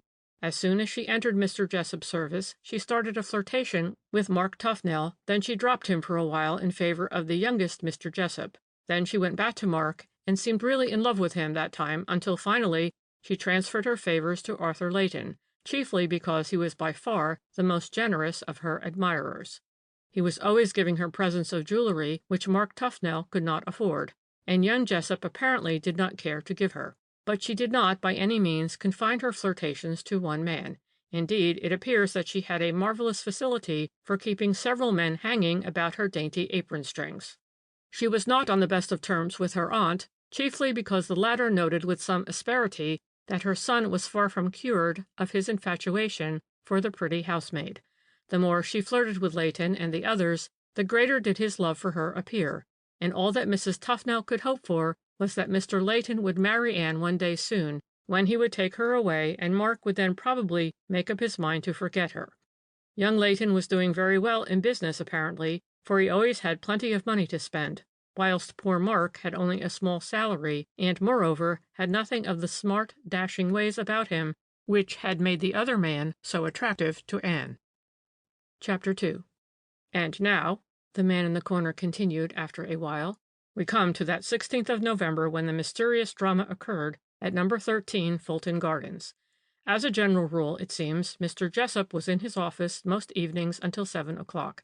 His clerks and showmen finished at 6, but he would almost invariably stay on an hour longer to go through his accounts or look over his stock. On this particular evening, just before 7 o'clock, he rang for the housekeeper, Mrs. Tuffnell, and told her that he would be staying until quite late, and would she send him in a cup of tea and a plate of sandwiches in about an hour's time. Mrs. Tuffnell owned to being rather disappointed when she had this order, because her son Mark had arranged to take her and Anne to the cinema that evening, and now, of course, they could not leave until after Mr. Jessup had gone, in case he wanted anything, and he might be staying on until all hours. However, Mark stayed to supper, and after supper Mrs. Tuffnell got the tea and sandwiches ready and took the tray up to Mr. Jessup herself. Mr. Jessup was then sitting at his desk with 2 or 3 big books in front of him, and Mrs. Tuffnell noticed that the safe in which the cash was kept that came in after banking hours was wide open. Mrs. Tuffnell put down the tray and was about to leave the room again when Mr. Jessup spoke to her. "I expect Mr. Layton back presently. Show him in here when he comes. But I don't want to see anybody else, not any of you. Understand?" It seems that he said this in such a harsh and peremptory manner that Mrs. Tuffnell was not only upset, but quite frightened. Mr. Jessup had always been very kind and considerate to his servants, and the housekeeper declared that she had never been spoken to like that before. But we all know what those sort of people are. They have no understanding, and unless you are perpetually smiling at them, they turn huffy at the slightest word of impatience. Undoubtedly Mr. Jessup was both tired and worried, and no great stress was laid by the police subsequently on the fact that he had spoken harshly on this occasion. Even to you at this moment I dare say that this seems a trifling circumstance, but I mention it because to my mind it had a great deal of significance, and I think that the police were very wrong to dismiss it quite so lightly. Well, to resume. Mr. Jessup was in his office with his books and with the safe, where he kept all the cash that came in after banking hours, open. Mrs. Tufnell saw and spoke to him at 8 o'clock, and he was then expecting Arthur Layton to come to him at 9. No one saw him alive after that. The next morning Mrs. Tufnell was downstairs as usual at 6:45. After she had lighted the kitchen fire, done her front steps, and swept the hall, she went to do the ground floor rooms. She told the police afterwards that from the moment she got up she felt that there was something wrong in the house. Somehow or other she was frightened. She didn't know of what, but she was frightened. As soon as she had opened the office door she gave a terrified scream. Mr. Jessup was sitting at his desk, just as Mrs. Tufnell had seen him the night before, with his big books in front of him and the safe door open. But his head had fallen forward on the desk, and his arms were spread out over his books. Mrs. Tufnell never doubted for a second but that he was dead. Even before she saw the stick lying on the floor, and that horrible, horrible, dull red stain which spread from the back of the old man's head right down to his neck and stained his collar and the top of his coat. Even before she saw all that, she knew that Mr. Jessup was dead. Terrified, she clung to the open door. She could do nothing but stare and stare, for the room, the furniture, the motionless figure by the desk had started whirling round and round before her eyes, so that she felt that at any moment she might fall down in a dead faint.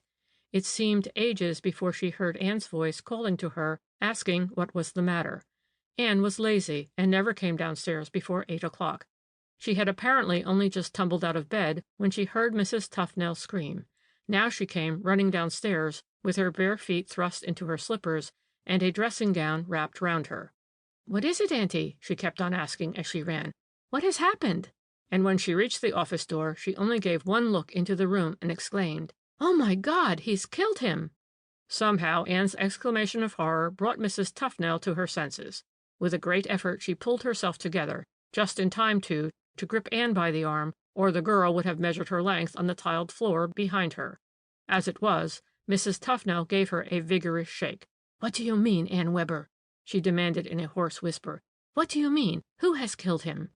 But Anne couldn't or wouldn't utter another word. She was as white as a sheet, and, staggering backwards, she had fallen up against the banisters at the foot of the stairs, and was clinging to them wide-eyed, with twitching mouth and shaking knees.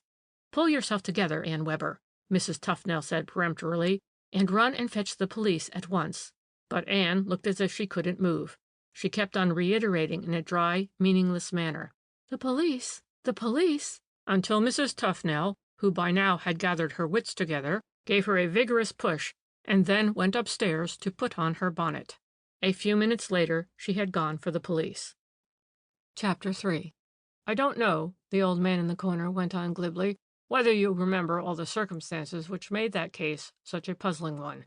Indeed, it well deserved the popular name that the evening papers bestowed on it, the Fulton Gardens mystery, for it was indeed a mystery, and to most people it has so remained to this day."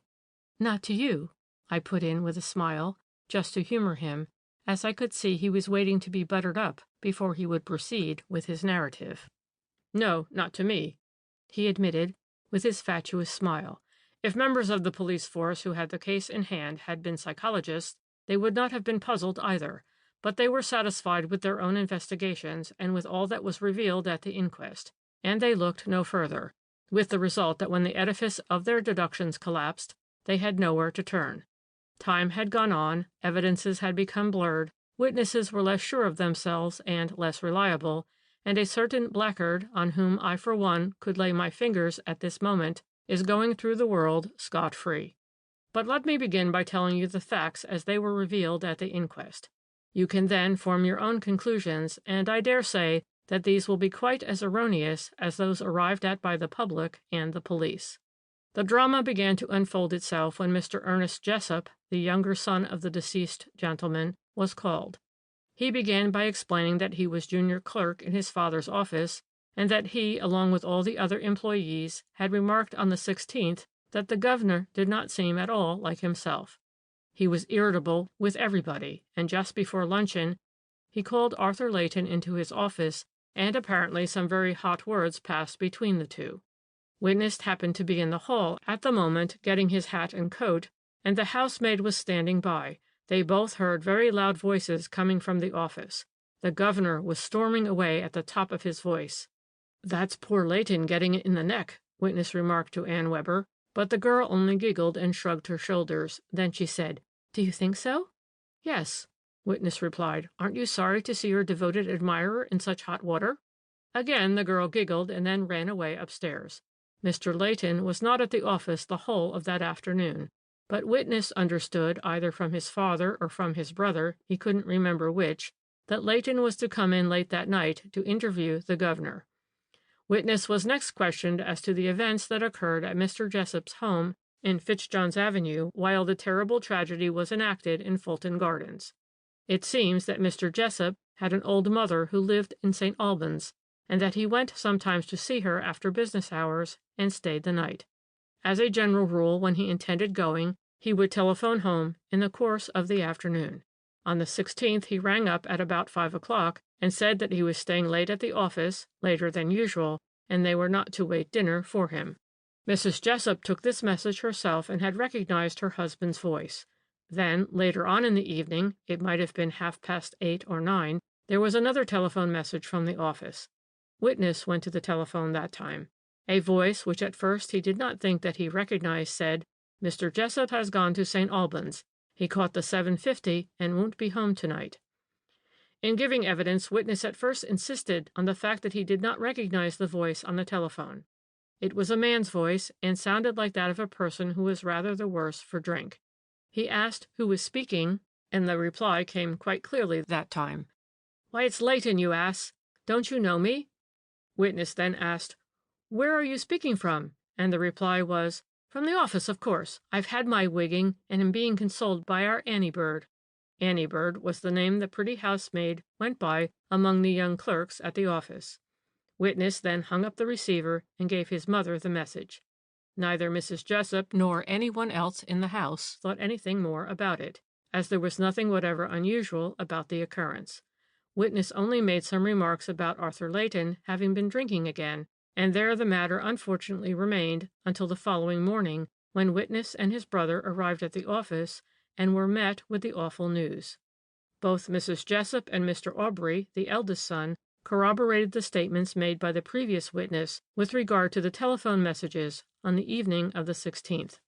Mr. Aubrey Jessop also stated that he knew that his father was worried about some irregularities in Arthur Leighton's accounts, and that he meant to have it out with the young clerk in the course of the evening. Witness had begged his father to let the matter rest until the next day, as Leighton, he thought, had got the afternoon off to see a sick sister, but the deceased had rejected the suggestion with obvious irritation. "Stuff and nonsense," he said. "I don't believe in that sick sister a bit. I'll see that young blackguard tonight." The next witness was Mrs. Tufnell, who was cook housekeeper at Fulton Gardens. She was a middle-aged, capable-looking woman with a pair of curiously dark eyes. I say curiously because Mrs. Tufnell's eyes had that velvety quality which is usually only met with in southern countries. I have seldom seen them in England, except, perhaps, in Cornwall. Apart from her eyes, there was nothing either remarkable or beautiful about Mrs. Tufnell. She may have been good-looking once, but that was a long time ago. When she stood up to give evidence, her face appeared rather bloodless, weather-beaten, and distinctly hard. She spoke quite nicely, and without any of that hideous Cockney accent one might have expected from a cook in a city office. She deposed that on the 16th, just before the luncheon hour, she was crossing the hall at 13 Fulton Gardens. The door into the office was ajar, and she heard Mr. Jessop's voice raised, evidently in great wrath. Mrs. Tufnell also heard Mr. Leighton's voice, both gentlemen, as she picturesquely put it, going at one another, hammer and tongs. Obviously, though she wouldn't admit it, Mrs. Tufnell stopped to listen, but she does not seem to have understood much of what was said. However, a moment or two later, Mr. Jessop went to the door in order to shut it, and while he did so, Mrs. Tufnell heard him say, quite distinctly, "Well, if you must go now, you must, though I don't believe a word about your sister being ill. But you may go, only understand that I expect you back here this evening, not later than 9. I shall have gone through the accounts by then, and—" At this point, the door was shut, and Witness heard no more. But she reiterated the statements which she had already made to the police, and which I have just retold you, about Mr. Jessup staying late at the office and her taking him in some sandwiches when he told her that he was expecting Mr. Layton at about 9 o'clock and did not wish to be disturbed by anybody else. Witness was asked to repeat what the deceased had actually said to her with reference to this matter, and she laid great stress on Mr. Jessup's harsh and dictatorial manner, so different, she said, to his usual gentlemanly ways. "I don't want to see anybody else, not any of you. That's what he said," Mrs. Tufnell replied with an air of dignity, and then added, "as if Anne Webber or I had ever thought of disturbing him while he was at work." Witness went on to relate that after she had taken in the tray of tea and sandwiches, she went upstairs and found Anne Webber sitting in her room by herself. Mark, the girl explained, had gone off, very disappointed that they couldn't all go together to the cinema. Mrs. Tufnell argued the point for a moment or two, as she didn't see why Anne should have refused to go if she wanted to see the show. But the girl seemed to have turned sulky. Anyway, it was too late, she said, as Mark had gone off by himself. He had booked the places and didn't want to waste them, so he was going to get another friend to go with him. Mrs. Tufnell then settled down to do some sewing, and Anne turned over the pages of a stale magazine. Mrs. Tufnell thought that she appeared restless and agitated. Her cheeks were flushed, and at the slightest sound she gave a startled jump. Presently she said that she had some silver to clean in the pantry, and went downstairs to do it. Some little time after, there was a ring at the front door-bell, and Mrs. Tufnell heard Anne going through the hall to open the door. A quarter of an hour went by, and then another. Mrs. Tufnell began to wonder what Anne was up to. She put down her sewing and started to go downstairs. The first thing that struck her was that all the lights on the stairs and landing were out. The house appeared very silent and dark. Only a glimmer came from one of the lights downstairs in the hall at the foot of the stairs. Mrs. Tufnell went down cautiously. Strangely enough, it did not occur to her to turn on the lights on her way. After she had passed the first-floor landing, she heard the sound of muffled voices coming from the hall below. Thinking that she recognized Anne's voice, she called to her, "Is that you, Anne?" And Anne immediately replied, "Coming, Aunt." "Who are you talking to?" Mrs. Tufnell asked, and as Anne did not answer this time, she went on, "Is it Mr. Layton?" And Anne said, "Yes, he is just going." And Mrs. Tufnell stood there waiting. She was halfway down the stairs between the first floor and the hall, and she couldn't see Anne or Mr. Layton. But a moment or two later she heard Anne's voice saying quite distinctly, "Well, good night, Mr. Layton. See you tomorrow, as usual." After which the front door was opened, then banged to again, and presently Anne came tripping back across the hall. "You go to bed now, Anne," Mrs. Tufnell said to her. "I'll see Mr. Jessup off when he goes. He won't be long now, I dare say." "Oh, but," Anne said, "Mr. Jessup has been gone some time." "Gone some time?" Mrs. Tufnell exclaimed. "He can't have been gone some time. Why, he was expecting Mr. Layton, and Mr. Layton has only just gone." Anne shrugged her shoulders. "I can only tell you what I know, Mrs. Tufnell," she said acidly. "You can come down and see for yourself. The office is shut up and all the lights out." "But didn't Mr. Layton see Mr. Jessup?" "No, he didn't. Mr. Jessup told Mr. Layton to wait, and then he went away without seeing him." "That's funny," Mrs. Tufnell remarked dryly. "What was Mr. Layton doing in the house, then, all this time? I heard the front doorbell half an hour ago and more." "That's no business of yours, Aunt Sarah," the girl retorted pertly, "and it wasn't half an hour, so there." Mrs. Tufnell did not argue the point any further. Mechanically she went downstairs and ascertained in point of fact that the door of the office and the showroom on the ground floor were both locked as usual, and that the key of the office was outside in the lock. This was entirely in accordance with custom. Mrs. Tufnell, through force of habit, did just turn the key and open the door of the office. She just peeped in to see that the lights were really all out. Satisfied that everything was dark, she then closed and relocked the door. Anne, in the meanwhile, stood halfway up the stairs, watching. Then the two women went upstairs together. They had only just got back in their room when the front doorbell rang once more. "Now, whoever can that be?" Mrs. Tufnell exclaimed. "Don't trouble, Aunt," Anne said with alacrity. "I'll run down and see." Which she did. Again it was some time before she came back, and when she did get back to her room, she seemed rather breathless and agitated. "Someone for Mr. Jessup," she said in answer to Mrs. Tufnell's rather acid remark that she had been gone a long time. "He kept me talking ever such a while. I don't think he believed me when I said Mr. Jessup had gone." "Who was it?" Witness asked. "I don't know," the girl replied. "I never saw him before." "Didn't you ask his name?" "I did, but he said it didn't matter. He would call again tomorrow." After that, the two women sat for a little while longer, Mrs. Tufnell sewing, and Anne still rather restlessly turning over the pages of a magazine. At 10 o'clock they went to bed, and that was the end of the day as far as the household of Mr. Jessup was concerned. You may well imagine that all the amateur detectives who were present at the inquest had made up their minds by now that Arthur Layton had murdered Mr. Seton Jessup, and robbed the till both before and after the crime.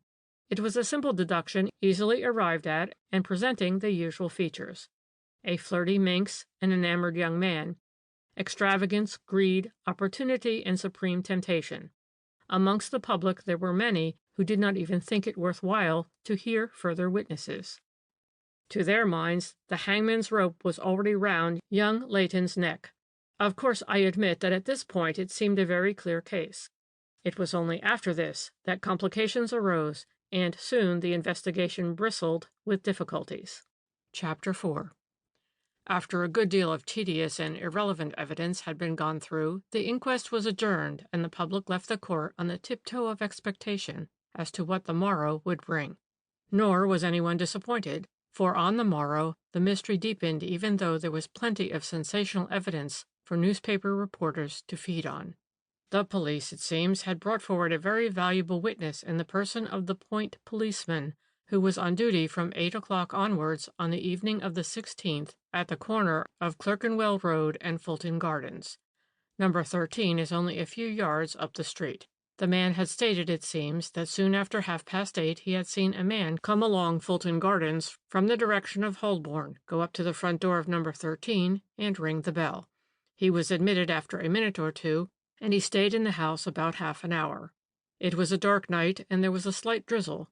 The witness could not swear to the man's identity.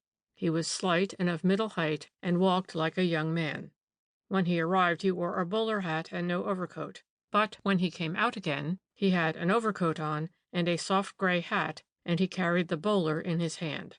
Witness noticed as he walked away up Fulton Gardens towards Finsbury, this time he took off the soft hat, slipped it into the pocket of his overcoat, and put on the bowler. About 10 minutes later, not more, another visitor called at number 13. He was also slight and tallish, and he wore an overcoat and a bowler hat. He turned into Fulton Gardens from Clerkenwell Road, but on the opposite corner to the one where Witness was standing. He rang the bell and was admitted and stayed about 20 minutes. He walked away in the direction of Holborn. Witness would not undertake to identify either of these two visitors.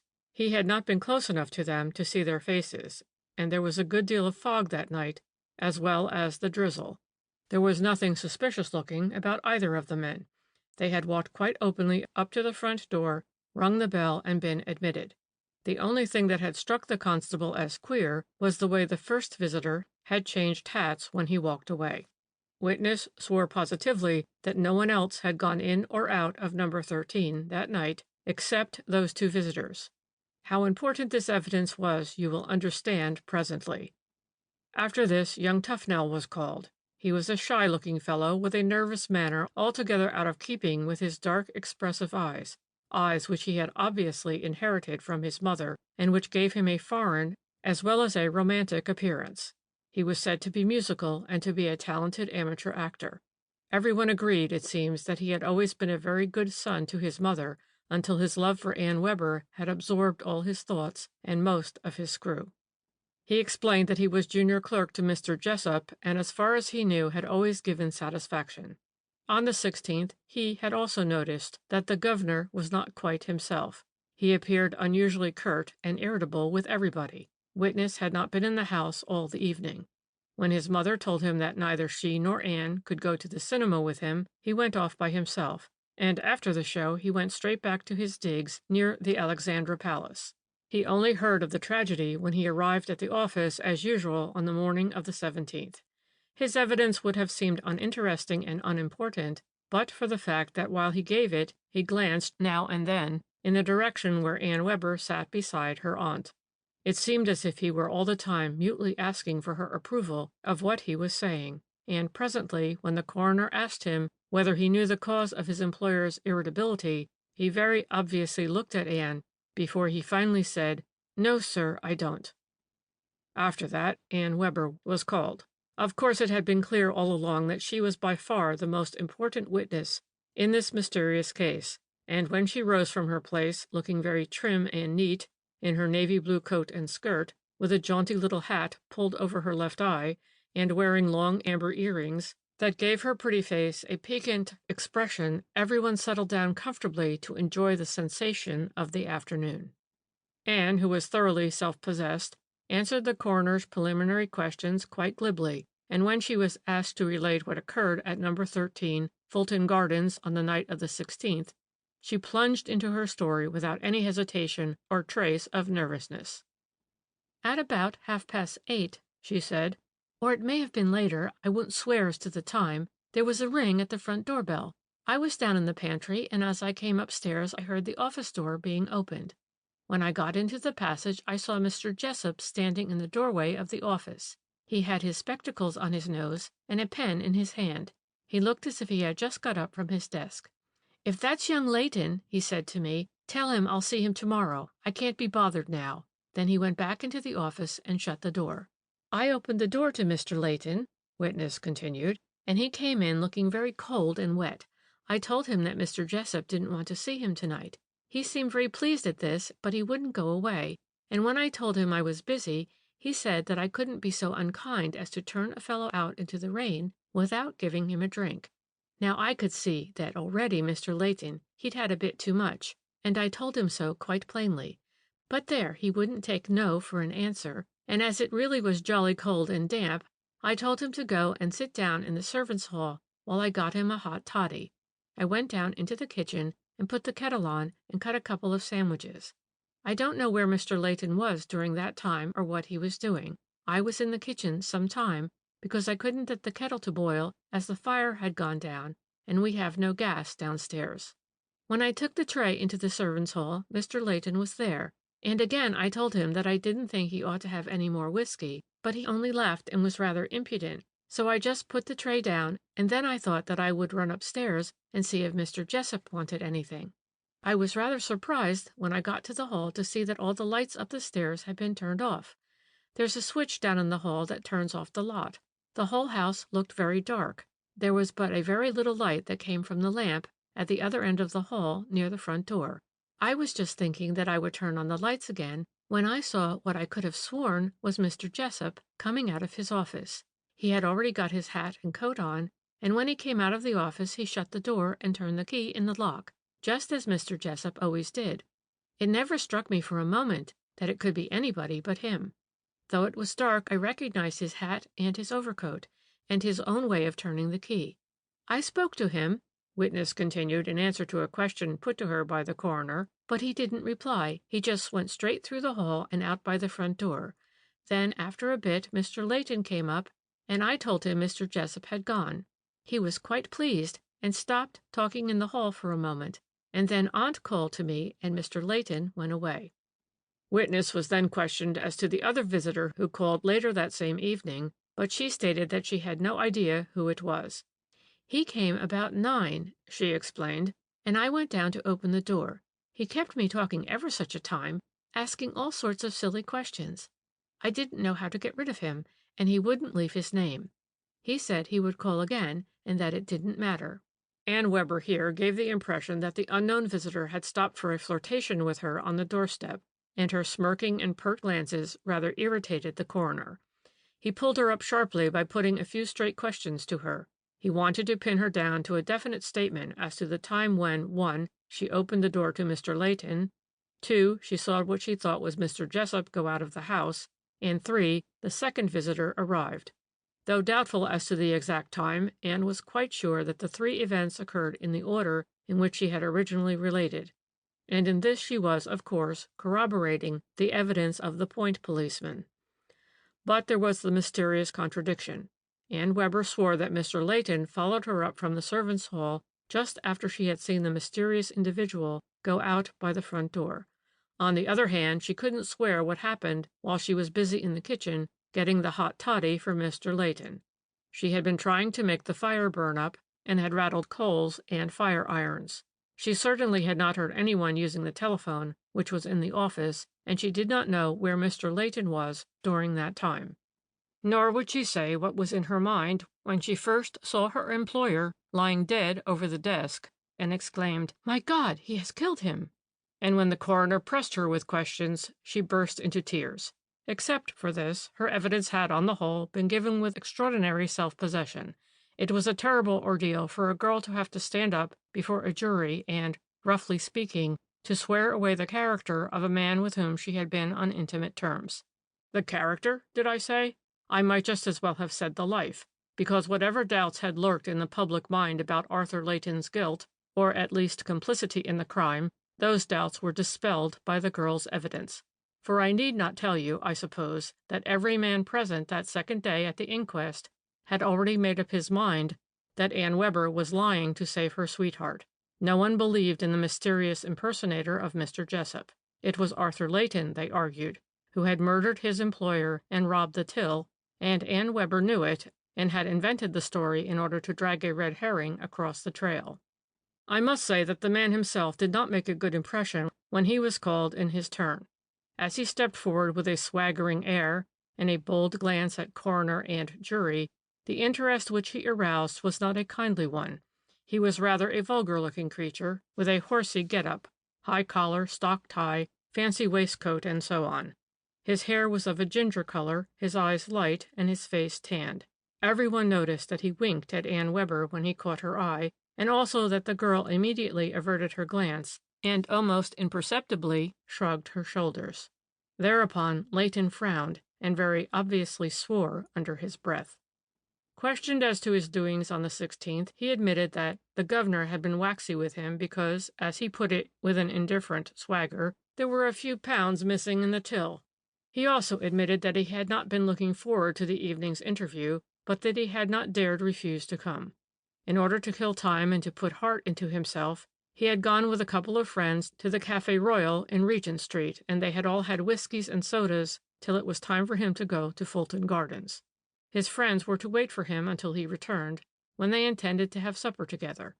Witness then went to Fulton Gardens and saw Anne Webber, who told him that the governor didn't wish to see him.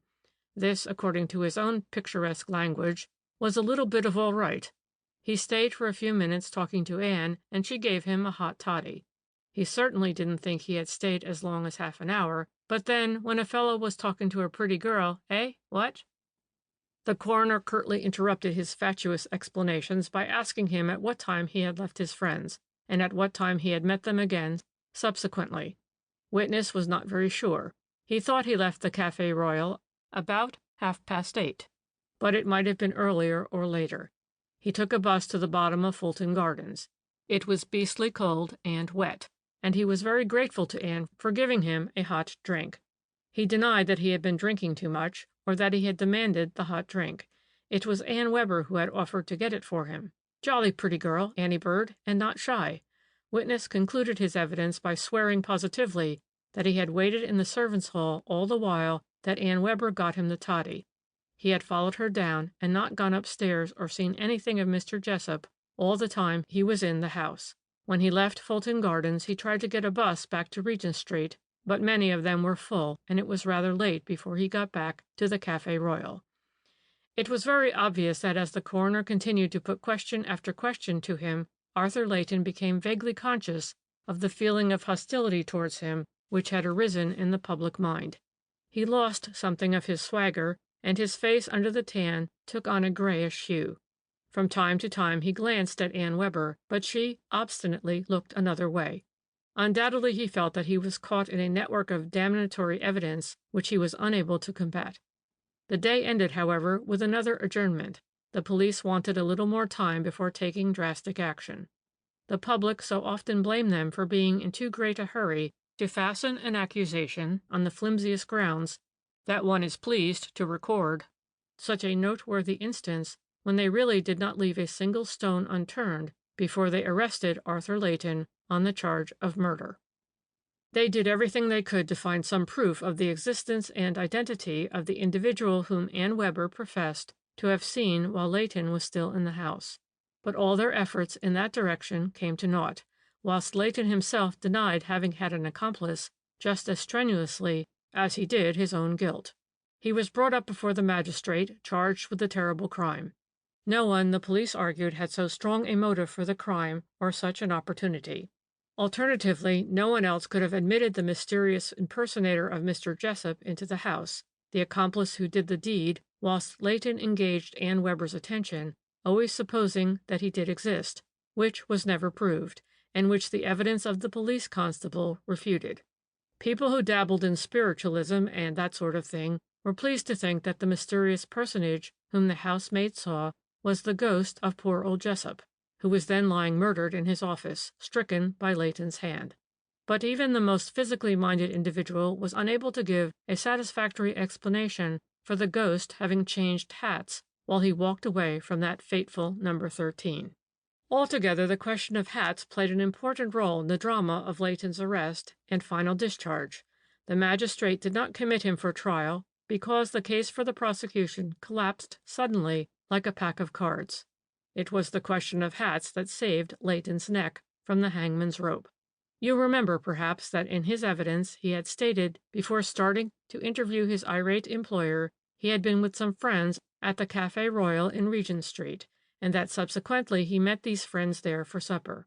Well, although it appeared impossible to establish definitely the time when Leighton left the Café Royal to go to Fulton Gardens, there were 2 or 3 witnesses prepared to swear that he was back again at 9:45. Now this was very important. It seems that his friends who were waiting at the Café Royal were getting impatient, and at 20 minutes to 10, by the clock, one of them, a fellow named Richard Hurrell, said he would go outside and see if he could see anything of Leighton. He strolled on as far as Piccadilly Circus, where the buses stop that come from the city, and a moment or 2 later he saw Leighton step out of one. He seemed a little fuzzy in the head, and Hurrell chaffed him a bit. Then he took him by the arm and led him back in triumph to the Café Royal. Now, mark what followed. The funny creature went on, whilst all at once his fingers started working away as if for dear life on his bit of string. A hat, a soft gray hat with an overcoat wrapped round it, were found in the area of a derelict house in Black Horse Road, Walthamstow, close to the waterworks, and identified as the late Mr. Seaton Jessup's overcoat and hat. I don't suppose that you have the least idea where Black Horse Road, Walthamstow is, but let me tell you that it is at the back of beyond in the northeast of London. If you remember, the point policeman had stated the first visitor had called at number 13, Fulton Gardens, at 8:30 and stayed half an hour. He then walked away in the direction of Finsbury. That visitor, the police argued, was Arthur Leighton, who had murdered Mr. Jessup and sent the telephone message to Fitzjohn's Avenue. Then, hearing Anne Weber moving about downstairs, and frightened at being caught by her, he had put on the deceased hat and coat and slipped out of the house. Anne, however, had recognized him. She had involuntarily given him away when the housekeeper asked her whom she was talking to, so she invented the story of having seen what she thought was Mr. Jessup in order to save her sweetheart. It was a logical theory enough, but here came the evidence of the hat. The man who walked away from Fulton Gardens at 9 o'clock, whom the point policeman saw changing his hat in the street at that hour, could not possibly have gone all the way to Walthamstow, either by bus or even part of the way in a taxi, and back again to Piccadilly Circus, all in the space of 45 minutes. And Leighton, mind you, stepped out of a bus when his friend met him. And I can tell you that the police worked their hardest to find a taxi man who may have picked up a fare that night in the neighborhood of Clerkenwell and driven out to Walthamstow and then back to Holborn. That search proved entirely fruitless. On the other hand, Leighton had paid his bus fare from Holborn, and the conductor vaguely recollected that he had got in at the corner of Clerkenwell Road. Well, that being proved, the man couldn't have done in the time all that prosecution declared that he did. After he was discharged, the press started violently abusing the police for not having directed their attention to the second visitor who called at Fulton Gardens 10 minutes or so after the first one had left. But this person appeared as elusive and intangible as the mysterious wearer of Mr. Jessop's hat and coat. The point policeman saw him in the distance, and Anne Webber admitted him into the house and chatted with him for over 20 minutes. She didn't know him, but she declared that she could easily recognize him if she saw him again. For some time after that, the poor girl was constantly called upon by the police to see, and if possible identify, the mysterious visitor. Half the shady characters in London passed, I believe, before her eyes during the next 3 months. But this search proved as fruitless as the other. The murder of Mr. Seton Jessop has remained as complete and as baffling a mystery as any in the annals of crime. Many there are, you amongst the number, who firmly believe that Arthur Layton had, at any rate, something to do with it. I know that the family of the deceased were convinced that he did. Mr. Aubrey Jessop, the eldest son of the deceased, who was one of the executors under his father's will, and who had gone through the accounts of the business, had noted certain irregularities in Layton's books. He also declared that various sums which had come in on the 16th after banking hours were missing from the safe. Moreover, young Layton himself had admitted that the governor was waxy with him because a few pounds were missing from the till. All these facts, no doubt, had influenced the police when they applied for a warrant for his arrest. But there was no getting away from the evidence of that hat and coat, found 10 miles and more away from the scene of the crime, and of the bus conductor who could swear that out of 45 minutes, which the accused had to account for, he had spent 20 in a bus. "It is all very mysterious," I put in, because my eccentric friend had been silent for quite a long time, while his attention was entirely taken up by the fashioning of a whole series of intricate knots. I am afraid that I was one of those who blamed the police for not directing their investigations sooner in the direction of the second visitor. He seems to me much more mysterious than the first. We know who the first one was." "Do we?" he retorted with a chuckle. "Or rather, do you?" "Well, of course, it was Arthur Layton," I rejoined impatiently. "Mrs. Tufnell saw him." "She didn't," he broke in quickly. "The house was pitch dark. She heard voices, and she asked whether she was speaking to Mr. Layton." "And Anne said yes," I riposted. "She said yes," he admitted with an irritating smile. "And Layton himself, in his evidence." "Layton, in his evidence," the funny creature broke in excitedly, "admitted that he had called at the house. He admitted that he remembered vaguely that Anne Webber told him that Mr. Jessop had decided not to see him, and that to celebrate the occasion he got the girl to make him a whiskey toddy. But apart from these facts, he only had the haziest notions as to the time when he came, and when he left, or how long he stayed. Nor were his precious friends at the Café Royal any clearer on that point. They had all of them been drinking, and only had the haziest notion of time until 20 minutes to 10, when they got hungry and wanted their supper." "But what does that prove?" I argued with an impatient frown. "It proves that my contention is correct, that the first visitor was not Layton, that it was someone for whom Anne Webber cared more than she did for Layton, as she lied for his sake when she told her aunt that she was speaking to Layton in the hall. The whole thing occurred just as the police supposed. The first visitor called, and while Anne Webber was down in the kitchen getting him something to eat and drink, he entered the office, probably not with any evil intention, and saw his employer sitting at his desk with the safe containing a quantity of loose cash, invitingly open. Let us be charitable and assume that he yielded to sudden temptation. Mr. Jessop's coat, hat, and stick were lying there on a chair. The stick was one of those heavily weighted ones which men like to carry nowadays. He seizes the stick and strikes the old man on the head with it. Then he collects the money from the safe and thrusts it into his pockets. At that moment Anne Webber comes up the stairs. I say that this man was her lover. She had returned to him as she did once before. Imagine her horror first, and then her desire, her mad desire to save him from the consequences of his crime.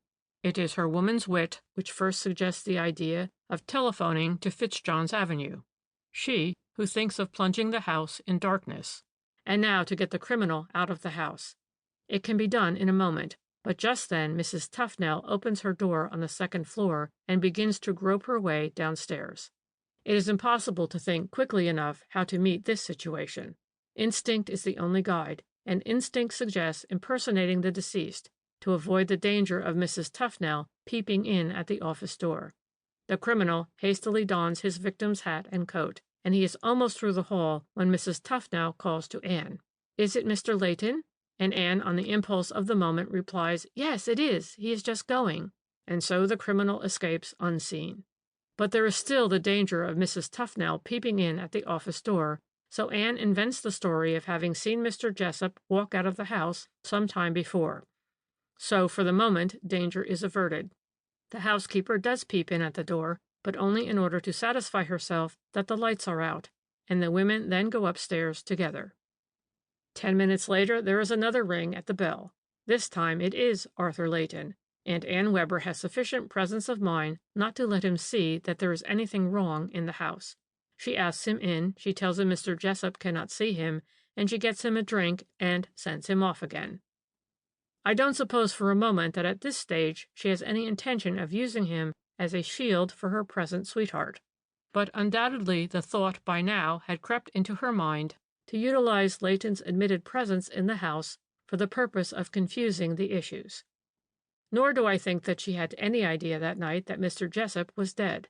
She probably thought that he had only been stunned by a blow from the stick, hence her exclamation when she realized the truth. "My God, he has killed him!" Then only did she concentrate all her energies and all her wits to saving her sweetheart, even at the cost of another man. Women are like that sometimes, the man in the corner went on with a chuckle. The instinct of the primitive woman is first of all to save her man. Never mind at whose expense. The caveman's instinct is to protect his woman with his fists, but she, conscious of physical weakness, sets her wits to work, and if her man is in serious danger, she will lie and she will cheat, aye, and perjure herself if need be. And those flirtatious minxes of which Annie Bird is a striking example are only cave women with a veneer of civilization over them. She did save her man by dragging a red herring across his trail, and she left fate to deal with Layton. Once embarked on a system of lies, she had to stick to it or her man was doomed. Fortunately, she could rely on the other woman. A mother's wits are even sharper than those of a sweetheart. "A mother?" I ejaculated. "Then you think it was—" "Mark Tufnell, of course," he broke in dryly. "Didn't you guess? As he could not go with his beloved to the cinema, he thought he would spend a happy evening with her.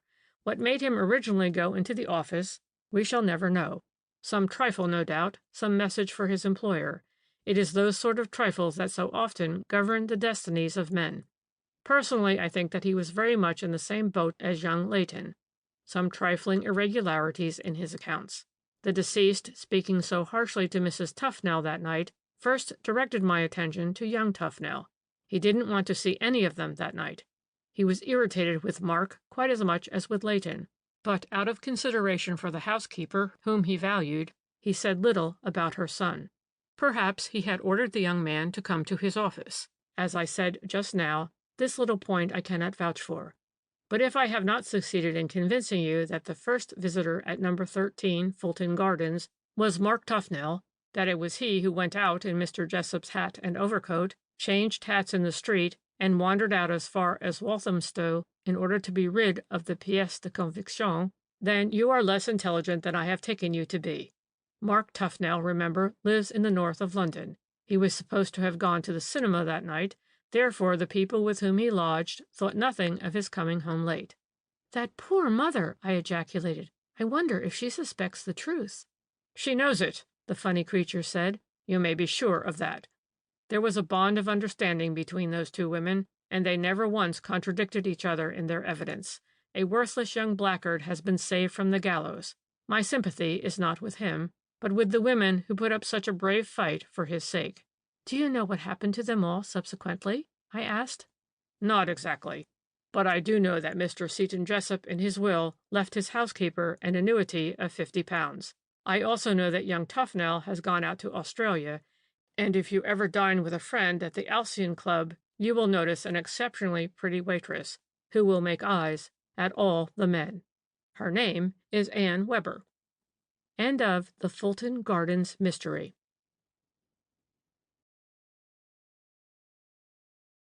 (13) A Moorland Tragedy. Chapter 1.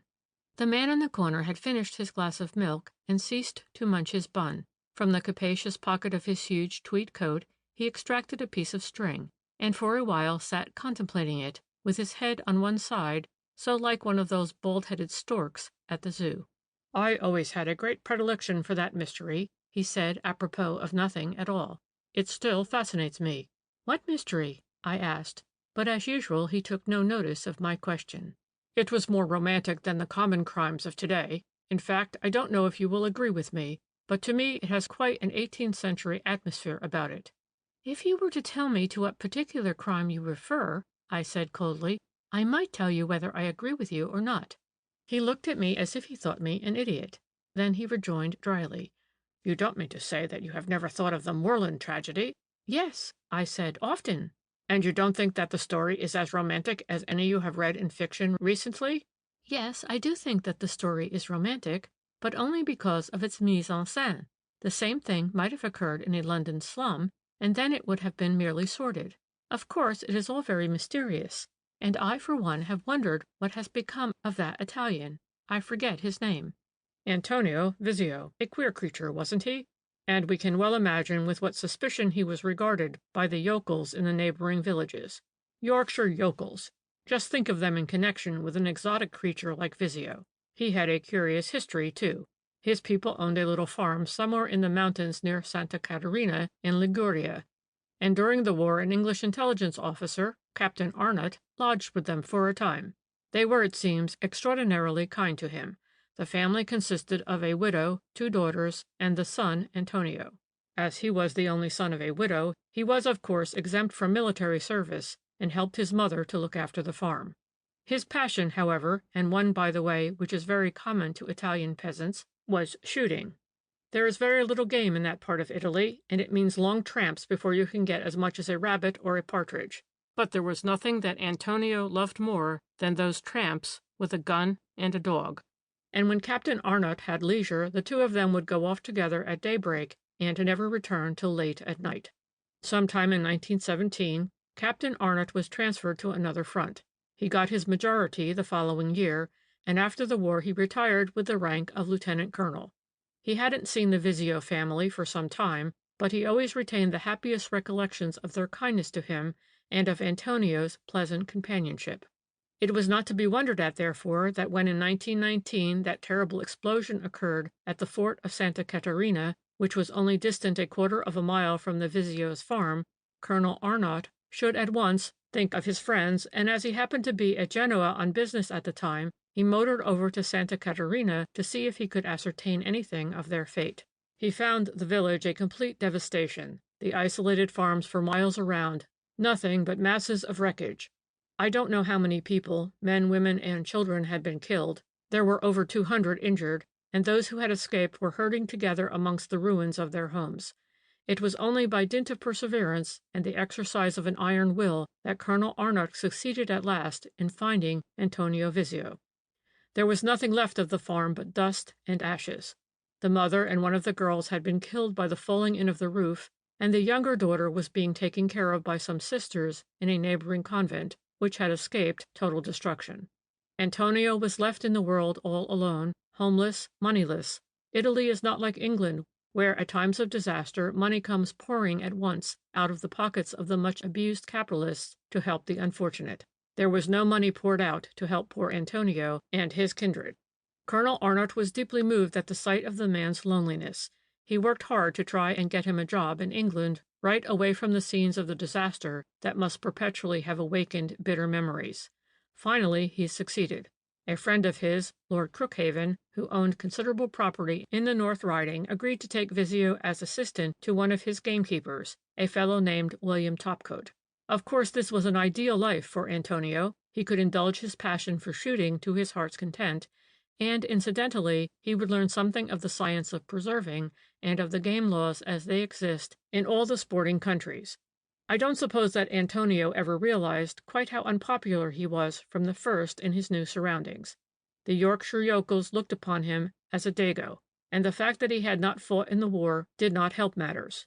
During the first 6 months he did not speak a word of English, and even after he had begun to pick up a sentence or two, he always remained unsociable. To begin with, he didn't drink. He hated beer, and said so. He didn't understand cricket, and was bored with football. He didn't bet, and he was frightened of horses. All that he cared for was his gun, and he went about his work not only conscientiously, but intelligently, took great interest in the rearing of young birds, and was particularly successful with them. After he had been in England a year, he fell madly in love with Winnie Gooden, and that is how the tragedy began. Chapter 2. An Italian peasant's idea of love is altogether different to that of an English yokel. The latter will begin by keeping company with his sweetheart. He will walk out with her in the twilight, and sit beside her on the stile, chewing the end of a straw, and timidly holding her hand. Kisses are exchanged, and sighs, and usually no end of jokes and chaff. On the whole, the English yokel is a cheerful lover. Not so the Italian. With him, love is the serious drama of life. He is always prepared for it to turn to tragedy. His love is overwhelming, tempestuous. With one arm he fondles his sweetheart, but the other hand is behind his back, grasping a knife. So it was with Antonio Vizio. Winnie Gooden was the daughter of one of the gardeners at Marksthwaite Hall, Lord Crookhaven's residence. She was remarkably pretty, and I suppose that she was attracted by the silent, rather sullen Italian, who, by the way, was extraordinarily good-looking. Dark eyes, a soft, creamy skin, quantities of wavy hair. Everyone admitted that the two of them made a splendid pair when they walked out together on Sunday afternoons. Thanks to the kindness of Colonel Arnott, Vizio had succeeded in selling the bit of land on which his farm had stood, so he had a good bit of money, too, and though James Gooden, the father, was said to be averse to the idea of his daughter marrying a foreigner, it was thought that Winnie would talk her father over easily enough if she really meant to have Antonio. But people didn't think that she was seriously in love with him. During the spring of 1922, Mr. Gerald Moville came home from Argentina, where he was said to be engaged in cattle rearing. He was the youngest son of Sir Timothy Moville, whose property adjoined that of Lord Crookhaven. His arrival caused quite a flutter in feminine hearts for miles around. For smart young men are scarce in those parts, and Gerald Moville was both good-looking and smart, a splendid dancer, a fine tennis and bridge player, and in fact was possessed of the very qualities which young ladies of all classes admire, and which were so sadly lacking in the other young men of the neighborhood. The fact that he had always been very wild, and that it was only through joining the Air Force at the beginning of the war that he escaped prosecution for some shady transaction in connection with a bridge club in London, did not seriously stand against him, at any rate with the ladies. The men perhaps cold-shouldered him at first, and he was not made an honorary member of the country club at Richmond, but he was welcome at all the tea and garden parties, the dances and the tennis matches throughout the North Riding. And in social matters it is, after all, the ladies who rule the roost. The Movilles, moreover, were big people in the neighborhood, whom nobody would have cared to offend. The eldest son was colonel, commanding a smart regiment, I forget which. One daughter had married an eminent K.C., and the other was the wife of a bishop. So for the sake of the family, if for no other reason, Gerald Moville was accepted socially, and his peccadilloes, of which it seems there was more than one in connection with the bridge club, were conveniently forgotten. Besides which it was declared that he was now a reformed character. He had joined the Air Force quite early in the war, been a prisoner of the Germans until 1919, when he went out to Argentina, where he had made good, and where it was said he was making a huge fortune. This rumor also helped, no doubt, to make Gerald Moville popular, even though he himself had laughingly sworn on more than one occasion that he was not a marrying man. He was in love with too many girls ever to settle down with one. He certainly was a terrible flirt, and gave all the pretty girls of the neighborhood a very good time. He had hired a smart little two-seater at Richmond, and motor excursions, lunches at the Wheatsheaf at Reeth, jade earrings or wrist-watches. The girls who were ready to flirt with him and to amuse him could get anything they wanted out of him. But it was soon pretty evident that though Gerald Moville flirted with many, it was Winnie Gooden whom he admired the most. From the first he ran after that girl in a way that scandalized the village gossips. She, of course, was flattered by his attentions, but did not show the slightest inclination to throw Antonio over. She was sensible enough to know that Gerald Moville would never marry her, and she made it very clear that though he amused her, her heart would remain true to her Italian lover. But here was the trouble. Antonio was not the man to run in double harness. His fiery southern blood rose in revolt against any thought of rivalry. He had won Winnie's love and meant to hold it against all comers, and more than once in public and in private he threatened to do for any man who came between him and Winnie. You would have thought that those who were in the know would have foreseen the tragedy from the moment that Winnie Gooden started to flirt with Gerald Moville. Nevertheless, when it did occur, there was universal surprise quite as much as horror, and there seemed to be no one clever enough to understand the psychological problem that was the true key of that so-called mystery. Chapter 3. Lord Crookhaven's property, you must know, the man in the corner resumed after a moment's pause, extends right over Markthwaite Moor, which is a lonely stretch of country intersected by gullies, down which during the heavy rains in spring and autumn the water rushes in torrents. There are one or two disused stone quarries on the moor, and except for the shooting season when Lord Crookhaven has an occasional party of sportsmen to stay with him at the Hall, who are out after the birds all day, this stretch of country is singularly desolate. Topcoat's cottage, where Visio lodged, is on the edge of the moor, on the Markthwaite side. About a couple of miles away to the north, the moor is intersected by the secondary road, which runs from Kirkby Stephen and joins up with the main road at Richmond, and 3 or 4 miles again to the north of the road is the boundary wall that divides Lord Crookhaven's property from that of his neighbour, Sir Timothy Moville. It was in September 1922 that the tragedy occurred which made Markthwaite Moor so notorious at the time. Topcoat was walking across the moor in the company of the Italian, both carrying their guns, when about half a mile away on the further side of the quarry, known as the Poacher's Leap, the gamekeeper spied a man who appeared to be crouching behind some scrub. Without much reflection, he pointed this crouching figure out to Visio and said, "There's a fellow who is up to no good. After the birds again, the damned thief. Run along, my lad, and see if you can't put a shot or two into his legs." Topcoat swore subsequently that when he said this he had not recognized who the crouching figure was. But he was a very hard man where poachers were concerned. He had been much worried with them lately, and a day or two ago had been reprimanded by Lord Crookhaven for want of vigilance. This, no doubt, had irritated his temper and made him rather jumpy. Visio, with his gun on his shoulder, went off in the direction of the Poacher's Leap.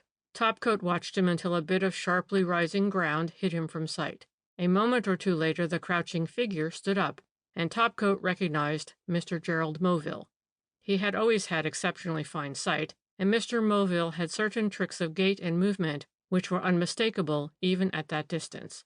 Topcoat immediately shouted to Visio to come back, but apparently the Italian did not hear him, and the last thing that the gamekeeper saw on that eventful morning was Mr. Moville suddenly turn and walk towards the high bit of ground behind which Visio had just disappeared.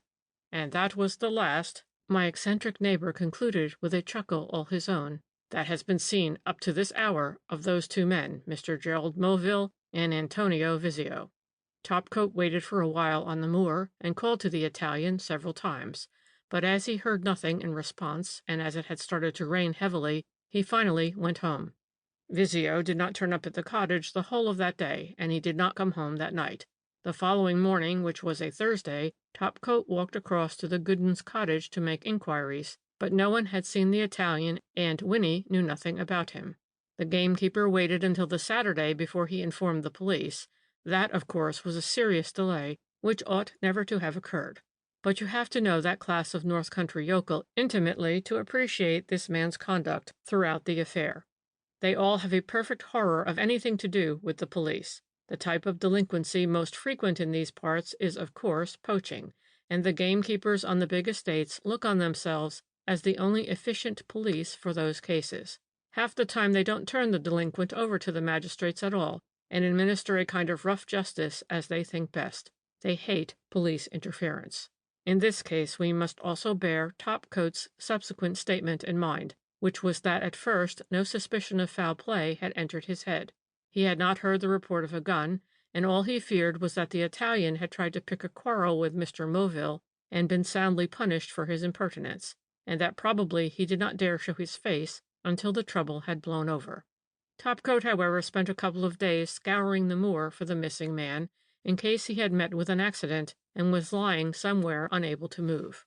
On the second day he found Visio's gun lying in a gully close to the Poacher's Leap. It had not been discharged, and the next day, that is, on the Saturday, he, very reluctantly, went to the police.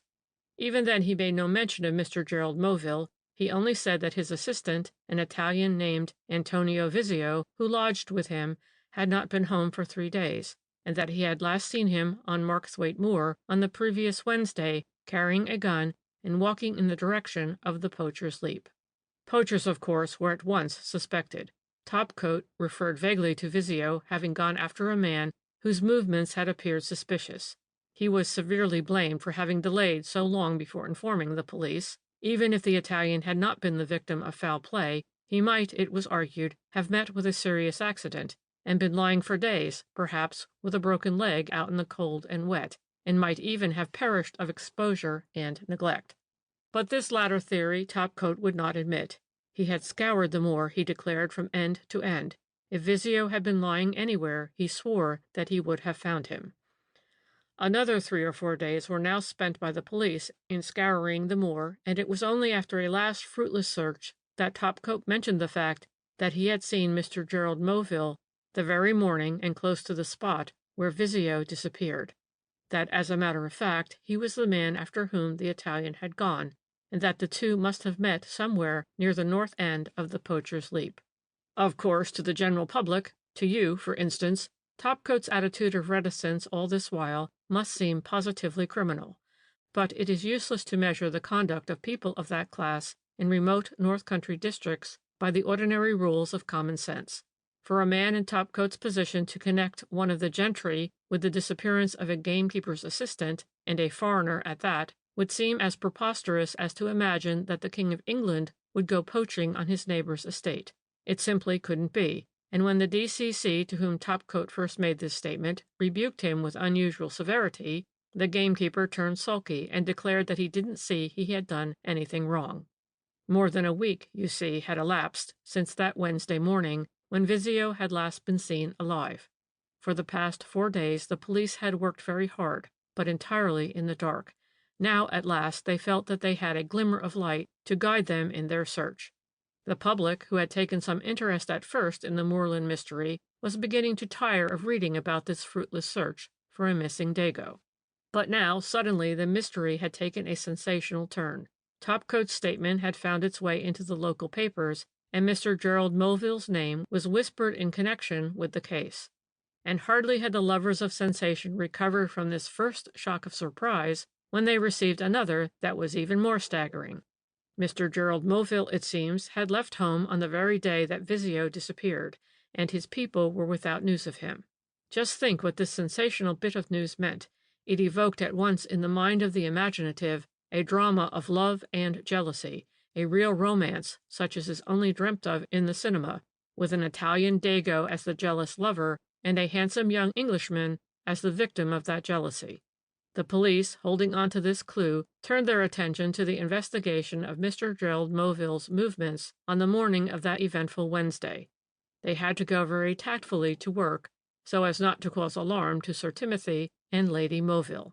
It seems that Mr. Gerald had, on the Monday previously, announced his sudden intention to return immediately to Argentina.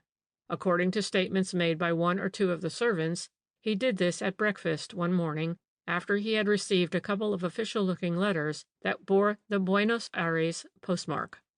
Lady Moville had been very distressed at this, and she and Sir Timothy tried to dissuade Mr. Gerald from going quite so soon.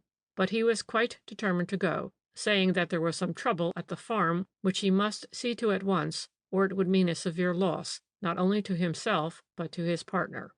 He finally announced that he would have to go up to London on the Wednesday at latest, to see about getting a berth, if possible, in a boat that left Southampton for Buenos Aires the following Saturday. Preparations for his departure were made accordingly.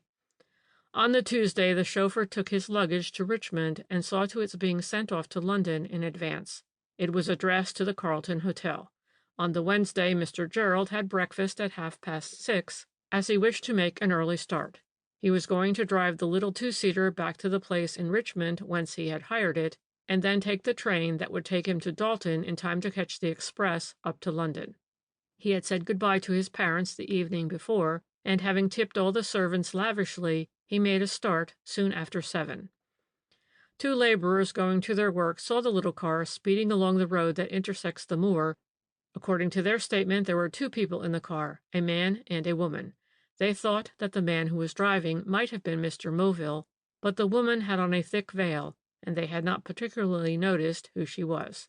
On the other hand, one witness had seen the car standing unattended on the roadside within 100 yards of a group of cottages, one of which was occupied by Gooden. Whereupon Winnie was taken to task by the police. Amidst a flood of tears, she finally confessed that she had seen Mr. Moville on the Wednesday morning. He had called for her in his car very early. Her father had only just gone to work, so it could not have been much later than 7 o'clock. He told her that he had some business to attend to in Richmond, would she like to come for a run and have lunch there with him. To this she willingly assented. On the way, Mr. Moville told her that as a matter of fact he was going away for good, and that he could not possibly live without her. He begged her to come away with him. He would take her to London first, and buy her everything she wanted in the way of clothes, and then they would go on to Paris, and travel all over the world, and be the happiest couple on this earth. It seems that the girl at first was carried away by his eloquence. She was immensely flattered and thrilled by this romantic adventure, until something he said or didn't say, some expression or some gesture, Winnie couldn't say what it was, but something seemed to drag her back. Probably it was just sound Yorkshire common sense. Anyway, she took fright, turned a deaf ear to Gerald Moville's blandishments, and insisted on being taken back to her father's cottage at once. Still to the accompaniment of a flood of tears, Winnie went on to say that Mr. Gerald carried on terribly when she finally refused to go away with him, and he reproached her bitterly for having played with him, all the while that she was in love with that dirty Dago. But Winnie was firm, and in the end, the disappointed lover had to turn the car back and take the girl home again. It was then close upon 9 o'clock. Mr. Gerald drove her to within half a mile of her father's cottage. Here she got out and walked the rest of the way home. She had not seen Mr. Moville since. On the other hand, one of the neighbors told her that soon after she went off in the car that morning, Antonio Vizio had called at the cottage, and seemed in a terrible way when he was told that she had gone out with Mr. Moville. As you see, the mystery was deepening. Instead of the one missing man, there were now 2 who had disappeared, and the question was what had become of Mr. Gerald Moville and his car. Inquiries at the garage where it belonged brought no light upon the subject. The car had not been returned, and nothing had been seen in Richmond of Mr. Moville or the car. Inquiries were then telegraphed all over the place, and 24 hours later the car was traced to a small place called Falconblain, which is about 12 miles from Paisley, where it was left at a garage late on the Wednesday night by a man who had never since been to claim it. The people at the garage could only give a vague description of this man. It was about 11 o'clock, a very dark night, and just upon closing time. The man wore a big motor coat and a cap with flaps over the ears. He had on a pair of goggles, and the lower part of his face looked coated with grime. It would be next to impossible to swear to his identity, but the assistant who took charge of the car said that the man spoke broken English. The police searched the car and found a handbag containing a number of effects such as a man would take with him if he was going on a long train journey: brush and comb, a novel, a couple of handkerchiefs, and so on. Some of these effects bore the initials G.M. Pursuing their investigations further, the police discovered that a man wearing a big motor coat, goggles, and a cap with flap ears had taken a first-class ticket for Glasgow at Beath, which is a small place on the local branch line, in the early morning of Thursday, and had traveled to Glasgow by the 7:5 a.m. Glasgow being a very busy terminus, no one appears to have noticed him there, but one of the porters found a motor coat, a cap, and a pair of goggles in one of the first-class carriages on the local from Beath, and a certain Mr. Eddy, who was a gentleman's outfitter in the station road, stated that he had a customer in his shop early on Thursday morning who purchased a tweed cap and an overcoat off the peg. He had come in without either hat or coat. His face and hands were black with grime, and his hair looked covered with coal dust.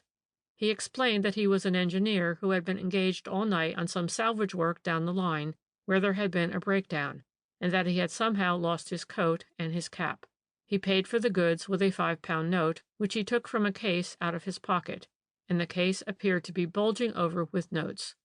Mr. Eddy thought that he might possibly be able to identify the man if he saw him again. One thing he did note about him, and that was that he spoke broken English.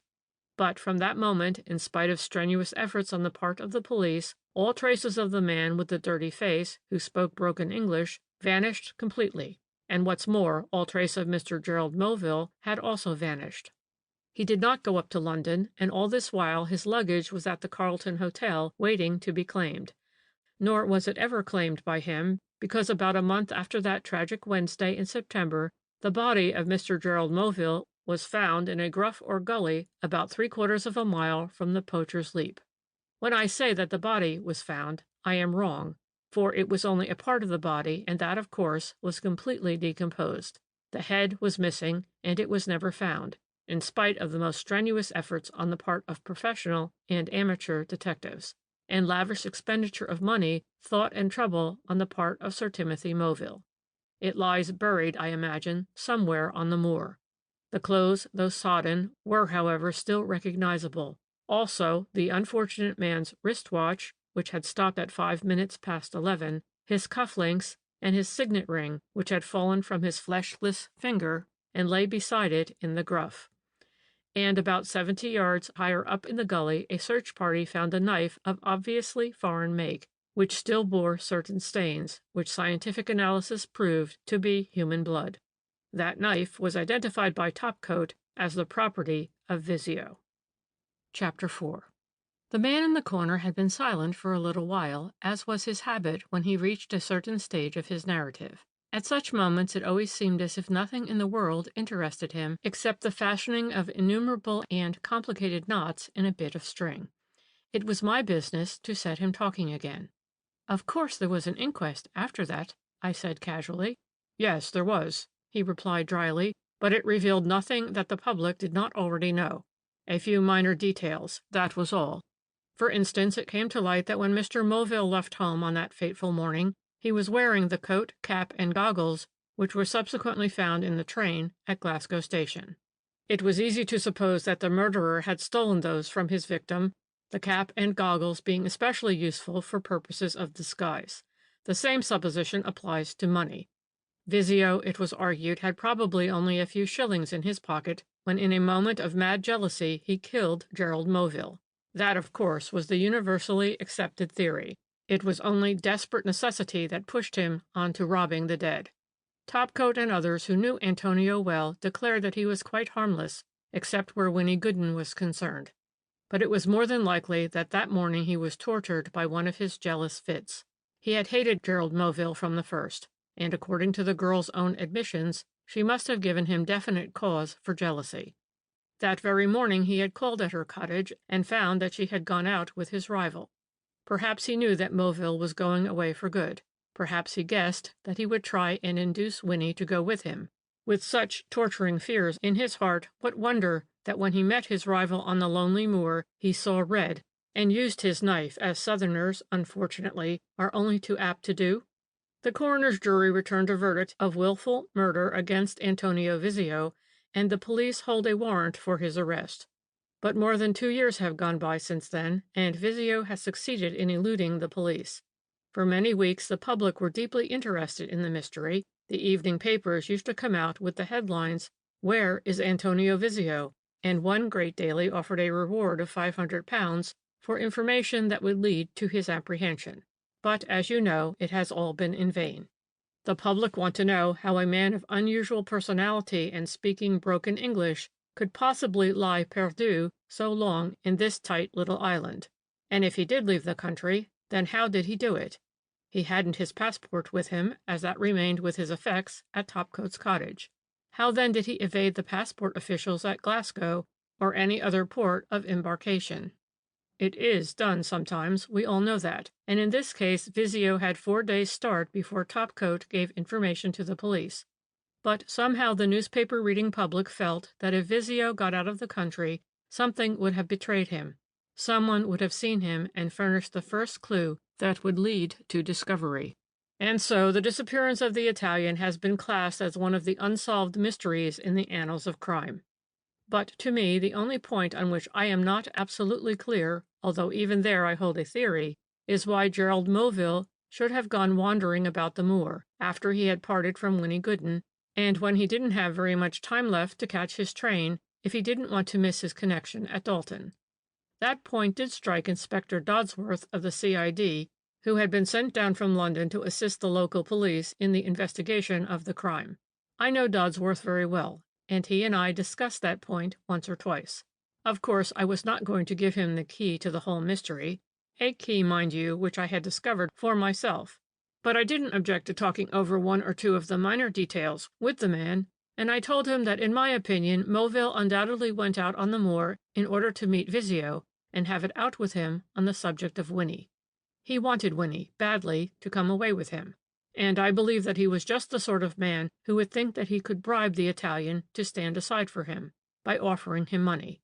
I believe those half-bred Spaniards and Portuguese out in Argentina are a most corrupt and venal lot, and Gerald Moville classed Vizio amongst that lot.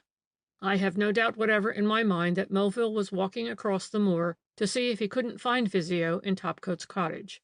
It was obviously not for me to tell the police that the poacher's leap is in a direct line between that cottage and the place where the two-seater was seen at a standstill on the roadside. But Dodsworth had to admit that I was right on that point. "Then you think," I rejoined, "that Mr. Moville, after he parted from Winnie Gooden, set out to seek an interview with Antonio Vizio with a view to enter into an arrangement with him about the girl?" "Yes," my eccentric friend assented with a nod. "He wanted to bribe Vizio to stand aside for him?" "Exactly." "Then," I went on, "he met Vizio on the moor?" "Yes." "Which so enraged the Italian that he knocked the other man down and finally knifed him in accordance with the amiable custom of his country?" "No," the man in the corner retorted dryly. "I didn't say that." "But we know that the two men met, and that—" "And that one of them was killed," he broke in quickly. "But that man was not Gerald Moville." "He was seen," I argued, "at Falconblain, at Beath, and at Glasgow. The man with the dirty face, the motor coat, and the goggles." "Exactly," he broke in once more. "The man in the cap with the flap ears and wearing motor goggles. The man whose face and hair were in addition covered with grime. An excellent disguise, as it indeed proved to be." "But the foreign accent. The man spoke broken English." "There are few things," he said with a sarcastic smile, "that are easier to assume than broken English, especially when only uneducated ears are there to hear."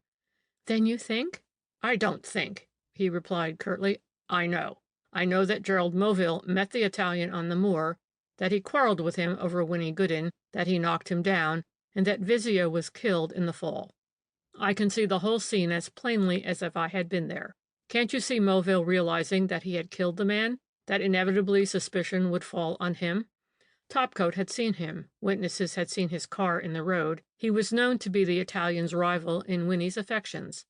Already he could feel the hangman's rope round his neck. But we must look on Gerald Moville as a man of resource, a man, above all, up to many tricks for drawing a red herring across the trail of his own delinquencies.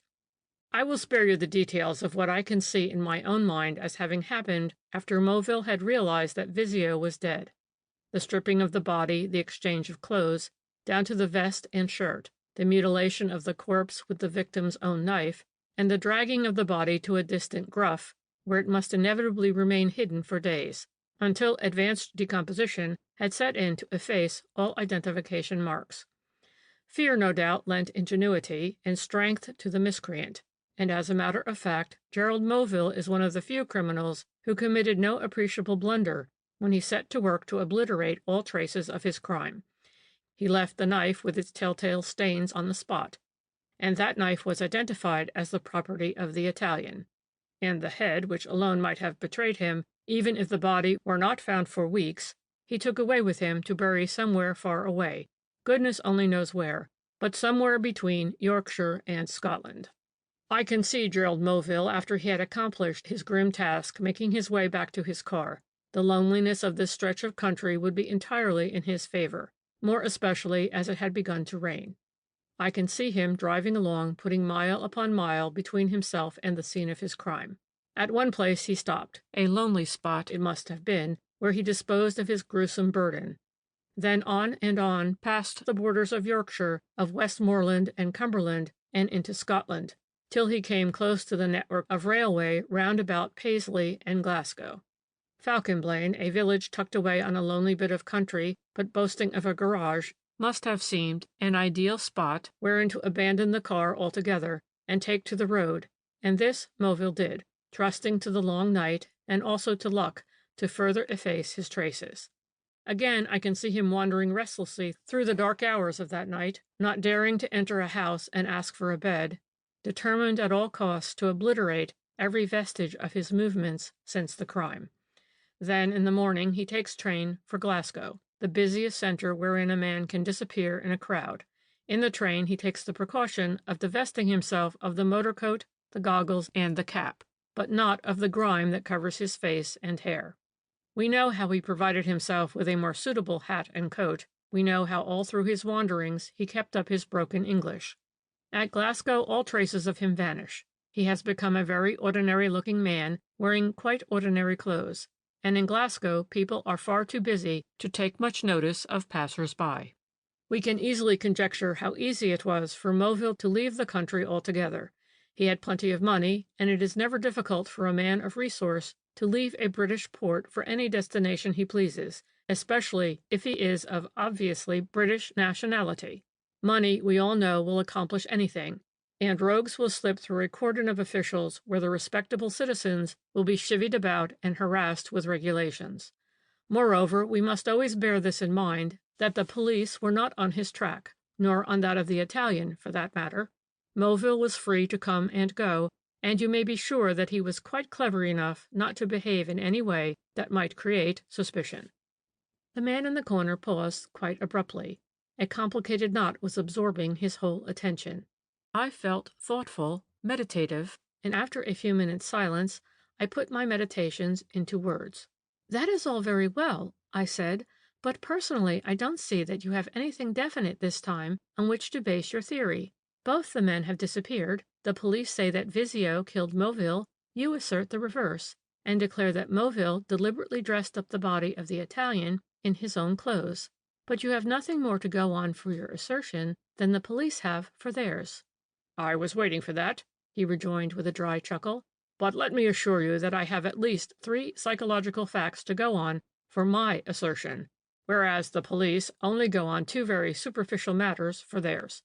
They base their whole argument, firstly, on the clothes, watch, jewelry, and so on, found on a body that was otherwise unidentifiable, and secondly, on a blood-stained knife known to have belonged to the Italian.